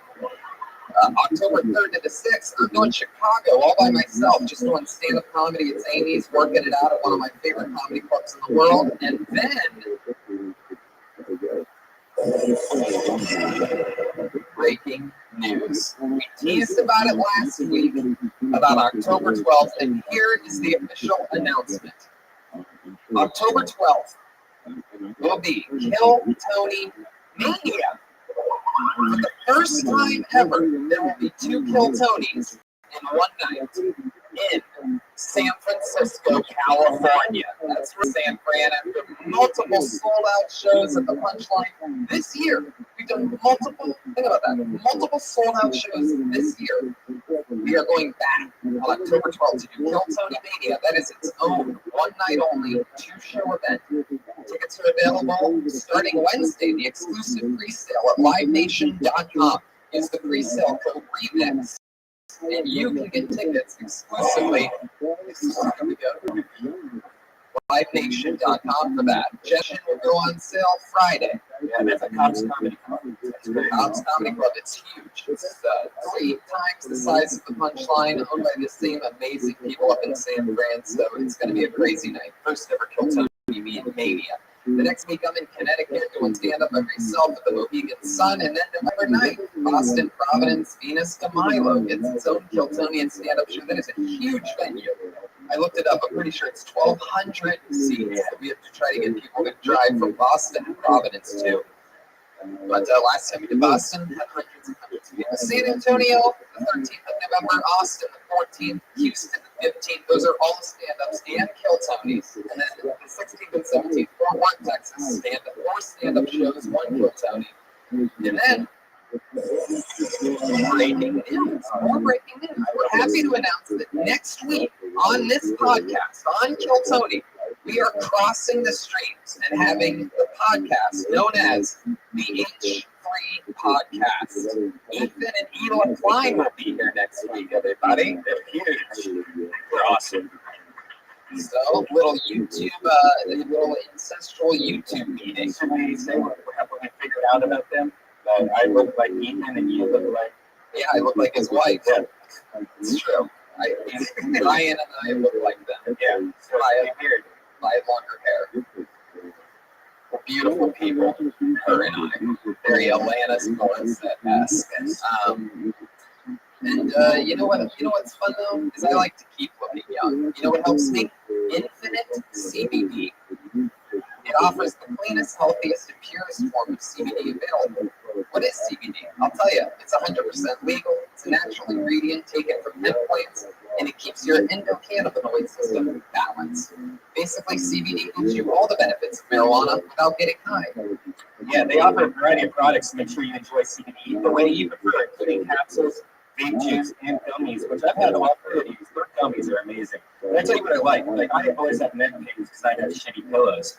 And I wake up and nothing ever, every day I have neck pain. I put CBD on my neck, it goes away in like a minute. But it's that good. Like, you know all about this. It is incredible. My wife has full-blown scoliosis. She has pain that she told me. She goes, I never even complain about it anymore. I've had it my whole life. She rubbed Infinite CBD on her back the next morning. No pain for the first time in her life.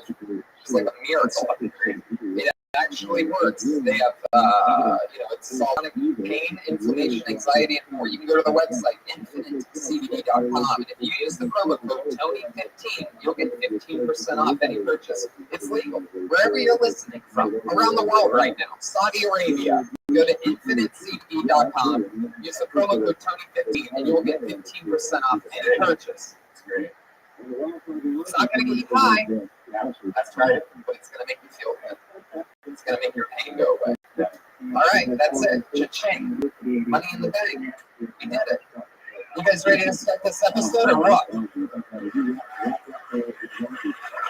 We've had a lot of fun times on this show over the past 5 years, and every week I always have two of the funniest human beings in the world to be guests on this show. Boy, oh boy, am I excited about this one. Ladies and gentlemen, put your hands together for Too Short and Louis J. Gomez. What? Oh shit! 2, 3, 4. I go on and on. Can't understand how I last so long.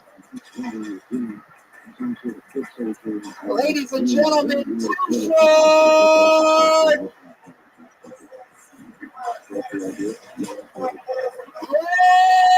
Yeah! Woo! Hell yes! One of the greatest humans in the world, rap legend. Too Short is here. Legion of Skank Zone. Louis J. Gomez is here. Octagon fighter getting ready for a huge fight on October 25th. Oh, it's actually fighting. It's Saturday, Tony. It's not 3 months from now. It's fucking Saturday. Did I say 3 months from now? You said October 25th. Oh, August 25th. Live from Las Vegas, Nevada. We'll take a stand by that fight that is Saturday, 5 days away. That's Ellis Mania, right? I can already see the post-fight report. Louis J. Looked like he was 3 months out of training. But yeah, I'm excited about that. And Too Short is here. He has a new podcast called Blow the Whistle. What's up? Hell yeah. This is an honor to have you on the show. I've always been a fan of your music, but this past week when I knew that you were coming here, I've been exclusively only listening to you. I've been calling everyone a bitch. It's been amazing. So I'm pumped. We're going to watch some comedians do comedy. We're going to talk to them. We're going to interview them. It's going to be a lot of fun. I have a bucket absolutely filled with names. You guys know how it works. You get 60 seconds of stage time. You know your 60 seconds is up when you hear the sound of a kitty. Yeah, that's what it sounds like. Wrap it up then. Girls, you're going to bring out the angry West Hollywood bear. Very good. You guys get it? You ready to start the show? This is it. This is how it really starts. Oh, yeah, the band. I forgot all about the band. I can't believe that. Wow, I'm so excited. Well, it's all about Too Short to me right now. I'm a little bit nervous, to be honest. When I was on Too Short's podcast, I got to go to his studio, Chronic Studios. I had a barber shop in it. That was funny. There's a lot of shit up in there, man. Yeah, it's awesome. I thought you were making a racist joke.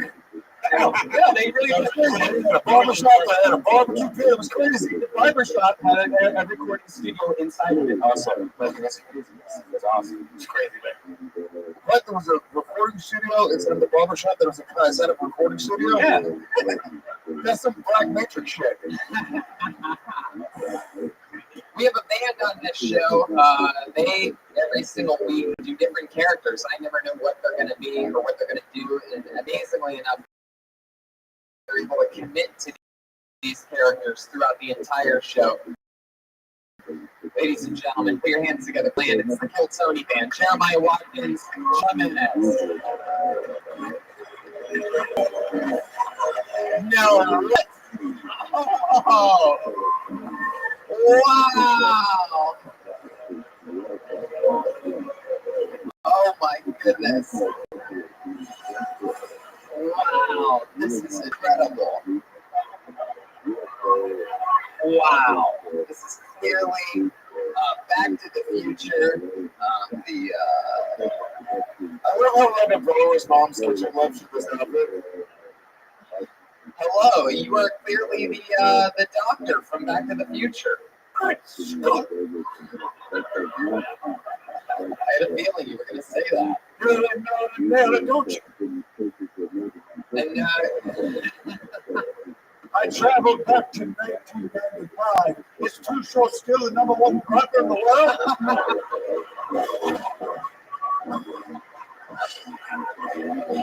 How dare you, dog? And then back here, clearly, we have what appears to be Selena Gomez's little brother. Tony, you went back to the future and the president wants me to go back to Mexico. That's Martinez McFly. Love it. Well, we're here. We're going to be here. This is going to be an interesting episode. We have the two main characters from Back to the Future for the next hour and a half with us. This should be a lot of fun. So let's see what happens. I've already explained the game. After if you get pulled out, you get 60 seconds, and after that, we talk with you about anything in the world. Maybe I find out some special talents that you have, something about your past life, family, anything. You guys ready to start this thing? It's Kill Tony live. Louis J. Gomez, Too Short, Red Band, Tony, and the characters from Back to the Future. You guys excited for this or what? All right, your first comedian getting an uninterrupted 60 seconds tonight goes by the name of Sam Wright. Here we go. Sam Wright, here he comes. Slow jog up from the audience corner. I like it. Ladies and gentlemen, Sam Wright. Hey everybody, how's it going? This is the kid from Long Beach. Nice meals being financially crippled by parking tickets. I moved to Long Beach about 3 months ago, and I moved into an area that, come to find out, it's right between a high gay area and a high gay area, which I didn't notice until I got pressed by a gay. And immediately I found out that I've been scared in life to be shot, stabbed, but never fucked in the ass. So it's a new experience, but I'm acclimating well, I think. I don't know. Flattering, I guess. But I also thought about it. There must be a gay gang rapper out there also. And how depressing would it be if that became the top 10 hit? I mean, I'm gonna be riding around in my car, and all of a sudden Drake is remixing. All I see is this gang in this bitch, and you know if I come, you getting banged in this bitch. All right. Yeah. Sam Wright getting this party started with a yeah.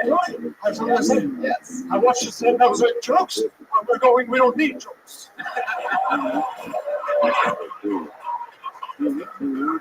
Wow. We are off and running. Sam, Louis J. Gomez, halfway through your set, leaned into me and goes, "You see where he put his hand in his pocket? That's where he ran out of stuff." There's a moment where you go back and watch the video where his first punchline didn't hit, and he went, and he put his hand in his pocket.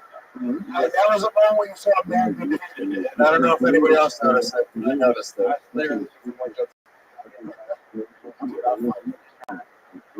How long have you been doing stand-up? Actually, I've been coming here for 2 months trying to get called up, and so I can be my first time on stage here. Wow! Never on stage. Oh, yeah.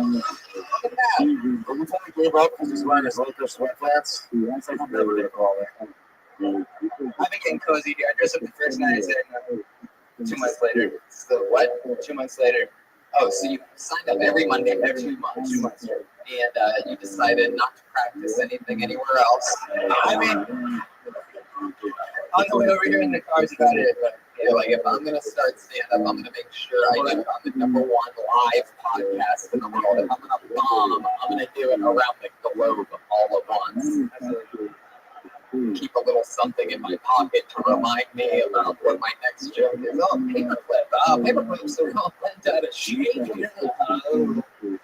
what were you trying to say, gay gang? Did you join it? Not yet, but you know the pressure. It's a lot of bonuses.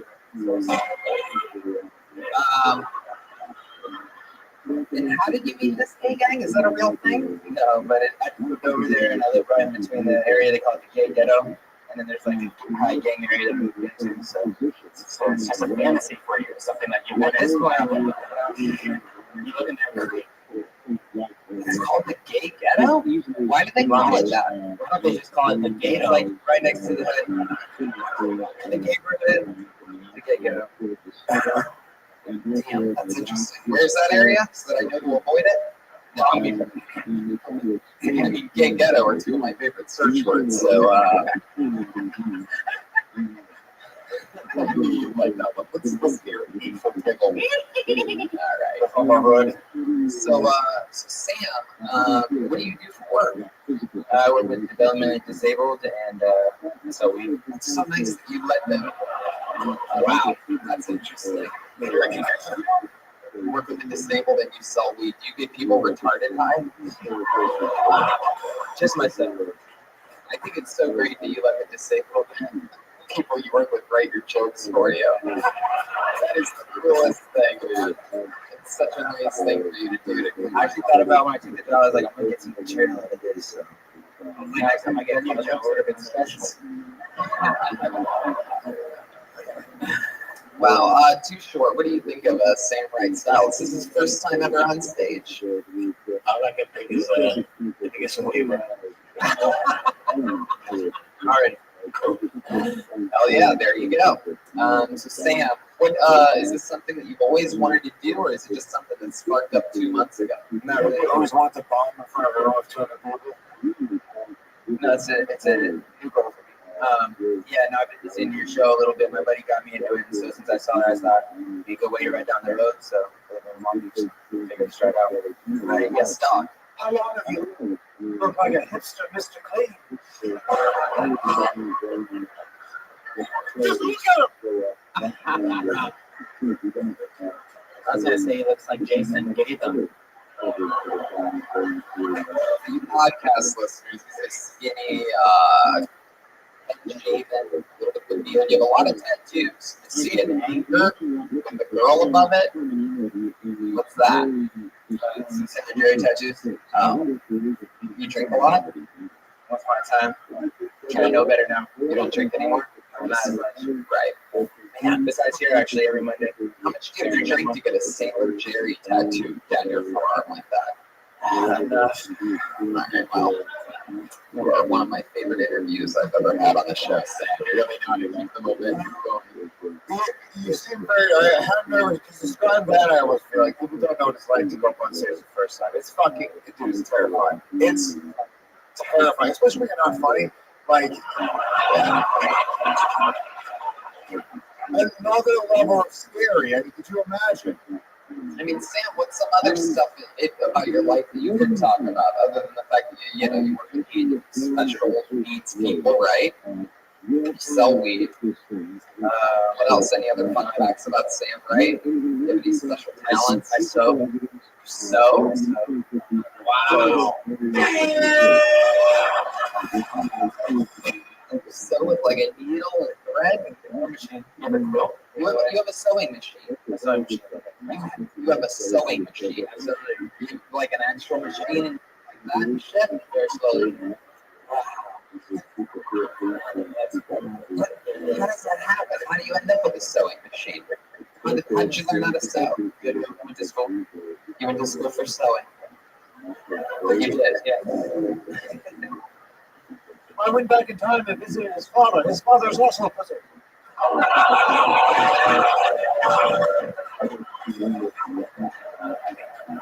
I get sewing some people. When you sew your own clothes, like shirts and stuff. Yeah, you should talk about it. Your whole act tonight was so. Yeah. All right, Sam. Well, congratulations. It was your first time ever on stage. There he goes. That's what this show's all about. Sometimes it's someone from America's Got Talent. Sometimes it's American History X's first time on stage show. It's exciting. Anything can happen here. You have characters of all shapes and sizes. Up next, wow, with 3 exclamation points at the end of his name. This sort of scares me. Put your hands together. I believe this is his first time here. From Mark Henderson. Mark Henderson. There we go.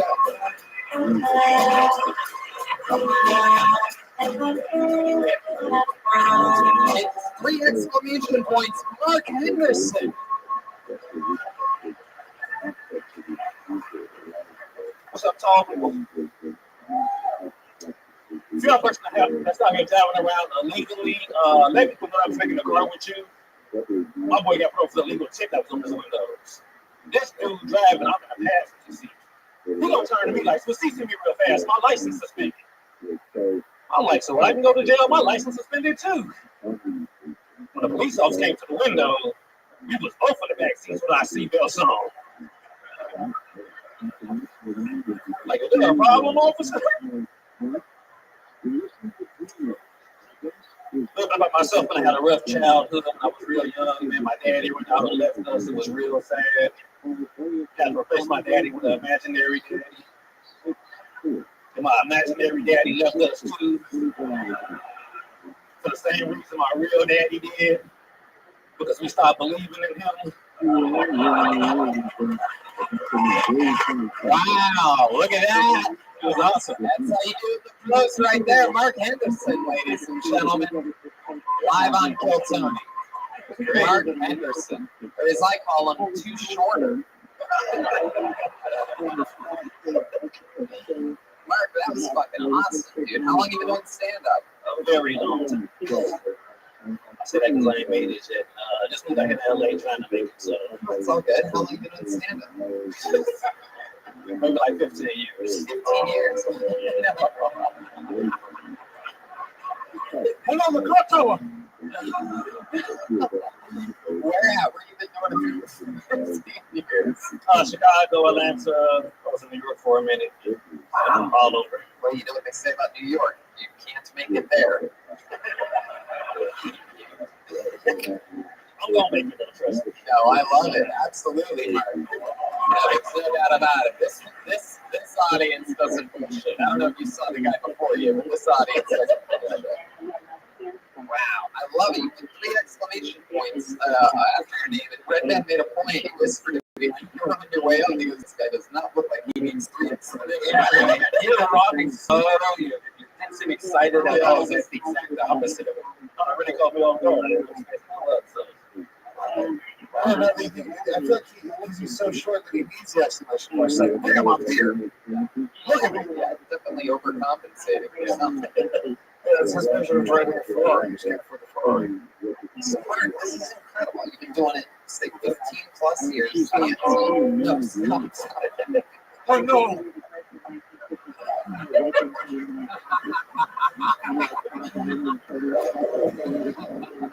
Strike lightning on the clock. And so you tried it, you've done it everywhere, and that's incredible. Why LA now? Why all those other places first? People gave me a lot of bad advice about my career. They were saying, don't come to LA till you're ready. That's what the thing came. Grew out here, but it's a learning experience. Got to meet a lot of good, cool people. We used to open for Dion. You think if you look in LA, you really from? It's a sunlight issue. Okay, I had no idea what it was. We used to open up Dion Cole. Dion Cole currently opening up for Rodman, touring with Dale Givens, Lil Rel Howery. I was one of his first openers. They all fired me for some reason. Well, you're very funny. What's the longest set you've ever done? 5'2". Oh, come on. I hope you win on Saturday. Oh, thanks, man. I like this guy. Yeah. Mark knows how to do a set, the interview, and keep the energy going. I like Will you come out and be my mascot? That'd be hilarious. Push on a leprechaun suit. I just came from the future. I live with balloons.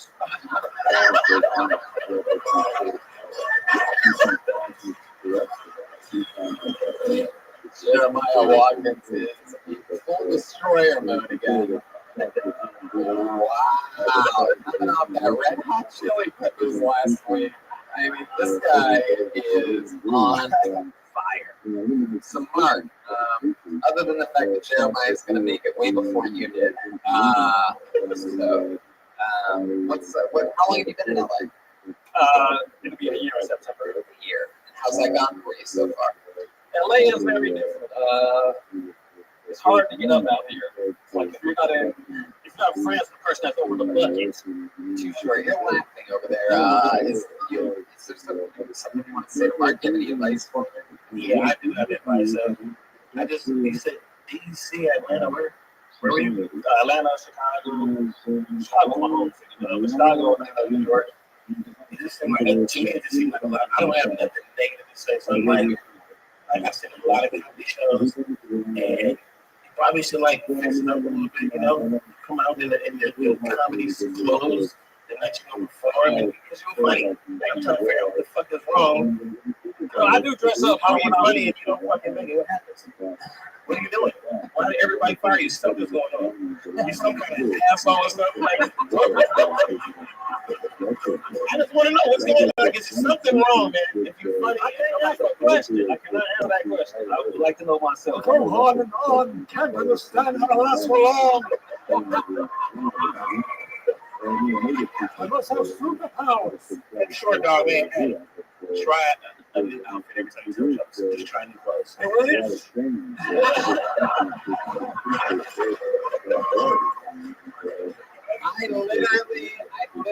do two shorts advice. There is like a lot going on here. You really need those glasses?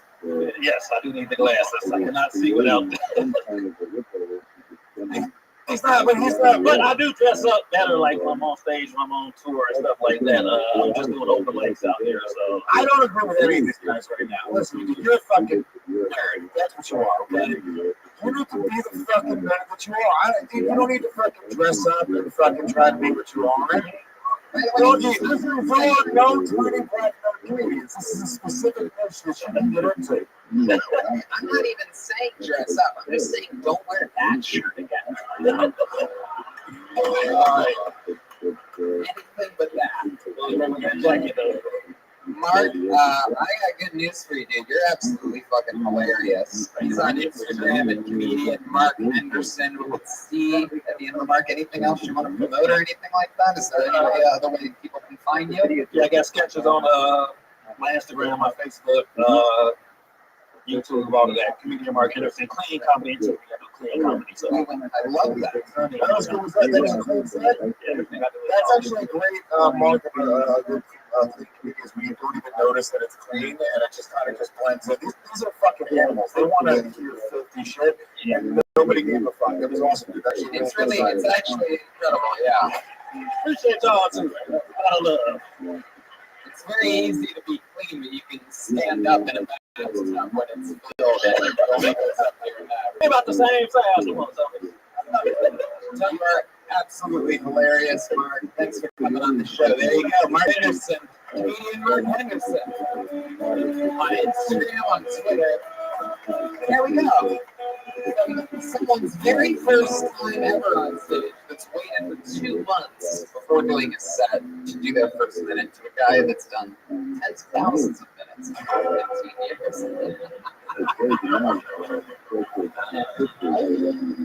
Oh my God. You guys having fun yet? Alright, I'm going to the name of the bucket. Put your hands together for Robert Thompson. Robert Thompson. All the way from the back. All the way from the farthest corner.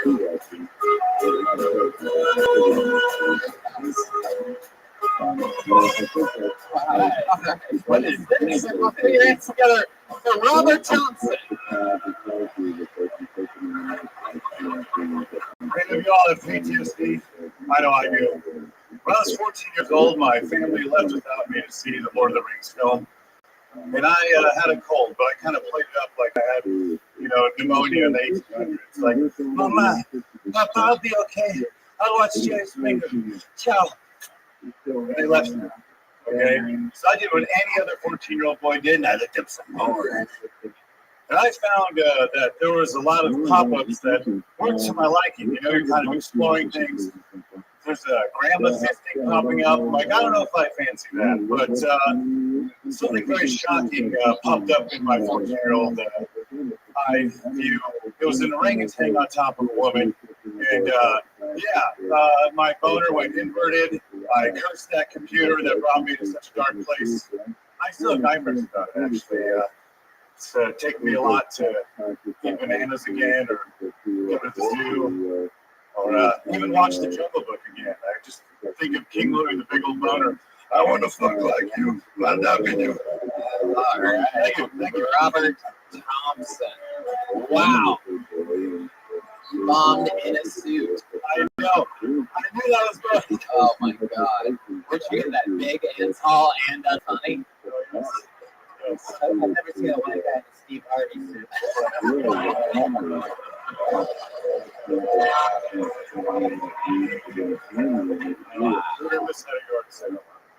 Wow, that thing is Harvey had a gun. No, Grimace, the purple guy from McDonald's. Oh, wow.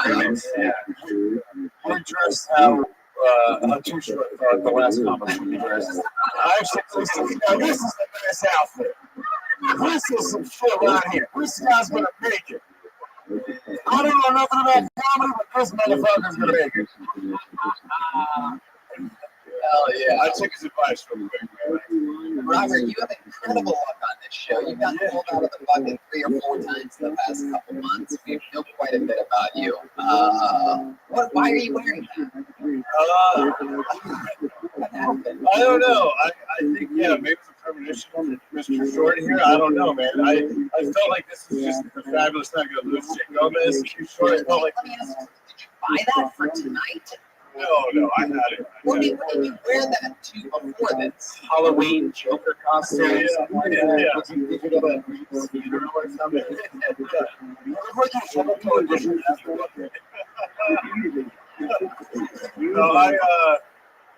was for something, man, for a bar mitzvah. I don't know.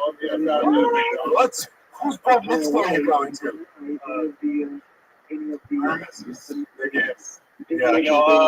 This is for a show. My band is playing, I think, so I like to wear. Your band is it's a Dick Neptune. Yes. I wear suits. A lot of fun suits. Dick Neptune is the name. Those are the funniest thing you've said so far. I know. I kept telling my buddies there, I'm like, dude, like a too-short, loose Jake Gomez. I'm wearing a purple suit and mom. I just know it, and I had that premonition. Yeah, you were correct. You were wearing a purple suit. Yeah, I knew it. It feels good, though. You did it. You made it all come true. Oaktown, man. My badass lesbian aunt lives in Oaktown. I have fun memories of that place, man. That's your suit, isn't it?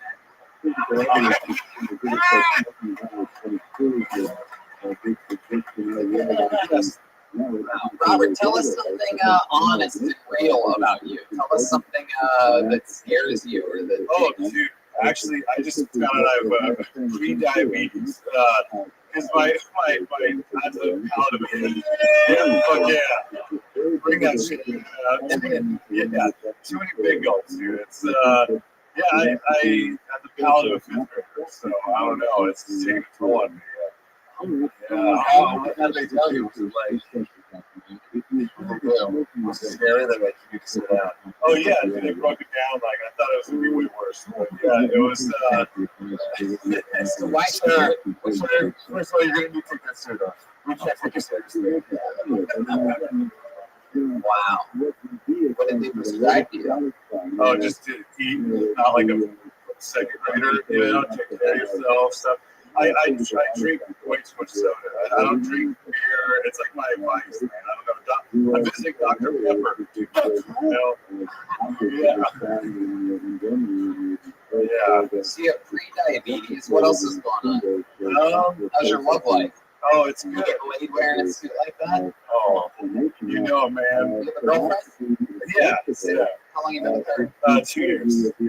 Do you think she's gonna leave you because of the diabetes thing? Oh, dude, but I'm changed, man. I don't know. I might be leaving her soon. I might be wearing this to my funeral, you know. So it's I didn't mean to bring it down because it's Robert. It's a realization I'm trying to live with. But, Can't you just go keto or something or reverse it? I've heard that actually. Yeah, we're saying go keto and reverse that jacket for I think it's incredible. All right, Robert. Well, what scares you? Oh, diabetes. Yeah, other than diabetes. Bombing in a giant purple suit. Have you worn that suit to a comedy before? In Brea, so it's okay. It's all right. Wow, Robert, you are completely out of touch tonight. You are cracking yourself up. You keep looking at them and staring right back at you. It's amazing. I thought I was going to connect on that one. It was a Brea. You know what I'm talking about? Just one chick, his girlfriend, from laughing. All right, Robert. Well, I mean, there's nothing that can change what happened here tonight. No. You live and you learn. Doc, what do you got? You keep this up, you're going to disappear from human existence. Anything else for Robert, guys? What do you think? Keep it moving? Robert Thompson, ladies and gentlemen. Rob T Comedy 1. Let him know. Some people on YouTube, I bet they'll say that they love this suit. Let him know soon. Wait, I don't have much time. Yes, it's treating diabetes. After tonight, imagine how many sodas he's going to have to drink tonight to calm nerves. Right. This looks like a unique put your hands together for Gerardo Alcaron. Wow, he's got a pop on the open mic. Comedians. That must be light on the circuit. That's my guess. He has a full table going crazy right now. Here he is. Gerardo Alcaron. Yeah. Hey, what's up? How's it going? What's up? How's it going? I'm Gerardo. I'm a French Mexican. Yeah, feast your eyes. Mexicans call me Gerardo. French people call me Gerardo. Saying I'm French Mexican is like saying I'm an average thief. You know what I mean? Like French people, they're great thieves. But a Mexican dude's always speaking Spanish and saying what they're about to steal in English. You know? Mira, compa, vamos acá y chingamos este pinche Dodge Charger, ¿ok? Después entramos a la tienda y salimos con, ¿cómo se dice? That old lady's purse right there. Good money, bro. I'm a pot smoker. You guys like smoking pot? I had a job interview recently for Amazon. But when I got there, I felt like an orientation, you know, like a bunch of people looking at the PowerPoint. I got this shit. I was like, okay, go ahead, finish it. Oh yeah, I feel like I got it. You know, I got really fucking confident. Took out my phone, took selfies and shit, like Amazon life. Like this is what it's like and shit. But when this lady came out, it was like time for the drug test. It's like fuck. Yeah, that was long. Gerardo Alcaron. Alacon. Yeah, Gerardo. This is your first time on the show? First time on the show? Yeah, it's nerve-wracking. Sorry. It's crazy. What you step back so far? I don't know. It was kind of weird for me. Yeah, I know. Maybe get away. Just get it up a little bit. Too close. Too close. I'm going to do too short, too close. Gerardo, so you clearly just had a meltdown as a UPS driver today, signed up, stormed in here and said, I'm French Mexican and I'm going in to steal this fucking show. Oh yeah. And then you slowly migrated towards Joelberg thinking he would protect you. No. Oh, yeah. Gerardo, how long have you done stand up? 4 years in December. All here in Los Angeles? In the IE. In the environment. There's a whole carpool of people here. Yeah. I lived out here for like 2 years. What made you move back to the Inland Empire? I lived in the house. The Empire Strike Back. I lived in the house with like 16 people. It was like, yeah. Family? No. Now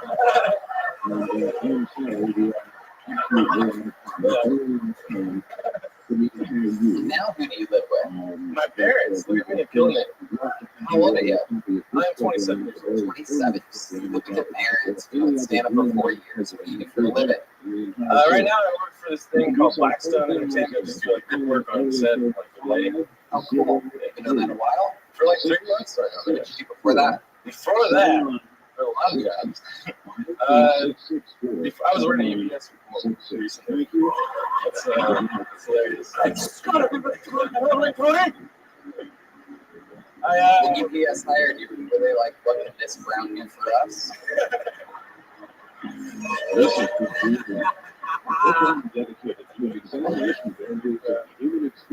the future, that joke is still racist. You get fired from UPS? No, I quit when I got to the Oh, yeah. I got really sad. I had 2 jobs. I was working at UPS and at the Improv. That's a dishwasher. Ontario Improv. It's a dishwasher. You're not going to say anything about how that's racist? Yeah. Alright. So what else is your life like, Gerardo? What's it like living with, which one's French, which one's Mexican? French mom? My mom is French. Yeah, my great-great-great-grandpa was French. Great-great-great-grandpa. He's a fucking Mexican. Yeah, you're literally just a Mexican. You can't even claim you're French Mexican if your great-great-great-grandfather was French. Yeah, I'm African. true. Too sure? Do you allow that? I was interested in figuring it out after, like, can we get the same haircut? Really, like, just One thing, man, when I was a struggling starving rapper who had nothing, I had a fucking iron. Every comic up here tonight has fucking wrinkled ass clothes. What the fuck, man? Absolutely right. I'm not even into fashion. Yeah. And everybody's fucking like wrinkled as fuck. What the fuck? Yep. And this guy's a Mexican monitor. He probably has 7 irons. He's not using any of them. Yeah. It's absolutely true. That's something I've noticed tonight as well. Even a guy with a felt suit somehow was wrinkled.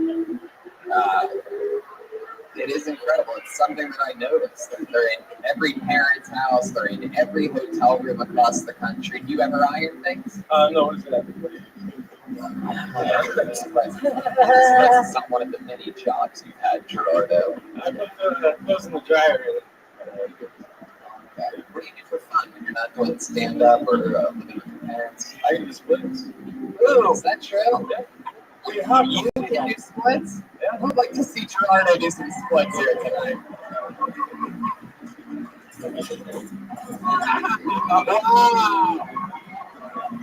Wow, that's incredible. Uh-oh, wait a second. Jeremiah, no fucking way. No way. No way.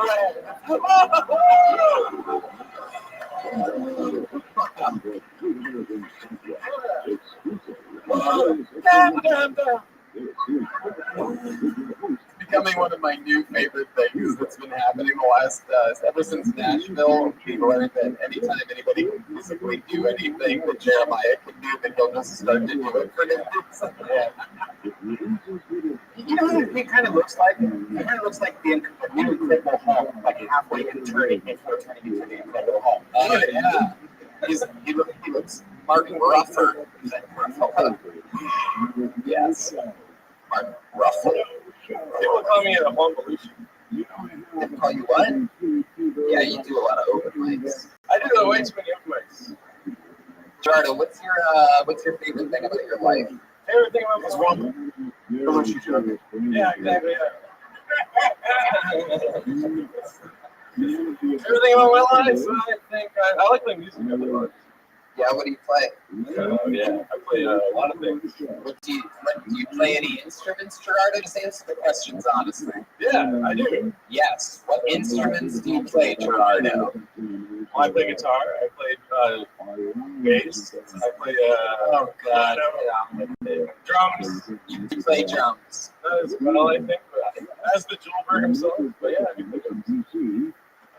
Would you be willing to give us a little sample of drumming? I'll try it. So we do this thing on this show called a Mexican drum off. Joelberg is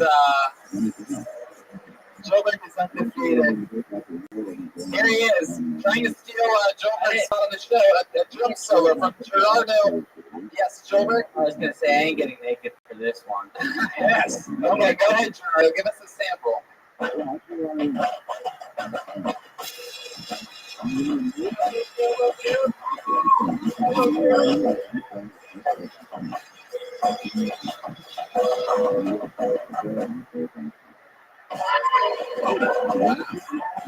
right, defending is down. Defending is thrown, all-time undefeated. Let's see if Joelberg can top that. Joelberg?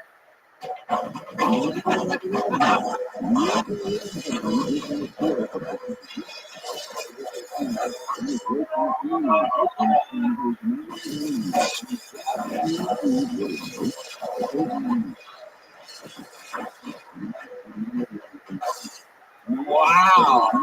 Joelberg with the drum solo. Well, Gerardo, It's funny because I wasn't even that good, and it was still better than this. yeah, that's fine. Yeah, Gerardo, you got to be bad at like 3 things here tonight. It's incredible. Almost 3, really. He looks like he'd be a really dude if he just got his shit together. Like his hair stinks, he's a little fat, his skin kind of stinks, his clothes stink. Look, guys, he's like, a spit. He looks like he probably fit pretty good. I don't know, like, Gerardo, stop touching me. He looks like royalty if you live in the Inland Empire, though. That's like he's trying to do his hair like a Frenchman, like he's really leaning into this fucking French grandfather thing. You just need some product. All right, well, Gerardo, there you go. Thank you very much. There he goes, Gerardo Alarcon. He's on Twitter at Gewaldo. Gewaldo. Tony would look like Aladdin if it was spelled A-L-A-T-I-N.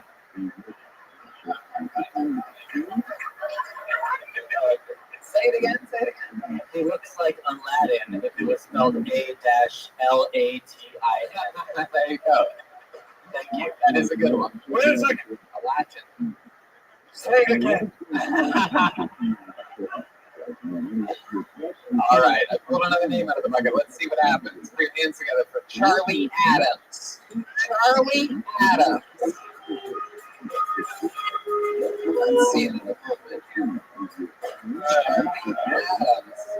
What? Nice. Charlie Adams. There was a guy last week who was stuck on the toilet when his name was called, and he was very, very sad and disappointed after the show. He was like, I was on the toilet, dude. I've been having stomach issues for 4 weeks. I'm like, can I shake your hand? No. He goes, I've had serious stomach issues for 4 weeks. I think maybe I could just get a spot. And I go, show business is tough. Whoa, I pulled a name out of the bucket. I actually met this lady outside the back door. I specifically saw her and made a point to ask her if she signed up for this show. I am excited to meet her.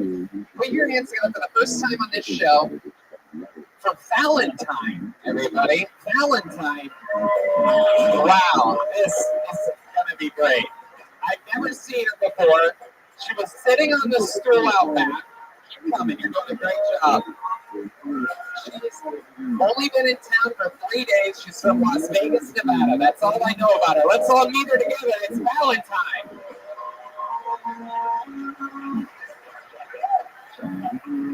All right. Woo! Okay, you ready?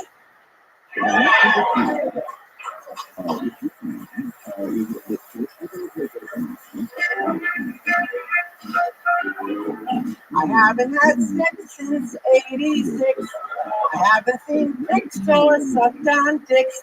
I'm glad I'm not young anymore. My nipples and buns have healed just fine. I haven't been groped since '89. I'm glad I'm not young anymore. I'm a born again virgin. That's what I am. So why don't you zip up and scram? Put it on ice, no faking it just to get it done. Pretending what's boring is lots of fun. I've won the Oscar for Best Leading Role, and I'm so glad that I'm not young anymore. Dance that thing. Wow! Valentine! Hell yeah! That is so exciting! Wow, that is awesome! Sorry, Tony, we brought her back in the trunk of the DeLorean.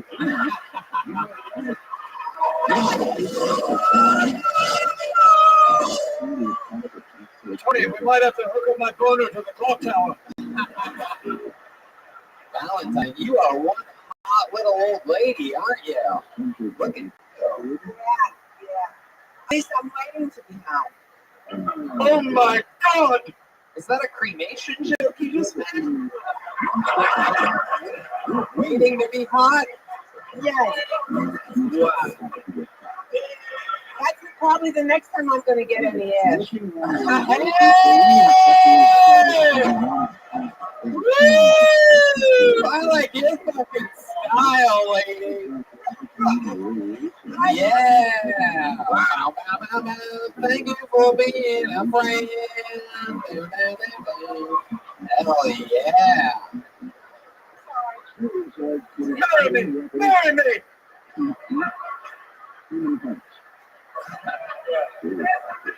You are one hot little old lady. Her and Doc are flirting with each other over there, Valentine. So I think I'd like to put it in your dog for help. I'm sorry! Shut out of it! Valentine. So I literally, that's a true story. I met you at the back door, asked you if you had signed up. You're from Vegas. You've been here a few days. I didn't ask you how long are you in town for. 3 more days. 3 more days. What are you doing here?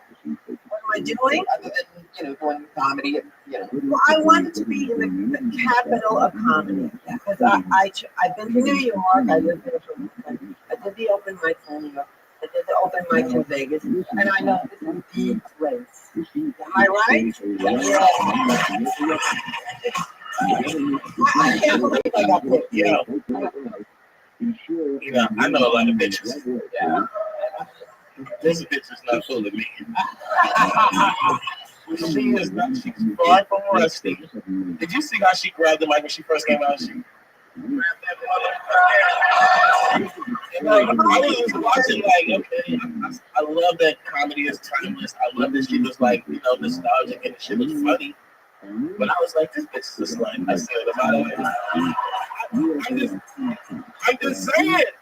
I seen her hips wiggle. She's an expert. Oh, for sure. Can you confirm this right now? But Doc knows what I'm talking about. Damn right, too short.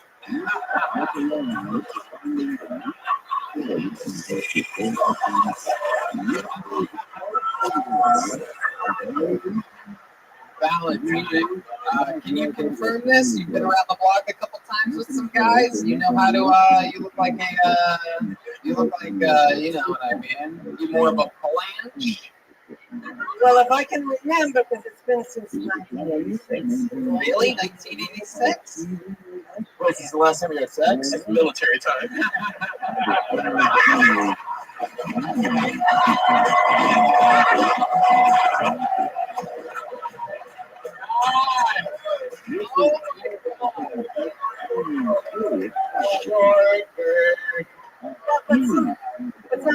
stalking me, so there is hope.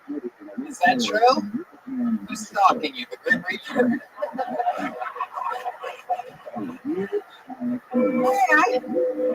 I had everything listed, you know?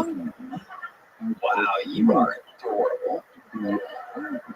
So Las Vegas, if you ever think about doing like America's Got Talent or something, I think you would destroy. They wouldn't even know what to do with you. They give you that fucking little bumper. Oh, we've had it before. We've had people on this show that we told would kill on that show, and they got straight the paths. Jeremiah Preacher Lawson. He was like in the top 3 or 5 or something. Yeah, that guy does theaters now. And he has a full-blown career. Valentine, you ever think about doing anything like that? Why'd you give it? What are you thinking? Well, I did. I went on. I auditioned for America's Got Talent. You did? Yeah. You did. And what happened? You waited out in the heat and passed out? I was a little too smutty for them. Really? Is that true? Now, I see that you have an entire bag there. What else is in that bag? Can you show us any of your memories?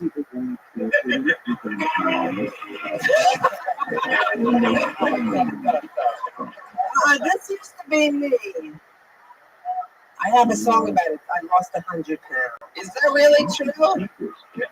Can I sing? Can I smell? Oh, come on, you guys. Is that really true? You lost all that weight? What was that again? That's why I had to get everything lifted. 100 pounds in the fall. Valentine, you been telling us how old you are? Is that you want to keep it? You're like all the other female comedians, and you're going to lie to me. That's what I like. What's your age? 67. 67. Right, probably.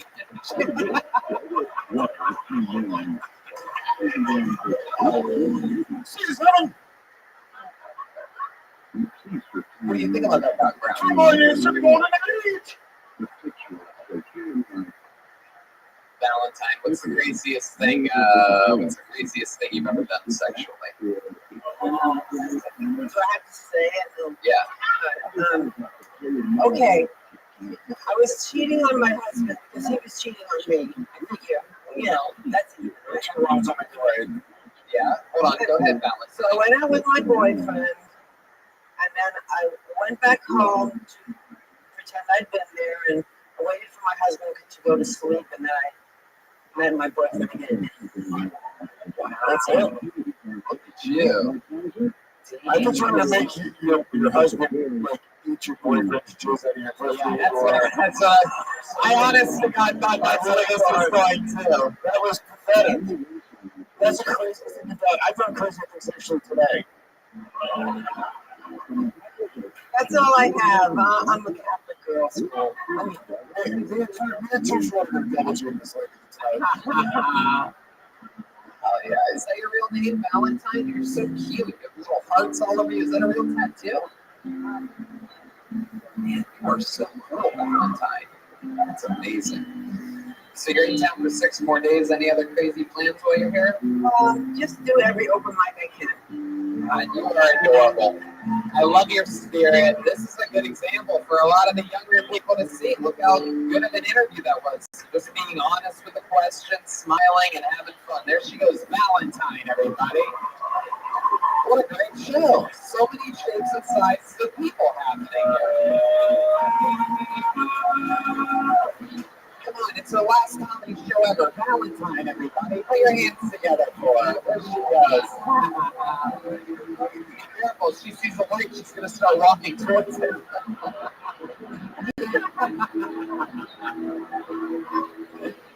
All right, we're having fun. I pulled the name out of the bucket. Put your hands together for Antonio Montalvo. Here we go. Again, with the deepest corner.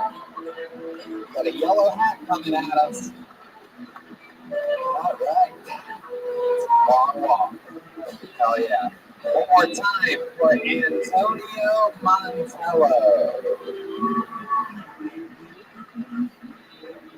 Dan, what's up, you guys? Hello. You guys all look like really good people. Man,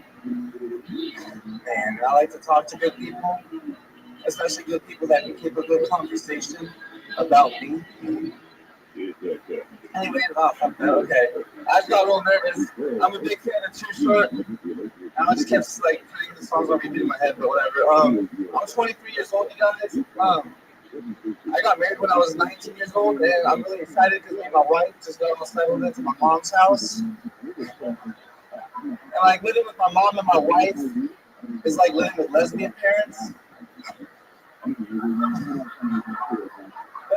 But they're both Mexican, so I can never tell which one's yelling at me. Like, Antonio, pick up the trash. Antonio, come do the dishes. Hey, Antonio, come eat this pussy. The real Antonio Montello. You've been on this show before, right? Remind me of what happened last time. Last time I was on it, it was in the belly room like bomb. Yeah. Well, you did that again for the first 30 seconds here tonight, and somehow you pulled out of the tailspin there towards the end. Yeah, just breathe. Yeah, that helps. Breathing's a pretty important thing. So is that true? You live with your wife and your mom? Yes. For one roof. How long has that been going on for? Maybe like a year and a half now. We lived in Santa Monica before, and Sherman Oaks too. And so your mom moved from Santa Monica to Sherman Oaks? No. Me and my wife lived in Santa Monica, and then we lived in Sherman Oaks, and then I wanted to live with my mom. It's more comfortable. You did not want to move in with your mom. Well, we skipped a bunch in that story. Okay, the part about you losing your job, not having any future career, your wife screaming at you a bunch. Why do we get married, Antonio? What are you doing to me? You didn't cost me this life. That's something that has the best pussy. He knows what's up. Mom's got the best pussy. I heard it. What's your mother's name? 23. What's her name? It's Courtney. Courtney. Chicago. I know that bitch. Yeah. Guess what? Your mom is blowjob betting.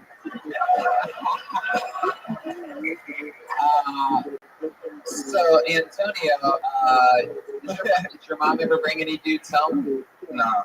Never. No. Why do you think that is?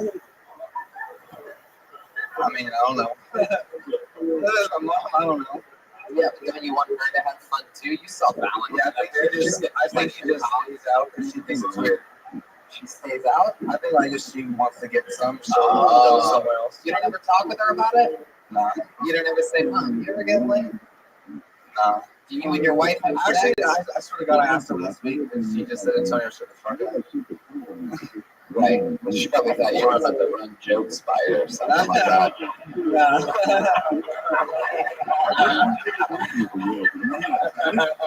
So, Antonio, do you and your wife have sex when your mom is home? I mean, usually not, but yeah. Usually not, but yeah. How is your sex life? Is it good? How long have you been married for? I've been married for 4 years. So I got married when I was 19, I'm 23. 4 years. Yeah. Don't applaud that. That's not really just clapping. Very unhappy people in the crowd. And my sex life's really good. The fuck with the music? How often do you have sex? Probably every day. Every day? Yeah. Every day. And Was that your wife over there? Yeah, she was like, she was going to go, hell yeah, he does! Hell yeah, he does! Get that pussy, Antonio! And your mom never hears anything when you're quiet in the bedroom? Just tell me the truth. His mom is deaf, She usually has the TV pretty loud, so. Yeah, what does she watch? Antonio, so far you've had trouble with every question I've asked. No, my mom is watching ER right now. ER? So she's in the doctors. Yeah, she's a nurse. She's a nurse? Yeah. Like a hospital or something like that?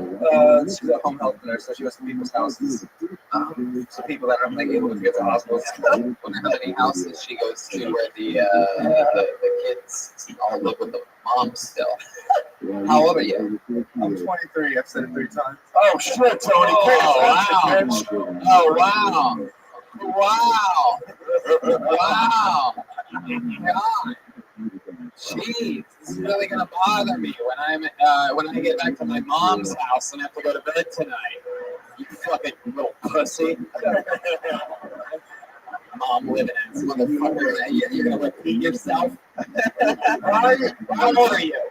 Son of a bitch. Why would you get married at 19? What was going through your head? We're like, look, this is it. Well, I don't know. I just loved her a lot, and she's from Mexico. I didn't want her to leave. I wanted to stay with her. I love her, so I was like, fuck it. I bought a ring and married her. I hope she's fucking another guy right now.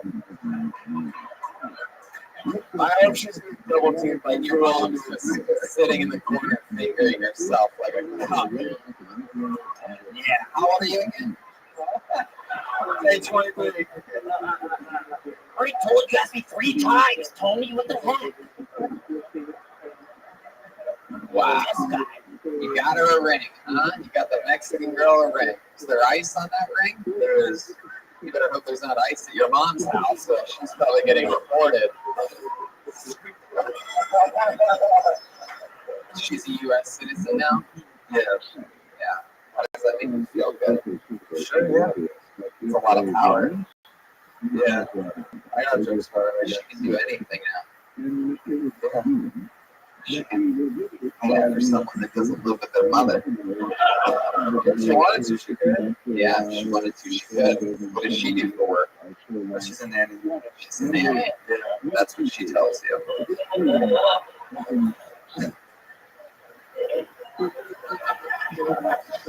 Awkward. Are you guys about to stand each other down and have sex? What's happening right now? You talking to me? No, he's 23. He's 23. Not even looking at it. All right, Antonio. Well, anything else? Any other redeeming qualities about you? Is there anything good about you? Yeah. Like what? I don't know. I have a big heart. What's the nicest thing you've ever done? I like that Mexican immigrant. Gave her a home in this country, you know. I don't know. I just try to do nice things daily. Like even if I don't have a lot of money, I'll try to get like what I have left. I hate you so fucking much. I don't give a fuck. I don't like how all the girls' hearts are melting in here right now. Fuck all you two. Anybody's going, he's a phony. This guy's a date rapist. There's going to be 25 Me Too stories. Anybody who's like got a big heart, that guy rapes. That's right. He's right. That's just a fact. Yeah, there he goes. Rapist Antonio Montella. 23-year-old, 25-year-old. He's not a rapist. Just as I lied, he's not a rapist. Tony Ishmael is a professional comedian making a roast show right now. Yes, he's definitely not a rapist. And he has a big heart. Too Short made a great point. There is a redeeming quality about him. He is the only comedian that ironed his shirt before coming out tonight. There he is. Antonio Montella, everybody, not a rapist. He's on Twitter at the only. We don't know that he's not a rapist. We're trying to stay. We're keeping our stream going live on YouTube, and he's not a rapist. He kind of did admit that he ate his mother's pussy. I heard that. And just to say yes, we don't know if she had given consent to that, Tony. So God bless Antonio, and I hope he's not out there hurting one with it. One of the cool things on this show, we're going to take a break from the bucket for just 1 second, because one of the cool things on this show is we have a regular on it. This young man writes and performs a brand new minute every single week to put out there in front of everyone, and then we talk to him about his week. He's everybody's favorite young top rising comedian. Make some noise for the great and powerful Malcolm Hatchett. Yes. What's up, y'all? I used to work at McDonald's, and I sold drugs. I was dedicated to both jobs. But sometimes working at McDonald's, I still thought I was selling drugs. Like I be at McDonald's, and a dude come in, hey man, let me get a quarter pounder. You can't be saying that shit out loud. Your boss right there, nigga. Chicken nuggets.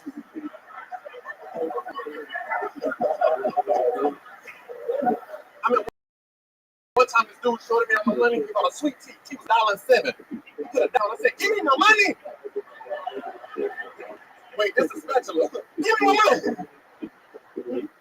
I hate whenever I go to girls' homes and shit, they be all over me. Why you owe me? Because I'm cold. Go get a blanket.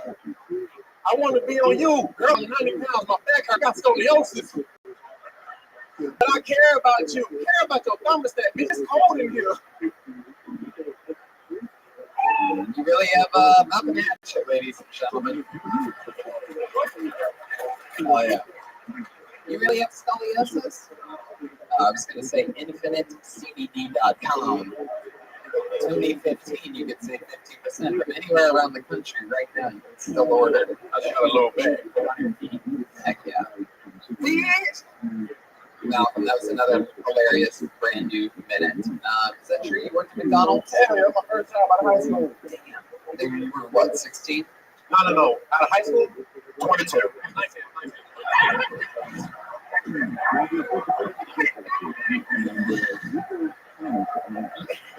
You actually got a new job this week, right? I started today. Yeah. What's that job? Working with this is a recycling job. It's straight. I'm just standing on the conveyor belt and just doing shit. It's easy as fuck. The shit be, dudes be breaking the belt on purpose, so we ain't doing shit. So I'm chilling.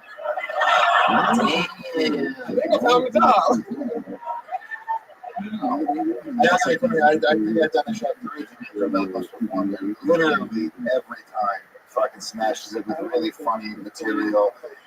You're really likable too, man. You know what I'm saying?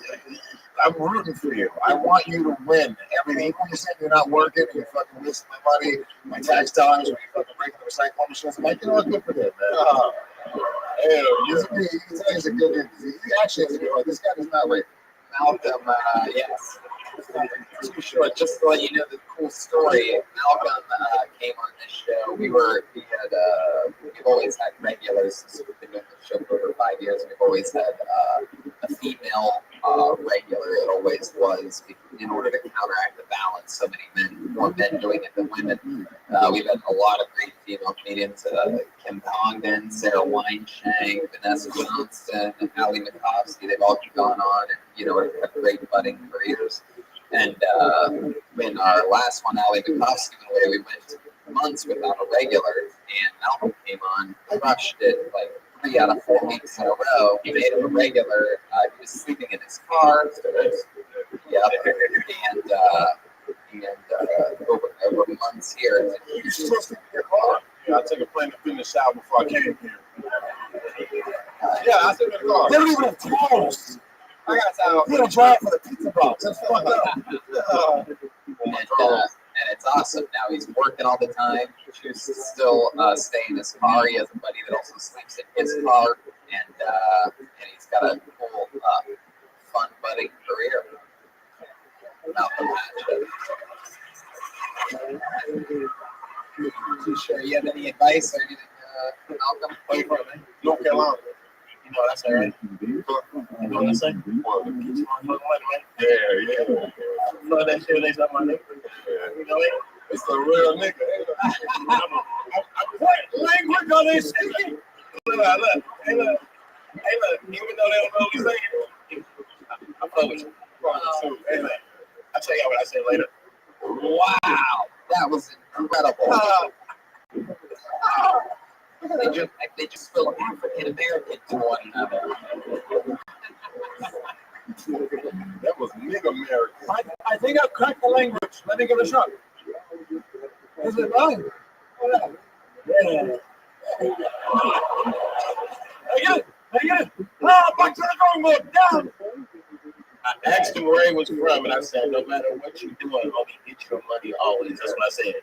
Oh, why didn't you say that? That's a good, valuable lesson. He said, I like you too, short. That's it. You got it? My mind is blown, and I'm a physics scientist. Hilarious. Malcolm, anything else crazy happened in life this week? Anything? I got a new job. I did a self-tape for a movie like a week ago. It was straight. high too. I just don't take. How high too? Wow. Can you imagine that? Our little baby boy Malcolm Hatchet, perhaps being in Malcolm. Like it or not, it was just cool to do it. It was great. Of course, exactly. That's what's fun. Did you do it? Did you do it by yourself? Did you have a buddy tape it for you? Well, I did it with my manager, and I did it also with a comic. It was really funny. Girl, so I made me the character, so it was dope. That's great. Well, there you go. Malcolm Hatchet doing it again every single week on this show. You'll be at Kill Tony Mania on October 12th in San Francisco. How's that for a little fun fact? Back to the bucket we go. You guys having fun out there? Huh? This guy's looking at his watch over here. This little bucket Law and Order guy. Pull the name out of the bucket. Put your hands together for Christian Pierce. Christian Pierce. Very nice.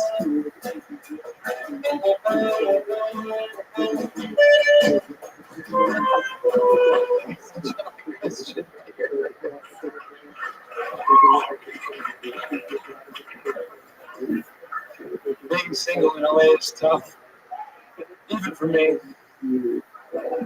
I haven't hooked up with a chick in months. I mean, I would go back.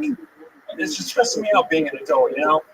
I would go back to being a kid, back when I didn't have to worry about dumb adult stuff. See, back when I was a kid, I was just always getting my dick touched. Kind of a big change in mood.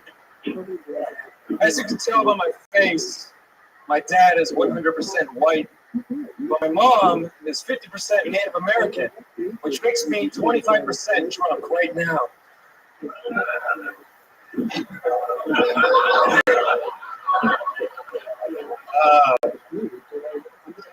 The Oedipus complex, I just learned what that is. It's one of Sigmund Freud's theories. You know what that is? Want to finish it? Wow, look at that. At least he has the wherewithal to know it wasn't going well. Christian. All right, that was fun. You always look like that? Yeah. Wow. Oh, you look like you're about to turn into a gay superhero or something. It's like that part of Deadpool where he's going back his legs. Gay superhero. Superman? Superman? Superman? Superman. All right. So, Christian, you've been on this show once before, right? Twice, yeah. Twice. That's still good for you? All right. Yeah. It didn't change your life? No. What do you do? I am an actor. Yeah. What have you been in? Anything that we would recognize you from? No. The Yellow Ranger or something like that? How long have you been acting for? About 2 years. And you're not in anything that we could recognize you from? Or Really not, no. City Republic or anything? Yeah. Of course I am. Look at me. By the way, I didn't like this guy when I stepped on stage, and still I don't like him. Of course I have. Look at me. I've been in like short films, just like I was just in feature length. I mean, it's not like a big fucking movie. It's just like a movie, you know. They do it, they sell it, they try to. God, I've always wondered what it would be like if Anthony Jeselnik's ball sack did comedy. And I'm pretty sure we're finding out right now. Christian, the only thing I think I've seen you in is a Charlottesville rally video.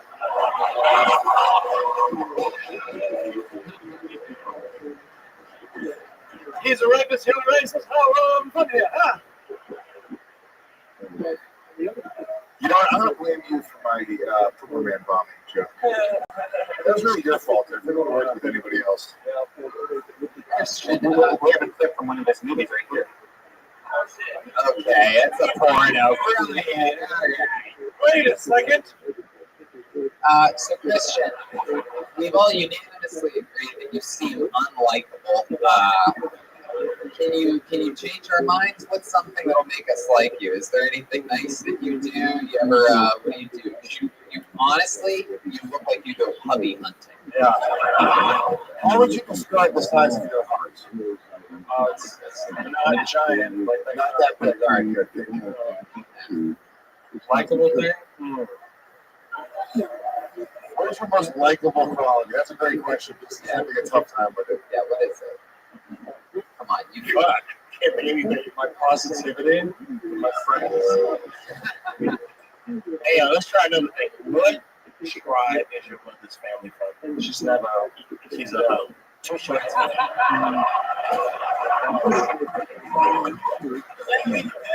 love it.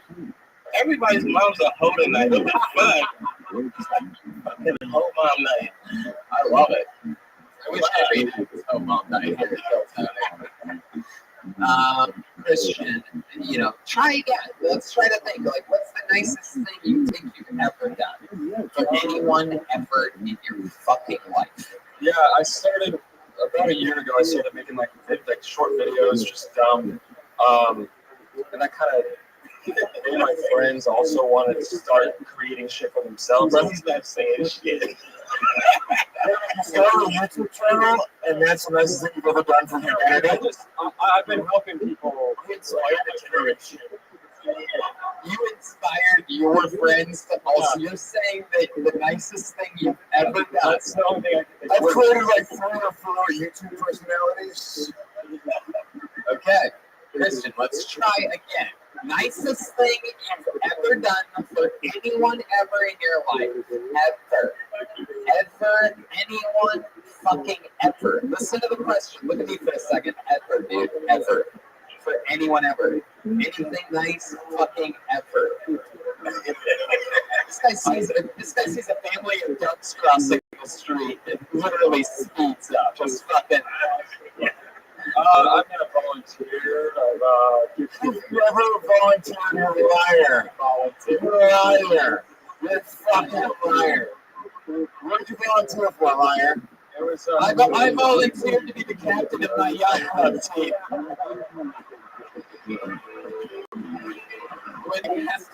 volunteered to get a hand job from Sarah Johnson in the 8th grade. Fuck comedy. You need to learn to lie, bro.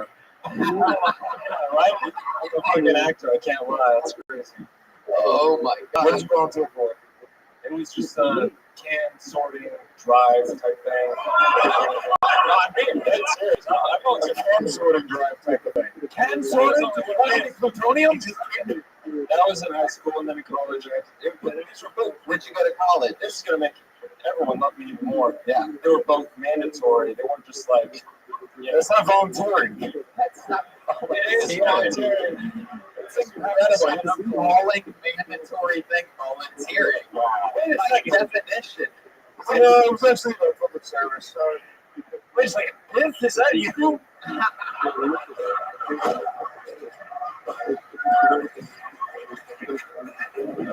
Wow. You've been told a bunch of times to take your damn hands off them.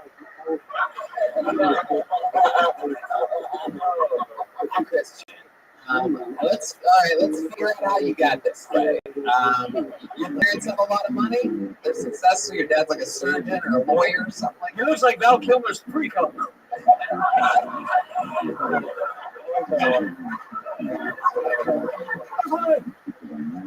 This is like the beautiful thing about comedy. It's like he's so good looking, like has no, and then it's like we just fucking just tear it. It's like fuck you, man. I mean, For one night, you don't get to be cool. I love it. He just doesn't look like he's built for stand-up. He looks like he's the neighborhood watch of a cul-de-sac or something like that. No, my dad does pest control. He owns his own pest control business. Pest control? Yeah, he's gonna take care of you one day.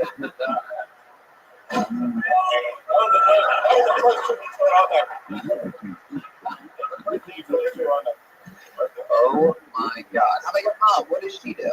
She's she's a photographer. She there you go, buddy. I'm not lying about my mom. Why wouldn't you lie? So a pest control guy married a photographer who really stays home, and they had you. Yeah, she was Fucking lying. She was a photographer. She's not really a photographer. She just takes photos. She's like, Bro, he's telling us those bar stories that he tells little bitches at the bar. She just has an around 7. Christian, do you break a lot of girls' hearts? Are you into that? You seem cold as ice. I'm not. I have a girlfriend. You have a girlfriend? How long you two been together? 2 years. Yeah. When did you meet her? Across the field? I think we met at a party. This girl's individual, man. He'd be terrible at like the lineup or like the fucking police inquiry. Like he's terrible, bro. He's terrible. You gotta work on that shit. Fuck the comedy. Work on your lies. When people ask you how it went tonight, you tell them too short to you're terrible.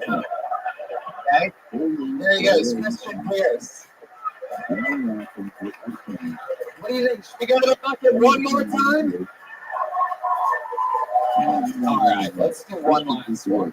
I just feel bad for whatever fucker he's gonna order later on and beat up. Give him a chance. He's got a big heart.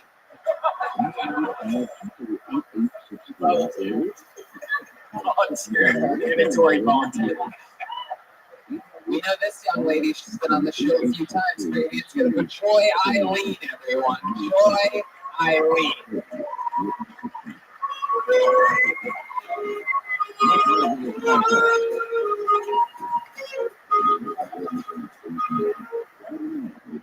Hi. So last week I found out that I was going to be an aunt to twins. Today I found out that the babies didn't have heartbeats. Yeah, and I heard somebody told me like the term for miscarried babies is angel babies. I call them quitters.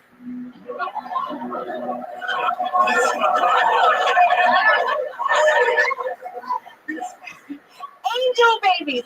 They don't deserve that name. That's like giving them a participation trophy.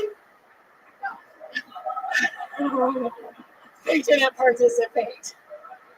Like they didn't even get to the hard part. They didn't get to life. Like life is hard. They are the closest to a fish that a human will ever be. Like they're in water and they get to do this. Sorry, fucking quitters. There you go, Joy Eileen. Nice. Is that true? It is true. Wow. Today you found out? No, I found out last week, but Is it worth giving up the relationship with your family for that minute? yes. Yes. My God, did you make those jokes in front of them yet? No. No, I did my mom, yes. And she laughed. Tough boom. Double, so what do you call that, a double miscarriage? Yes. Wow. Yeah. And who did this happen to again? My brother's girlfriend. Your brother's girlfriend. Oh, it's not real family. But they were gonna be mine. They were mine. Are the babies still in there? No, So they no. just had a heartbeat. They had a DNC on Monday, so What's a DNC? It's a DNC, the Democratic National Convention. that's exactly it. Man, these people are looking for any candidate. Anyway, do I get two dead babies? Two of them. Nobody can vote against two dead babies. It's brilliant. Trump could never beat two dead babies. 4 more years, 2 more babies.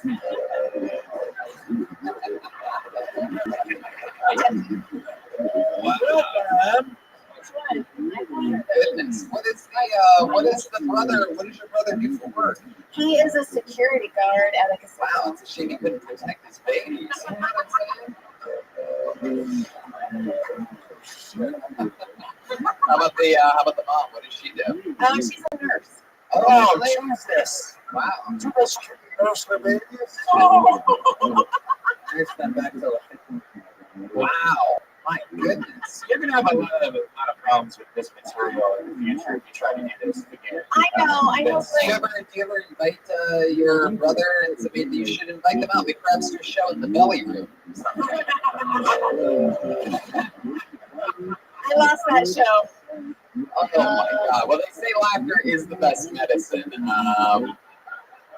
Anyway, so the DNC, explain to me what that is. It's basically they go in and like clean it out. And that is the scientific term. Turn them into angel dust. You know what I'm saying? Yes! Angel babies. That's incredible. Is that true? They call them angel babies? Yeah. Yeah. Wow. When I wrote the joke, I thought it was rainbow babies, but John was like, no, it's angel babies. So I changed it. Now let me ask you something. Let's be honest. All right. You know, there's nobody watching. Oh, we have your dead baby. Oh man, they're calling it from heaven right now. Oh, Can I just say I do not support what is happening right this second? Doc Brown, will you please stop dwelling us under the bus? My God, you are a cast member on the show, sir. I love it. Oh yeah. So, let's be honest here, right? You've never really liked your brother's girlfriend to begin with. Do you think she did anything? Like maybe drink a Red Bull? You know? She drank a Red Bull. She drank a Red Bull, gave us angel babies and swings. Did you do it? No, I wanted them because we're done having kids, so like this was my way of having babies again. Oh, did they let you keep the jar? They did, yeah. Wait, is that true? No. I'm just trying to play. What you guys do to those babies? Wow. Thank goodness. So, Troy, anything else interesting happening in life? I'm working on the 4th Jack Halls book, so that's gonna be coming out Right, soon. Troy Eileen is a writer. Yes, and If you like that material, there's more. Yeah, trickling down for their sister-in-law's leg. Fuck off! No. God. and then I just started a podcast. So Are your brother and his girlfriend married? no. Oh no, so I call her a Miss Carriage? Alright. Anyway, not a Mrs. Carriage. It'd be a Mrs. Alright, forget it. I think I would call it beating a dead horse, but it's 2 babies, so I can't really call it that. If that was funny, I would have ended up laughing in the fetal position. These babies are like a pair of shoes because they have 2 souls as well. Does that make sense? All right, we're done. We ended the roll. Let's move on. Sorry, Doc, I got a few more I got to get through here. It's very rare that we have a double miscarriage, and when in Rome, take the miscarriage. I'm seeing the future, damn it. Don't do it. What can happen? We're on YouTube. The babies are in a tube too, for those of you paying attention. They're also streaming right now. They're also being uploaded. Wow, that's so messed up. Oh, she is Joy is a professional writer. She has a series of books, and she does stand-up comedy. Well, but she's literally a professional writer. Do you have like a pen name or something? I just Joy Eileen. Joy Eileen. The Jack Holes is a fictitious band. So I write rock and roll romance. So you go with the rock. Awesome. I was in a camp named Jack. Did you? Was he an asshole? He had a lot of hoes. I just wondering where you affiliated. Yeah. Where you wanted Jack's hoes. I didn't know Jack hoes. That's not crazy. All right. Joy, you did it again. That was an interesting minute. I'm glad that you're writing about what's happening to you. It's a pretty depressing topic, but we were able to get through it all together. And there you go. Joy Eileen, ladies and gentlemen. Something I'm going to be honest with you. Maybe I'm crazy, but something just doesn't feel right about ending it on 2 dead babies. Should we get one more person up here? All right, let's go one last time. We're going to make it quick interview. Oh my God, it's a 2 dead babies! The whole area is. Put your hands together for Steve Torelli. Steve Torelli? I don't see anyone coming. Is that Steve Torelli? There you go. Here he comes. The band is playing like professionals, and here comes Steve Torelli. Here he comes, everybody.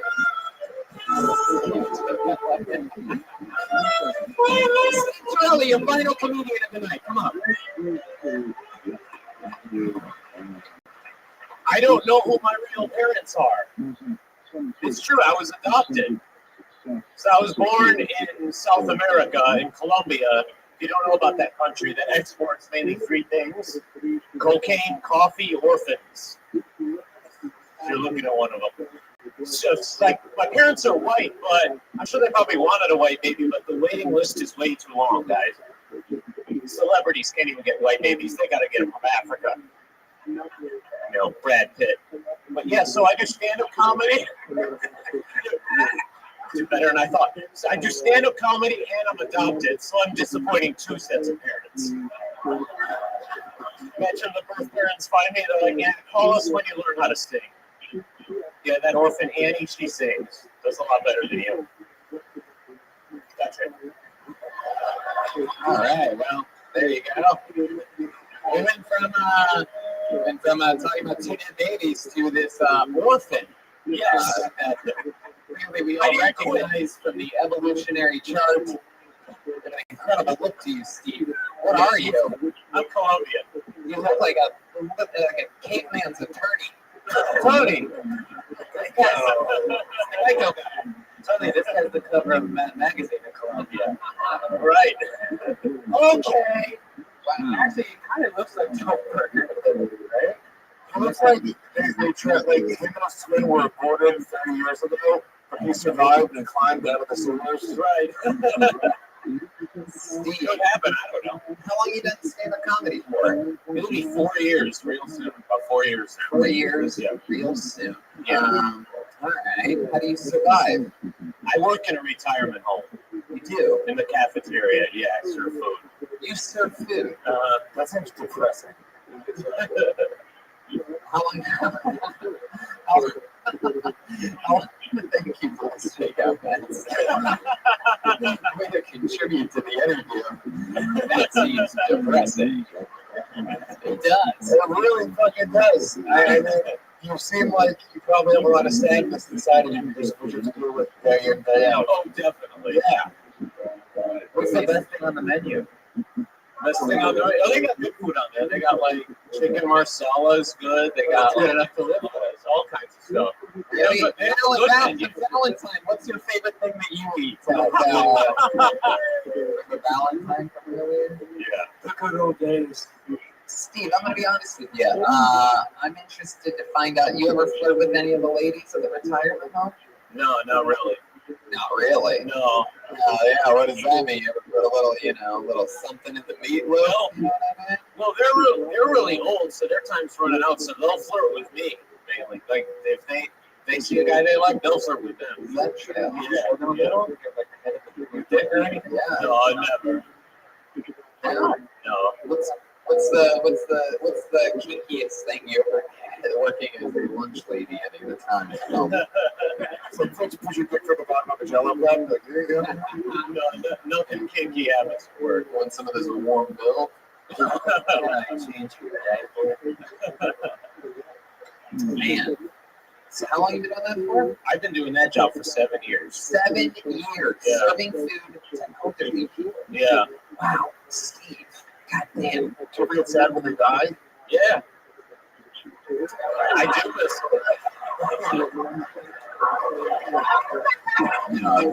That was depressing. Who was the person you were most attached to? Tell us about that experience. Tell us about that person. Some guys will like one guy really liked college football, and that's one of my favorite sports. So whenever I see, What was his name? his name? Yeah. Titus. Remember the Titus. Yeah, we miss you. Wow. And Titus left college football, and every Saturday you would do what? I was just remember him.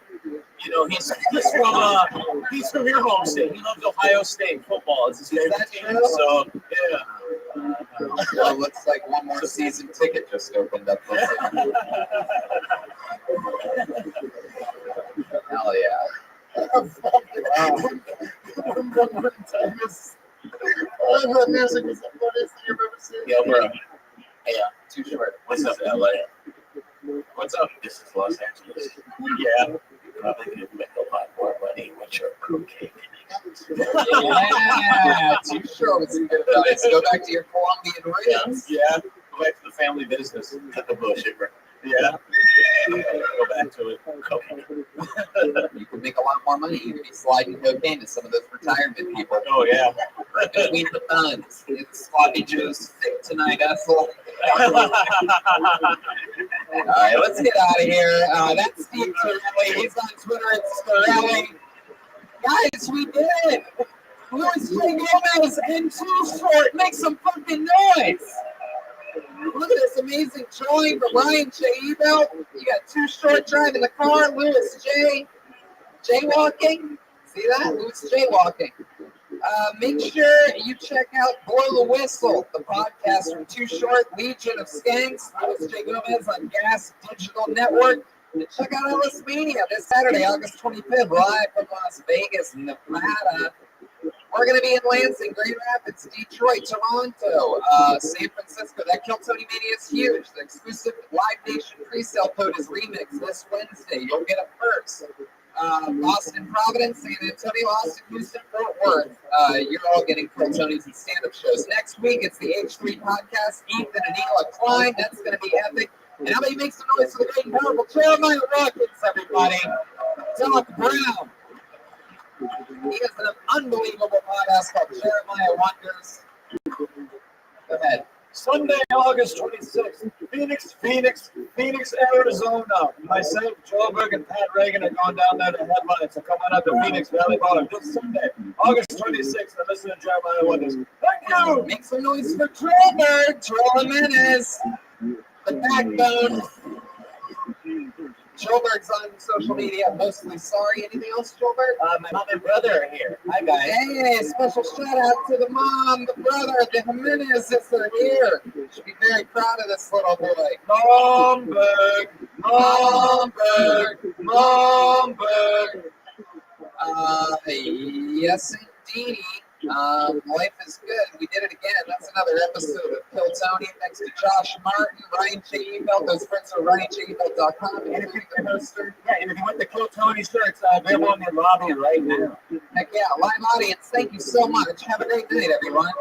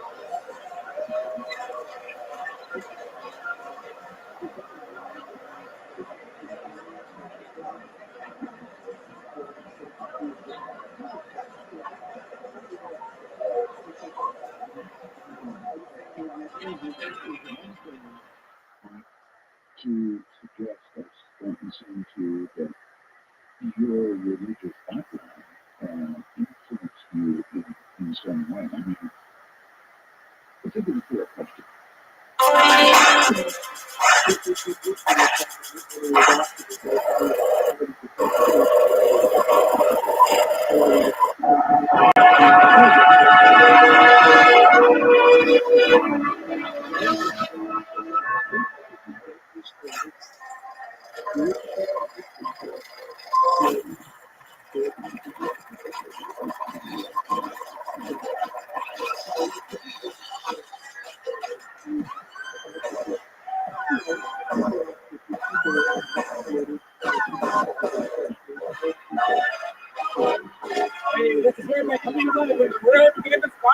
main room for a brand new episode of Kill Tony. Over Tony Edgeworth. What the hell? What's up, everybody? Make some noise. You're here at the Comedy Store for the #1 live podcast in the world. Brian Redban is here. The great Ryan J. Ebelt over there, already beginning drawing tonight's episode. We're excited. How are you guys doing? You pumped for this or what? You guys are packing up fast. Everything's and so are YouTube listeners out there. We are streaming live on YouTube right now. Hello, guys. And for those of you listening to the podcast or watching the live stream, fun stuff coming up. The 20th, 21st, and 22nd of September, we're in Lansing, Grand Rapids, and Detroit. There's stand-up shows and Kill Tony's group. All of those dates. And then the 25th through the 28th of September, we are in Toronto, Canada, at JFO 42. I'm doing some stand-up shows. And then on the 28th at midnight, you get your very own Kill Tony in a gigantic theater. And we just found out today who the guest is going to be. And let me tell you something, Toronto, it doesn't get any better than who's going to be the guest that night, period. I can say that with no hesitation. Yeah, you're gonna say that. Should I? Yeah. Really? Yeah. All right, it's something. The guest for that night, Kill Tony, live in Toronto, will be Joe Rogan. Wow. Everybody loves him. Brilliant, good body, great mind. Joe motherfucking Rogan. I'm doing stand-up in Chicago at Zany's October 3rd through the 6th. And then October 12th, it's Kill Tony Mania. That's a big one. 2 Kill Tonys in one night, live from Cobb's in San Francisco, California. The first ever Kill Tony Mania. And then the 18th through the 20th, I'm in Comics Mohegan Sun, somewhere in Connecticut. So for those of you 4 listeners from that area, buy fucking tickets, please. November 9th, Venus but Milo, a very fancy venue we're doing. It's a real Game of Thrones shit. Swansea, Massachusetts, a 1,000-seat venue. Right between Providence and Boston. And by between Providence and Boston, I am very aware that I'm lying to you Bostonians. It's 50 minutes away from Boston and 10 minutes away from Providence, but why not get in the fucking car and buy some tickets? November 13th, San Antonio, Kill Tony. 14th, Austin, Cap City. The 15th of November, Houston, Secret Group. And the 16th and 17th, 2 stand-up shows each night, and a Kill Tony on the 17th. Holy shit. Hey, you guys want to hear something funny? November 29th to December 1st, I'm performing at a place all by myself called McGooby's Joke House in Timonium, Maryland. Wow, I make no sense. I literally take pretty much every gig that is offered to me. Anything that my agents or managers say, hey, we got this offer, I'm like, let's take it. You know, hiring used to be hard. Multiple job sites, stacks of resumes, and confusing review process, but today, hiring can be easy. And you only have to go one place to get it done. ZipRecruiter.com/KillTony. ZipRecruiter sends your job over to hundreds of people in the web's leading job boards. But they don't stop there. With the powerful matching technology, ZipRecruiter scans thousands of resumes to find people with the right experience and invite them to apply to your job. As applications come in, ZipRecruiter analyzes each one and spotlights the top candidates, so you never miss a great match. ZipRecruiter is so effective, Tony, that 80% of the employers who post on ZipRecruiter get a quality candidate through the site in one day. Wow, they find a quality candidate through the site within one day with results like that. It's no wonder that ZipRecruiter is the highest rated hiring site in America. And right now, our listeners can try ZipRecruiter for free at this exclusive web address, ZipRecruiter.com/KillTony. That's ZipRecruiter.com/KillTony. KILLTONY. ZipRecruiter.com/KillTony. ZipRecruiter, the smartest way to hire. One of our best sponsors. Yes. It's noise for ZipRecruiter, everybody. How many of you out there own a company? Like, clap your hands if you own a company and have to hire people sometimes. Yeah. You do? Really? What kind of company do you own? CNC what? What the fuck's a CNC? CNC Music Factory. Is that a real thing? Yeah, you know, ready for that. I have no idea what that is. Oh, you know, these kids are up to crazy things. I have no idea. I'm 34, Brian. Did you know that? Yeah. Did you know I'm 34? Young.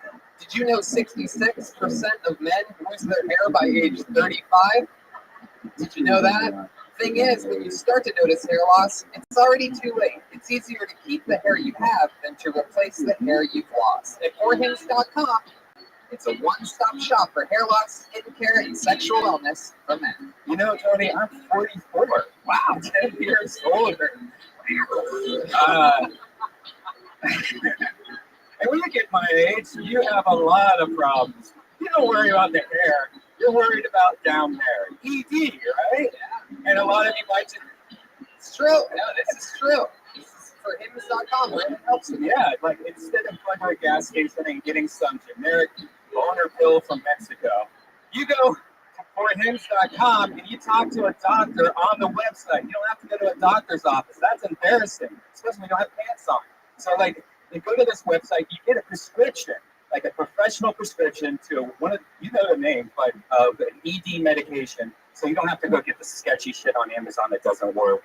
You can just go to forhims.com. No waiting room, no awkward in-person doctor visits. Save hours by going to forhims.com. And our listeners get a whole month free trial. No, it's not free. Fuck. My listeners get a month's trial for Hims for just $5 today. $5 today. Right now while supplies last.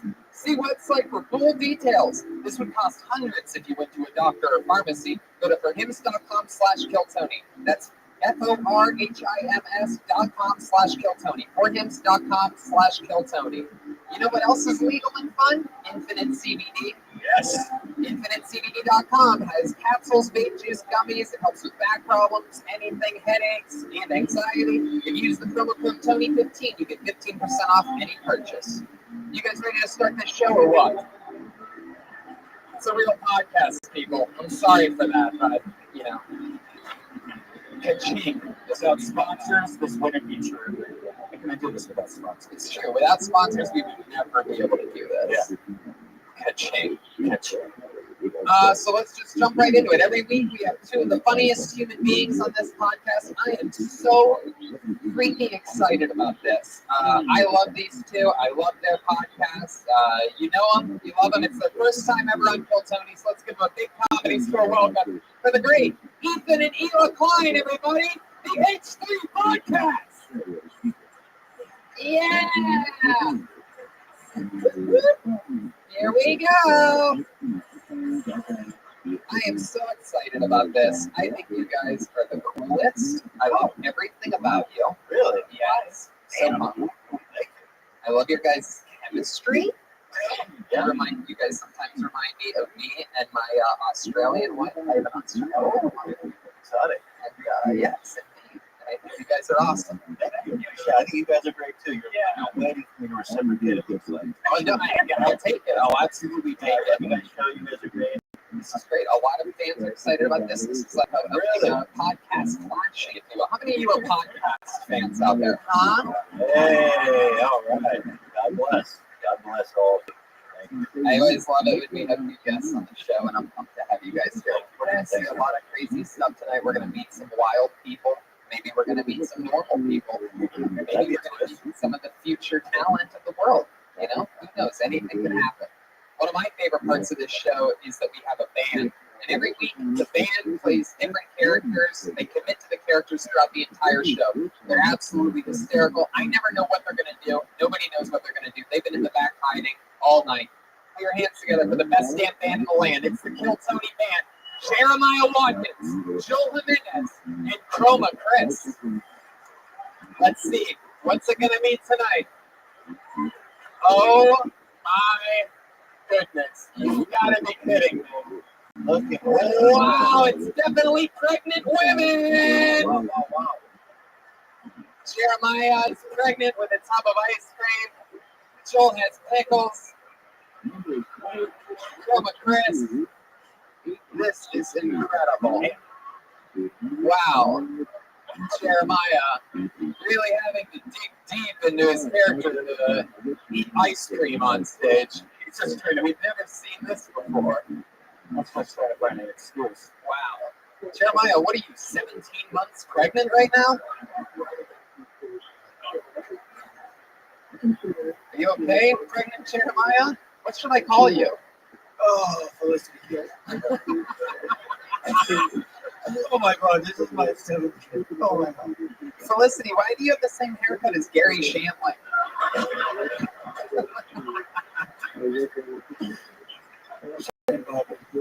I love it. Then we have Chroma Chris, who's clearly pregnant Howard Stern tonight. And then we have what appears to be a pregnant Mexican Oompa Loompa for some reason. Just because I'm pregnant doesn't mean I can't have a good time tonight. I'm here to put a dent in my baby's head tonight. Goldberg is in the house. It's ironic you're making fun of us for being beautiful pregnant women when you look like an aborted fetus on the slip. Oh, come on. How dare you? Share some of that ice cream with me. No. My God. I have never seen a 55-year-old pregnant woman before. They've saved my eggs 4 times already. All right. Well, this is going to be interesting to see how pregnant women commit to a podcast for an hour and a half. The last time I said that, you guys were the Red Hot Chili Peppers who fucking destroyed. So here we go. Let's get into it. I have an entire bucket filled with names. Over, I think, 60 or 70, 50, 60, 70 people signed up for the chance. They're all over there. Hi, comedians. And then some are even scattered throughout the audience. Maybe it's going to be somebody's first time. You never know what's going to happen. You get 60 seconds on stage, and then I interview you afterwards. I can ask you anything that I want. We'll see how honest of an answer I get out of you. The more honest your answers, the more fun this always is. 60 seconds, you'll hear the sound of a kitty. That means wrap it up then, or else you're going to bring out the angry West Hollywood bear. Whoa, yeah, you feel that? Yeah, it's extra scary tonight for sure. You guys ready to do this? It's Kill Tony with Ethan and Ela Klein from the H3 podcast and a bunch of pregnant women. All right, here we go. The first comedian getting an uninterrupted 60 seconds tonight goes by the name of James Richards. Here we go. It's not easy opening up this show. James Richards. Uh-oh. Oh, no. Already have. Oh, no. How does it happen? You know, sometimes I feel like people don't know when they sign up on the patio what room they're going to or anything like that. I always feel like somebody's waiting in another room to get called up. That was just one shot. Wow, that's just like the father of my baby. What else is new? Wow, this is definitely a new name. I like this name. I'm excited to see what is about to go down here. Put your hands together for Frida Jamila Johansson. Wow. Here we go. From right in the front.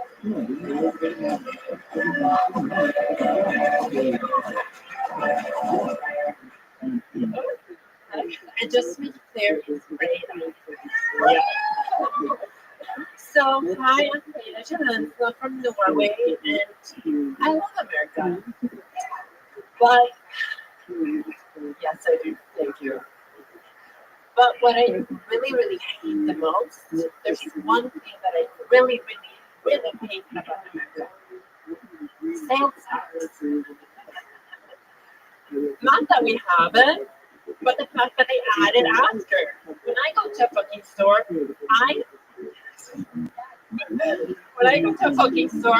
I want to know what the fuck I'm going to buy. Like, what do I have to pay? I want to see the fucking label on the shelf.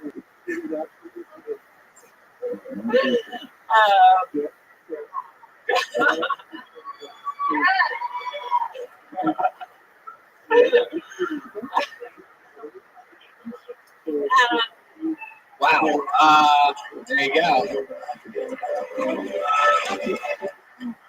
All right, Frida. Yes. Oh my God, at least get that set to full term. Oh my God. Frida, this was your first time on the show, correct? First time, yes. First time doing stand-up? Yes. Wow. Very cool. Nice. So it's no secret you hate America. I hate sales tax. You hate the what? I hate sales tax. I'm actually looking for a green card if anyone's available. I like men from prison and druggies. Wow. So, But I okay. When you say you what was that last part? I like men from prison and druggies. You like men from prison? Wow, you like the father of my baby. It's old part. So is that true? You really like guys from prison? Yes, my first, not boyfriend, but first date ended up killing himself. Is that true? Oh my god, that's like a romance novel I'm reading right now. I like to think of it as a really late abortion. Oh my god. How did he kill himself? He was a druggie. Yeah. Yeah. He overdosed. No. Tylenol. What was that? Shitty person. He was a shitty person. Wait, it sounds like you're into that. And you said that he didn't overdose. How did he kill himself? Honestly, I still don't know. Wow. He didn't tell you how he killed himself? No. Shitty, right? How did you find out that he killed? How did you find out that your ex-boyfriend killed himself? Instagram. R.E.P. A good guy. You say R.E.P. R.E.P. Yeah, she's from Norway. Rest in peace. R.E.P. He might still be alive. This guy's just trying to represent right up. No wonder you don't know how he killed himself. He's alive and well. Wow, you're such an interesting character. I know. I know. I'm actually an actress in Norway. Norway.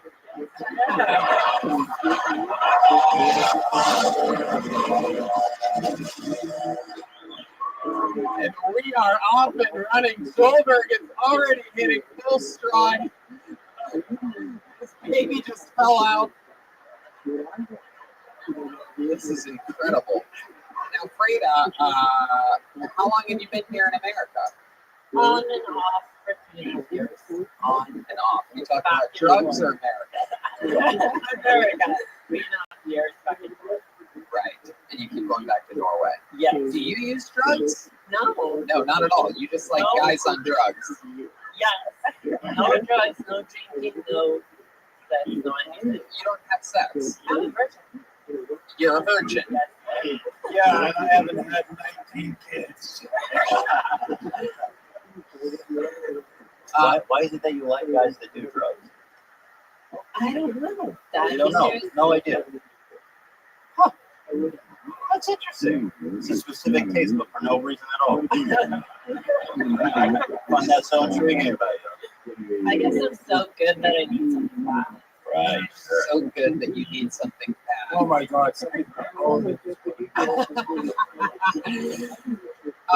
Is there a reason why you maintain your virginity? Is it just you haven't found the right guy, or is it like religious beliefs? No, I'm scared of it. You're scared of it. Yeah. What are you afraid of? Being fucked in lungs. By the way, the butt counts. I don't do butt stuff. I don't do anything. I barely suck. And have you had sex with your ex-boyfriend who is R.E.P.? No. Never did. Are you sure you guys were dating, by the way? Because you found out about suicide on Instagram. Well, it was free. It was I was in Norway. Of course, you don't have sex with anybody. Of course, it's going to be a brief relationship. What are we talking about? With that green card. Yeah, exactly. How are you planning on getting a green card if you don't have sex with people? I don't know. You know, my friend there always tells me I better cut out, but Yes, she's right. Yes. Absolutely not good advice for you. Wow. And did she tell you not to come up here today also? what? Just roll good advice. Yeah. I got fucked and dumped and I'm still a slut. Did you always want to do stand-up? Oh yes, always. Really? Yeah. Say it It's like my passion. Your accent makes it sound like you're lying. It's my passion. Absolutely. Oh, always. Since I was a kid. Oh my god. I'm actually funny in my country though. Just What? We don't understand Norwegian. Repeat it. I'm actually funny in my country. Are you? Can you give us an example of a joke you would do in Norway that would kill? It doesn't have to get a laugh here. Just give us an example. Oh, the waters are so choppy. Am I right? Like that. What you just what? Whoa. What? Can somebody please get subtitles for this woman? Say it again. Say it again. Freda, up here. Wow. You sound like you're speaking all five at once sometimes when you're answering these questions. Yeah, you're not funny. Wow. I know Klingon isn't a real language, right? No shit. Oh, she just told you to suck a dick. I fucking wish. Well, Freda, I'm glad that you came up here to do this. Eureka actually leaves, so this is really Eureka actually leaves. In a week, I actually leave. Oh, in a week you actually leave. Yeah. Got it. Got it. Do you always dress like a Kleenex tissue box? Well, She's obviously clueless. oh, that was 2 weeks ago. That was 2 weeks ago.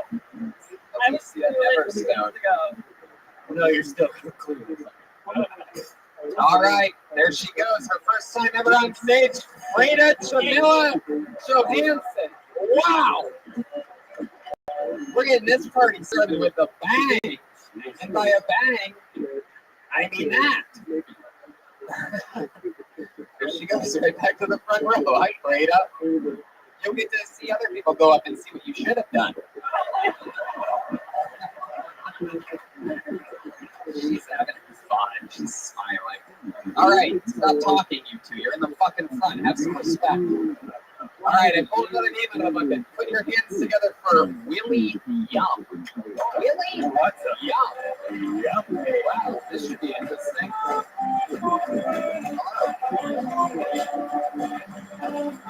Here he goes. Willie Yum, everybody. What's up, guys? All right, have you guys seen that movie Crazy Rich Asians? All right, I'm not it. Yeah, but a little bit about me. I am 80% Christian. The other 20% is aggression, so I'm 100% passive aggressive. That makes me a Prius driver. And so since we're talking about suicide, do you guys know Anthony Bourdain? Yeah, so I didn't know him until he told me so, right? And so he hosts this show called the Earth on something. What's it called? The Earth Unknown or something? Parts Unknown. You're right, the Parts Unknown. So I didn't know it then. Right. So I watched the 3 episodes, and then afterwards I emailed CNN. I said, "Dear CNN, sorry about what happened to Anthony Bourdain, but are you guys looking for a new host?" Yeah, it doesn't have to be the Parts Unknown. The parts I know, like Chinatown. All right, that's my time. Thanks. Willie Yum. Fuck yeah. I like your style, man. One of my favorite things about you that sets you apart is that when you forget what you want to talk about, you make a loud, audible noise. Yes, I do. Yeah. You go, oh, like that. It's louder than everything else you do. It's very clear when you have forgotten something. Really hard to pull off the suicide joke when you forget it. I don't know if you know this or how recently you came to America, but Anthony Bourdain's pretty beloved. Just saying you don't know what Parts Unknown is, like saying you don't know what a hot dog is in this country. All right, maybe I'm the only Anthony Bourdain fan in the room. So Willie, last name Yum. No, it's actually. My God, it's William, but I just spell it differently. My last name is Chang, C-H-A-N-G, but I didn't put it on. Wow. That's way less Asian. Yeah. Somehow it's more ancient. Willie, how long have you been on stand-up? A year and 3 months. A year and 3 months. Yeah, 3 months. Is everybody on the show tonight going to speak more English? This is pretty incredible. A year and 3 months. Man, you sure didn't rise to the occasion today. One day we're going to have to put together all of Joe Burns' rhymes with the word rice every time somebody Right. That's a combination. Joker, I'm a horny pregnant bitch. All right, really? So you've been doing it a year and 3 months. How's it going for you? I guess so far so good. Right, you only forget things every 25 seconds, so obviously you're sharpening your sword. That's Right. Without visualization. What do you do for work? I work at Equinox as a personal trainer. Wow. Really? Really? I gotta say, for a personal trainer, I mean, you're not out of shape, but I don't know. I don't think so. What, Tai Chi? Really? You're a personal trainer at Equinox? Yeah, Beverly Hills. Whoa! What's your rate? Good. He teaches my mama's class. What's your rate? $100 per hour. Do you ever on that job too, or you ever spin somebody on the bench and you're like, oh, who's that going? Oh, Earth unknown. Earth unknown. My God, how dare you? How dare you, sir? So Willie, what? Is this yours, by the way? That's a samurai sword, yeah. And I thought he may have left it here. People ever, did they request you as their personal trainer? Like, how does that happen? Never. Never. No, I don't know. So far, no. Do you have a lot of clients? Oh, you have a lot of clients? No, I just started 2 months ago, so I don't have any clients so far. So are you? Yeah. Does that make you a personal trainer or a guy who wants to be a personal trainer? I guess trying to be. Literally a personal trainer. He keeps it all to himself. It's very personal. Exactly. Hell yeah. I would be furious if they assigned you to me. I'd be like, I'm here to strengthen my body, not my mind. Wow. So, really, how long have you been in America?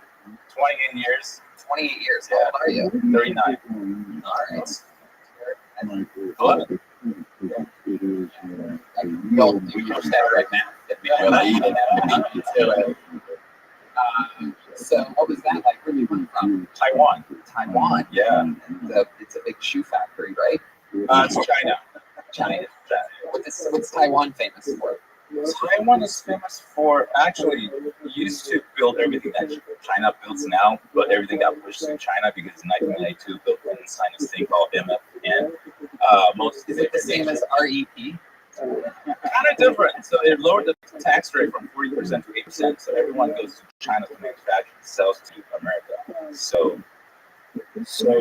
Taiwan doesn't make anything now. So looking like China.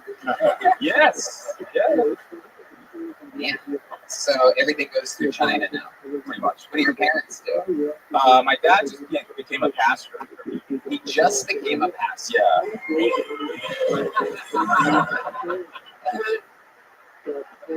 You know his dad was going to be a pastor. Yeah. Personal trainer at Equinox. I had it already loaded up. A little fun fact. Oh, okay. That makes sense. A little fun fact.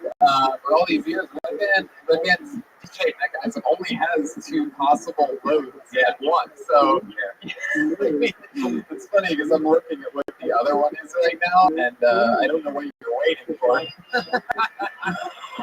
Wow. But it's all right. I feel like it makes it that much crazier for the diehard fans of the show to know that sometimes when those timing things happen with Red Band, there's only 2 possibilities. Like it's hard work to load up one of those things. Yeah. You pretend like you have like a bunch of buttons, like and one's like a dick balls, and you're like, it's right. That would be a lot easier. So what was your dad doing before he was a pastor? So he was in the military for about almost 20 years. Which side? In Taiwan. Taiwan. Yeah. And then he went from there into sales. I don't know what he was selling, but he was in sales. And then he became a pastor. So how recently did you become a pastor?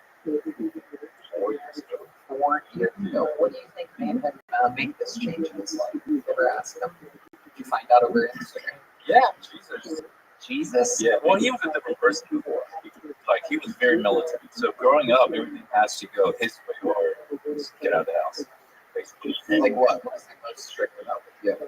With me, so I was telling my friend, I lived with my grandparents until when I was 3, and when I moved to live with my parents, I ran away when I was 8 because everything was so different, and he used to tell me to do this, do that, so I ran away. Yeah. Your dad behind me? Kill Bill? Pretty much. Yeah. Jesus talks to your dad every day. Nice. Yeah. Do you know what he said to him? Do you know what he said to him that got him into the biz? Yeah. Be better to your son. Yeah. And that wasn't it. You ran away when you were 8. What did you do? Where did you go? I just remember, because so my grandparents, they live 4 hours away by train, so I remember how to get back home, get back to their house, their place. Yeah, so I just went to the train station, and then when I was there, I guess I was kind of tall, so they asked me, where are you going? So I said, I'm going to part-time now. Yeah, exactly. Are we listening to books on tape right now? What's happening? Yeah. Oh my God. Very interesting. So you took a 4 hour. I know he's been on stage for 9 months. I'm letting it burst right now.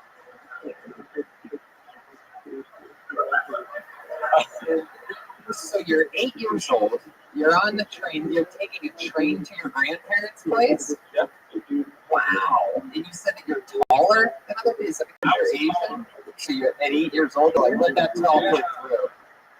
So I said I'm actually third grade, so I'm buying this ticket. I'm doing this train ride every day, and I need to go back home. Can you give me the ticket? Can you give me the ticket? It's that easy to get tickets in Taiwan. All right, Willie. Well, it was nice to meet you. Yeah. Congratulations on everything. There he goes, Willie Young. Moving along.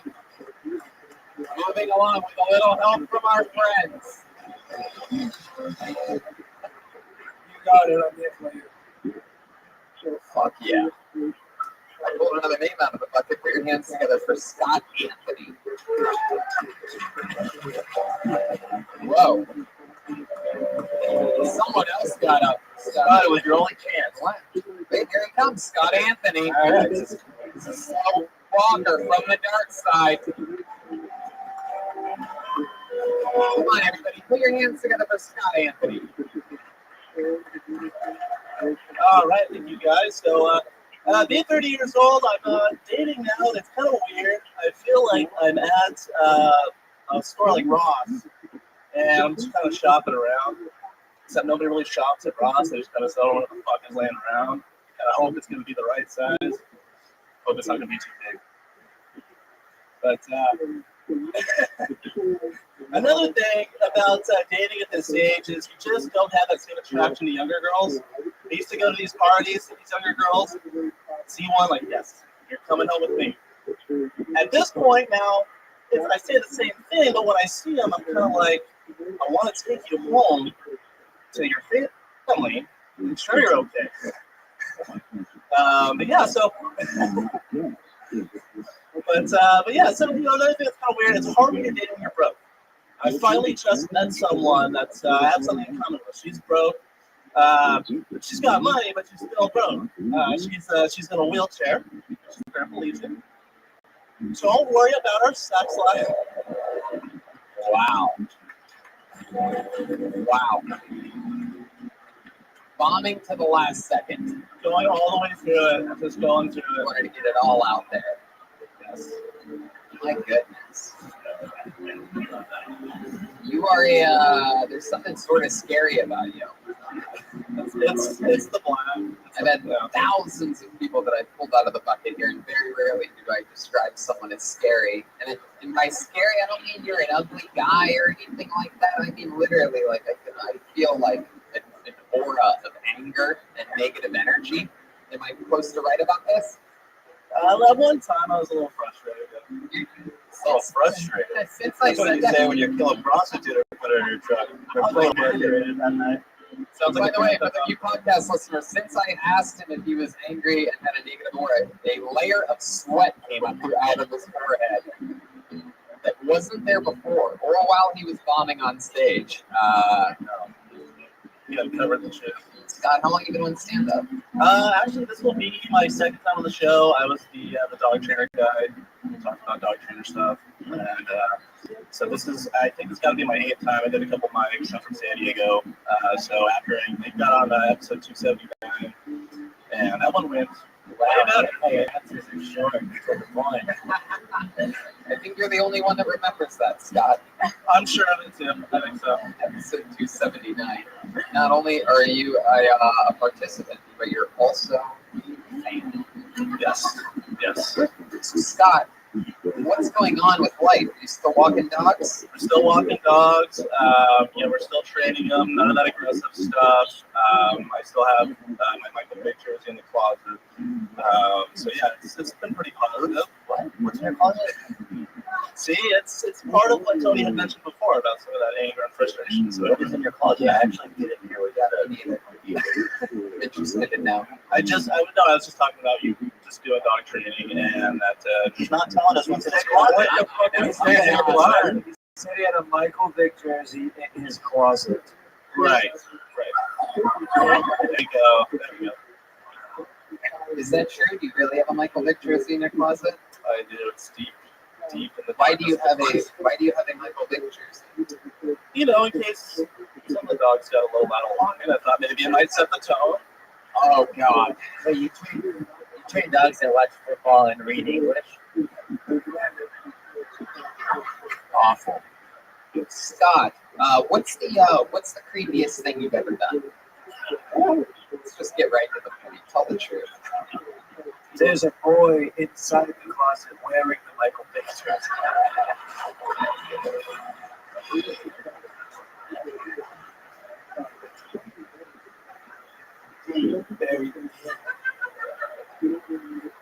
That's not a pass, though. We still need to answer. Yep, it's true. Yeah, but Michael Vick never passed. So, anyway, sorry. I'm just going to continue bombing. We're like I said, we're doing all. No, you're not. Scott, answer the question I asked you honestly. What's the creepiest thing you've ever done? I don't think it can count. Yeah. I might tell you the police are going to be here real quick. All right, what's the 17th creepiest thing you've ever done? Give me something here, Scott. Fucking Give us 20. Don't try to make a joke about it. By the way, he's gripping the microphone so hard that it looks like he's churning butter. That's just the 99th creepiest thing. My last name is Smith, so turning butter, it's in the DNA somewhere. Wow, you actually tried to be funny again. It's unbelievable. Like, it's like just something. It reminds me of like the boxers that get knocked out, or the UFC fight. You see somebody get knocked the fuck out, and then when they come to, they start like throwing punches, but they don't know that they're out and on the mat already, and that the fight's been over for 25 seconds. Tony, I may be pregnant, but he's bombing for 2. Yeah, hopefully your delivery doesn't end up as bad as his is. We love you. Please don't hear this. Yeah, definitely don't. You don't have any guns, do you, Scott? No. Very good. I'm going to stop you there before you try to make a shitty joke.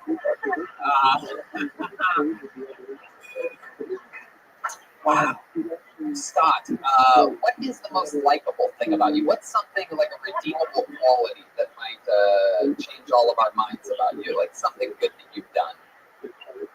I can say that I have held more puppies than anyone in this room right now. I can say that confidently. I feel like this is one of those guys that like only finds any solace in dogs. You know what I mean? And fucking hates humans. The second part of that sentence is, I have also strangled the most puppies in this world.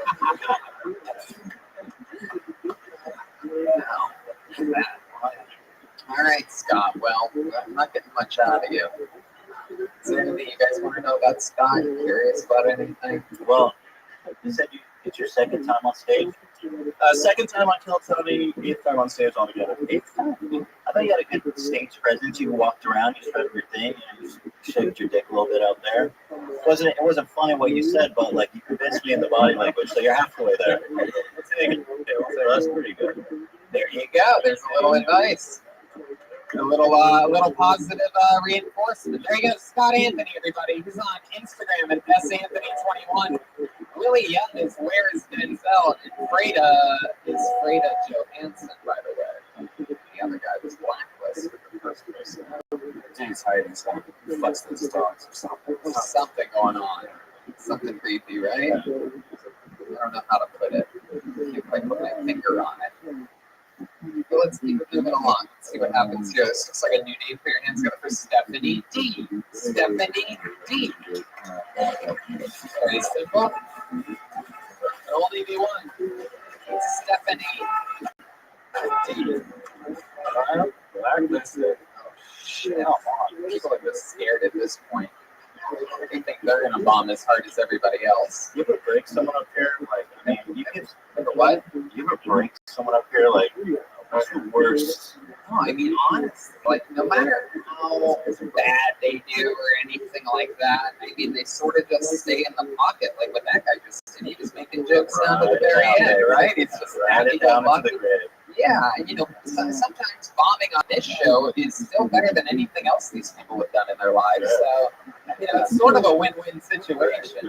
Very good. I like your optimism. Some of them, you know me, so it's sort of like, you know, it's a pleasure for them to get made fun of, and they're on they're on this crazy, you know, historical stage that all the greats have been on. So I look at it as a win-win or a lose-lose. It really depends on how you look at it. This is definitely a new name. I'm excited to say it. Put your hands together for Avalanche Phillips. Avalanche Phillips? Hell yeah.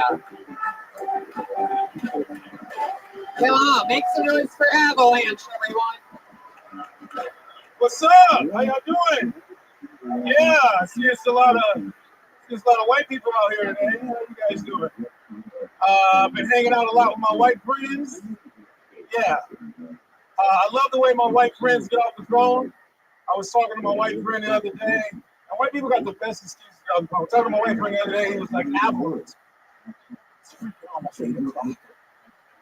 I have to walk my cat. Shit. I have to finish laundry, but I have to call you tomorrow. I was like, all right, bro. My black friends get off people get off the phone a little bit different. I was talking to my black friends the other day. I was like, hey, bro, what's going on? He was like, hey, bro, I'm about to walk up these stairs.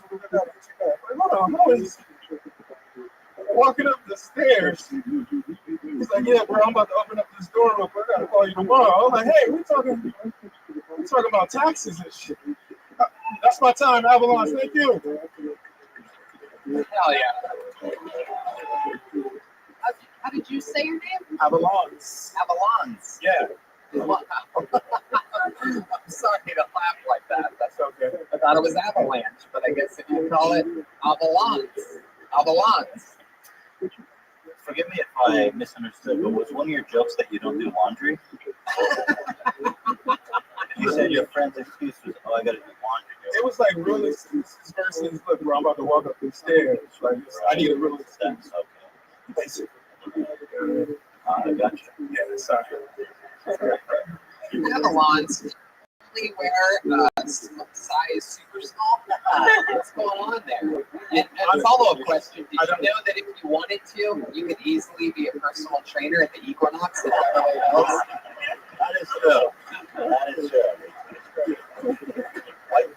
Obviously, you can tell I don't do laundry, so that's back to you. So no, just running there. So. By the way, white people are really good at tucking in their shoes if you need some.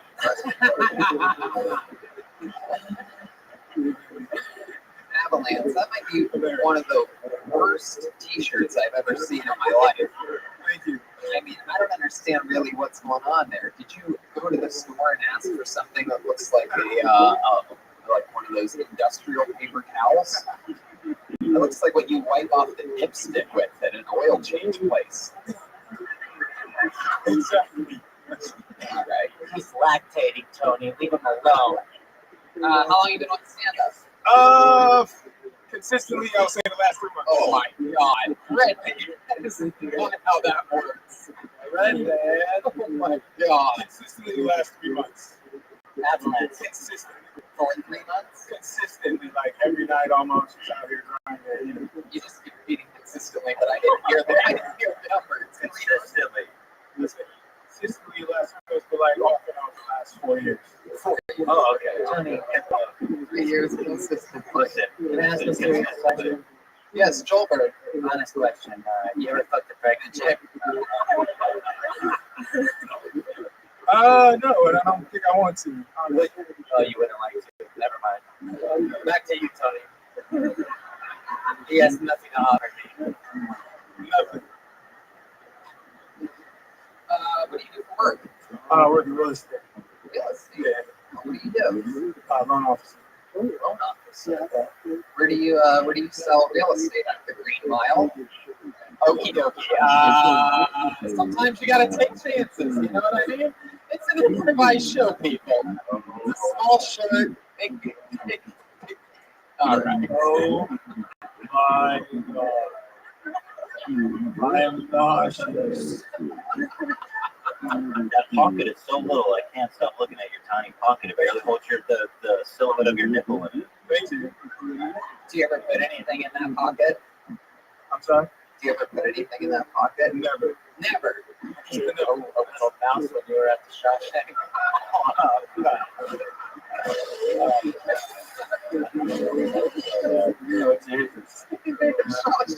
The mouse is with the Green Mile. Yeah, that's the prison they're in. It's all the same universe. Oh, really? Yeah. Is it Shawshank? I believe so. It was I've been writing that over Wow.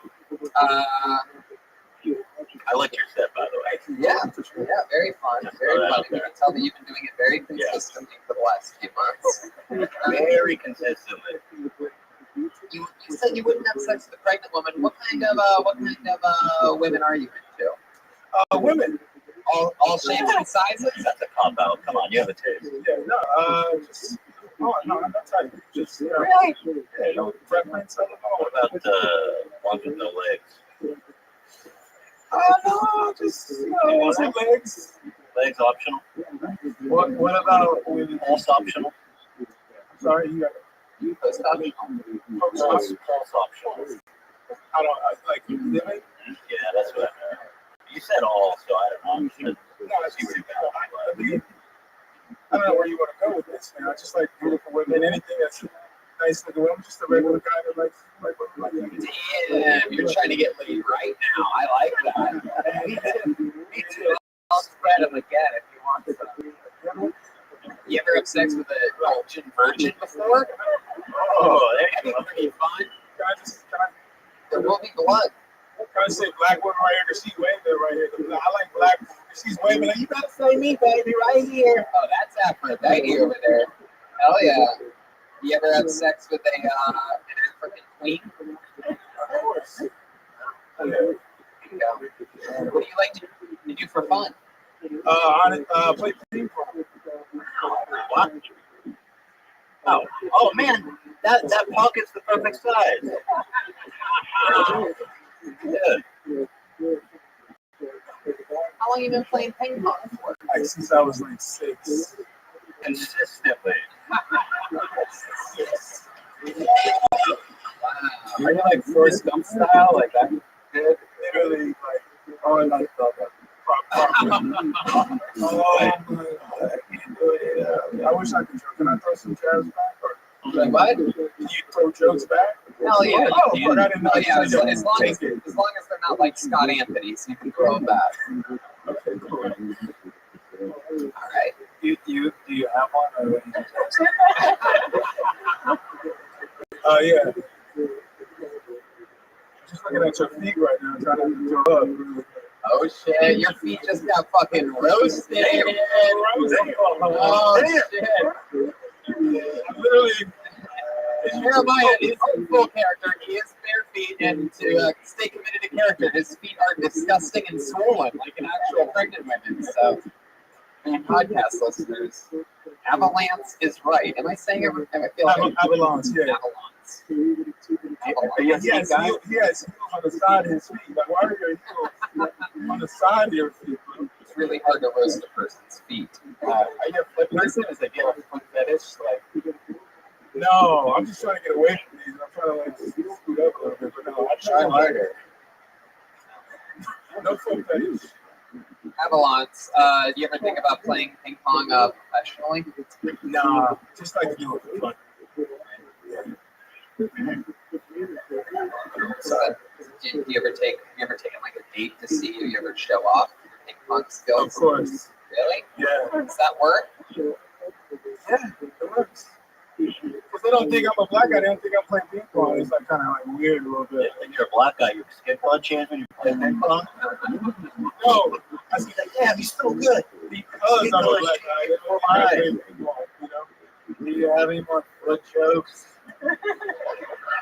I'm thinking right now. Yeah, I bet you are.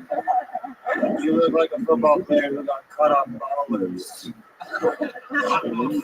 Yeah, so lit up by a pregnant lady. I don't know. It's totally into the soul Jeremiah stares when he's offended by something. Don't stare too long, my father. Yes, you can. Together we will be Wakanda forever. All right, Avalon. Yes. You had a great setup here. It was nice to meet you. The consistent work is definitely paying off. Very good. It was really fun. Nice to meet you. There he goes. Tight sweatpants, small shirt, unlaced shoes. This guy's got style. There he goes. One more time for Avalons, everybody.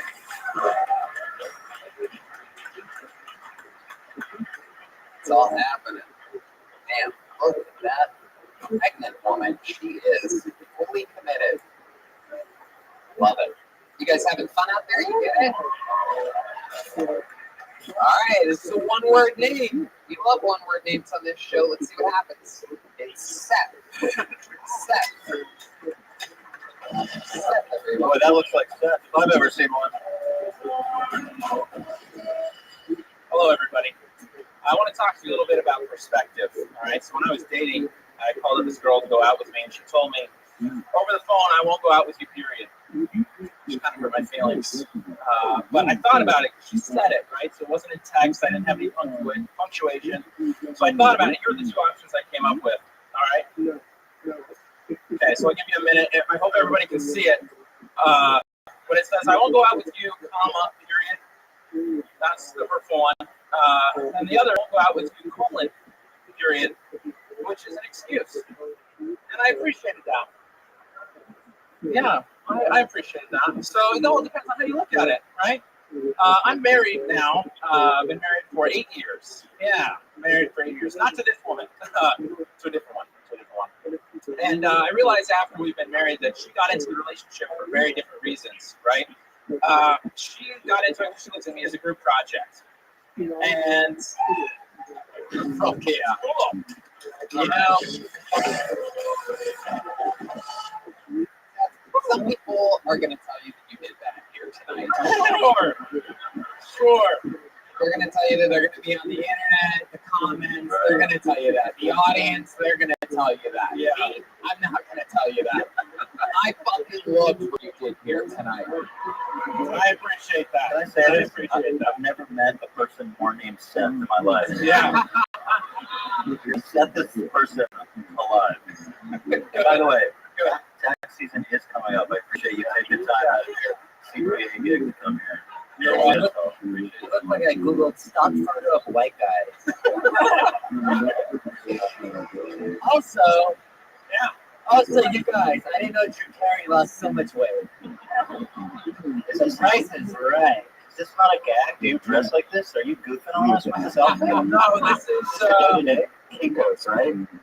No, this is what I wear when I perform. I was an attorney in North Carolina before moving out here. So you need I gotta put these. What's that? Does Seth come with the outfit, or is that your real name? That is my real name. Yeah. Now, do you still practice law? No, my wife and I moved out here last August. She took a job, and so I'm home with the kids now. She teaches accounting at USC. She teaches accounting. Yeah. And you stay at home with the kids. Yeah, we got 3. Wow. Yeah, we just had one actually last week. Oh, Congratulations. Look at you. Very, very cool. Yeah. I can't believe your balls are operational. Did the dog make your wife an extra stitch? No, actually, no tearing. Yeah, it's actually very big vagina. Yeah, well, it's third baby. So it all works out. She actually had it in our living room. It was unplanned. Wow. Oh. I didn't know that. It was unplanned? What did she? Pregnancy was planned. Oh. The delivery was unplanned. Get on your Nintendo Switch. Yeah, she yelled Yahtzee and the kind of thing just happened. Yeah, basically. What made on blankets and towels. What made that happen? Would she get hooked up with an avalanche right before? Yeah. It's so big, you broke her water. Get in, people? All right. But I am genuinely curious. Was there a cleanup process? Yeah, a lot of laundry. Yeah, Stanley steamer. Yeah. This is actually a Stanley steamer right here. It was a overnight. I'm not exactly sure which one of the pet boys you remind me of, Seth, but it's definitely one of them. Sure. Yeah, so, my God, that is incredible. You gave up law, now you just keep making babies. Yeah. And your wife teaches accounting. What kind of law were you doing? Transactional work. Transactional work. Small businesses. Family owned. Now, do you have to do that in its own bathroom, or how does that work? No, I had an office. Okay, so. Seth, you're the first person in Keltonian history to take Mike out of the mic stand in 57 seconds. Yes.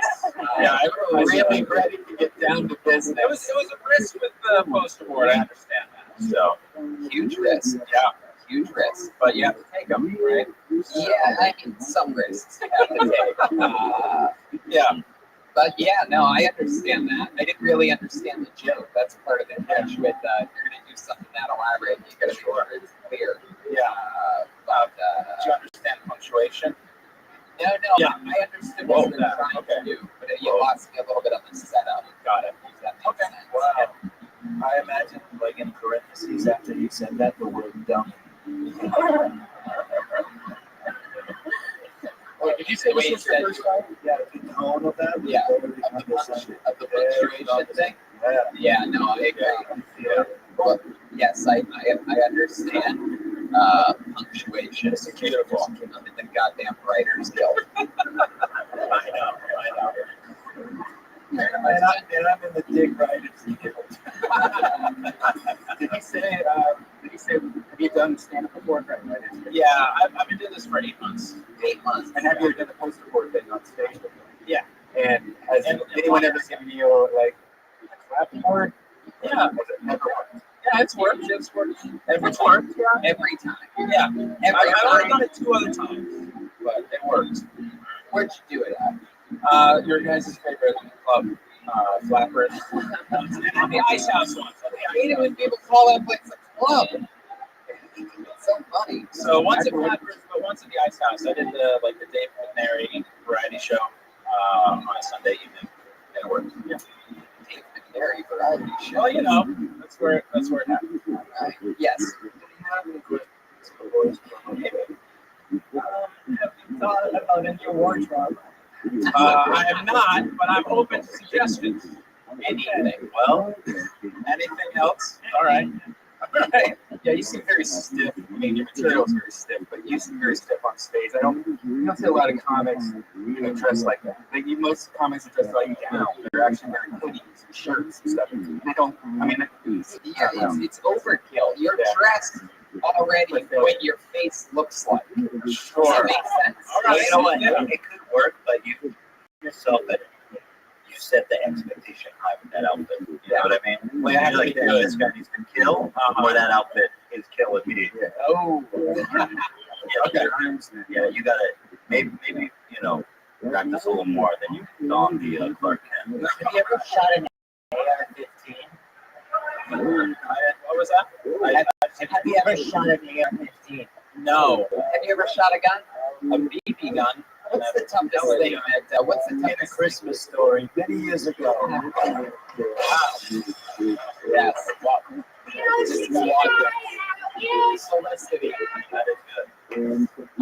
What is the toughest thing about you, Seth? We're making jokes about what a soft. Yeah, there's really not much. Come on, there's gotta be something. What's like? Yeah, he didn't have more workout. I mean, I've shot crows with the pellet gun to keep them off my yard. You son of a bitch. But no, I'm not a very tough person. I don't try You to ever break the law? You ever jaywalk? I've sped and jaywalked, sure. Admit that? Yeah, I admit that. I know. Are you ticklish as fuck? Do What you want to tickle me? I mean, generally that question's followed by an actual tickle attempt. So, no. Answer the question. I'm not that ticklish. I am ticklish, but not. Do you have a Vespa? I feel like you're a Vespa guy. No? So when your wife's taking you, What car do you do? What question? We have a Subaru Legacy. Yep. There's literally no other car you could be driving. I mean, that's a Sentimobile right there. Yeah, it is. No, it suits me very well. Yeah, and then we have a Honda Odyssey. 3 kids. So. Oh, yeah, you do. All right, Seth. How old are you? I'm 31. 31. 3 kids. How old's your oldest kid? He said 31. Do I look older? Anyway, she's going to be 7 in November. Why are people gasping at 31? Is he older than you think? Or young? He looks a lot older. It's a lot of kids with 31. 31. Yeah. How old do you think you look? I don't know. 28. I don't know. Do I look really old? I don't know. Laugh. Look at that laugh you just got. That's incredible. That's your new opening joke. Throw the poster board away. Yeah. All right. There you go, Seth, everybody. He's on Twitter at ST Lawrence 7. ST Lawrence 7. There you go. Back to his role on the hit show The Office.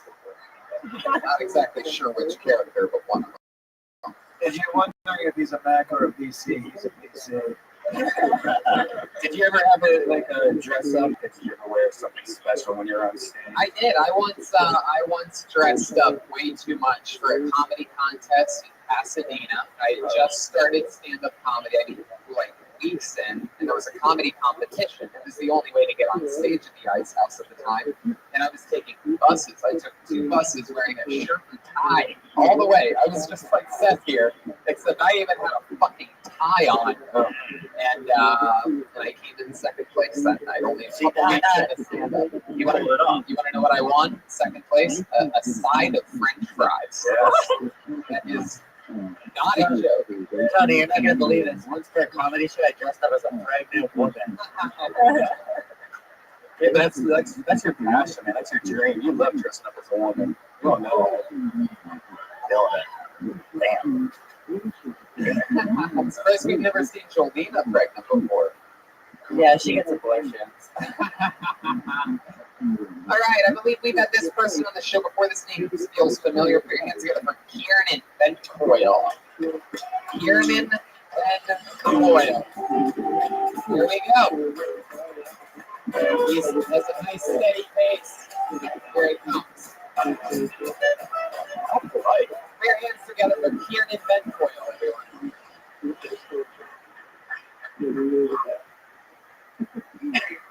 So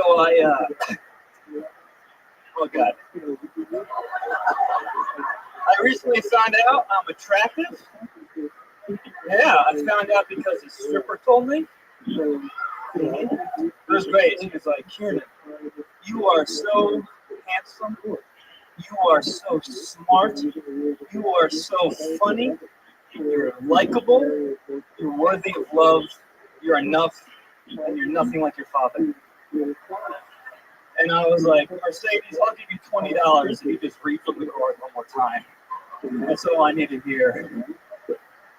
That's it. Kiernan Bencoil. Hitting the eject button a little early there. Yeah. How long do you think a minute is? I timed it out, and it was a minute, and then I had that's a minute. My voice was all weird in the beginning, and I was, so I cut it down. to say even that coffee didn't really help you reach the. No. It was the best part of your bed. yeah. It wasn't really. That wasn't planned, the cough? No, it wasn't. No. Wow, I'm surprised. I would write it in. I'd write it. Right in the cough? Yeah, definitely. You could just write it all coffee. I'm gonna put that in my notes right now. Cough. I love the oh god that happened after the cough too. That was a good tag. That was great. Oh god. I thought it was like a Trey Songz thing. I thought he was gonna say, oh god, then started stand up. No. This is Trey Songz thing. Alright. Cow farts, global warming, billboarders change time. Oh god.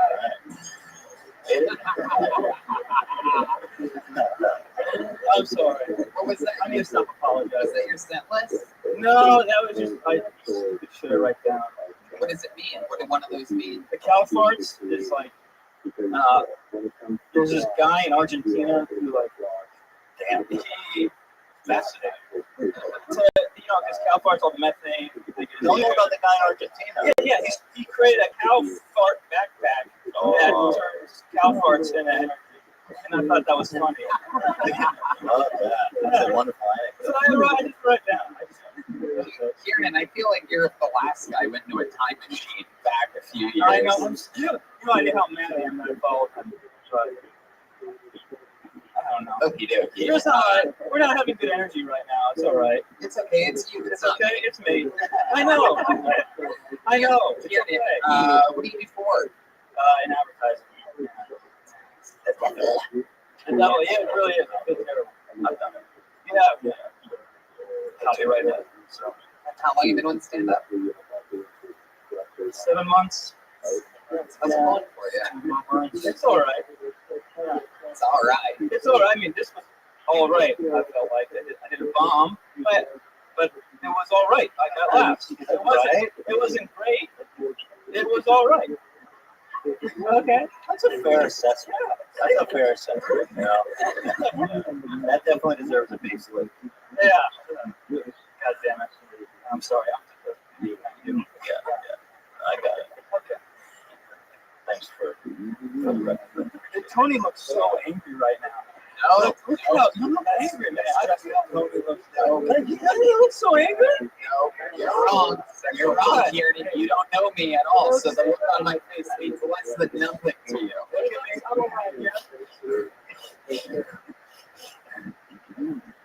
All right. All right. Thank you. You go to strip joints? What? You go to strip joints? I have been for only twice. How much money you spent? $12 the first time. Whoa, somebody got his dick stuck. I shouldn't count this, but the second time I went with we were driving up, and we got there, we tried to park, and then it goes, oh, it's like $10 parking. I'm like, I think I could do that. And then he goes, oh, and it's a $20 cover. So we just turned around. I didn't want to spend it.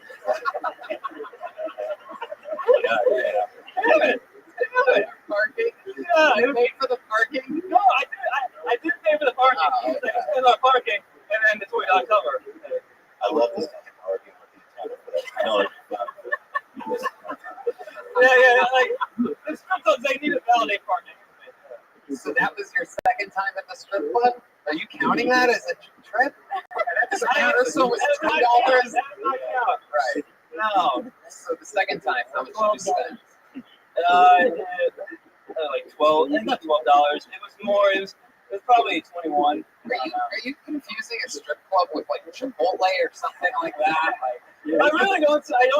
I'm very cheap. How do you spend only $12 instead of making it rain? What is that? Scattered shower? Yeah, it is scattered shower. It's like very.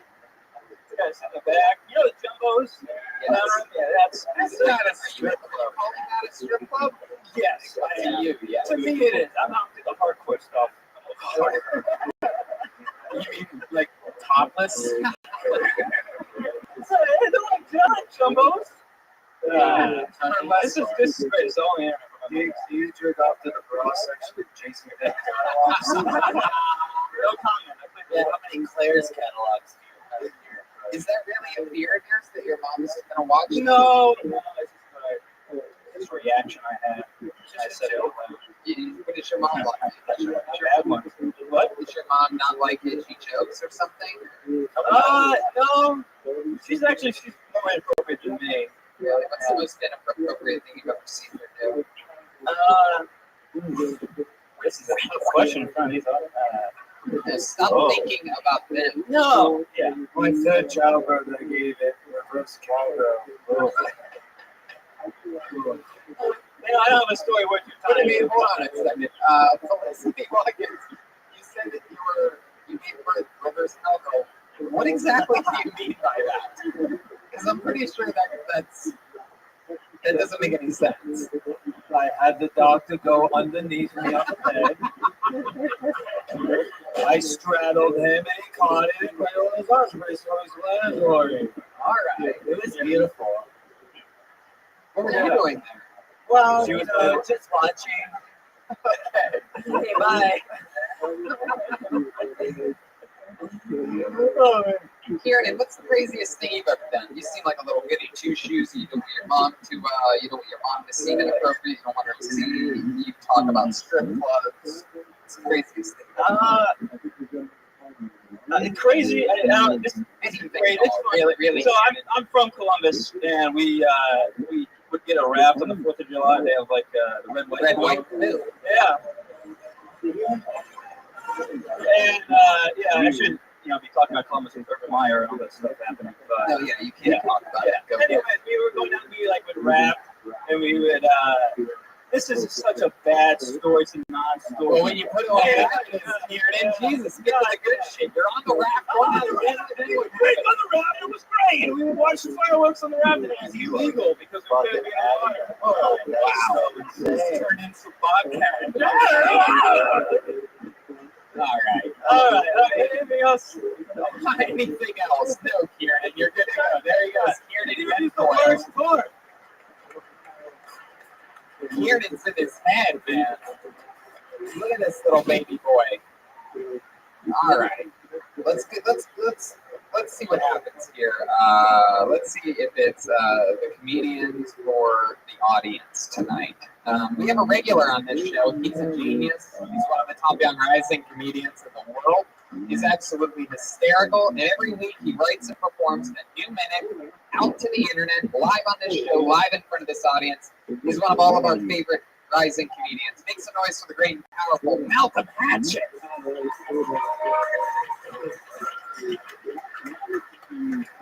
What's up, y'all? The first time I got with a girl, I think she enjoyed my car more than me. Because we was in the car and we was making out and shit.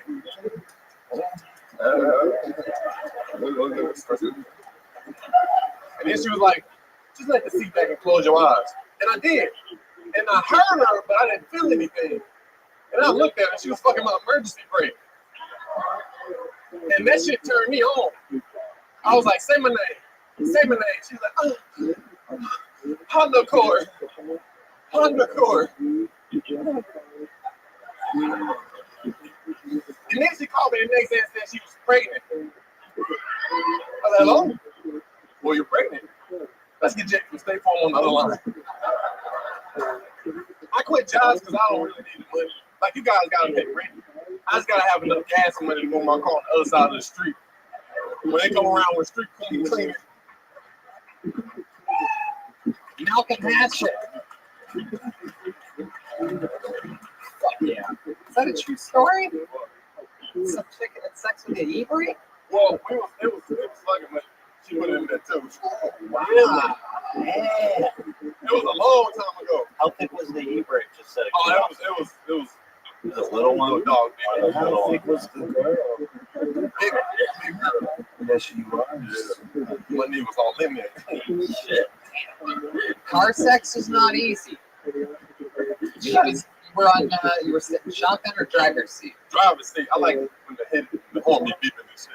Wow. I like to fuck like people when they walking the dogs. When they're walking their dog and shit? Yeah, I think that's called rape, Malcolm. If it's a dog though, when you're having sex sex with these white girls walking their dog. No. Like if I'm in the car and then the horn beeps while somebody walks by. Oh, I see. I said it retarded. Oh, you said the N word. R word. You said the R word. Wow, what's wrong with the letter? Got those letters mixed up. The forbidden letters. Man, I meant R. Joe pregnant.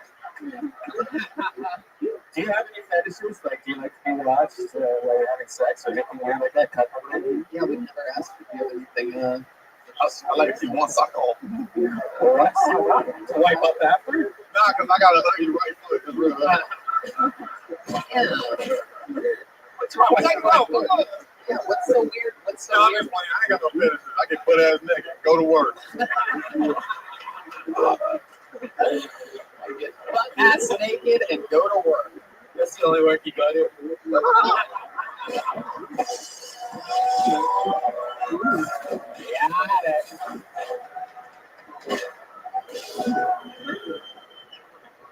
I hope you have an abortion. Malcolm, anything else crazy going on in life? How's everything else going? You have a recent Beltoni fame. You've been working. I quit that shit, bro. You quit. You said you weren't going to quit this job. You I'm trying to get this restaurant job Thursday. Fuck it. It's like this. How long did that job last? When I stopped posting, I wasn't there no more. Malcolm, have you thought of people Venmoing you to do it for them? Yeah. I'll show you. Did you get your car back? I got it bad. When I punched the out. Oh, Ron did. Wow. Ron, Yeah. One of our favorite humans. Hell yeah. Check out his podcast too. So, oh shit. What was I just gonna fucking ask you? What were we just talking about? Right before the round. I don't know. My samples are on fire right now, though. It's right foot's on. Fuck. Anyway. All right, Malcolm. Well, that's fun. Anything else? Oh, I remember what it is now. What made you quit the recycling job?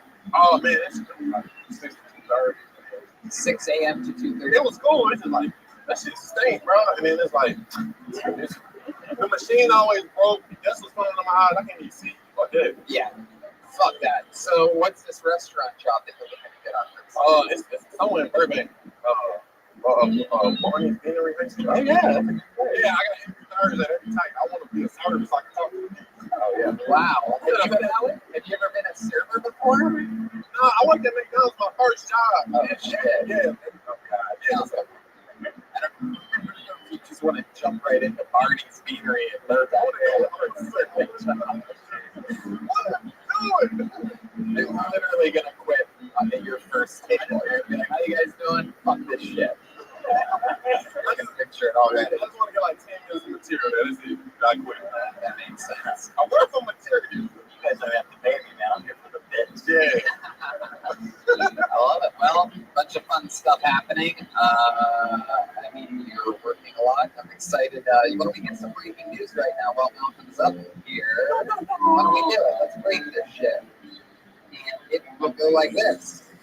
Little fun fact, we got information today. Flights have been bought, and joining us in Lansing, Grand Rapids, and Detroit, Malcolm Hatchet, everybody. Yeah. Santa Cruz and Beltoni. Wow. Danny Brown with Andy Brown as well.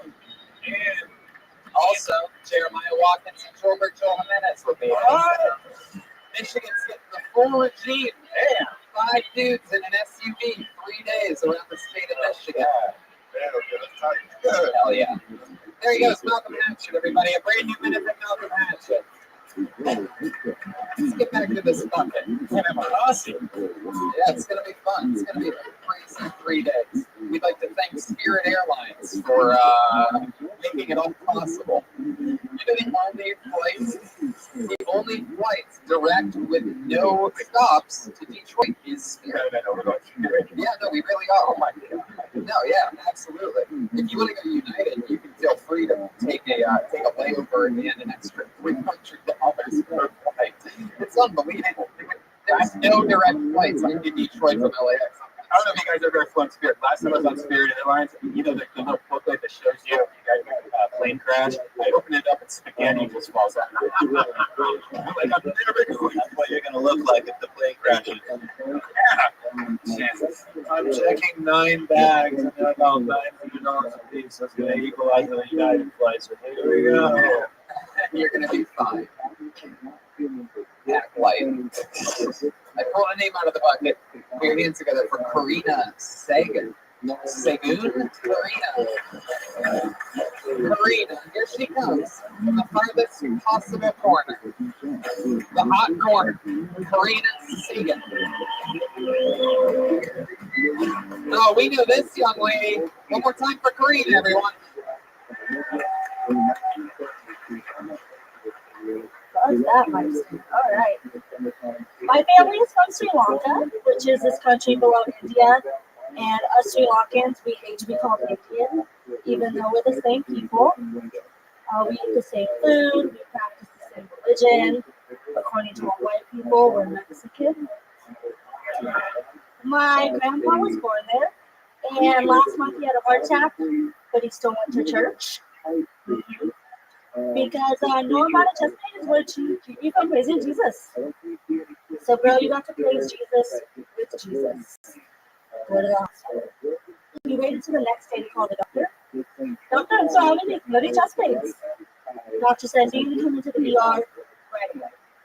He says, okay, but I just made a cup of tea and on my breakfast and then I'll go. The doctor's like, if you don't come in now, you get down. My grandpa says, okay, well, I will not die on an empty stomach. Even Jesus had a Last Supper. That's my Italian thing. Karina Sagan. Hi. Oh, welcome back. How are you? You were on a few weeks ago. I was. You and your boyfriend from the OC, right? Inland Empire, that's what it is. Now, sort of coach me through what that joke was about. Is the doctor the Indian guy, or is your dad the Indian guy? I was born in Sri Lanka. Sri Lanka. Yeah, I thought you were Mexican. according to Tony, I'm Latina. That's what he called me last time. What are you? Sri Lankan. Really? Yeah. No Mexican, no Latina. Not at all. Part of Mexico is Sri Lanka. Italian DJ. And I'm Filipino as well. Oh, okay. Yeah. And you live in the Inland Empire. That's perhaps the most Latina thing about you. Pretty much. All right. Well, how's life been going, Karina? Life is great. Yeah. Life is awesome. And going hard with comedy and working. Where do you work? What do you do? I work at Chili's. I'm the bartender. That's shaped like the bar. That's what you said last time. No, I didn't say that. I don't even get that. I didn't say that. No, Joel said it. Oh, that makes more And sense. he got booed. Wow. So, what else in life? Any fun facts about Karina? There was a book called Karina Sagan. What would be some interesting chapters? Oh my gosh. I struggled to gain weight. That I can relate to you on. All you need is God.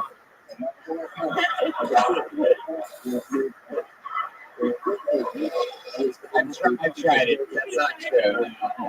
It's not true. He tried a lot of it too. Oh, look, the crowd goes crazy. You haters. Megan, it was a vegan for a while. So I don't know why you always do that.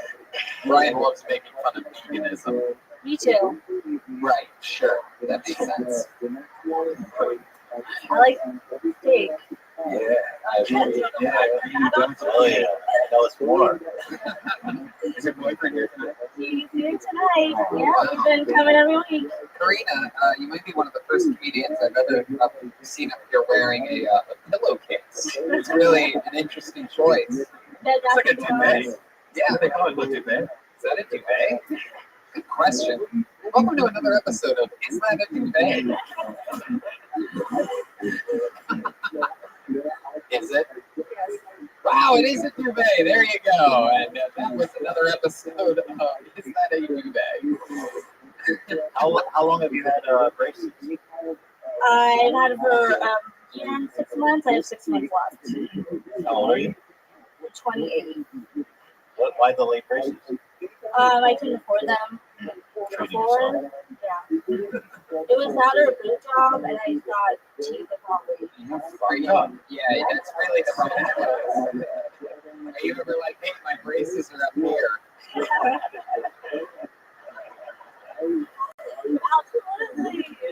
Oh, yeah, fuck the braces. Jesus. Oh, what the hell? Wow, that sound was epic. Fuck. That's right, you can't fuck the braces, Red Band. Always with the good strategic knowledge. But of course, Ren also says that 75% of all the blowjobs he has ever gotten are bad. They are. It's true. You blowjobs him. That doesn't divide by 4. Oh, you mad people. Oh, yeah. Karina, what's the first thing you're gonna do? Do you have any big plans to celebrate when you get your braces off? Are you gonna do anything crazy Red Band, you're on course. I really want to eat beef jerky. I love beef jerky, and I can't eat it right now. I must be a euphemism for something. Yeah. Wait. And popcorn. What's your favorite flavor of jerky? Egyptian kind. Why? Why would that be the sound effect? She's a bad schoolgirl. Oh, wow. Egyptian jerky. Wait, that's not a flavor. So what? No, I'm sorry. Like spicy. Spicy barbecue. Yeah. Good stuff. Oh, yeah. On the way to Vegas, alien jerky. It's like the spot. Yeah. Wow, the jerky fans came tonight. Yeah, what the fuck? One person. The other mouth was full at the time, and they were. Wow, what's different? What's different about alien jerky? You seem like you would eat illegal alien jerky. Still Latina to me, damn it. I did live in Downey for a while, so I kind of had to like get in with the cholitas a little bit. You gotta fit in. Yeah. Chalupas? Yeah, the old soft tortilla on the outside of a hard shell. My favorite. These bugs that are up here, you really are Sri Lankan. Ever since you came up here, there's little fruit flies. It's insane. I don't know what's going on. Sorry, I opened my legs for a second. All right. Well, Karina, you were up a few weeks ago. Another fun one here tonight. Congratulations. There she goes. Yeah. One of the funniest people that wear duvets, Karina Sagan. She's on Twitter at Rinadeans, Rinadeanz. What do you guys think? Should we go to the bucket one more time?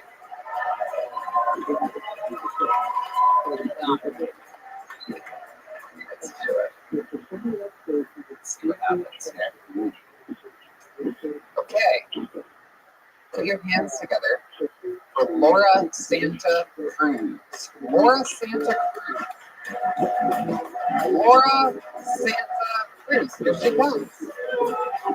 Hey, oh, hell yeah. From the audience. Your own kind. Your final comedian of the night, Laura Santa Cruz, everyone. Hi, guys. Woo. So I've been in a relationship for a while. I've been trying to spice it up in the bedroom a bit. So the other night, my husband was cooking us some dinner, and I put on these tiny little jelly bean shorts that I have. And I walked out into the living room, and I bent over the couch, and I looked back at him, labia hanging out the back.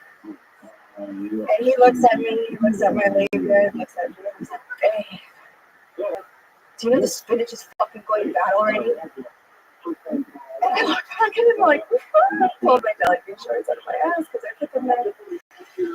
And then I started thinking to myself, well, he's only cooking dinner. I mean, back in the day, I used to have to put my finger in his butt and suck his dick. For a free meal like you coffee. And now, I don't have to do anything, so marriage fucking rocks. That's it. Wow, exactly 1 minute. And I'm guessing there's something I'm really hoping in my heart, and I'm going to take a guess here that that's your first time ever on stage. Am I right? Yeah. Wow, that's awesome. You knew exactly when the minute was. Did you say your favorite restaurant is Inu Kaku? Yeah. fucking unbelievable. I love that restaurant. It's unbelievable. You've been there? Oh, it's great. It's so good. It's unbelievable. It's Best fucking happy incredible. hour ever. Yeah, I don't day drink, but that's okay. I go there for the food. I like your style. And you got some real genuine laughs talking about real honest shit, because I think you do have a big labia. I believe you. When you said that, I looked at you and I'm like, yup. Is this your man right here? Is that your guy? Hell yeah. When I said that she has a big labia, he went like this. And he's just waving the snow around. Fuck yeah. That thing must look like Karina Sagan's duvet shirt.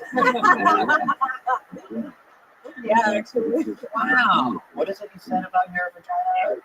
Rotten cabbage or yes, what was I just there? Something spinach? No, he's looking at me and he said the spinach is going bad. The spinach is going bad. Well, blow me now. That's oh my God. I prefer the roast beef is rotting next time. It wasn't about my labia. It was he missed the point that I was trying to fuck him and said he told me the spinach was going bad. Oh, he was eating spinach.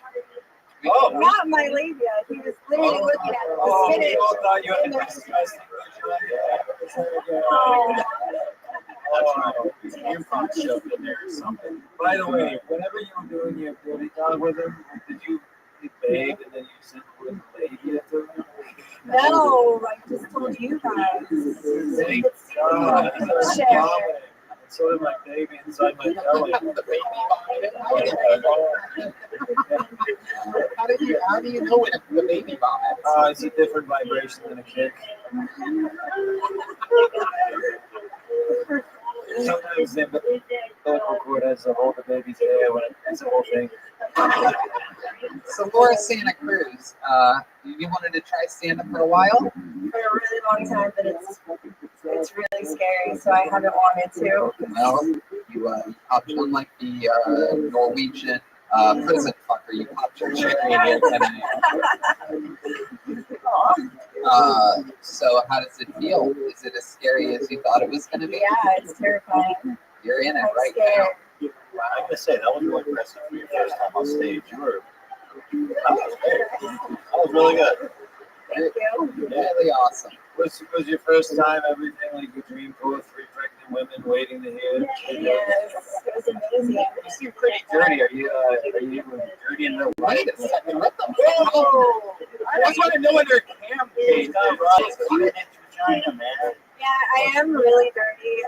When I moved out here 9 years ago, I actually started out writing sexual parodies. Whoa. Which is one of my favorite things to do. How was it? What's your factor? I mean, what's the parody thing to the sex? So they're just all about dick and balls. Oh, like gags. Like gags. I'm like, okay. You guys are Oh. Is that, what do you mean? Can you give us an example? Yeah. Okay. I hate big nuts and I cannot lie. You others can't deny. When a guy walks in with an 8-bit dick and a big bunch in your brain, you get sick. Wanna plot and suck, but you know that sack was fucked. And I'm sure ugly. I'm sick and I can't stop saying, oh hell no, I don't want to get with ya. I want to cuss and hit ya. My homegirls trying to warn me, but I ignored it because I was so freaking horny. Ooh, that faux skin hanging all down your pants. Circumcise it, resize it, or you ain't getting up inside there. What? Wow. What? What did we just walk into? Wow. What are you doing? Look at that. She just shook her labias. Oh, Tony.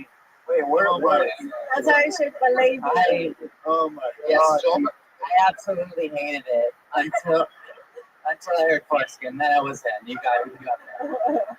Wow, what have you won me over with that? I performed that at what was it called on Sunset? Maybe if I fucked that flapper. Oh my. Oh, Wow. Is that true? Do you dance? no. I performed that song at Charlie Chaplin's old house. What is it called? Oh, I know. The Liberty? Yes, yes. And I burned a whole lot of bridges doing that. You did? Why? A lot of big nutted gentlemen there. Oh, I have big nuts. None of that big nut humor. No, When you bomb at the Charlie Chaplin house, is it extra silent? yes. Actually, yes. Yeah, you really dropped the balls on that one. Does your tell me about your boyfriend nuts if you Very nice. Well, I married him. You married him? I married him. They look So they're okay. I like how you threw him underneath the bus and told everyone like the finger is Tell me how many Is it butter foam? Good question. Oh! For those of you listening to the podcast, this is a tough looking. He's either Mexican or Sri Lankan. I can't tell anymore. Horatio Sands, but he's got tattoos. Looks like a tough guy. Full beard, black T-shirt. thumb right up the ass, huh, dude? He's Hawaiian. Wow, that's incredible. Look at you, you dirty bastard. Who's that deal with him? Mine. Ah, all right. You're just down. You're like, oh, fuck it. Do you request him now? She's kind of popped your anal cherry. Oh, yes. How about My it? God. Whoa. Yeah. It takes the real. What else? I feel like they're up to some other Has he picked you up like a bowling ball or anything? Like, Not yet. Once you pop a finger in the ass, that's only the beginning, right? Of a rabbit hole that I feel you guys are tumbling down as we speak. I think I read that as a compass signal once. That's how you know it's true love with a Mexican couple when she can put her finger in his front basket like that. And, all right, wow. This really isn't my episode tonight. It's really anyway. So that is interesting. You talked about big labias. You talked about how your husband wants a finger in his butt during blowjobs. Is there anything else crazy that you're willing to share with us? We're coming around the corner here in the final moments of the show. I wouldn't mind one big breakthrough moment. I'm a waxing specialist. I specialize in vaginas. And you have a big labia. That's pretty crazy. You All tuck it kinds in like a of magician's scarf or something when you're at Kinds work. of labias. What? What do you do with your vaginas? I wax vaginas. That's what you do professionally. Is there one vagina that stands out where you're like, wow? Yeah. Tell me about that. Yeah.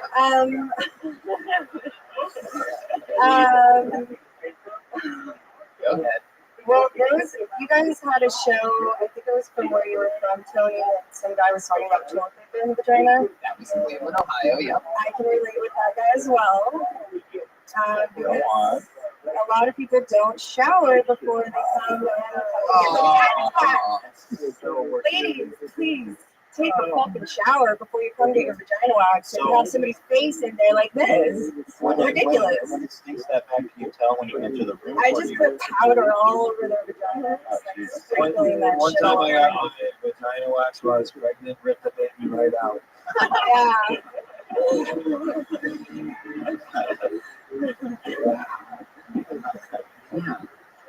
That's fucking crazy. Sucks. Does it fill the whole room and you smell it? Oh yeah. Open the door, you're like, ooh, this is gonna be a tough one. You're like, I almost passed out before. Can they tell? Can they tell that you're suffering? I'm sure. I know, I just tell them now, like, next time you can exfoliate me, please a shower. Translates to listen, you dirty bitch.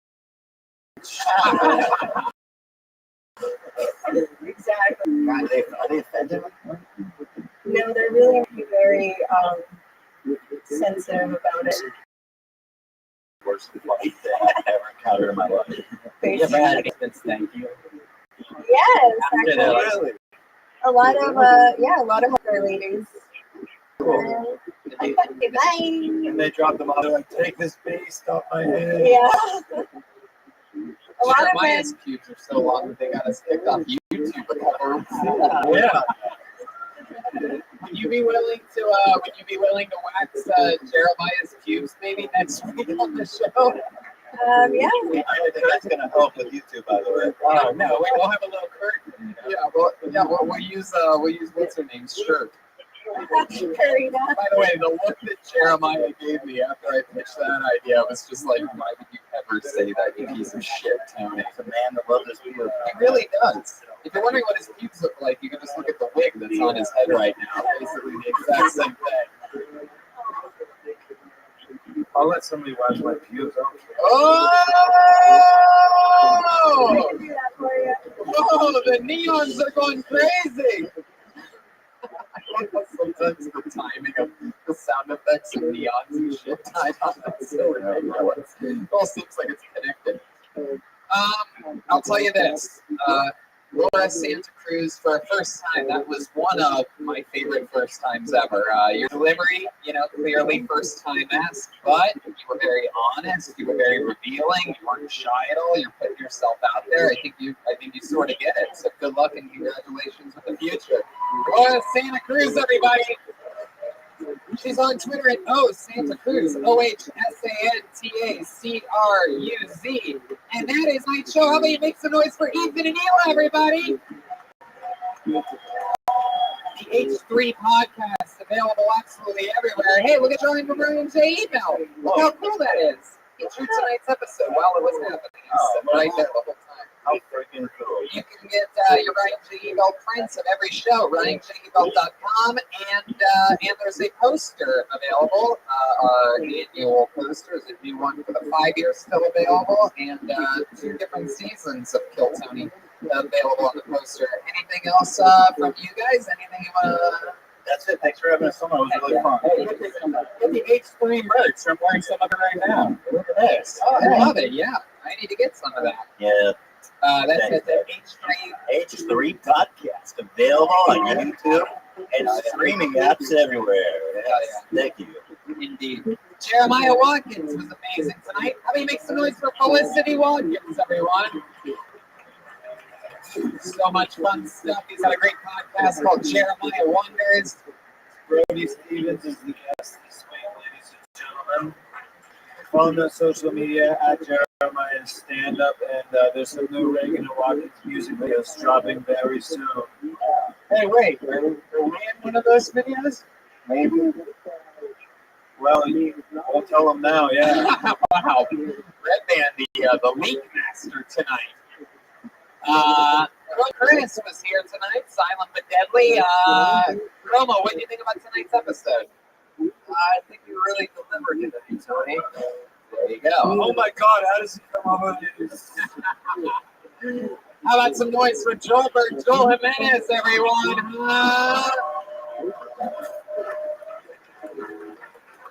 Thank you to Phoenix for coming out and seeing me, Jeremiah, Pat. Thank you guys for doing the show. That's it. Thank you guys for coming. We're looking for sponsors. Hit us up, the BAM. Sponsor them. You guys are going to get your own sponsors? Yeah, if you own a dealership, get them to give us cars for the week, whatever. We're going to read our own 10 minutes of copy at the beginning of the podcast. It's going to be great. I love it. Heck yeah. That's great. Just turned into Trump. Yeah. So much fun stuff. ZipRecruiter.com/KillTony and InfiniteCBD.com and ForHims.com/KillTony. You can get all those things and be a real winner. So much fun stuff happening. Go check out all the tour dates that are coming up. And thank you so much, everybody. Thank you, live audience. See you guys.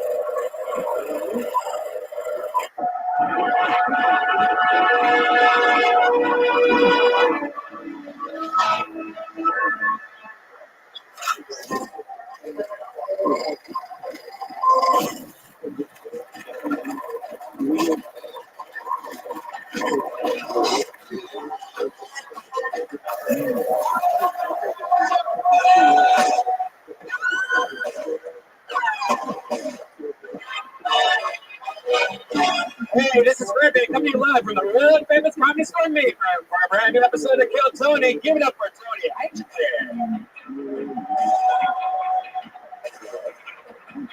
Hello, everybody. Make some noise. Here we are. It has begun. You're at the #1 live podcast in the world. Kill Tony. Make some noise for Brian, right? Hey! Brian J. Ebel, the house artist, is here with a blank sheet of paper. He's already begun drawing tonight's episode while you all sit there and he draws the show. There's a print of every show that's ever been done available at RyanJebel.com. And they just sold out of the poster. We just sent out the 5-year anniversary poster. Sold out. We have a lot of dates coming up, and I've been doing a lot of stuff lately. And that said, yes, breaking news. This weekend, for you YouTube fans and people listening to the podcast around the world, this weekend coming up, I'm doing La Jolla Comedy Store all weekend, 4 shows. Announced out of nowhere. Why not?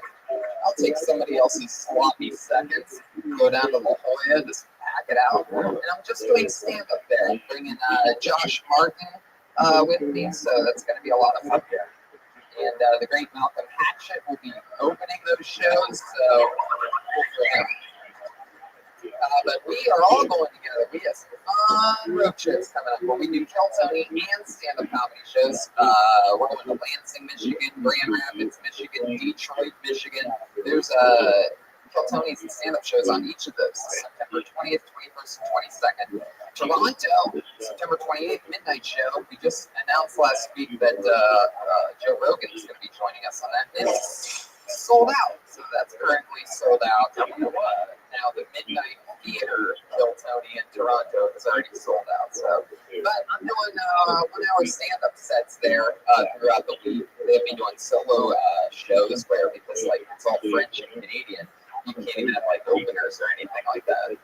Yeah, I don't know. It's some like weird performance thing. Chicago, I'm in October. I'm in Chicago. Then we do Kill Tony Mania. That's crazy. There's Kill Tony, 2 Kill Tonys in one night in San Francisco. I do stand-up in Connecticut after that. Then we do Kill Tony in Swansea, Michigan, Boston, Providence, November 9th, Chaos.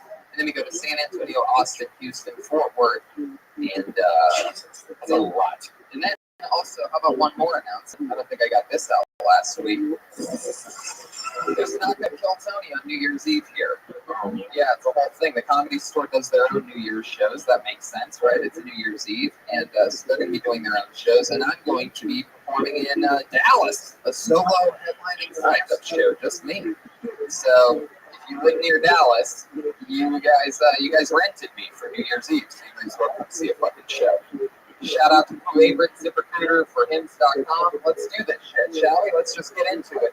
Kill Tony. We have a guest every single week. I have one of the funniest comedians in the world on this show, and truly, this is a very special one. He was the guest on the first ever episode of Kill Tony. It was Hinchcliffe's Notes. It was called Hinchcliffe's Notes. We changed it soon after.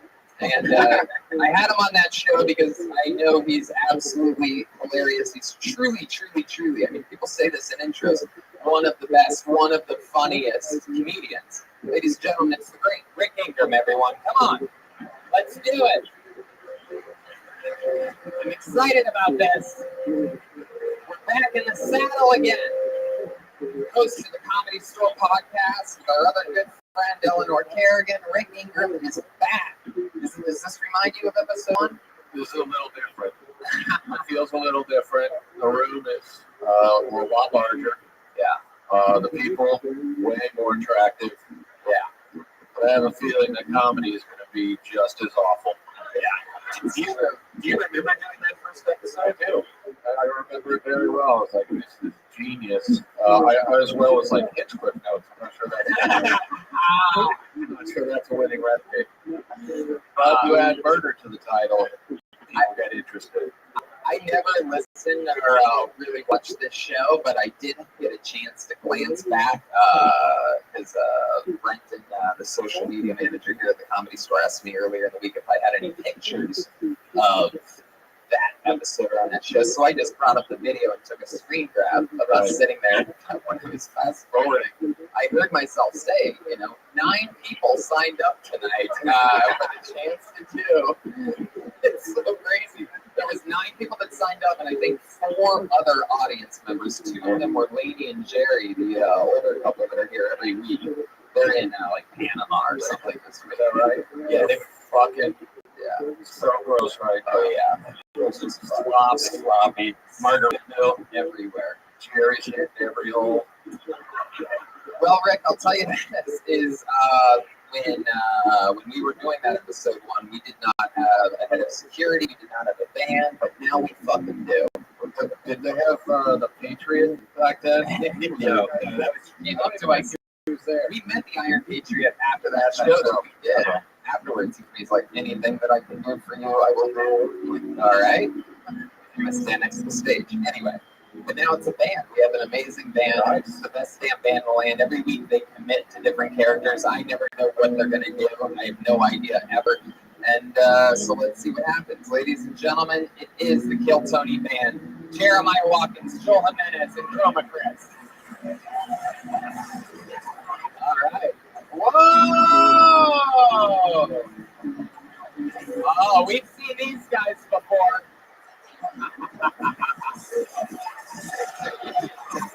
Wow. We've seen these guys before. I do believe this is white trash. Jeans, a tank top. Hell yeah, we are. Wow. Man, I think one man's white trash is another man's white treasure. That's straight. Wow, look at that. I haven't been able to get Theo Vaughn on in the last few months, but I guess I'll settle for what we got here. Wow, we got Jeremiah. That mullet is lovely. Going back to his Kansas roots. Yeah, man. How you feeling tonight? Hell yeah. Last time you saw us in San Francisco, we were there, but we didn't realize a lot of gay people were there, so that's why we came back to LA. That's right. Your last appearance was in San Fran. You spent a lot of time there, though. Yeah, a lot of creepy stuff there, man. We're going to be back there, all of us, for 2 shows on October 12th, Kill Tony Mania in San Francisco. Anything crazy happen to you up there? Shit my pants. And then we have, look at this little adorable princess.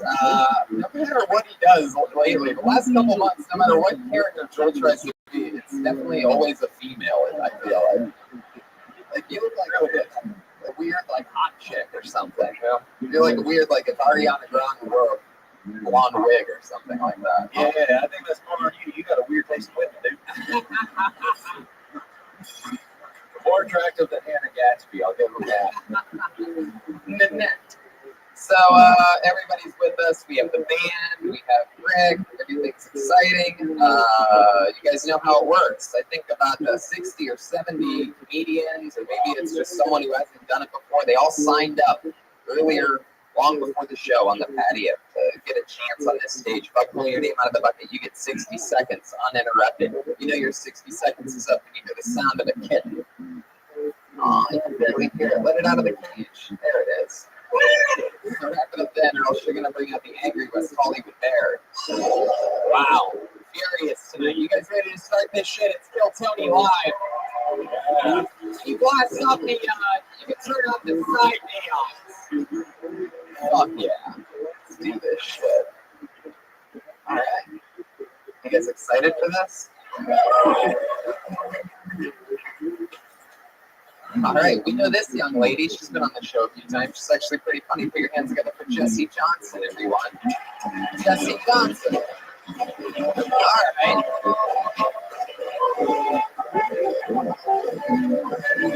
We have the gun. Listen to that white trash guy play that fucking saxophone. Come on. Jessie Johnson, everyone. Hi. like comedy, huh? Have you ever heard of famous comedian Eddie Murphy? Oh, he's so funny. If you haven't heard of him, get a radio. No, I'll tell you. He's the brother of famous comedian Charlie Murphy. Anyway, I just found out Eddie Murphy's expecting another kid. That means he's gonna have 10 kids. Yeah, 10 kids. I bet his dick's so stretched out. 10 kids? You kidding? Dude, I bet his stretched out dick looks like a gauged earlobe. Dude, I bet Eddie Murphy's dick's more stretched out than my mom's second divorce proceeding. What? Dude, stretch marks, dude. I bet his dick's more stretched out than the war on terror. What? It went on so long. Is this still going on? I bet it's not. Can I finish it? Sure, there's more. I bet it's not as stretched out though as his ex-wife's pussy. Am I right? Oh, too far? Not as far as Eddie Murphy stretched out dick. All right, that's it. You know what? Sometimes destiny happens for a reason. I think that cat meowed at exactly 60 seconds to let you know that that's where the bit should end. Right. Incredible. It's definitely 2 beats too long. I timed it out. I was like, well, that's the minute, but I really want to get that tag in there. So. Well, yeah, it's a lot of comedians. That last tag, yeah, exactly. And then it doesn't work, and then you feel like you have to do something else to close it afterwards. Just one more. Dude, I played a game of tag with my dad. He never came back, man. I'm so happy to be on the white trash episode. Hell yeah. So, Jesse, that was a really fun set. How's life been? You've always had fun, goofy sets on this show. Thank you. I'm glad to be back. Everything's been going great. I think I was back in February. It was the last time I was here. Working on worst month of the year. What's that? Oh, fairly racist. Oh, wow. Oh, hold on, wait a second. I want this to be cleared up. I want to give him a chance. Why snap your Because Valentine's Day. Gotta buy stuff for your significant. All right. So, Jesse, what's been happening? It's been what, like 6-8 months since the last time we saw you or something, right? Feels like longer. What was the first joke you did that just made the comedians laugh? What was that one? So, you guys like comedy? You don't have to do it like how you did it. You just give me like the subject so I can. I'm talking about Eddie Murphy. Oh, have you ever heard of Eddie Murphy? Oh my gosh. If you haven't, it was. There you go. So, about your life in the last few months, anything crazy happen or anything like that? How's comedy been treating you? Clearly, you've been on the circuit, right? Yeah, I've been getting booked on shows. I feel like I'm really out there in the. Shows. You're out there already. I work on a show in Phoenix too. We got that coming out in October, and we're doing a lot of clubs. Feels good. Why do you have the glasses of a conspiracy theorist? The shirt of a grandmother. Cool. I'm gonna make a cool grandma. I love these glasses. I know. My timing's so off right now, but it's working. The confidence is there. Do you have a day job? Yeah, I'm working 4 jobs. Well, I'm a PA, production assistant. I'm working 3 jobs, and then I babysit. Nanny, if you want to sound elite, but it's babysitting. Tell us about that family. Yeah, they're really nice. They live in a great house. You know, we watch this 5-year-old. We go swimming and we play games and we and everyone's like, Taking a sit on their baby. no. They do not like when I do that. I'd love to see her nanny here. What do you do when you babysit? Internet, porn, what do you do? Nope, none of those. A lot of weed, a lot of swimming. A lot of weed. As a 5-year-old heard the Eddie Murphy bit. No, I'm waiting until his birthday. That's the audio of a 5-year-old. Yes. What's up, Jerry Sandusky's basement? What's going on there? The old Sandusky whip. Jesse, anything else crazy in life? You have any hobbies or fun talents or anything like that? I play the trumpet. I've been playing a lot more lately. Eventually, thanks guys. The world needs more trumpet. I think so. I played a Careless Whisper. I tweeted at Jeremiah coming for your spot. Whoa. Well, Unfazed. Seems like the audience really wants that. I know. I would have played on stage, but I don't want a gimmick, you know. So. You don't with you, do you? No, that would be sad. I know it. You'll have to bring it. Just carry it around. Yeah, you should. Where would you have it right now? I guess a few places. Like your Joel? Your vagina. I was That Joel was a straight shooter, man. That's what my ex-wife always said.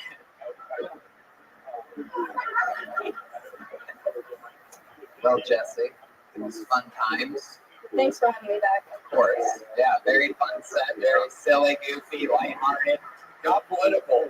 She's right. Her timing is off, but she's funny.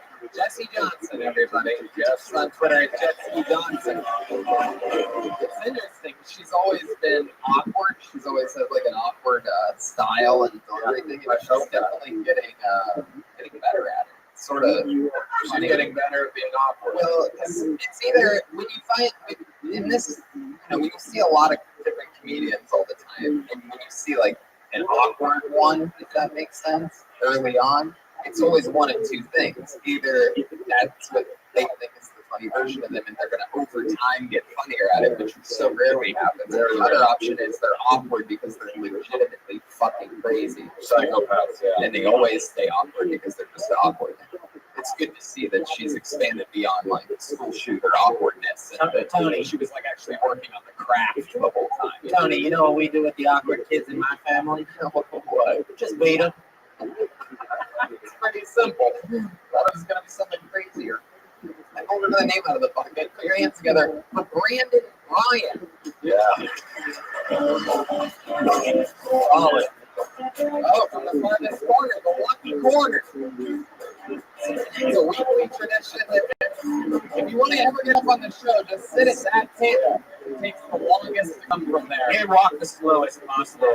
Like, look down at the ground. Cardio. Act like you're texting on a crosswalk. One more time for Brandon Bryant.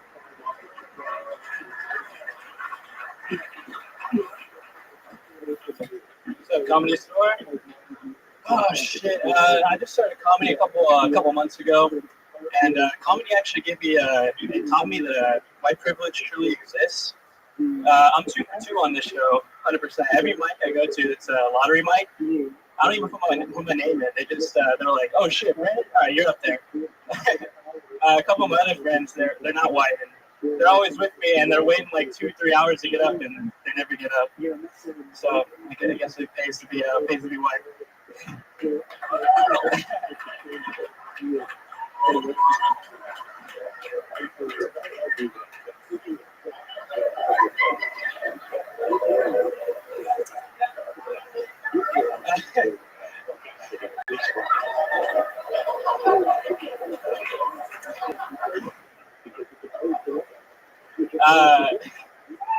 All right. There you go. Wow. Dude, this guy was hilarious. He was smart. He said, I'm going to leave that last 15 seconds open because I already closed strong. That was incredible. I mean, what can I say? Was that going to be your set regardless of who the guests were and who the band was tonight? Like, were you going to do that set 2 weeks ago when Too Short was here?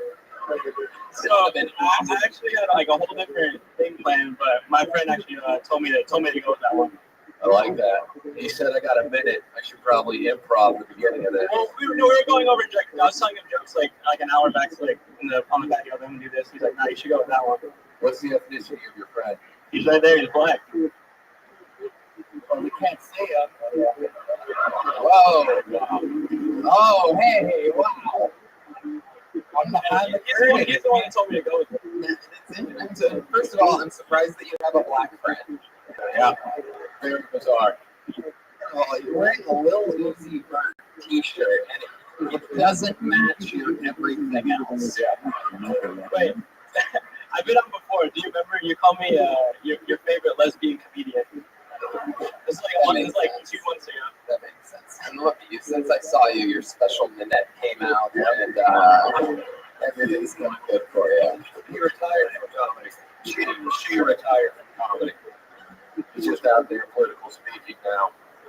I like your. I mean, you do have a good look, Brandon. You seem like. Yeah, he does. Yeah. You seem like a fuck up, and like you sort of have it together at the same time. Like it seems like you would do something crazy, but then defend yourself in court and win. Yeah, like your shirt says Lil Uzi Vert, but your face says Lil Uzi Downs. You know what I'm saying? What? What is that? What? I think he's saying I have Down syndrome. That was a joke. Yeah, we call this guy a NASCAR where I'm from.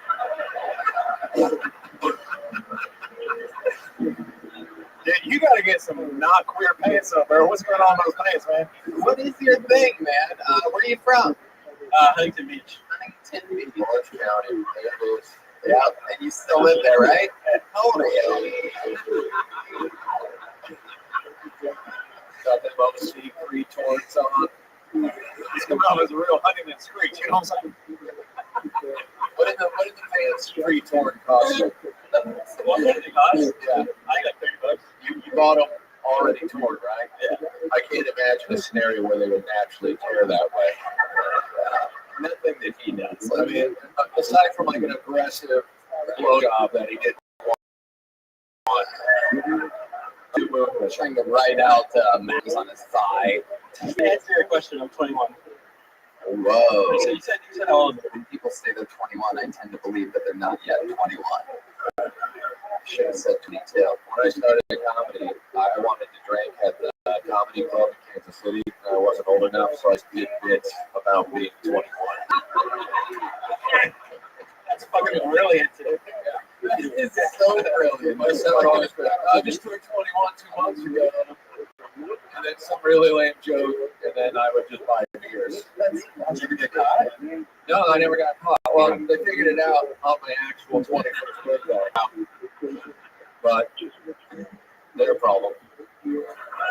So Brandon, you're from Huntington Beach. You got holes in your pants. You got you do your taxes ahead of time face.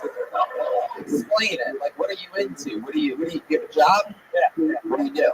I work at a restaurant. And it's not like a restaurant. Hooters. What came first, the Lil Uzi shirt or the Black Friends?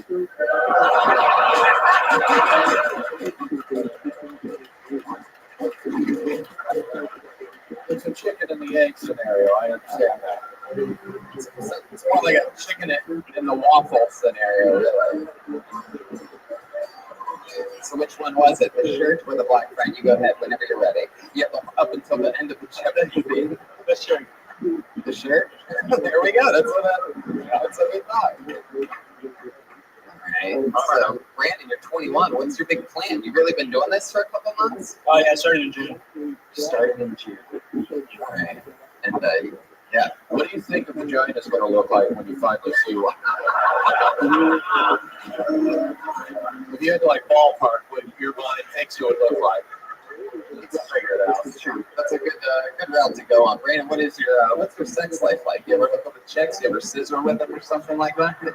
You ever just take your big fat fucking pussy and just slam it right up against theirs and just fucking make the humidity go up in the fucking room? You know what I'm saying? You scissor, bro, or what? The last time I was here, we had the same exact conversation.